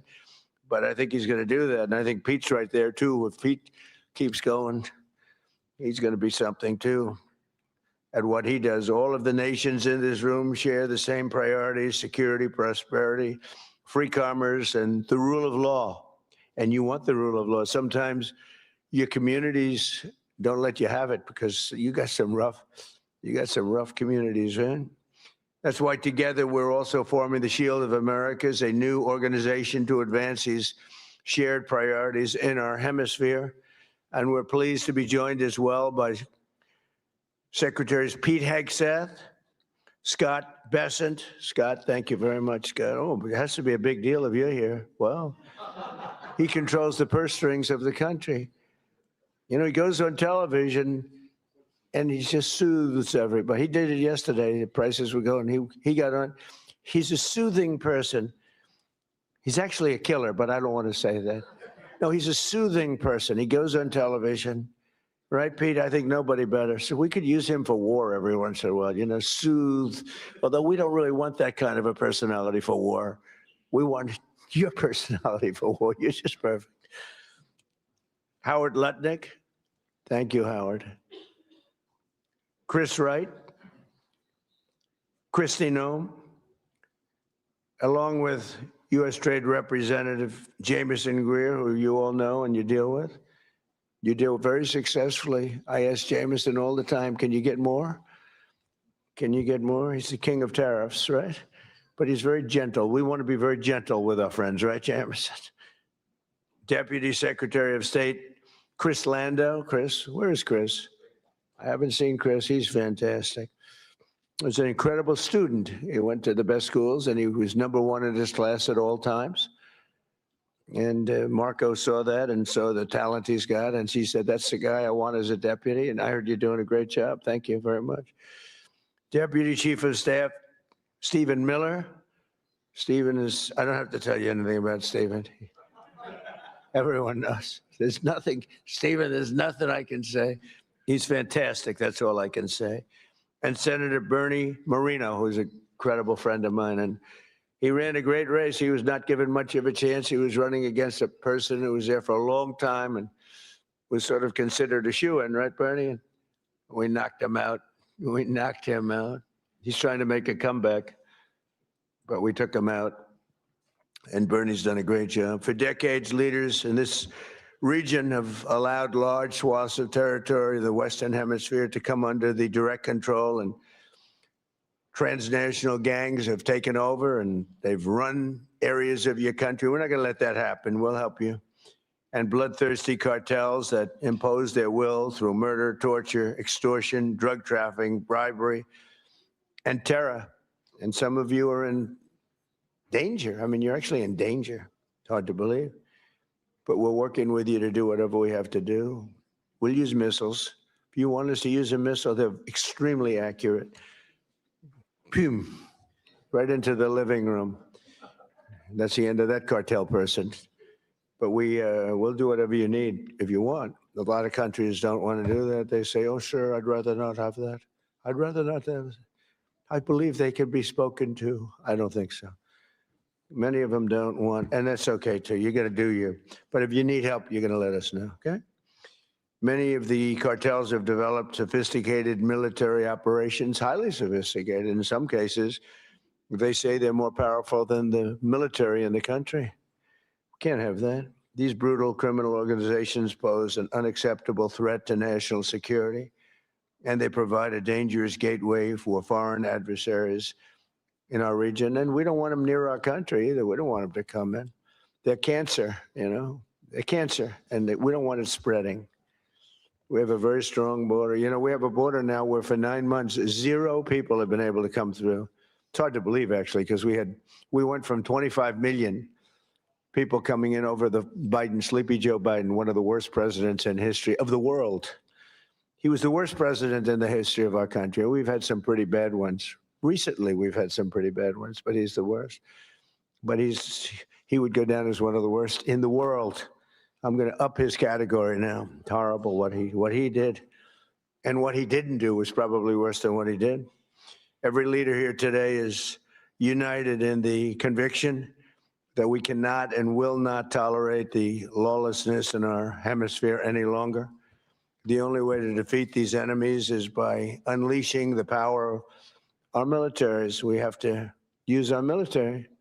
You have to use your military. You can't fight these people with, and you have great police. You have some great police, but they threaten your police. They scare your police. You're going to use your military. In many cases, our forces have already been working closely with yours, and the United States looks forward to deepening and expanding that cooperation in the months ahead. And it's so good that we got to know so many of you. I mean, we're so many. And I'd love to get to your countries at some point. Marco loves going to your countries. He's always at one of these countries. He likes your countries the best, okay?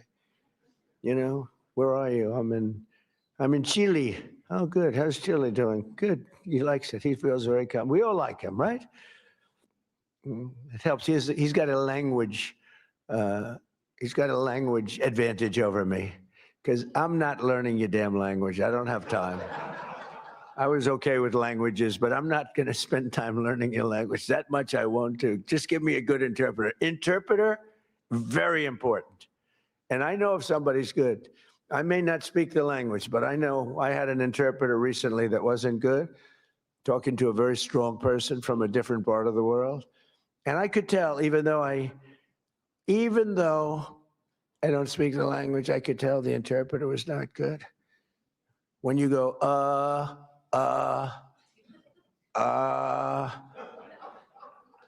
when I give a long, flowing, beautiful sentence, and in this case, it was a woman, and she gave it in about 1/4 the time. I said, well, their language may be efficient, but it's not that efficient.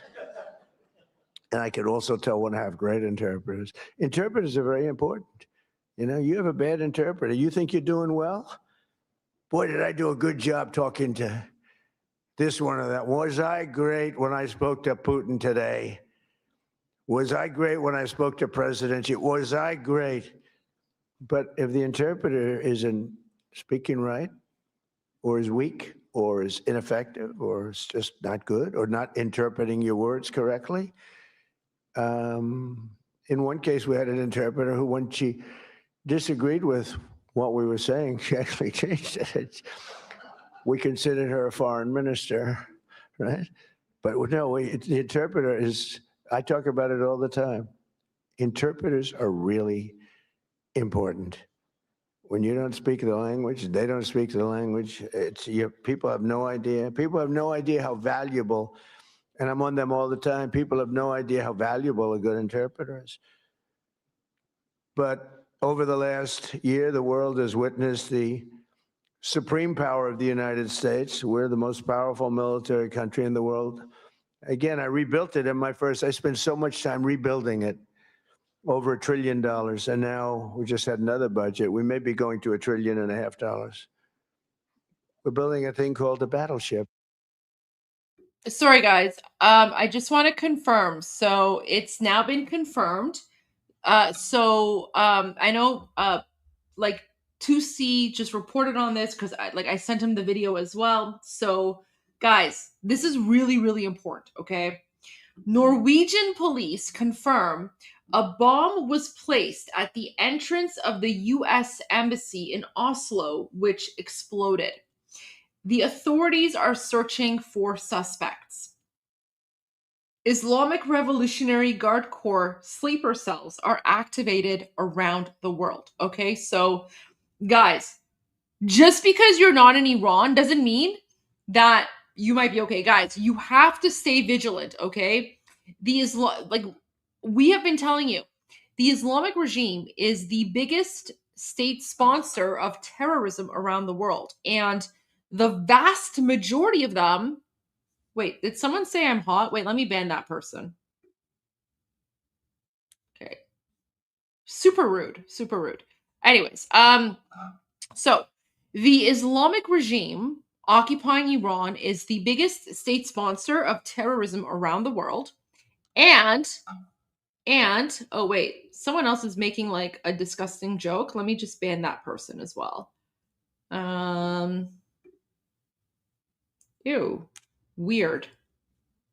Super weird. All right, whatever. So the Islamic regime, again, largest state sponsor of terrorism around the world, and they are now activating their sleeper cells. So people like myself and others, we have been warning you about the fact that there are sleeper cells in Western countries, okay? There are Islamic regime sleeper cells in Western countries. And part of what they do is, when the time is right, they activate. So they are now starting to activate.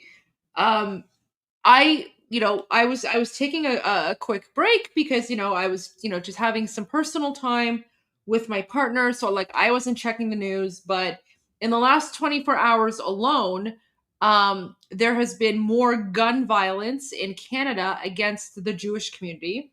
And now we're hearing about a bomb that was left at the US embassy in Norway. So guys, don't assume that just because you're not in occupied Iran that you're safe. The Islamic regime is everywhere. And guys, the vast majority of them are not Iranian. Okay? They're not Iranian. I showed that video to you. I'll show the video again. The vast majority, for example, when I was in Toronto, and guys, I went, incognito. Of course, many Iranians recognize me, but that's okay because, they're friends and supporters and they made sure that I was okay. I just want to say that when I did attend the rally, I had security. I'm not going to get into the details of the security details, but I don't go to places randomly. Let's put it that way. Anyway, so I showed up for a little bit because I wanted to support. But I was observing the people on the other side. I was observing the pro-Palestinians, the pro-Allahu Akbar, Durka jihadis.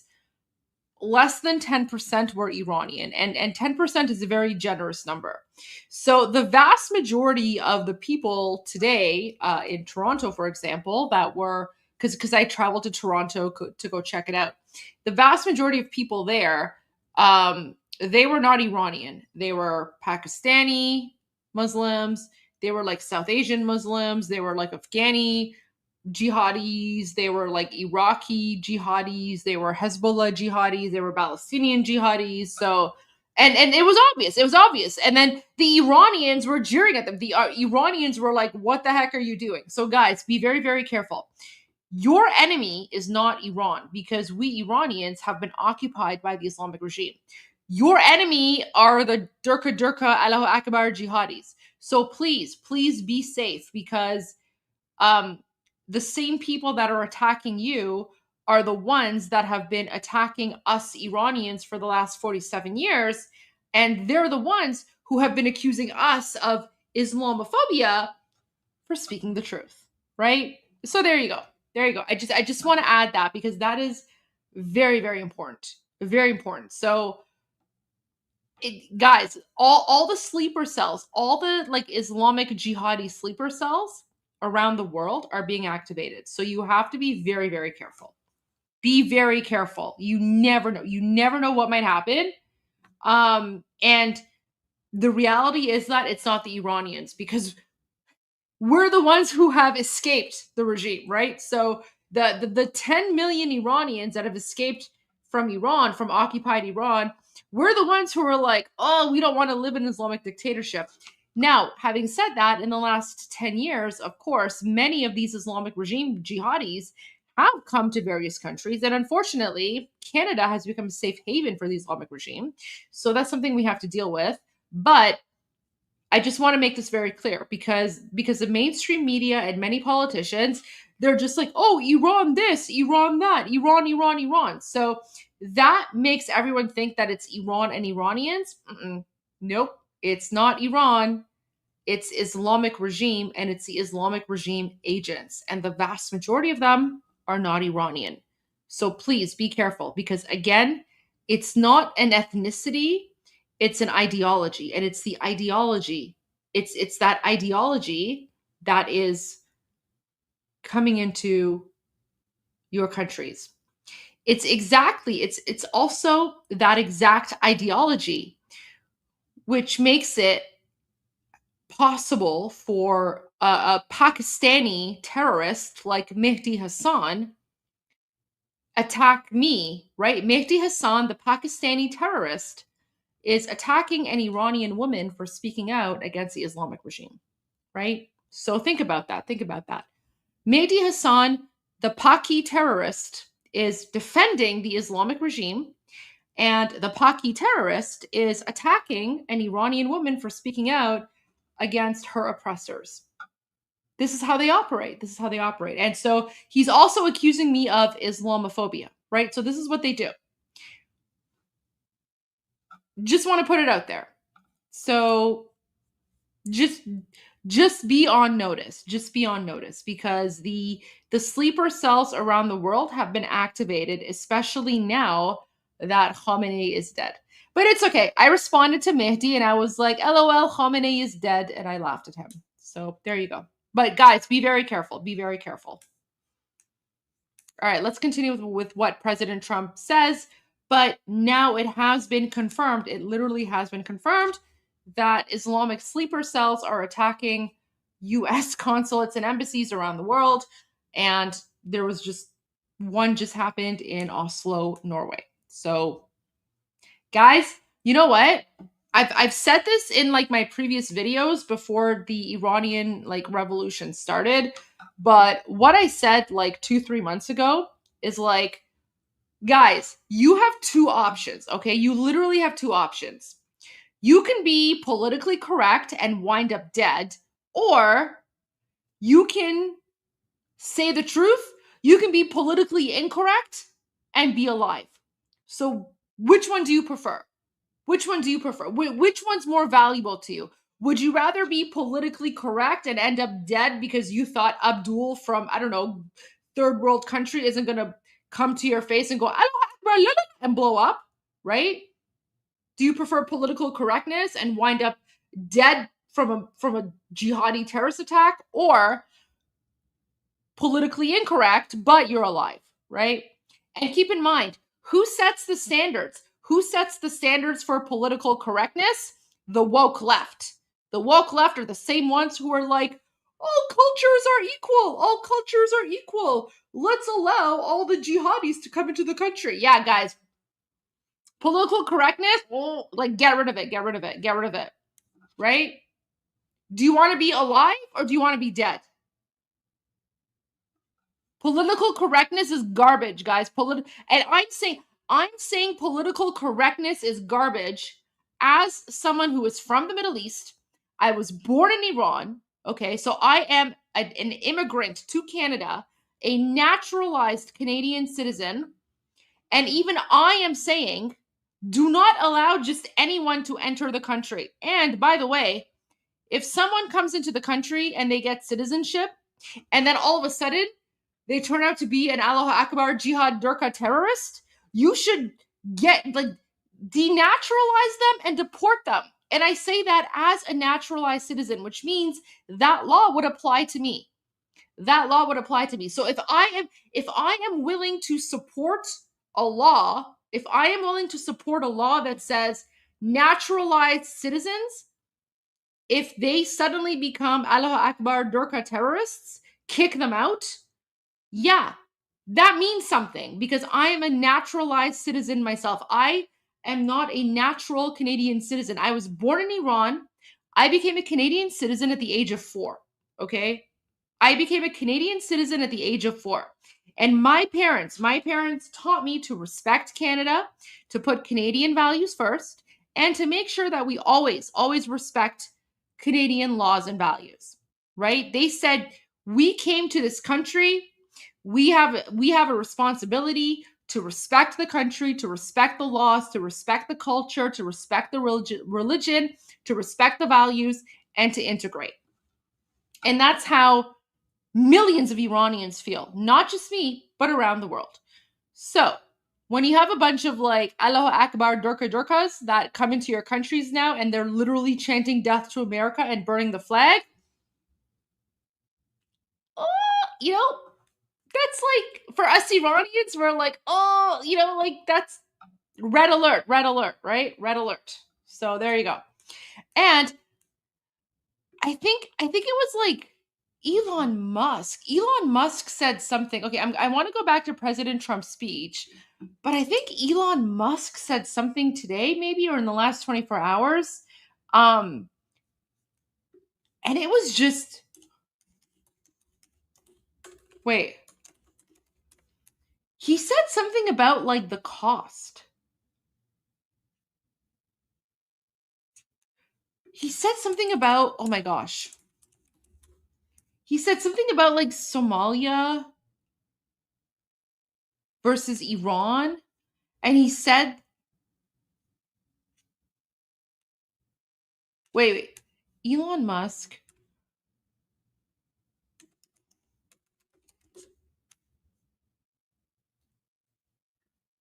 Yeah, okay, here we go. So apparently, okay, so I have to I have to go find it, but apparently, so Elon Musk, so this was today, but I was off and I've just come back. But Elon Musk just reposted a video of Katie Miller surprising Laura Ingraham by saying, I just want to point out that what we've spent so far, and he's referring to like the military, like the humanitarian intervention in occupied Iran, right? So what we've spent so far on the war is less than what Tim Walz has lost to Somali fraud in Minnesota. Boom. So there you go. The fight to liberate Iran, okay,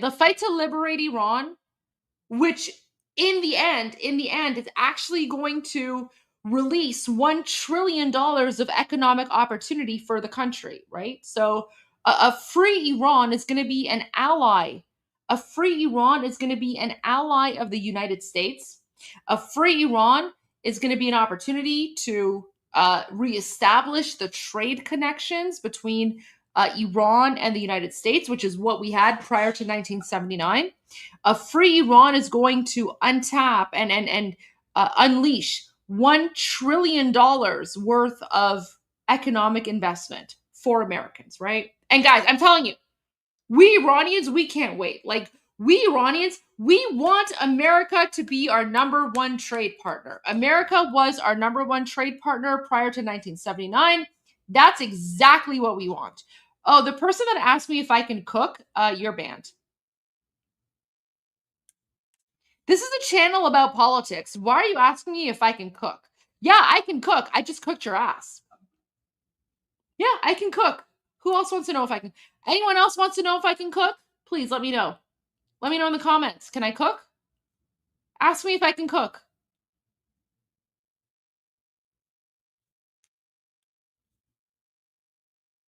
Ask me if I can cook, please. I dare you. Anyways, all that to say, oh, Savak, oh no, okay. I know you're joking. Okay, you're a big supporter. I know you're joking. No, I know you're joking. I know you. No, you're good. You're good.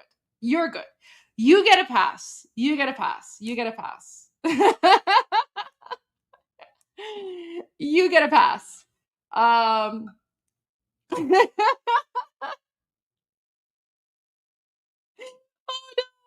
Poor Savak. No, look at that. Wait. Let me get his comment. He was like, so he said, "Can you cook?" And then he's like, "No, sorry." So he panicked. No, it's all good. It's all good. No, it's all good. I wasn't referring to you. All good. All good. All good. It's the random trolls. It's the random trolls. If anyone wants to know if I can cook, yes, I can cook. I can cook, and I will cook you out of the live stream. Anyway, so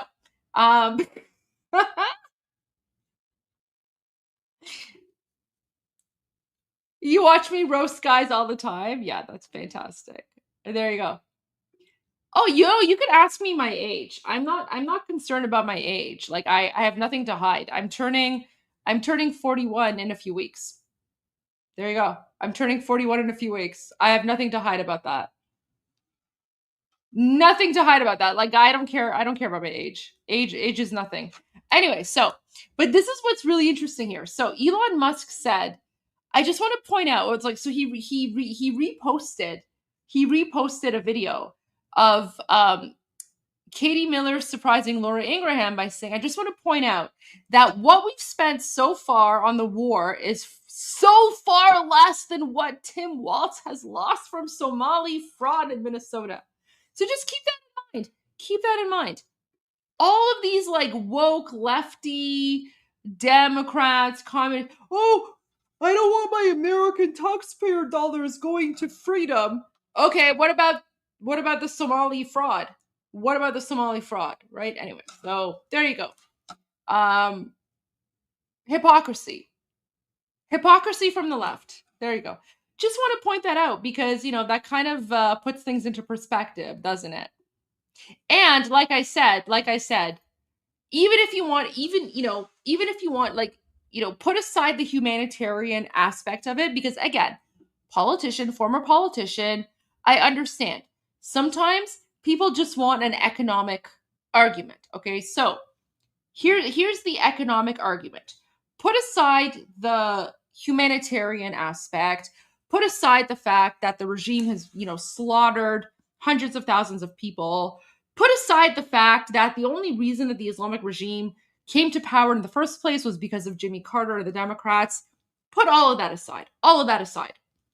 If you just want to focus on economics, a free Iran is going to unleash $1 trillion worth of investment for the United States.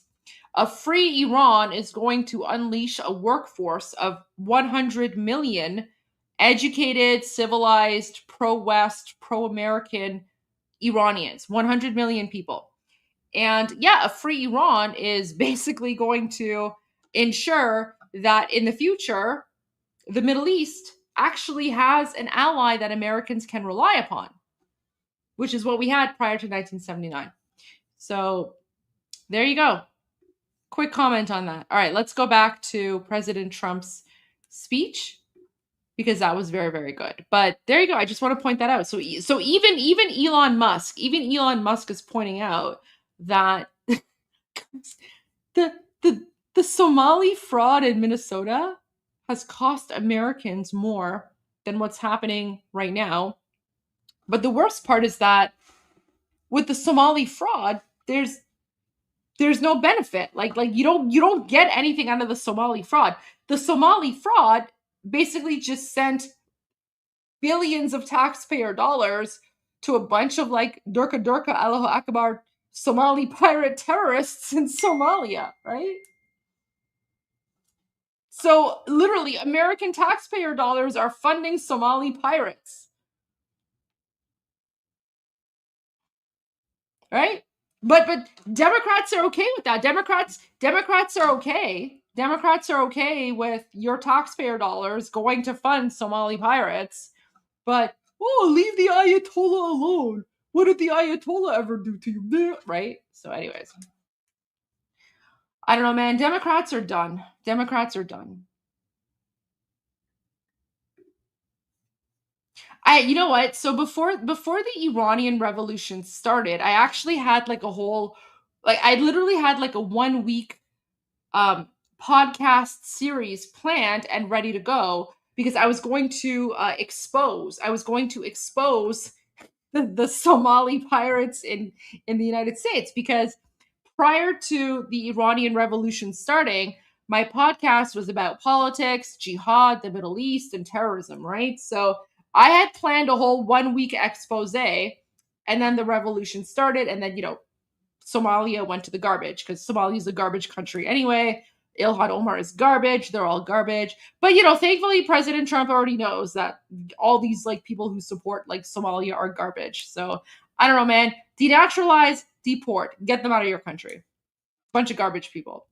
Anyways, let's continue with President Trump here.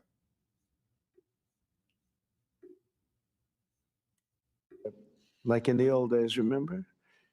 We have a Secretary of the Navy, and he suggested, I've always said, why don't we have battleships anymore, shooting big bullets instead of, $3 million rockets? And they said, well, sir, we just don't have them. Nobody could give me the answer, but we're actually building 10 of them.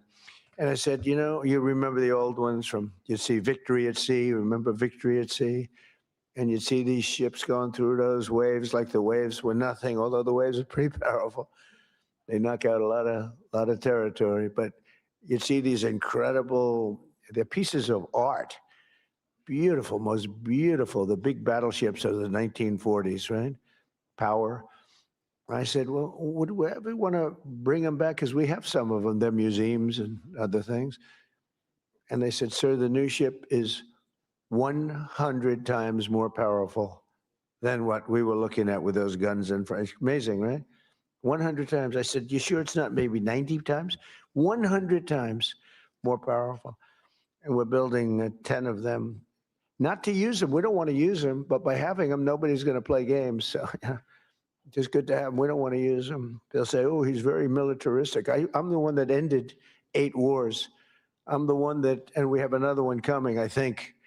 The easiest was that, and that was just, and as you would understand this, the hatred between Putin and his counterpart is so great, okay?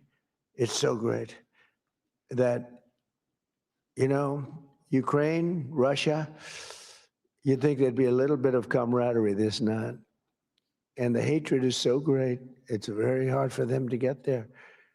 It's very, very hard to get there. So we'll see what happens, but we've been close a lot of times, and one or the other would back out. But we're losing, they're losing. It doesn't really affect us very much because we've got an ocean separating. I'm doing it as a favor to Europe, and I'm doing it as a favor to life, because they're losing 25,000 souls. Think of that every month, 25,000. Last month, 31,000, both sides, 31,000 people died, mostly soldiers. So I have an ability to get those things done, to bring people together, and I did great with so many. India, Pakistan, that was going to be a disaster. I was raging for a number of days. I did that through trade. I used tariffs and trade. And it was amazing. But we did amazing. One was 32 years, one was 34, and one was 37 years, and we got it done very quickly. And we'll get this one done too. But the hatred is, hatred's an amazing thing. People do bad things, and people don't get things done when the hatred is too great. That's a lot of it. Just as we formed a coalition to eradicate ISIS, at least we must now do the same thing to eradicate the cartels at home. So we did eradicate ISIS. Now, during the 4 years, we had a rigged election. You probably read about it, probably heard something. So it gave me 4 years to contemplate and to stage my comeback. I staged big comeback. They say it was a comeback. I didn't think it was a comeback because I had the people on my side. So I didn't view it as a comeback, but they did everything possible during that 4 years. They're crooked politicians, dirty cops. They're dirty cops. They did everything possible to make it impossible for me to win. And I won in a landslide. But during that period of time, I learned a lot. And I learned how you people, and I saw it so badly, how you're suffering with what's happening with the crime in the region. And I said, if we ever come back, we're going to eradicate that crime. And I'm going to work with you. And if you want, we're going to do it. We can do it pretty easily. As part of our commitment to countering the cartel presence in our region, we must recognize the epicenter of cartel violence is Mexico.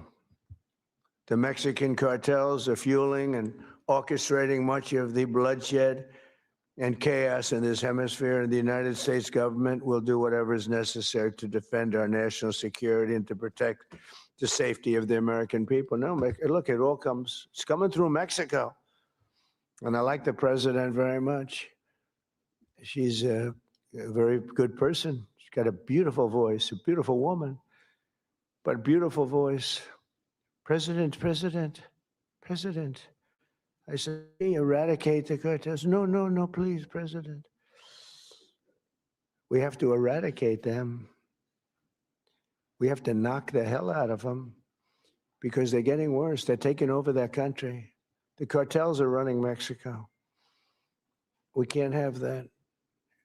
Too close to us, too close to you. But everything comes in through Mexico, mostly. At the same time, all of us must recommit to ensuring that law and order within our own nations, and that includes showing zero tolerance for the gang activity, tremendous gang activity in Venezuela. That's in much better shape than it ever has been. We've developed a great relationship in Venezuela. The savages who murder and rape with impunity must be permanently removed from society. We must not allow our criminal justice systems to be corrupted so that they protect.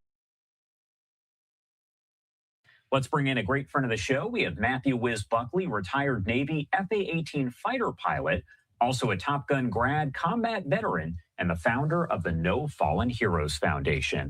Thank you so much, Wiz, as always, for taking the time to join us here. Morning, Josh. Thanks for having me. Of course. And first off, I have to ask, Did we miss Reza Pahlavi? we've seen a lot of different videos that have been released over the past week since Operation Epic Fury began. This one, though, as I pop it up on your screen, this gives you a look at that Iranian carrier sinking. And what's important to note is that it is a very large ship. Yeah, absolutely. This ship was the size of a U.S. Navy World War II aircraft carrier. So not obviously the size of the Lincoln or the Gerald Ford, but a significant naval vessel. And I remember when they launched this thing and they had drones flying off of it and, all their AI. I mean, if someone has the right channel, let me know. I'm trying to find the right channel. I know. How am I supposed to find the channel?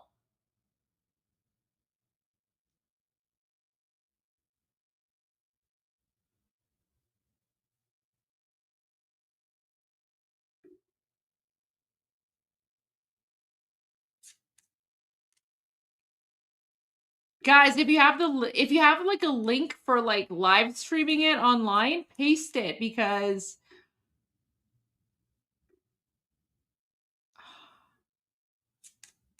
like I know. Like guys, I need a link, otherwise how am I supposed to pay it?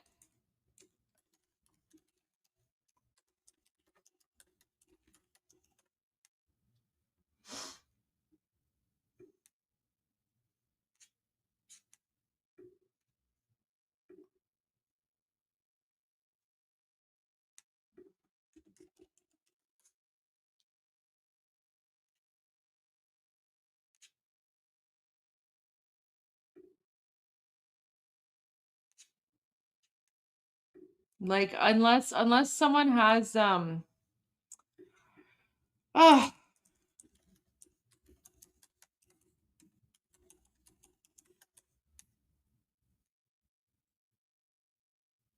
Okay, wait. I'm seeing.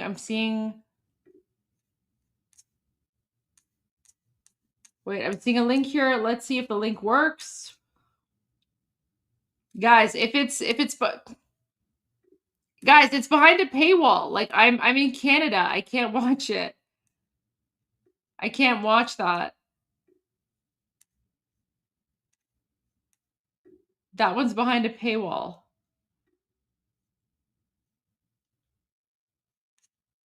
We might just have to wait. You know what? They'll probably have it on YouTube after the interview, right?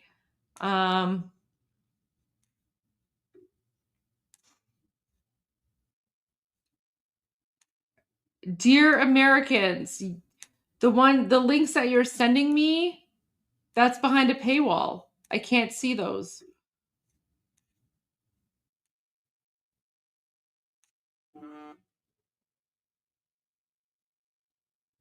I know, guys, I appreciate that. That link doesn't work. It's behind a paywall.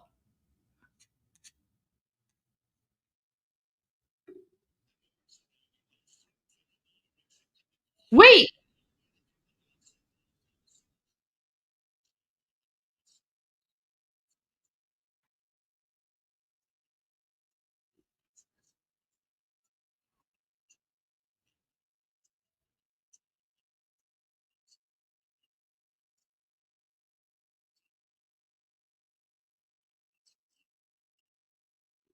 A path to potentially chaos and domestic strife and civil war. I'm sure that's not the outcome that we are hoping to have.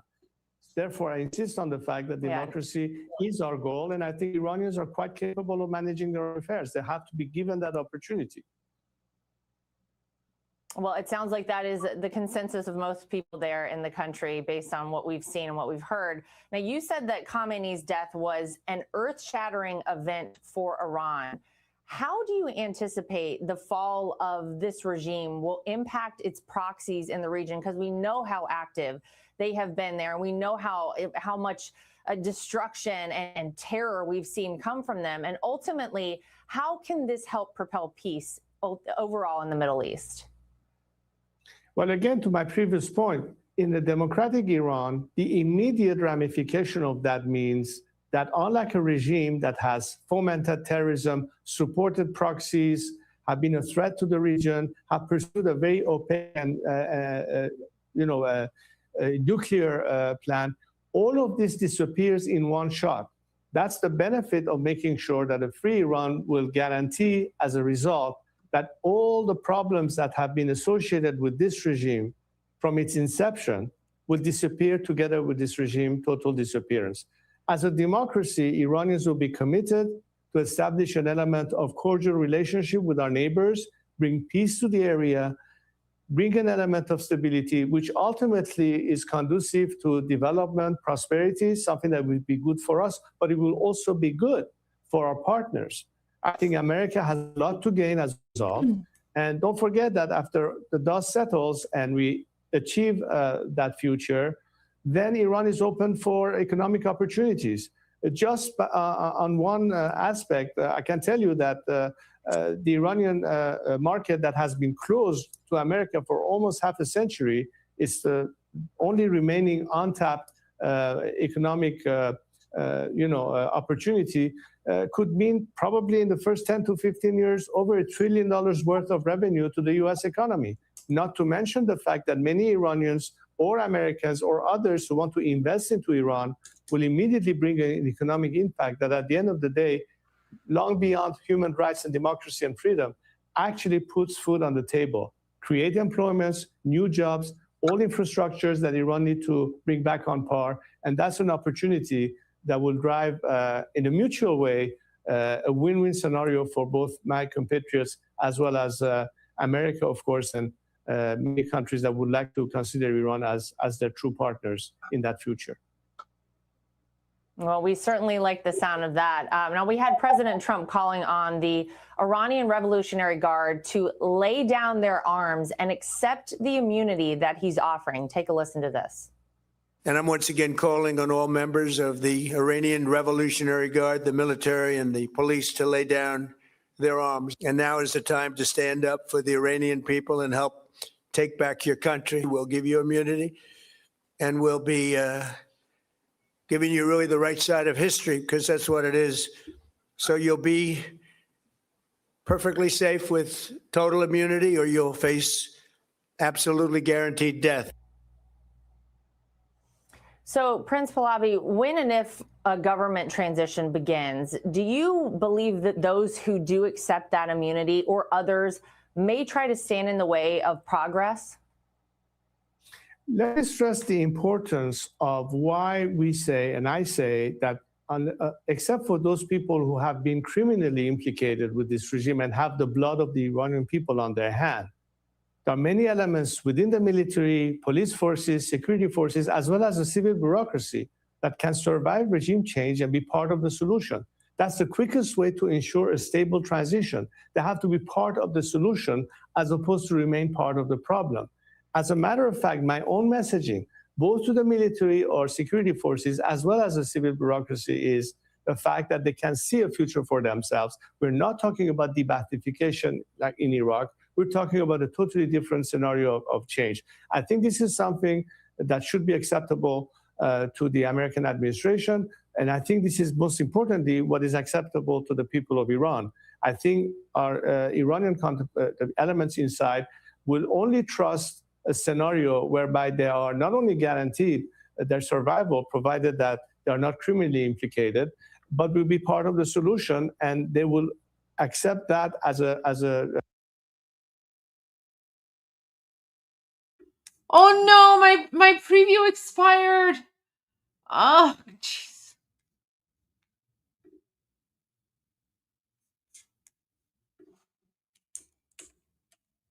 Oh no.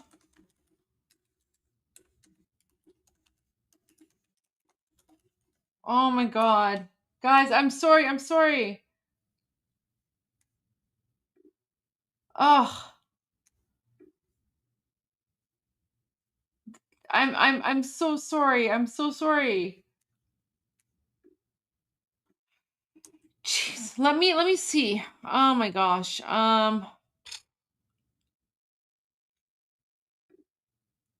so sorry, guys. I'm in Canada, so wait. Let's see if this works. Shoot. Let me try this. Oh my gosh. I'm so listen, I'm sure the full thing will come out. But let's see.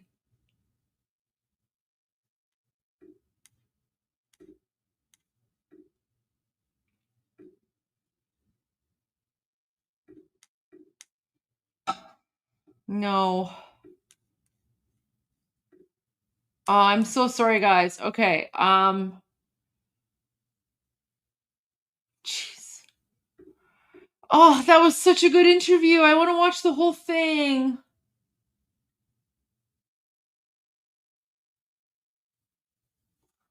Oh. Oh, I'm heartbroken. Oh.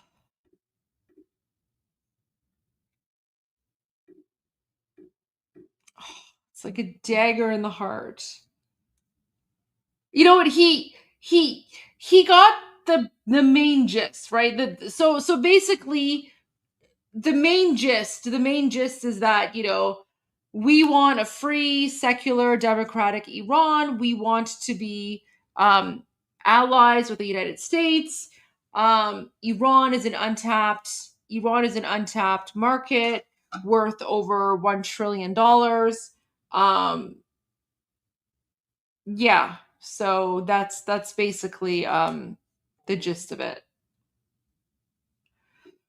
Oh, but guys, I'll find it, and we will play the whole thing tomorrow for sure. We'll play the whole thing tomorrow, I promise. Yeah.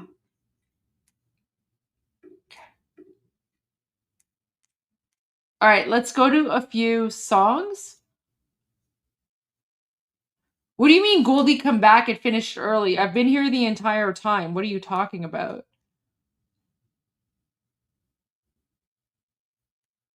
Well, Khamenei is dead.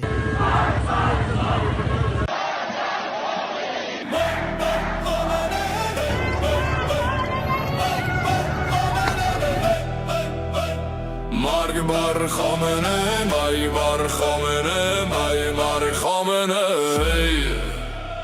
Chant to death to America for decades on the mic while beating girls, hanging men, massacring the rights.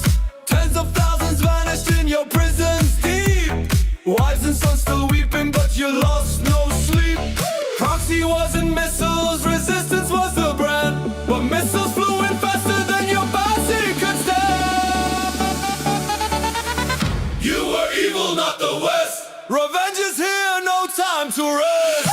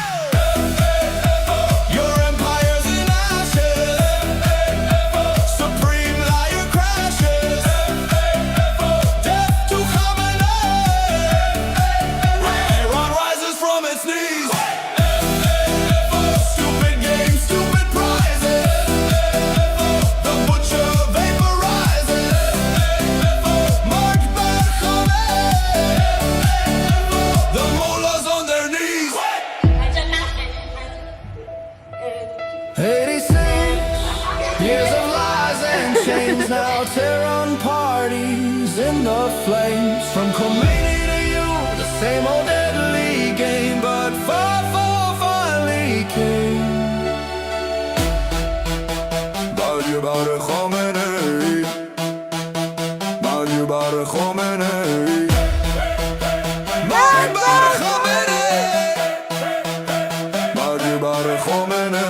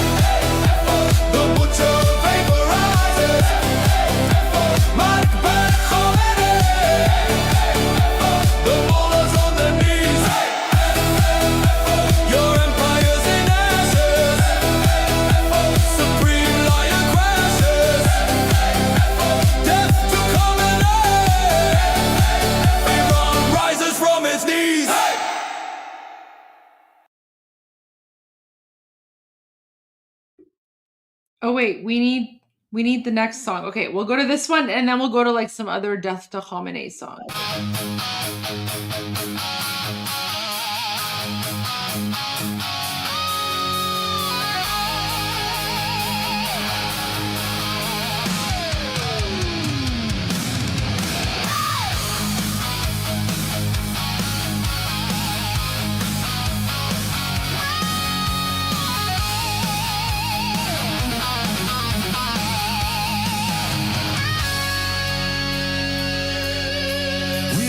Shadows cut from the light,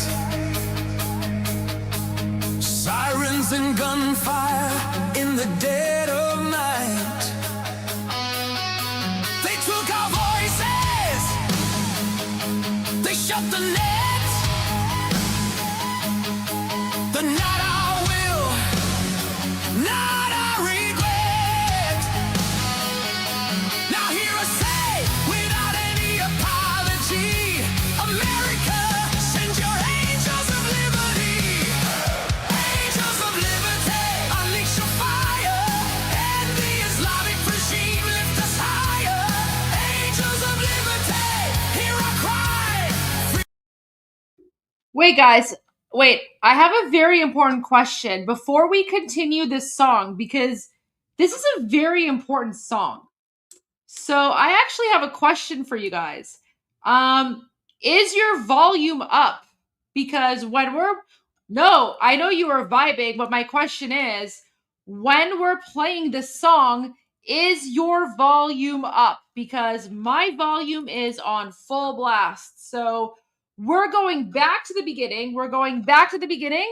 And I want everyone, volume up, full blast. Volume up, Patriots, in honor of the American military and American servicemen. So let's go from the beginning. Volume up.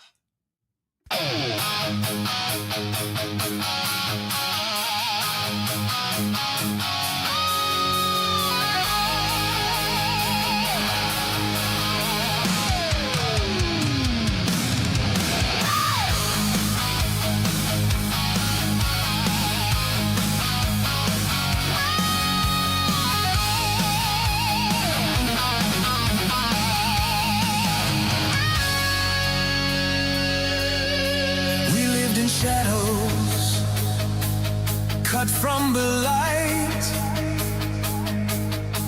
sirens and gunfire in the dead of night. They took our voices, they shut the net. The not our will, not our regret. Now hear us say, without any apology, America, send your angels of liberty. Angels of liberty, unleash your fire, and the Islamic regime lift us higher.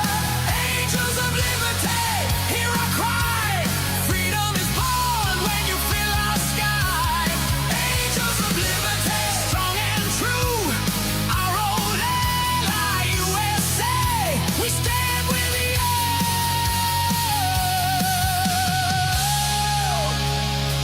Cheat are on every street.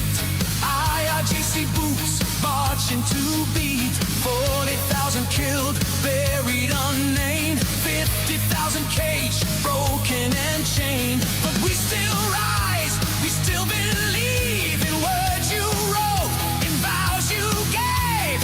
We want freedom and revenge. We will fight beside you till the Angels of liberty, unleash your fire, and the Islamic regime lift us higher. Angels of liberty, hear our cry. Freedom is born when you fill our sky. Angels of liberty, strong and true, our old ally USA. We stand with you.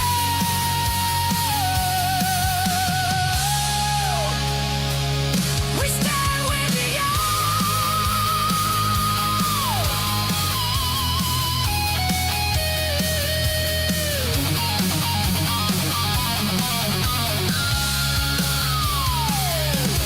Morning rises in every sea. We shout King Reza Pahlavi, our hope, our future, and unity. A future built on justice and peace, where hatred ends and nations breathe. We honor the brave American Air Force and Navy. Through all our lives, we will be free. Angels of liberty, unleash your fire, and the Islamic regime lift us higher. Angels of liberty, hear our cry. Freedom is born when you fill our sky. Angels of liberty, strong and true, our old ally USA. Iranian, stand with you.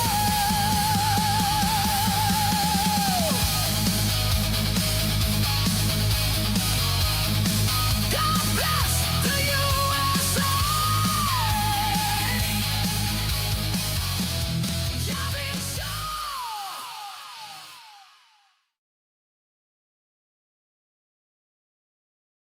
So we have a lot of our Israeli and Jewish friends who are requesting a song in honor of Israel and the IDF.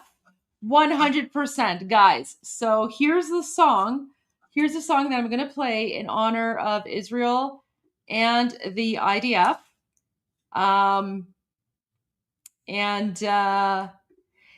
This song is actually made up of clips of my own personal trip to Israel. So this is basically, I made this song to honor Israel. Well, no, sorry, I didn't make the song. The song already exists. The song already exists. I made this video clip to honor Israel because as an Iranian, it was amazing for me to visit Israel. So here we go, guys. I hope you enjoy. This video is from like a few years ago, but there you go.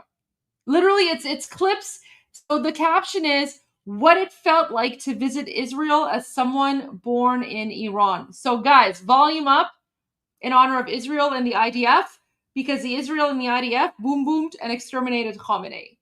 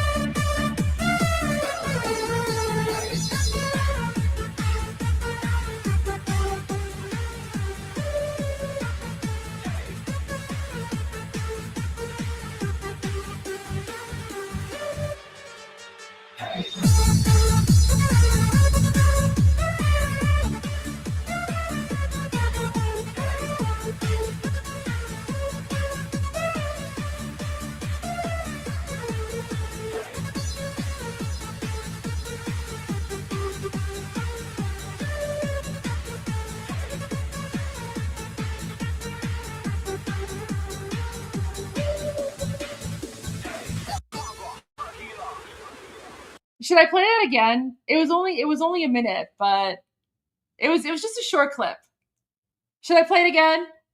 Do you guys want me to play it again? Guys, all the Israelis and Jews in the chat, guys, you know I love you. You know I love you guys. Like I've literally been speaking out and supporting Israel for like literally my entire life. So I apologize. I apologize if sometimes you feel left out, but I'm telling you guys, like there has been so much love for Israel from the beginning. But I will play it again in honor of I'll play it again. I know. Honestly, it's a banger. It's a banger, isn't it? Oh my god, the shawarma in Israel was the best. Literally the best. The best shawarma I've ever had is in Israel. Hands down, hands down. The best hummus, the best shawarma in Israel. Hands down. No one can take that away from you. No one can take that away. All right, I'll play it again. It's a banger.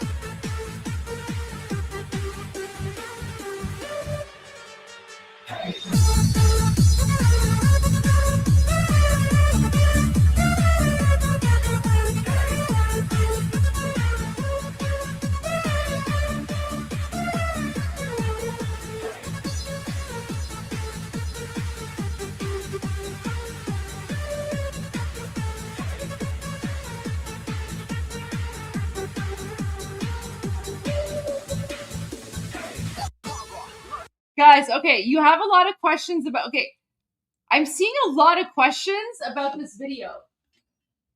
Okay, give me a moment. Okay. I will go through this video. Oh wait, there's a weirdo, just block him. Okay, so I will go through this video and I will explain clip by clip for you. So let me just mute it.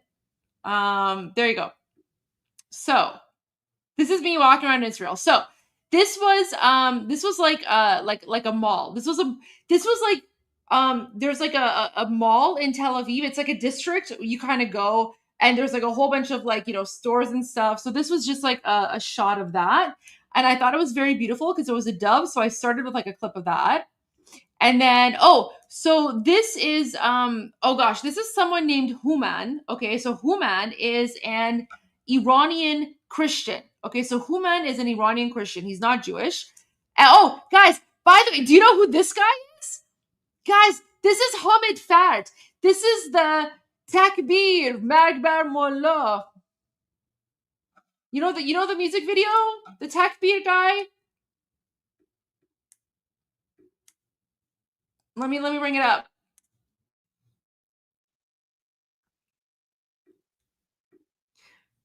So no. So this guy is Human. Okay, this guy is Human. So Human, he's an Iranian Christian. And he creates murals that are painted all around Israel. So the murals that Human creates, okay, so his murals are basically a combination of Iranian women and Jewish women, Israeli women, and it's like, the unity of Iranians and Jews against the Islamic regime. So there's actually like, I don't know, I think maybe 20 or more murals around Israel right now, which shows the unity of Iranian and Jewish women, and the fight against the Islamic regime. This guy, this is Hamid Fard, guys. This is Takbir guy. This is Takbir guy. Here, let me share Takbir guy. I'm gonna take a quick 5-minute break or like 3-minute break, and then this is literally Takbir guy, and then I'll be back and we'll continue with the Hava Nagila video.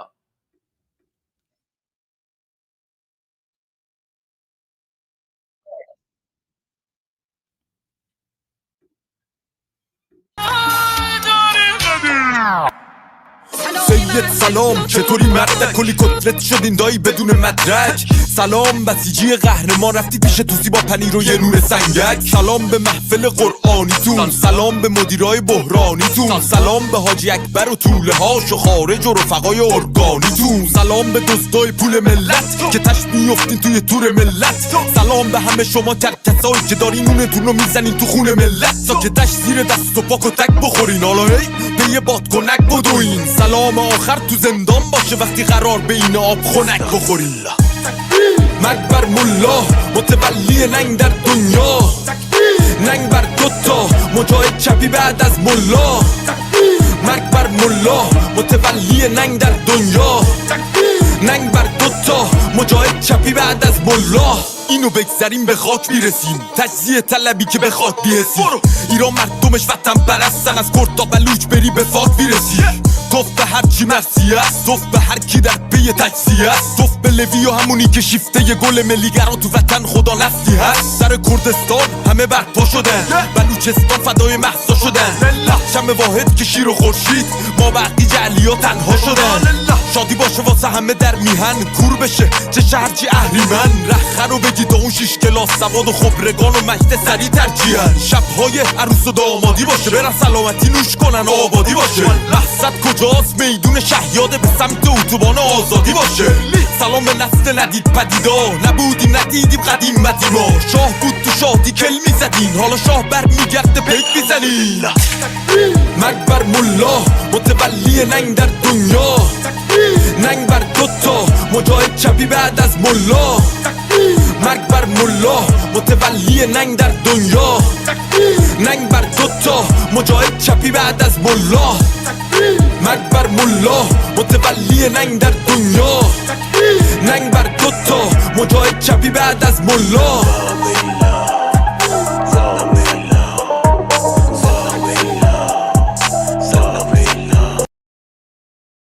Anyway, that's the song. So this is him, guys. That's him. So this is him here. Okay, so he was so impressed. He was like so impressed with the mural because honestly, like Hamid Fard's an artist, right? So he's an artist. He appreciates art. So he's like, oh my gosh, this is amazing, right? So No. So this guy here, the one that drew the mural, so he is Christian. He's Christian Iranian. I only know that because he said he's Christian. I don't know what religion Hamid is. It doesn't matter because we don't ask each other what our religion is because it's irrelevant. I just know that he's Christian because that's what he said. But for the rest of us, like we're all Iranian first anyway. Is he single? I have no idea. I don't think so. I don't know. I mean, I could ask him why. Is anyone interested in dating him? I can ask him. I don't think he's single. I'm sorry, guys. Anyways, okay, so guys, so this part, okay, so this part of my music clip. These are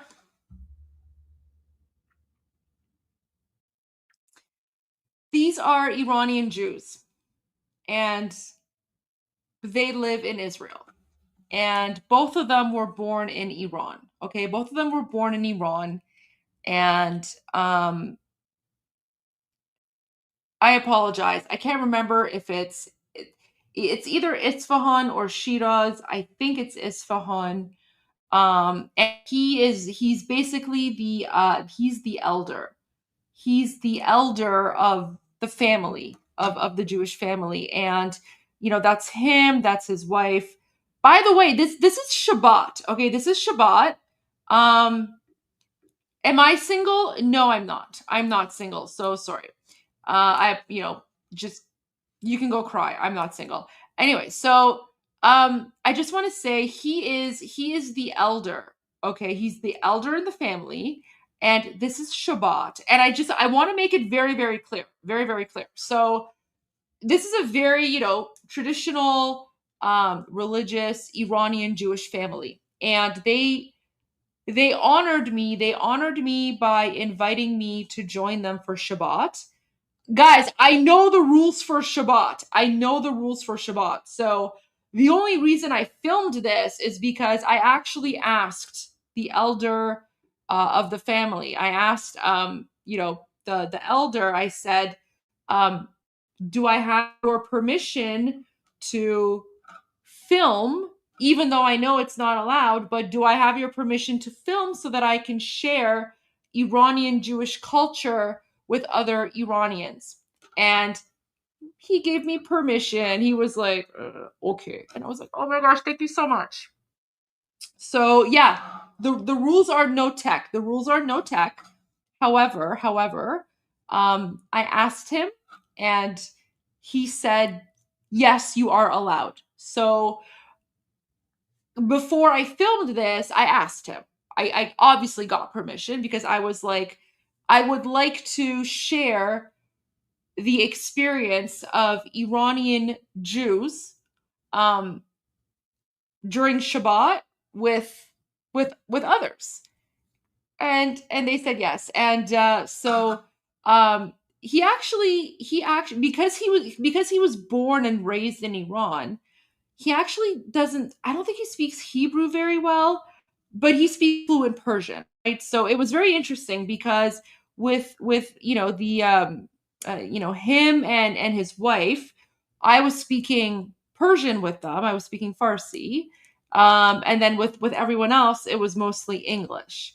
But honestly, for me, as a non-Iranian Jew, it was such an honor to be invited to a Jewish, to an Iranian Jewish household for Shabbat. And I'm just very grateful that they gave me permission to break the rules so that I could share that experience with other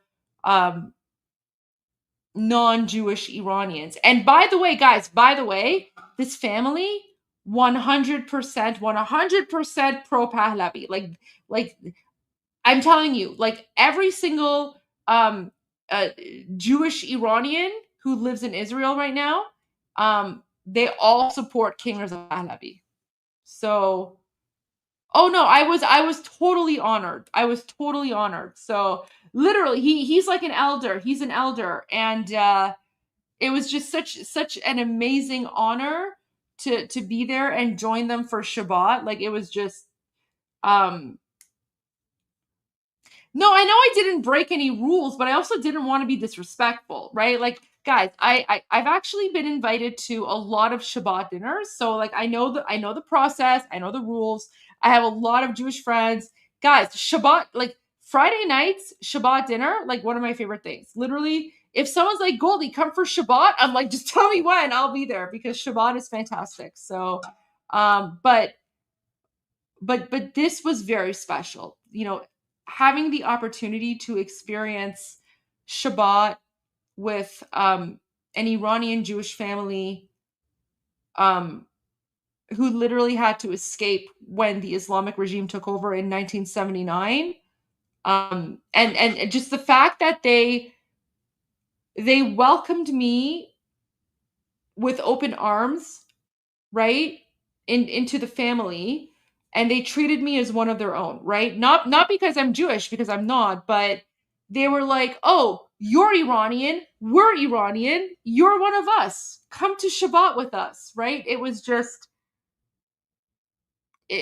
such an honor, right? And so this is what I mean when I talk about the unity between Jews and Iranians. Part of the reason this unity exists is because of our Iranian Jewish people, right? Because Iranian Jews, they're the bridge. They're the bridge between Iran and Israel. And I'm telling you, like, they invited me. It was such an honor to go, and they basically treated me like one of them. So it was just, we're all family, guys. So this is what I mean. When I say that, like, we are all Iranian first, like, this is what I mean. Like, because our Iranian identity unites us, whether or not, you know, regardless of religion or ethnicity or, you know, whatever, right? Whatever. Our Iranian identity unites us. And, you know, one of the things that this amazing Iranian Jewish family was praying for during Shabbat, they were praying for a free Iran so that they can go back and visit, right? They're also huge fans of King Reza Pahlavi. And I don't know if like that clip is in the video here. I'll see if I can find it. But anyway, so this was me at Shabbat dinner with an Iranian Jewish family. All right, let's go to like the next clip. Guys, we're literally 6 seconds in on a 58-second clip about my trip to Israel. So let's continue. Oh, guys, this is when I visited the Knesset. Do you see this? This is the Israeli Knesset. So I'm literally in the Knesset and I'm filming it. There you go. You know what? I should probably let me reduce the speed here. There we go. All right, I'll reduce the speed. So, oh, that might be too slow. Okay, I'll make it half. All right, so, okay, so guys, this is the Knesset. Guys, an Iranian was in the Knesset. What? There you go. Oh, okay, so now this, yeah, of course I got to see the Knesset. I spoke with a bunch of amazing Israeli politicians. Guys, I have connections. Don't worry, I have connections. I know people. Guys, Chunky Yogurt's probably watching this and he's like, oh, Goldie's a Mossad agent because she visited the Knesset, right? Whatever. Yeah, I got to see the Knesset, guys.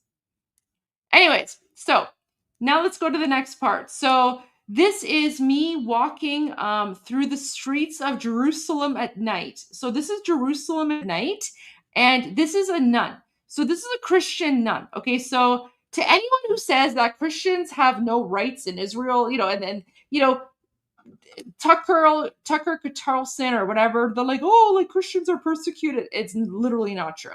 Here's a nun, Christian nun, and she's walking through the streets of Jerusalem at night. And then this is just like a random building I thought was really cool. And they were projecting the flag of Israel on the building. I just thought it was cool. So I took a fit. Oh, okay. And then, oh, look at this. So this is Tel Aviv Beach. Okay, this is Tel Aviv Beach. And I just thought this police officer was really cute. So I was filming him. And then as he's like going by on his motorcycle, he gave me like the peace sign.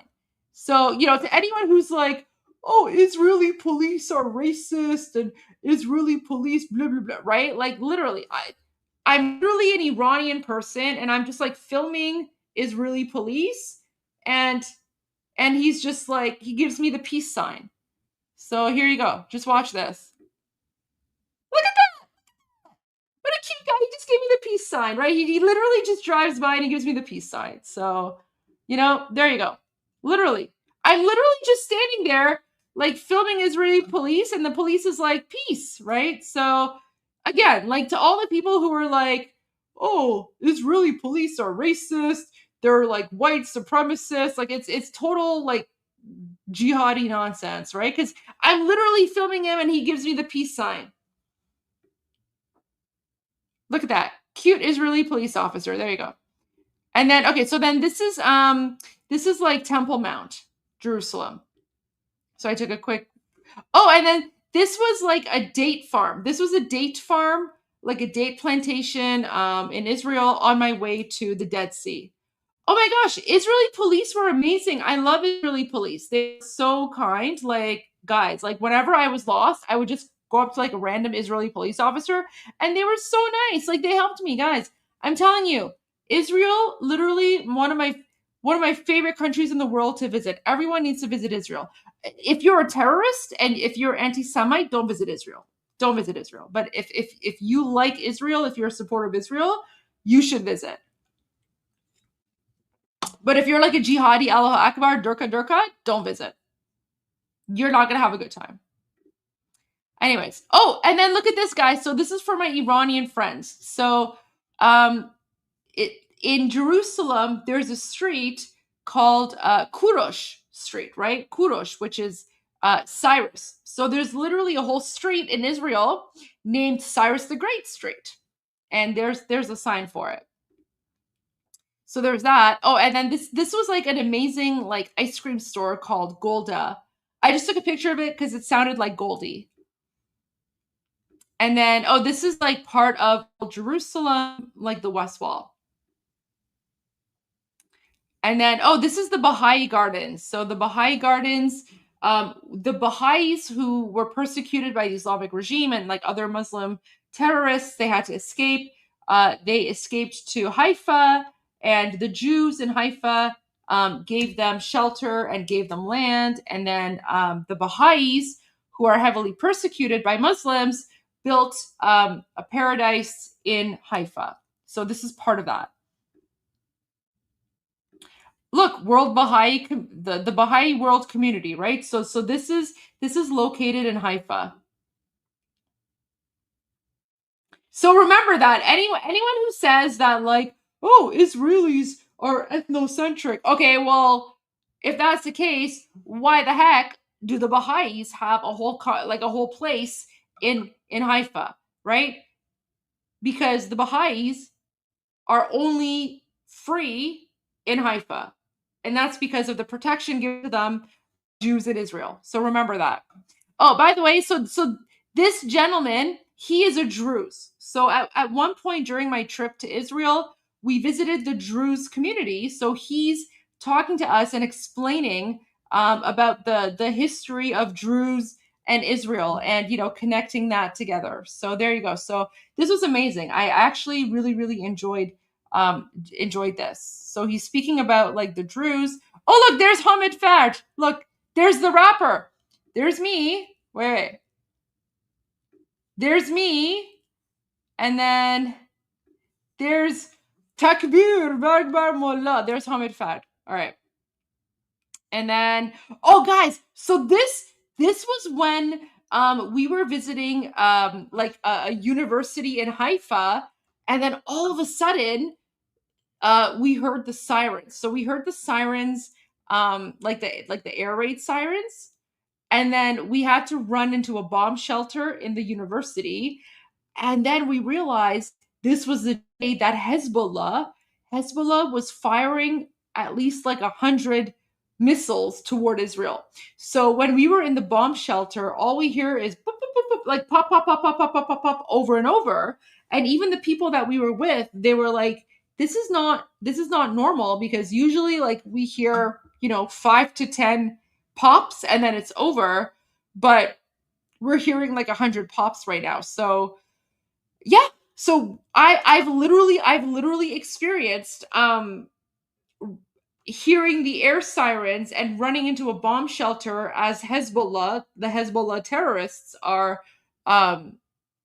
throwing at least 100 missiles at us, right? And by the way, indiscriminately, literally indiscriminately. So there you go. So this is us running into the bomb shelter. Right? So like we're all like freaking. Oh, and then this is when we went to a high school and we were speaking. So we're just like, this is after the fact. Okay, and then this is the market. This is the early morning Palestinian market in Jerusalem. This is like the umbrella corridor or something. It was really cool. So I liked that. Oh, so this pomegranate is located inside of the building of the Ministry of Foreign Affairs of Israel. And this pomegranate is connected to like some sort of GPS app, or sorry, not GPS app. It's connected to some sort of app where like every single section of it talks about one person that was exterminated by Islamic terrorists. So this pomegranate is pretty much like a memorial to Israelis who have lost their lives at the hands of the Islamic terrorists. So it's like so here this person, I don't want to give his name away, but anyways, this person showing us on his phone how to like access the app so that we can get information from for all the people who have lost their lives at the hands of Islamic terrorists. And then look, there you go. So this is a state of Israel Ministry of Foreign Affairs, right? So I literally visited the state of Israel Ministry of Foreign Affairs. By the way, everyone talking about pomegranates are actually original and native to Iran. So if you guys are able to grow amazing pomegranates, kudos to you. You're welcome, because pomegranate is an Iranian thing. I'm glad you're enjoying pomegranate. Guys, we call pomegranates the fruit of heaven because pomegranates are so delicious. Literally, it tastes like heaven. I love pomegranate. I love everything about pomegranates. Anyways, there's a foreign. Okay. Oh, guys, this is where I visited the Western Wall. Okay, so again, for all of like the Palestinian jihadi durka, right? Like Allah Akbar, they're like, oh, Israel's an apartheid state. No one can visit the Western Wall. Absolute utter garbage nonsense. I'm not Jewish. Here I am, literally within the inside of the Western Wall, and I'm walking towards the Western Wall. I'm not Israeli. I'm not Jewish. Is it Anar? Yes, it's Anar in Persian. So I'm not Israeli. I'm not Jewish. No one stopped me. I actually walked right up to the Western Wall. I put my hand on the Western Wall and I prayed. I prayed for Iran. I prayed for the freedom of Iran. And no one stopped me, and I'm not even Jewish. And honestly, it was such like a moving experience for me as an Iranian because Cyrus the Great helped rebuild the Second Temple of Jerusalem. So this wall has a lot of meaning for Iranians, right? This wall has a lot of meaning for Iranians as well because this is part of our history as Iranians. And so this is why for us Iranians, when people are like, oh, Palestine, we're like, what are you talking about? Like the history of Iranians and Jews goes back thousands of years before Palestine was even invented. So like, who are you trying to fool, right? Who are you trying to fool? You can fool everyone else, but you cannot fool a civilization that has existed for thousands of years because we know our history, right? So there's that. Oh, guys, again, so this is in front of the Knesset. This isn't, do you see this? This is in front of the Knesset. All of our Jewish friends here, Jewish and Israeli friends, this is the Knesset. So we literally were walking towards the Knesset. And we're so excited. Oh, look, that's me, that's Sharon, and that's Hamid. And then we're holding the Israeli flag. And then, so this amazing guy was like, oh, you're Iranian. Let me make your shawarma extra big. And I was like, okay. So literally, he was like, oh, you're Iranian? I'm going to make your shawarma extra big. And then he gave me the peace sign. So just such an awesome person. Oh, look, this is Amu Kamal. Guys, you guys know Amu Kamal. This is the IDF spokesperson. IDF Farsi spokesperson, right? Armin has played his videos, remember? You guys know who I'm talking about. We call him Amu Kamal. Yes.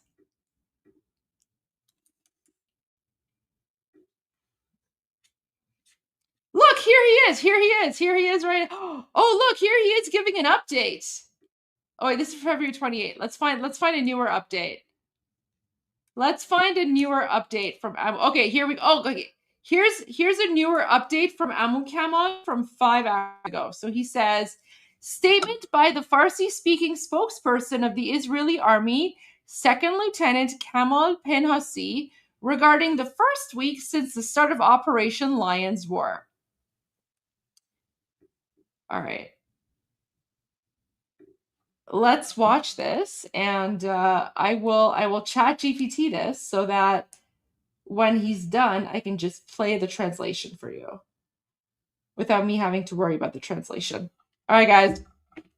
Oh, Amu Kamal is amazing. Guys, we love Amu Kamal. آغاز عملیات غرش شیران می‌گذرد. تاکنون حدود 3400 حمله در سراسر ایران انجام دادیم و بیش از 150 سامانه پدافند هوایی ایرانی را از کار انداخته‌ایم. نیروی هوایی حدود 7500 مهمات بر اهدافی در ایران فرود آورده است. 2 برابر میزانی که در کل عملیات طلوع شیران استفاده شد. ما حملات را به سایت‌های اصلی تولید موشک رژیم نیز گسترش دادیم. در منطقه پارچین یکی از سایت‌های تولید راهبردی رژیم را هدف قرار دادیم. جایی که شامل کارخانه‌های تولید مواد منفجره، مواد اولیه برای موشک‌های بالیستیک و یک مجموعه تحقیق و توسعه برای تولید موشک‌های کروز بود. این سایت نابود شد. علاوه بر این در فاصله 2000 کیلومتری از خاک کشور یک سایت مرکزی تولید موشک‌های بالیستیک در شاهرود را هدف قرار دادیم.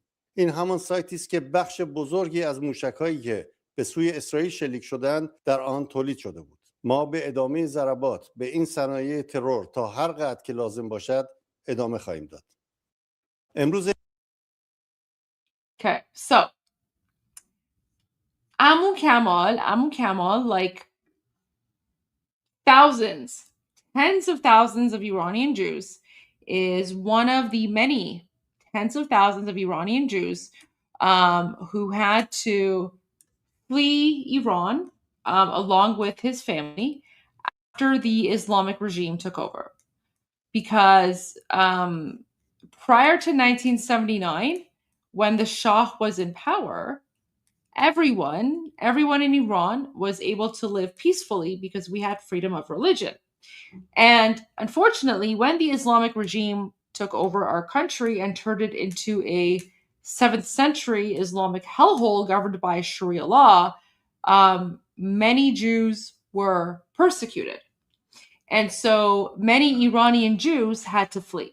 So Amu Kamal, the reason he speaks fluent Iranian is because he and his family lived in Iran for decades, possibly hundreds, possibly thousands of years. And it was only when the Islamic regime occupied the country that they had to escape and make Aliyah to Israel in order to, be free. However, we Iranians, right, like for us, an Iranian is an Iranian is an Iranian. So Amu Kamal is no different. Just because he's Jewish, it doesn't mean he's not Iranian. So To all the Jewish and Israeli people in the chat, I'm sorry. Amul Kamal, he's one of us. He's Iranian first. That's how we view him. And guys, I'm telling you, Amul Kamal is one of the most popular Iranians in occupied Iran right now. Like, Iranians love him. They trust him. And okay, so you're asking about the Islamic flag. Very, very good question.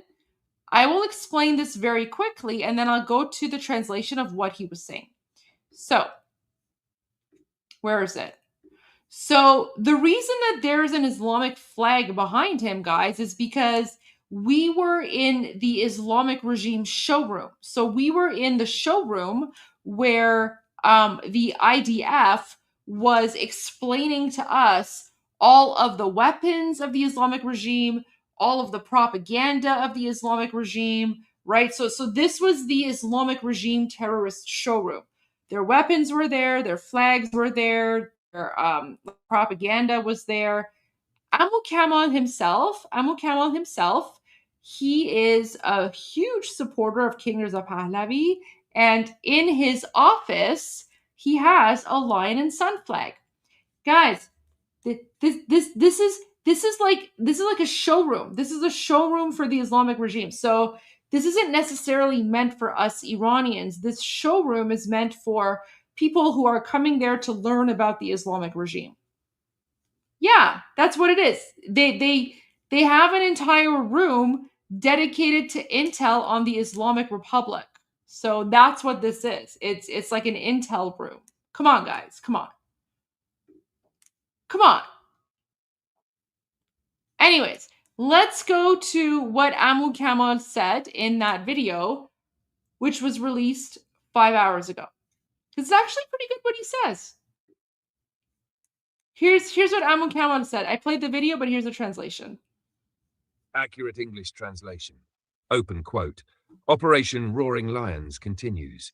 So far, we have carried out approximately 3,400 strikes across Iran and have disabled more than 150 Iranian air defense systems. The Air Force has dropped around 7,500 munitions on targets in Iran, which is twice the amount used during the entire Roaring Lions offensive operation. We have also expanded our strikes to the regime's main missile production sites. In the Parchin area, we targeted one of the regime's strategic production sites. This location included factories producing explosives, raw materials for ballistic missiles, and a research and development complex for cruise missile production. This site has been destroyed. In addition, at a distance of 2,000 kilometers from our territory, we targeted a central ballistic missile production facility in Shahrud. This is the same site where a large portion of the missiles fired toward Israel were produced. We will continue striking these terror industries for as long as necessary. So there is his update in Persian, right? But let me just show you like how much love there is. So look at this. So this one Iranian account is like, you know, heart face, kissy face.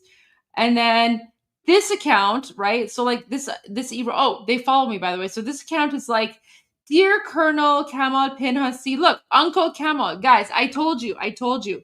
Iranians call him Amul Kamal. Do you think I was joking? Literally, it says Amul Kamal. Okay, Amul Kamal. So they say Amul Kamal. Without a doubt, you are aware of everything, but still take a look at the news below. Even pay a brief visit to this building. With abundant gratitude, hail to the roaring lions of Israel. So guys, literally, Iranians are giving intel about Islamic regime locations, right? So Iranians and Israelis are working together. Like, Iranians are literally saying, hey, check this site out, check that site out. Look at this, look at that. Now, I'm pretty sure that IDF and Mossad already know everything, but like, this is how much Iranians appreciate Israel. Look at this one. So this person also follows me. Oh my gosh. So they say, Delvaran Vatan Paras, merci az in himayat. So they're basically saying, thank you for the support. So this Iranian just, you know, posted a message with a photo of you know, the flag of Iran, the flag of America, the flag of Israel. And they're like, you know, Iranians stand with Israel, Iran revolution, Kingdoms of Pahlavi. And then, again, again, guys, Amun Kamal. Oh, this person also follows me. So this person's like, Bizan Amun Kamal. Madareshun. Oh my god, I can't say that. So this person's like, Bizan Amun Kamal. So Bizan means hit them, right? So he's like, Uncle Kamal, hit them, right? So Iranians, wait, where's this person located? Okay, so this person's in Germany, and this person's just like, Uncle Kamal, hit them, right? So literally, Iranians around the world are encouraging the IDF to attack the Islamic State. Why? Because Iranians and Israelis are very, very allied. But many people don't see this bridge, right? A lot of people don't see the connection between IDF Farsi and Iranians. So here's another one. So this person is like, my request and that of many others is to please raise the IRIB to the ground along with all of its IRGC staff. Long live Iran, long live the Shah. So here's another person who's like, just destroy them, raise them to the ground, right? And then, what's this person? The war will be harsh and painful. Cancer doesn't get cured with a lullaby. They'll target fuel, electricity, and transportation. The executioner, IRI, which is the Islamic regime, won't go down that easily, right? And then this person's like, look, the mullahs are threatening to murder Iranians, right? So do you see, like, Iranians trust Israel and the IDF more than anyone else, because Iranians are basically saying to the IDF, look at what they're doing. Look at what the Islamic regime is doing. They're threatening to murder us. Please help us, right? So don't believe the Islamic jihadi propaganda. It's all false. Anyways, let's go back to my video and then we'll just continue, because I just want to explain because I promised I would explain the different clips here, and I told you guys the explanation is going to take like 2 hours because everything is has a lot of meaning behind it. So let's go to the next one. Guys, so oh wait, let me go back. Guys, so there's a restaurant in Tel Aviv called Restaurant Qorme Sabzi. So it's called Qorme Sabzi Restaurant. It's in Tel Aviv, and you can see, look, there's the lion and sun flag, and then there's a flag of Israel. And yeah, it's literally called Restaurant Qorme Sabzi. And it's owned by an Iranian Jew. And it's one of the most popular places in Tel Aviv. Guys, when you go inside, the restaurant is just full of pictures of the Pahlavi family. Literally. Restaurant Qorme Sabzi, it's full of pictures of the Pahlavi family and the lion and sun flag everywhere. And this is literally in the heart of Tel Aviv.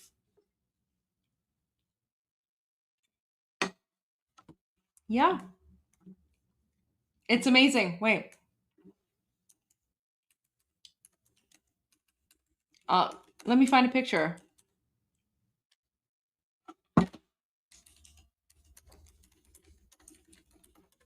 I'm not joking, guys.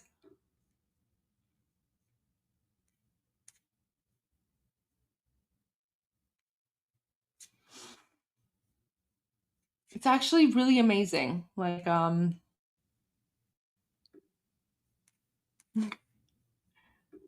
Let's find, wait, is it here? Okay, guys, I don't know if you're ready for this. Look at this. So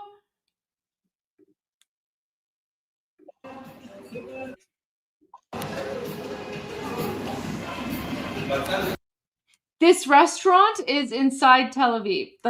This restaurant is in Tel Aviv, and they have the lion and sun flag, and they have photos of the Pahlavi family and everything. And it's super packed. It's a very, very and guys, the food amazing.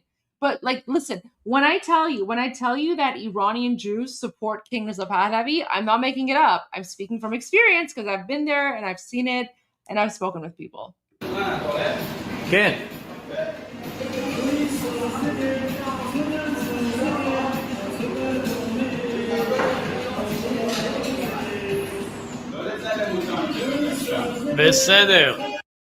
Look at that.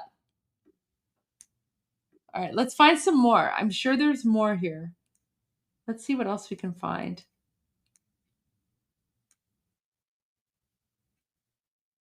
Anyways, it's literally like one of the most popular restaurants. Like, look at this. Look at this. It says, so new food of life, رستوران قرمه سبزی همه روزه با صرف بهترین و لذیذترین غذاهای ایرانی. And then they have like the lion and sun flag and then the flag of Israel. Yeah, the food was excellent. If you're ever in Tel Aviv, you want to check out Qurma Sabzi restaurant. So there you go. Now you know what this clip is about. This is Qurma Sabzi restaurant in Tel Aviv. Oh, and then this, guys, this was the Dead Sea. So as part of my trip to Israel, I had an opportunity to go visit the Dead Sea. Like, you know, the sea where like you float, like you literally can't sink. Guys, you literally can't sink. You can't. I tried to sink. You can't. There's no way. And the Dead Sea was amazing. Oh, look, guys. Do you recognize? Who's that? Who's that, guys?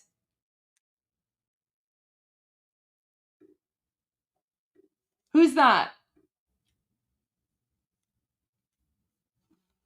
Yes, that's Emily Schrader. Yeah. That's Emily Schrader. So I was actually in Israel the night where we heard about, I think it was either Sinwar's death or Ismail Haniya's death. I don't know. One of the terrorists. One of the terrorists were exterminated by Israel that day. Yosef's there. Yosef's standing right beside her. That's Yosef. The guy in the white shirt, that's Yosef Haddad. So so we found out about the death of someone. I can't keep track of their names. Their names are all like whatever, like just Durka, whatever. But anyway, so we found out about the death, and then so I was in Tel Aviv, so I showed up, and then we were just like celebrating and having shots to celebrate the extermination of another jihadi terrorist at the hands of the IDF. So thank you, IDF. So this is us celebrating. And then, okay, so this is the father of a good friend of mine. And when I was in Jerusalem, they were very, very welcoming, and they honored me by allowing me to stay in their guest bedroom. And then he was very excited to show me his sukkot lemon. What's this? What's the sukkot lemon called?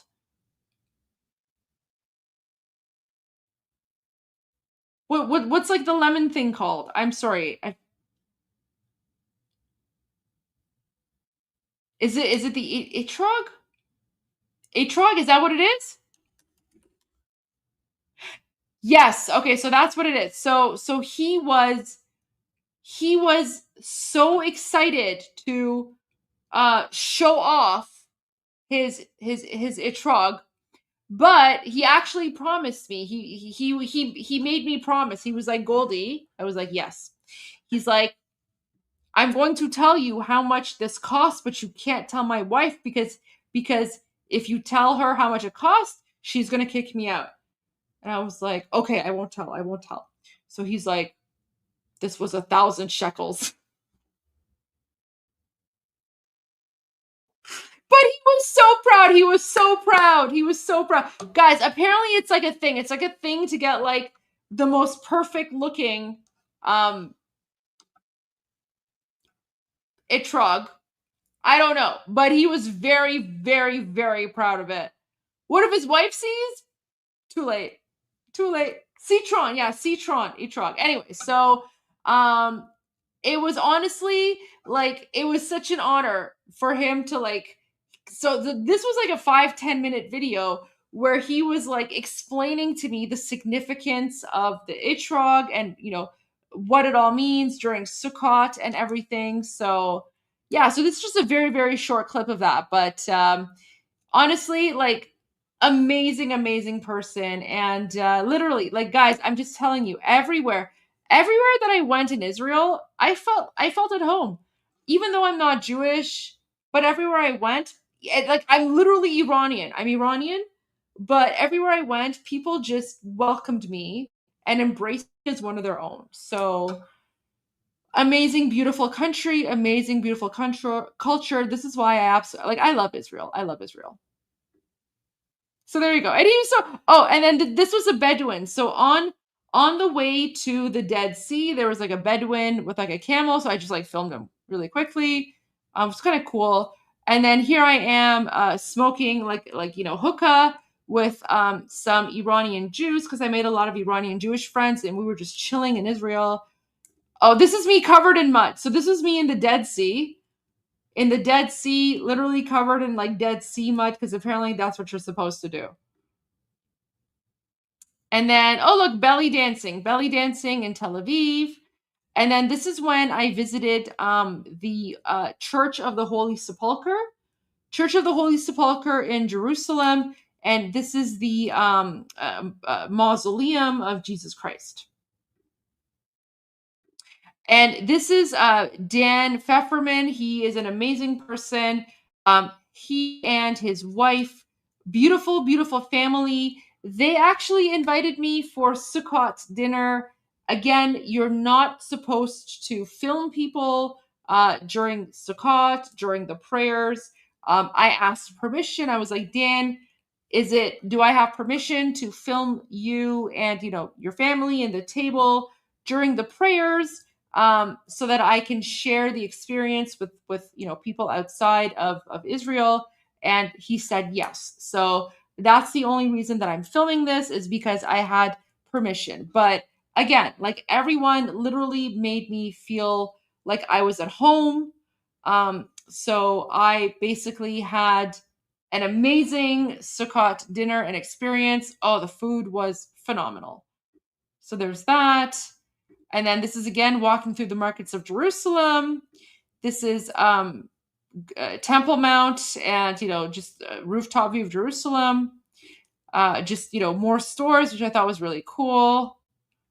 Look, so this is me. This is me. This is the same home. This is the home of the Iranian Jewish elders. Remember the old gentleman who was Jewish and invited me to the home. So this is like, they have a bottle of vodka or something, and that's King Reza Pahlavi there. That's the Queen of Iran, and that's Prime Minister Netanyahu, and then that's his wife. So guys, this is not Ramadan. This is in Israel. This is for Shabbat. Guys, Shabbat is like all about taking shots and saying l'chaim. So come on, guys. This is not Ramadan. This is in Israel. This is for Shabbat. Of course there's vodka. And then, this was a shawarma store. And then literally, as soon as this random like Israeli guy found out that I'm Iranian, he started dancing. He's like, oh my gosh, an Iranian is here. And I was just like, wow, like this is so cool. Like, he's literally just dancing as I'm filming. Oh, and another guy. So I just went to like a random bar, and then the bartender is like, where are you from? And I'm like, Canada. He's like, no, where are you really from? And I was like, oh, I'm from Iran. And then he's like, oh my gosh, you're from Iran? We love Iranians. Let's do shots. So here he is, like, pouring 2 shots, one for him, one for me. So again, I'm telling you, Israelis, some of the most hospitable people. Like, I enjoyed my trip to Israel so much. But there you go. Like, you can see him pouring 2 shots there. And then, like you see that? Like, we're literally cheersing. We're like, cheers. We're like, cheers. Like, he was like, literally, like, he was literally like, you're Iranian? Let's do a shot. And I was like, okay. I'm telling you, guys, the bond between Israelis and Iranians is next level. And then, okay, so again, here is we're back at Shabbat at Iran Jewish household. And again, so this is the elder and this is his son. So this is where they're praying, right? So again, they allowed me to film. So I'm only sharing this because the elder gentleman gave me permission. Otherwise, there is no way in heck that I would be sharing this with you. And then this is just like some pomegranate art and stuff. And then this is just me walking through the streets of Jerusalem. Oh, guys, look! This is the restaurant. Remember I told you? Gourmet Sabzi restaurant, where they have the lion and sun flag, and then pictures. Look, that's Farah Pahlavi. That's the queen, and then there's like all these other photos, right? So that this is a restaurant in Tel Aviv. And then this was a Palestinian guy. This was in Jaffa, and there's like a mosque behind him. And then he brought me like a knafe and like coffee. And then this is actually, do you guys know Visegrad? Like Visegrad 24? So this is Stefan. He's like the owner of Visegrad 24. So this is us like 2 years ago, 2.5 years ago in Israel. You know, we're having a coffee, we're talking, we're planning, we're plotting. So yeah, guys, I know a lot of people from like years ago. And then this is just me randomly walking by Jerusalem and people were just partying. And I just thought that was really cool. This is again the Dead Sea, which is beautiful. And then I said, thank you everyone. Oh, this is the beach in Tel Aviv. So thank you everyone for your warm welcome and hospitality. Once Iran is free from the terrorist Islamic Republic, Iranians and Israelis will once again live in peace and harmony. So there you go. I don't know how long that took, but I think it probably took me like an hour and a half to explain a 60-second clip that I made about Israel. So to the person who said, can you please play a song about Israel? There you go. I'm going to play this and then I'm going to end the live stream. I will play a few more songs before I end the live stream, but there you go. This was my experience in Israel. By the way, guys, I am planning another trip to Israel. I cannot wait. I'm going to live stream my trip. It's going to be epic. So yeah, you guys are going to like join me on my second trip to Israel. Guys, I can't wait. I love Israel. Beautiful country. Beautiful country. All right. Here you go, guys.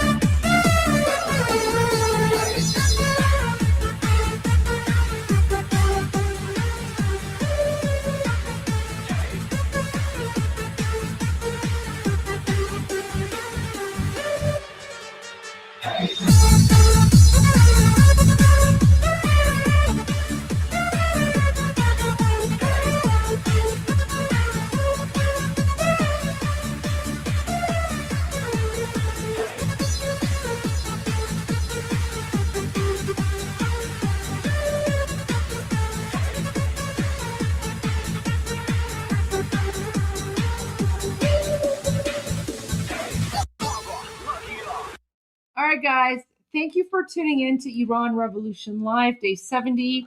We'll see you all tomorrow. As always, I'm Israel Chai. God bless America, Payan de Iran, and Javid Shah. And by the way, Khamenei is dead. Iran's formerly supreme leader, Ayatollah Khamenei, is dead. Dead.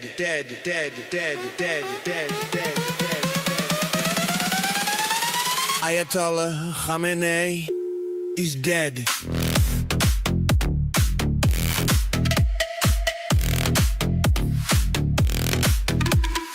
Ayatollah Khamenei is dead.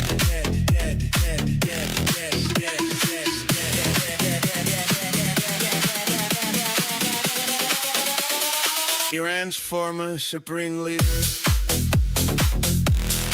Ayatollah Khamenei, is dead.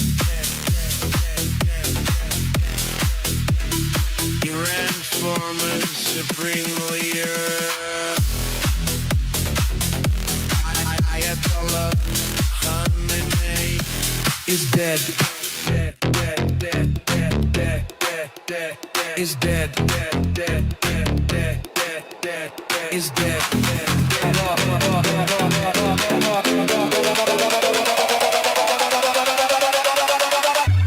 Is dead. Dead, dead, dead, dead, dead, dead, dead, dead, dead, dead. Ayatollah Khamenei is dead.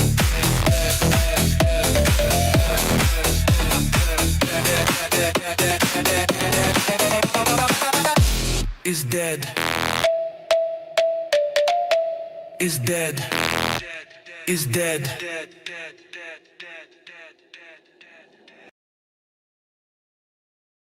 حضرت امام خامنه ای ملکوت اعلا پیوست. شما پیروز نشدید. انا لله.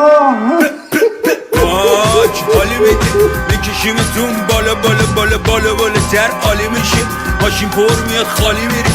جانی دیگه ساقی کی همه چی که داره قاطی میشه.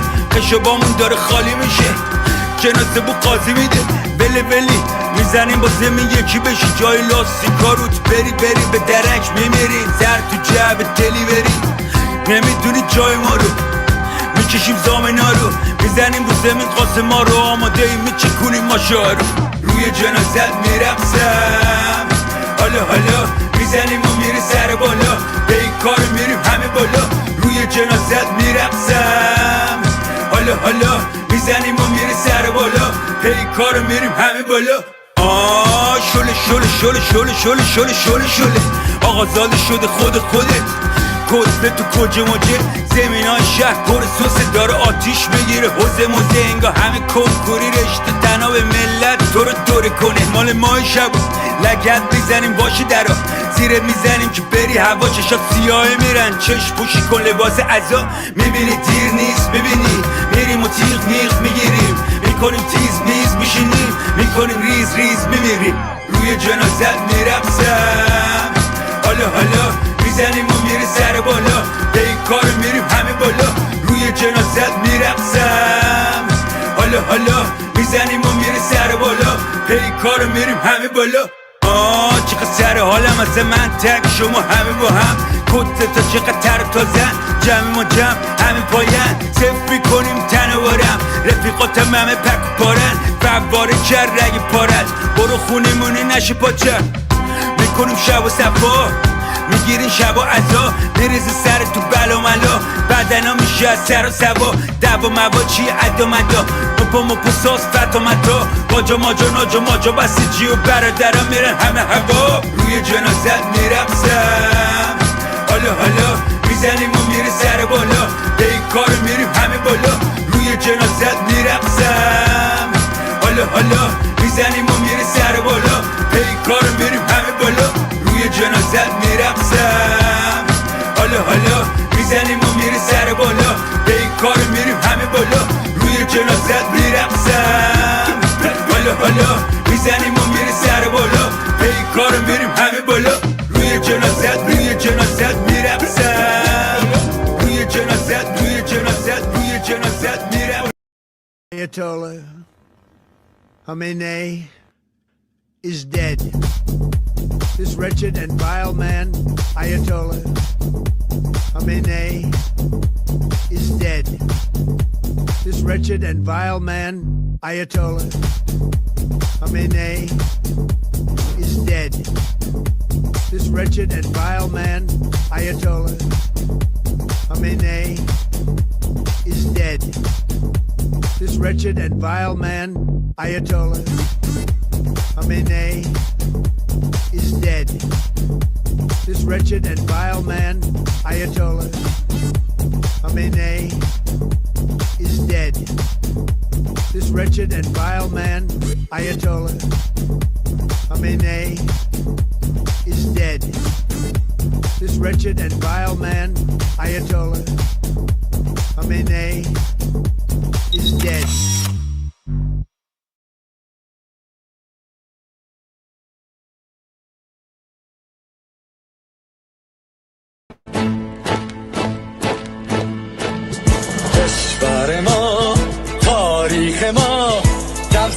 دگر فرا گرفته، گویی اهورا مستا دوباره در نور خود مرا گرفته.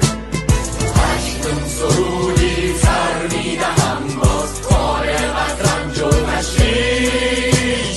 ایران غرق انقلاب است، به پیش به پیش به پیش. ایران غرق انقلاب است، به پیش به پیش به پیش. هن ای پدر هن ای پسر، برخیز و با ما شو همگام، تا درد آن تجربه تلخ ما را نکشیده در خواب. بگذار هر دم بغرند گرگ‌ها دم لباس میش.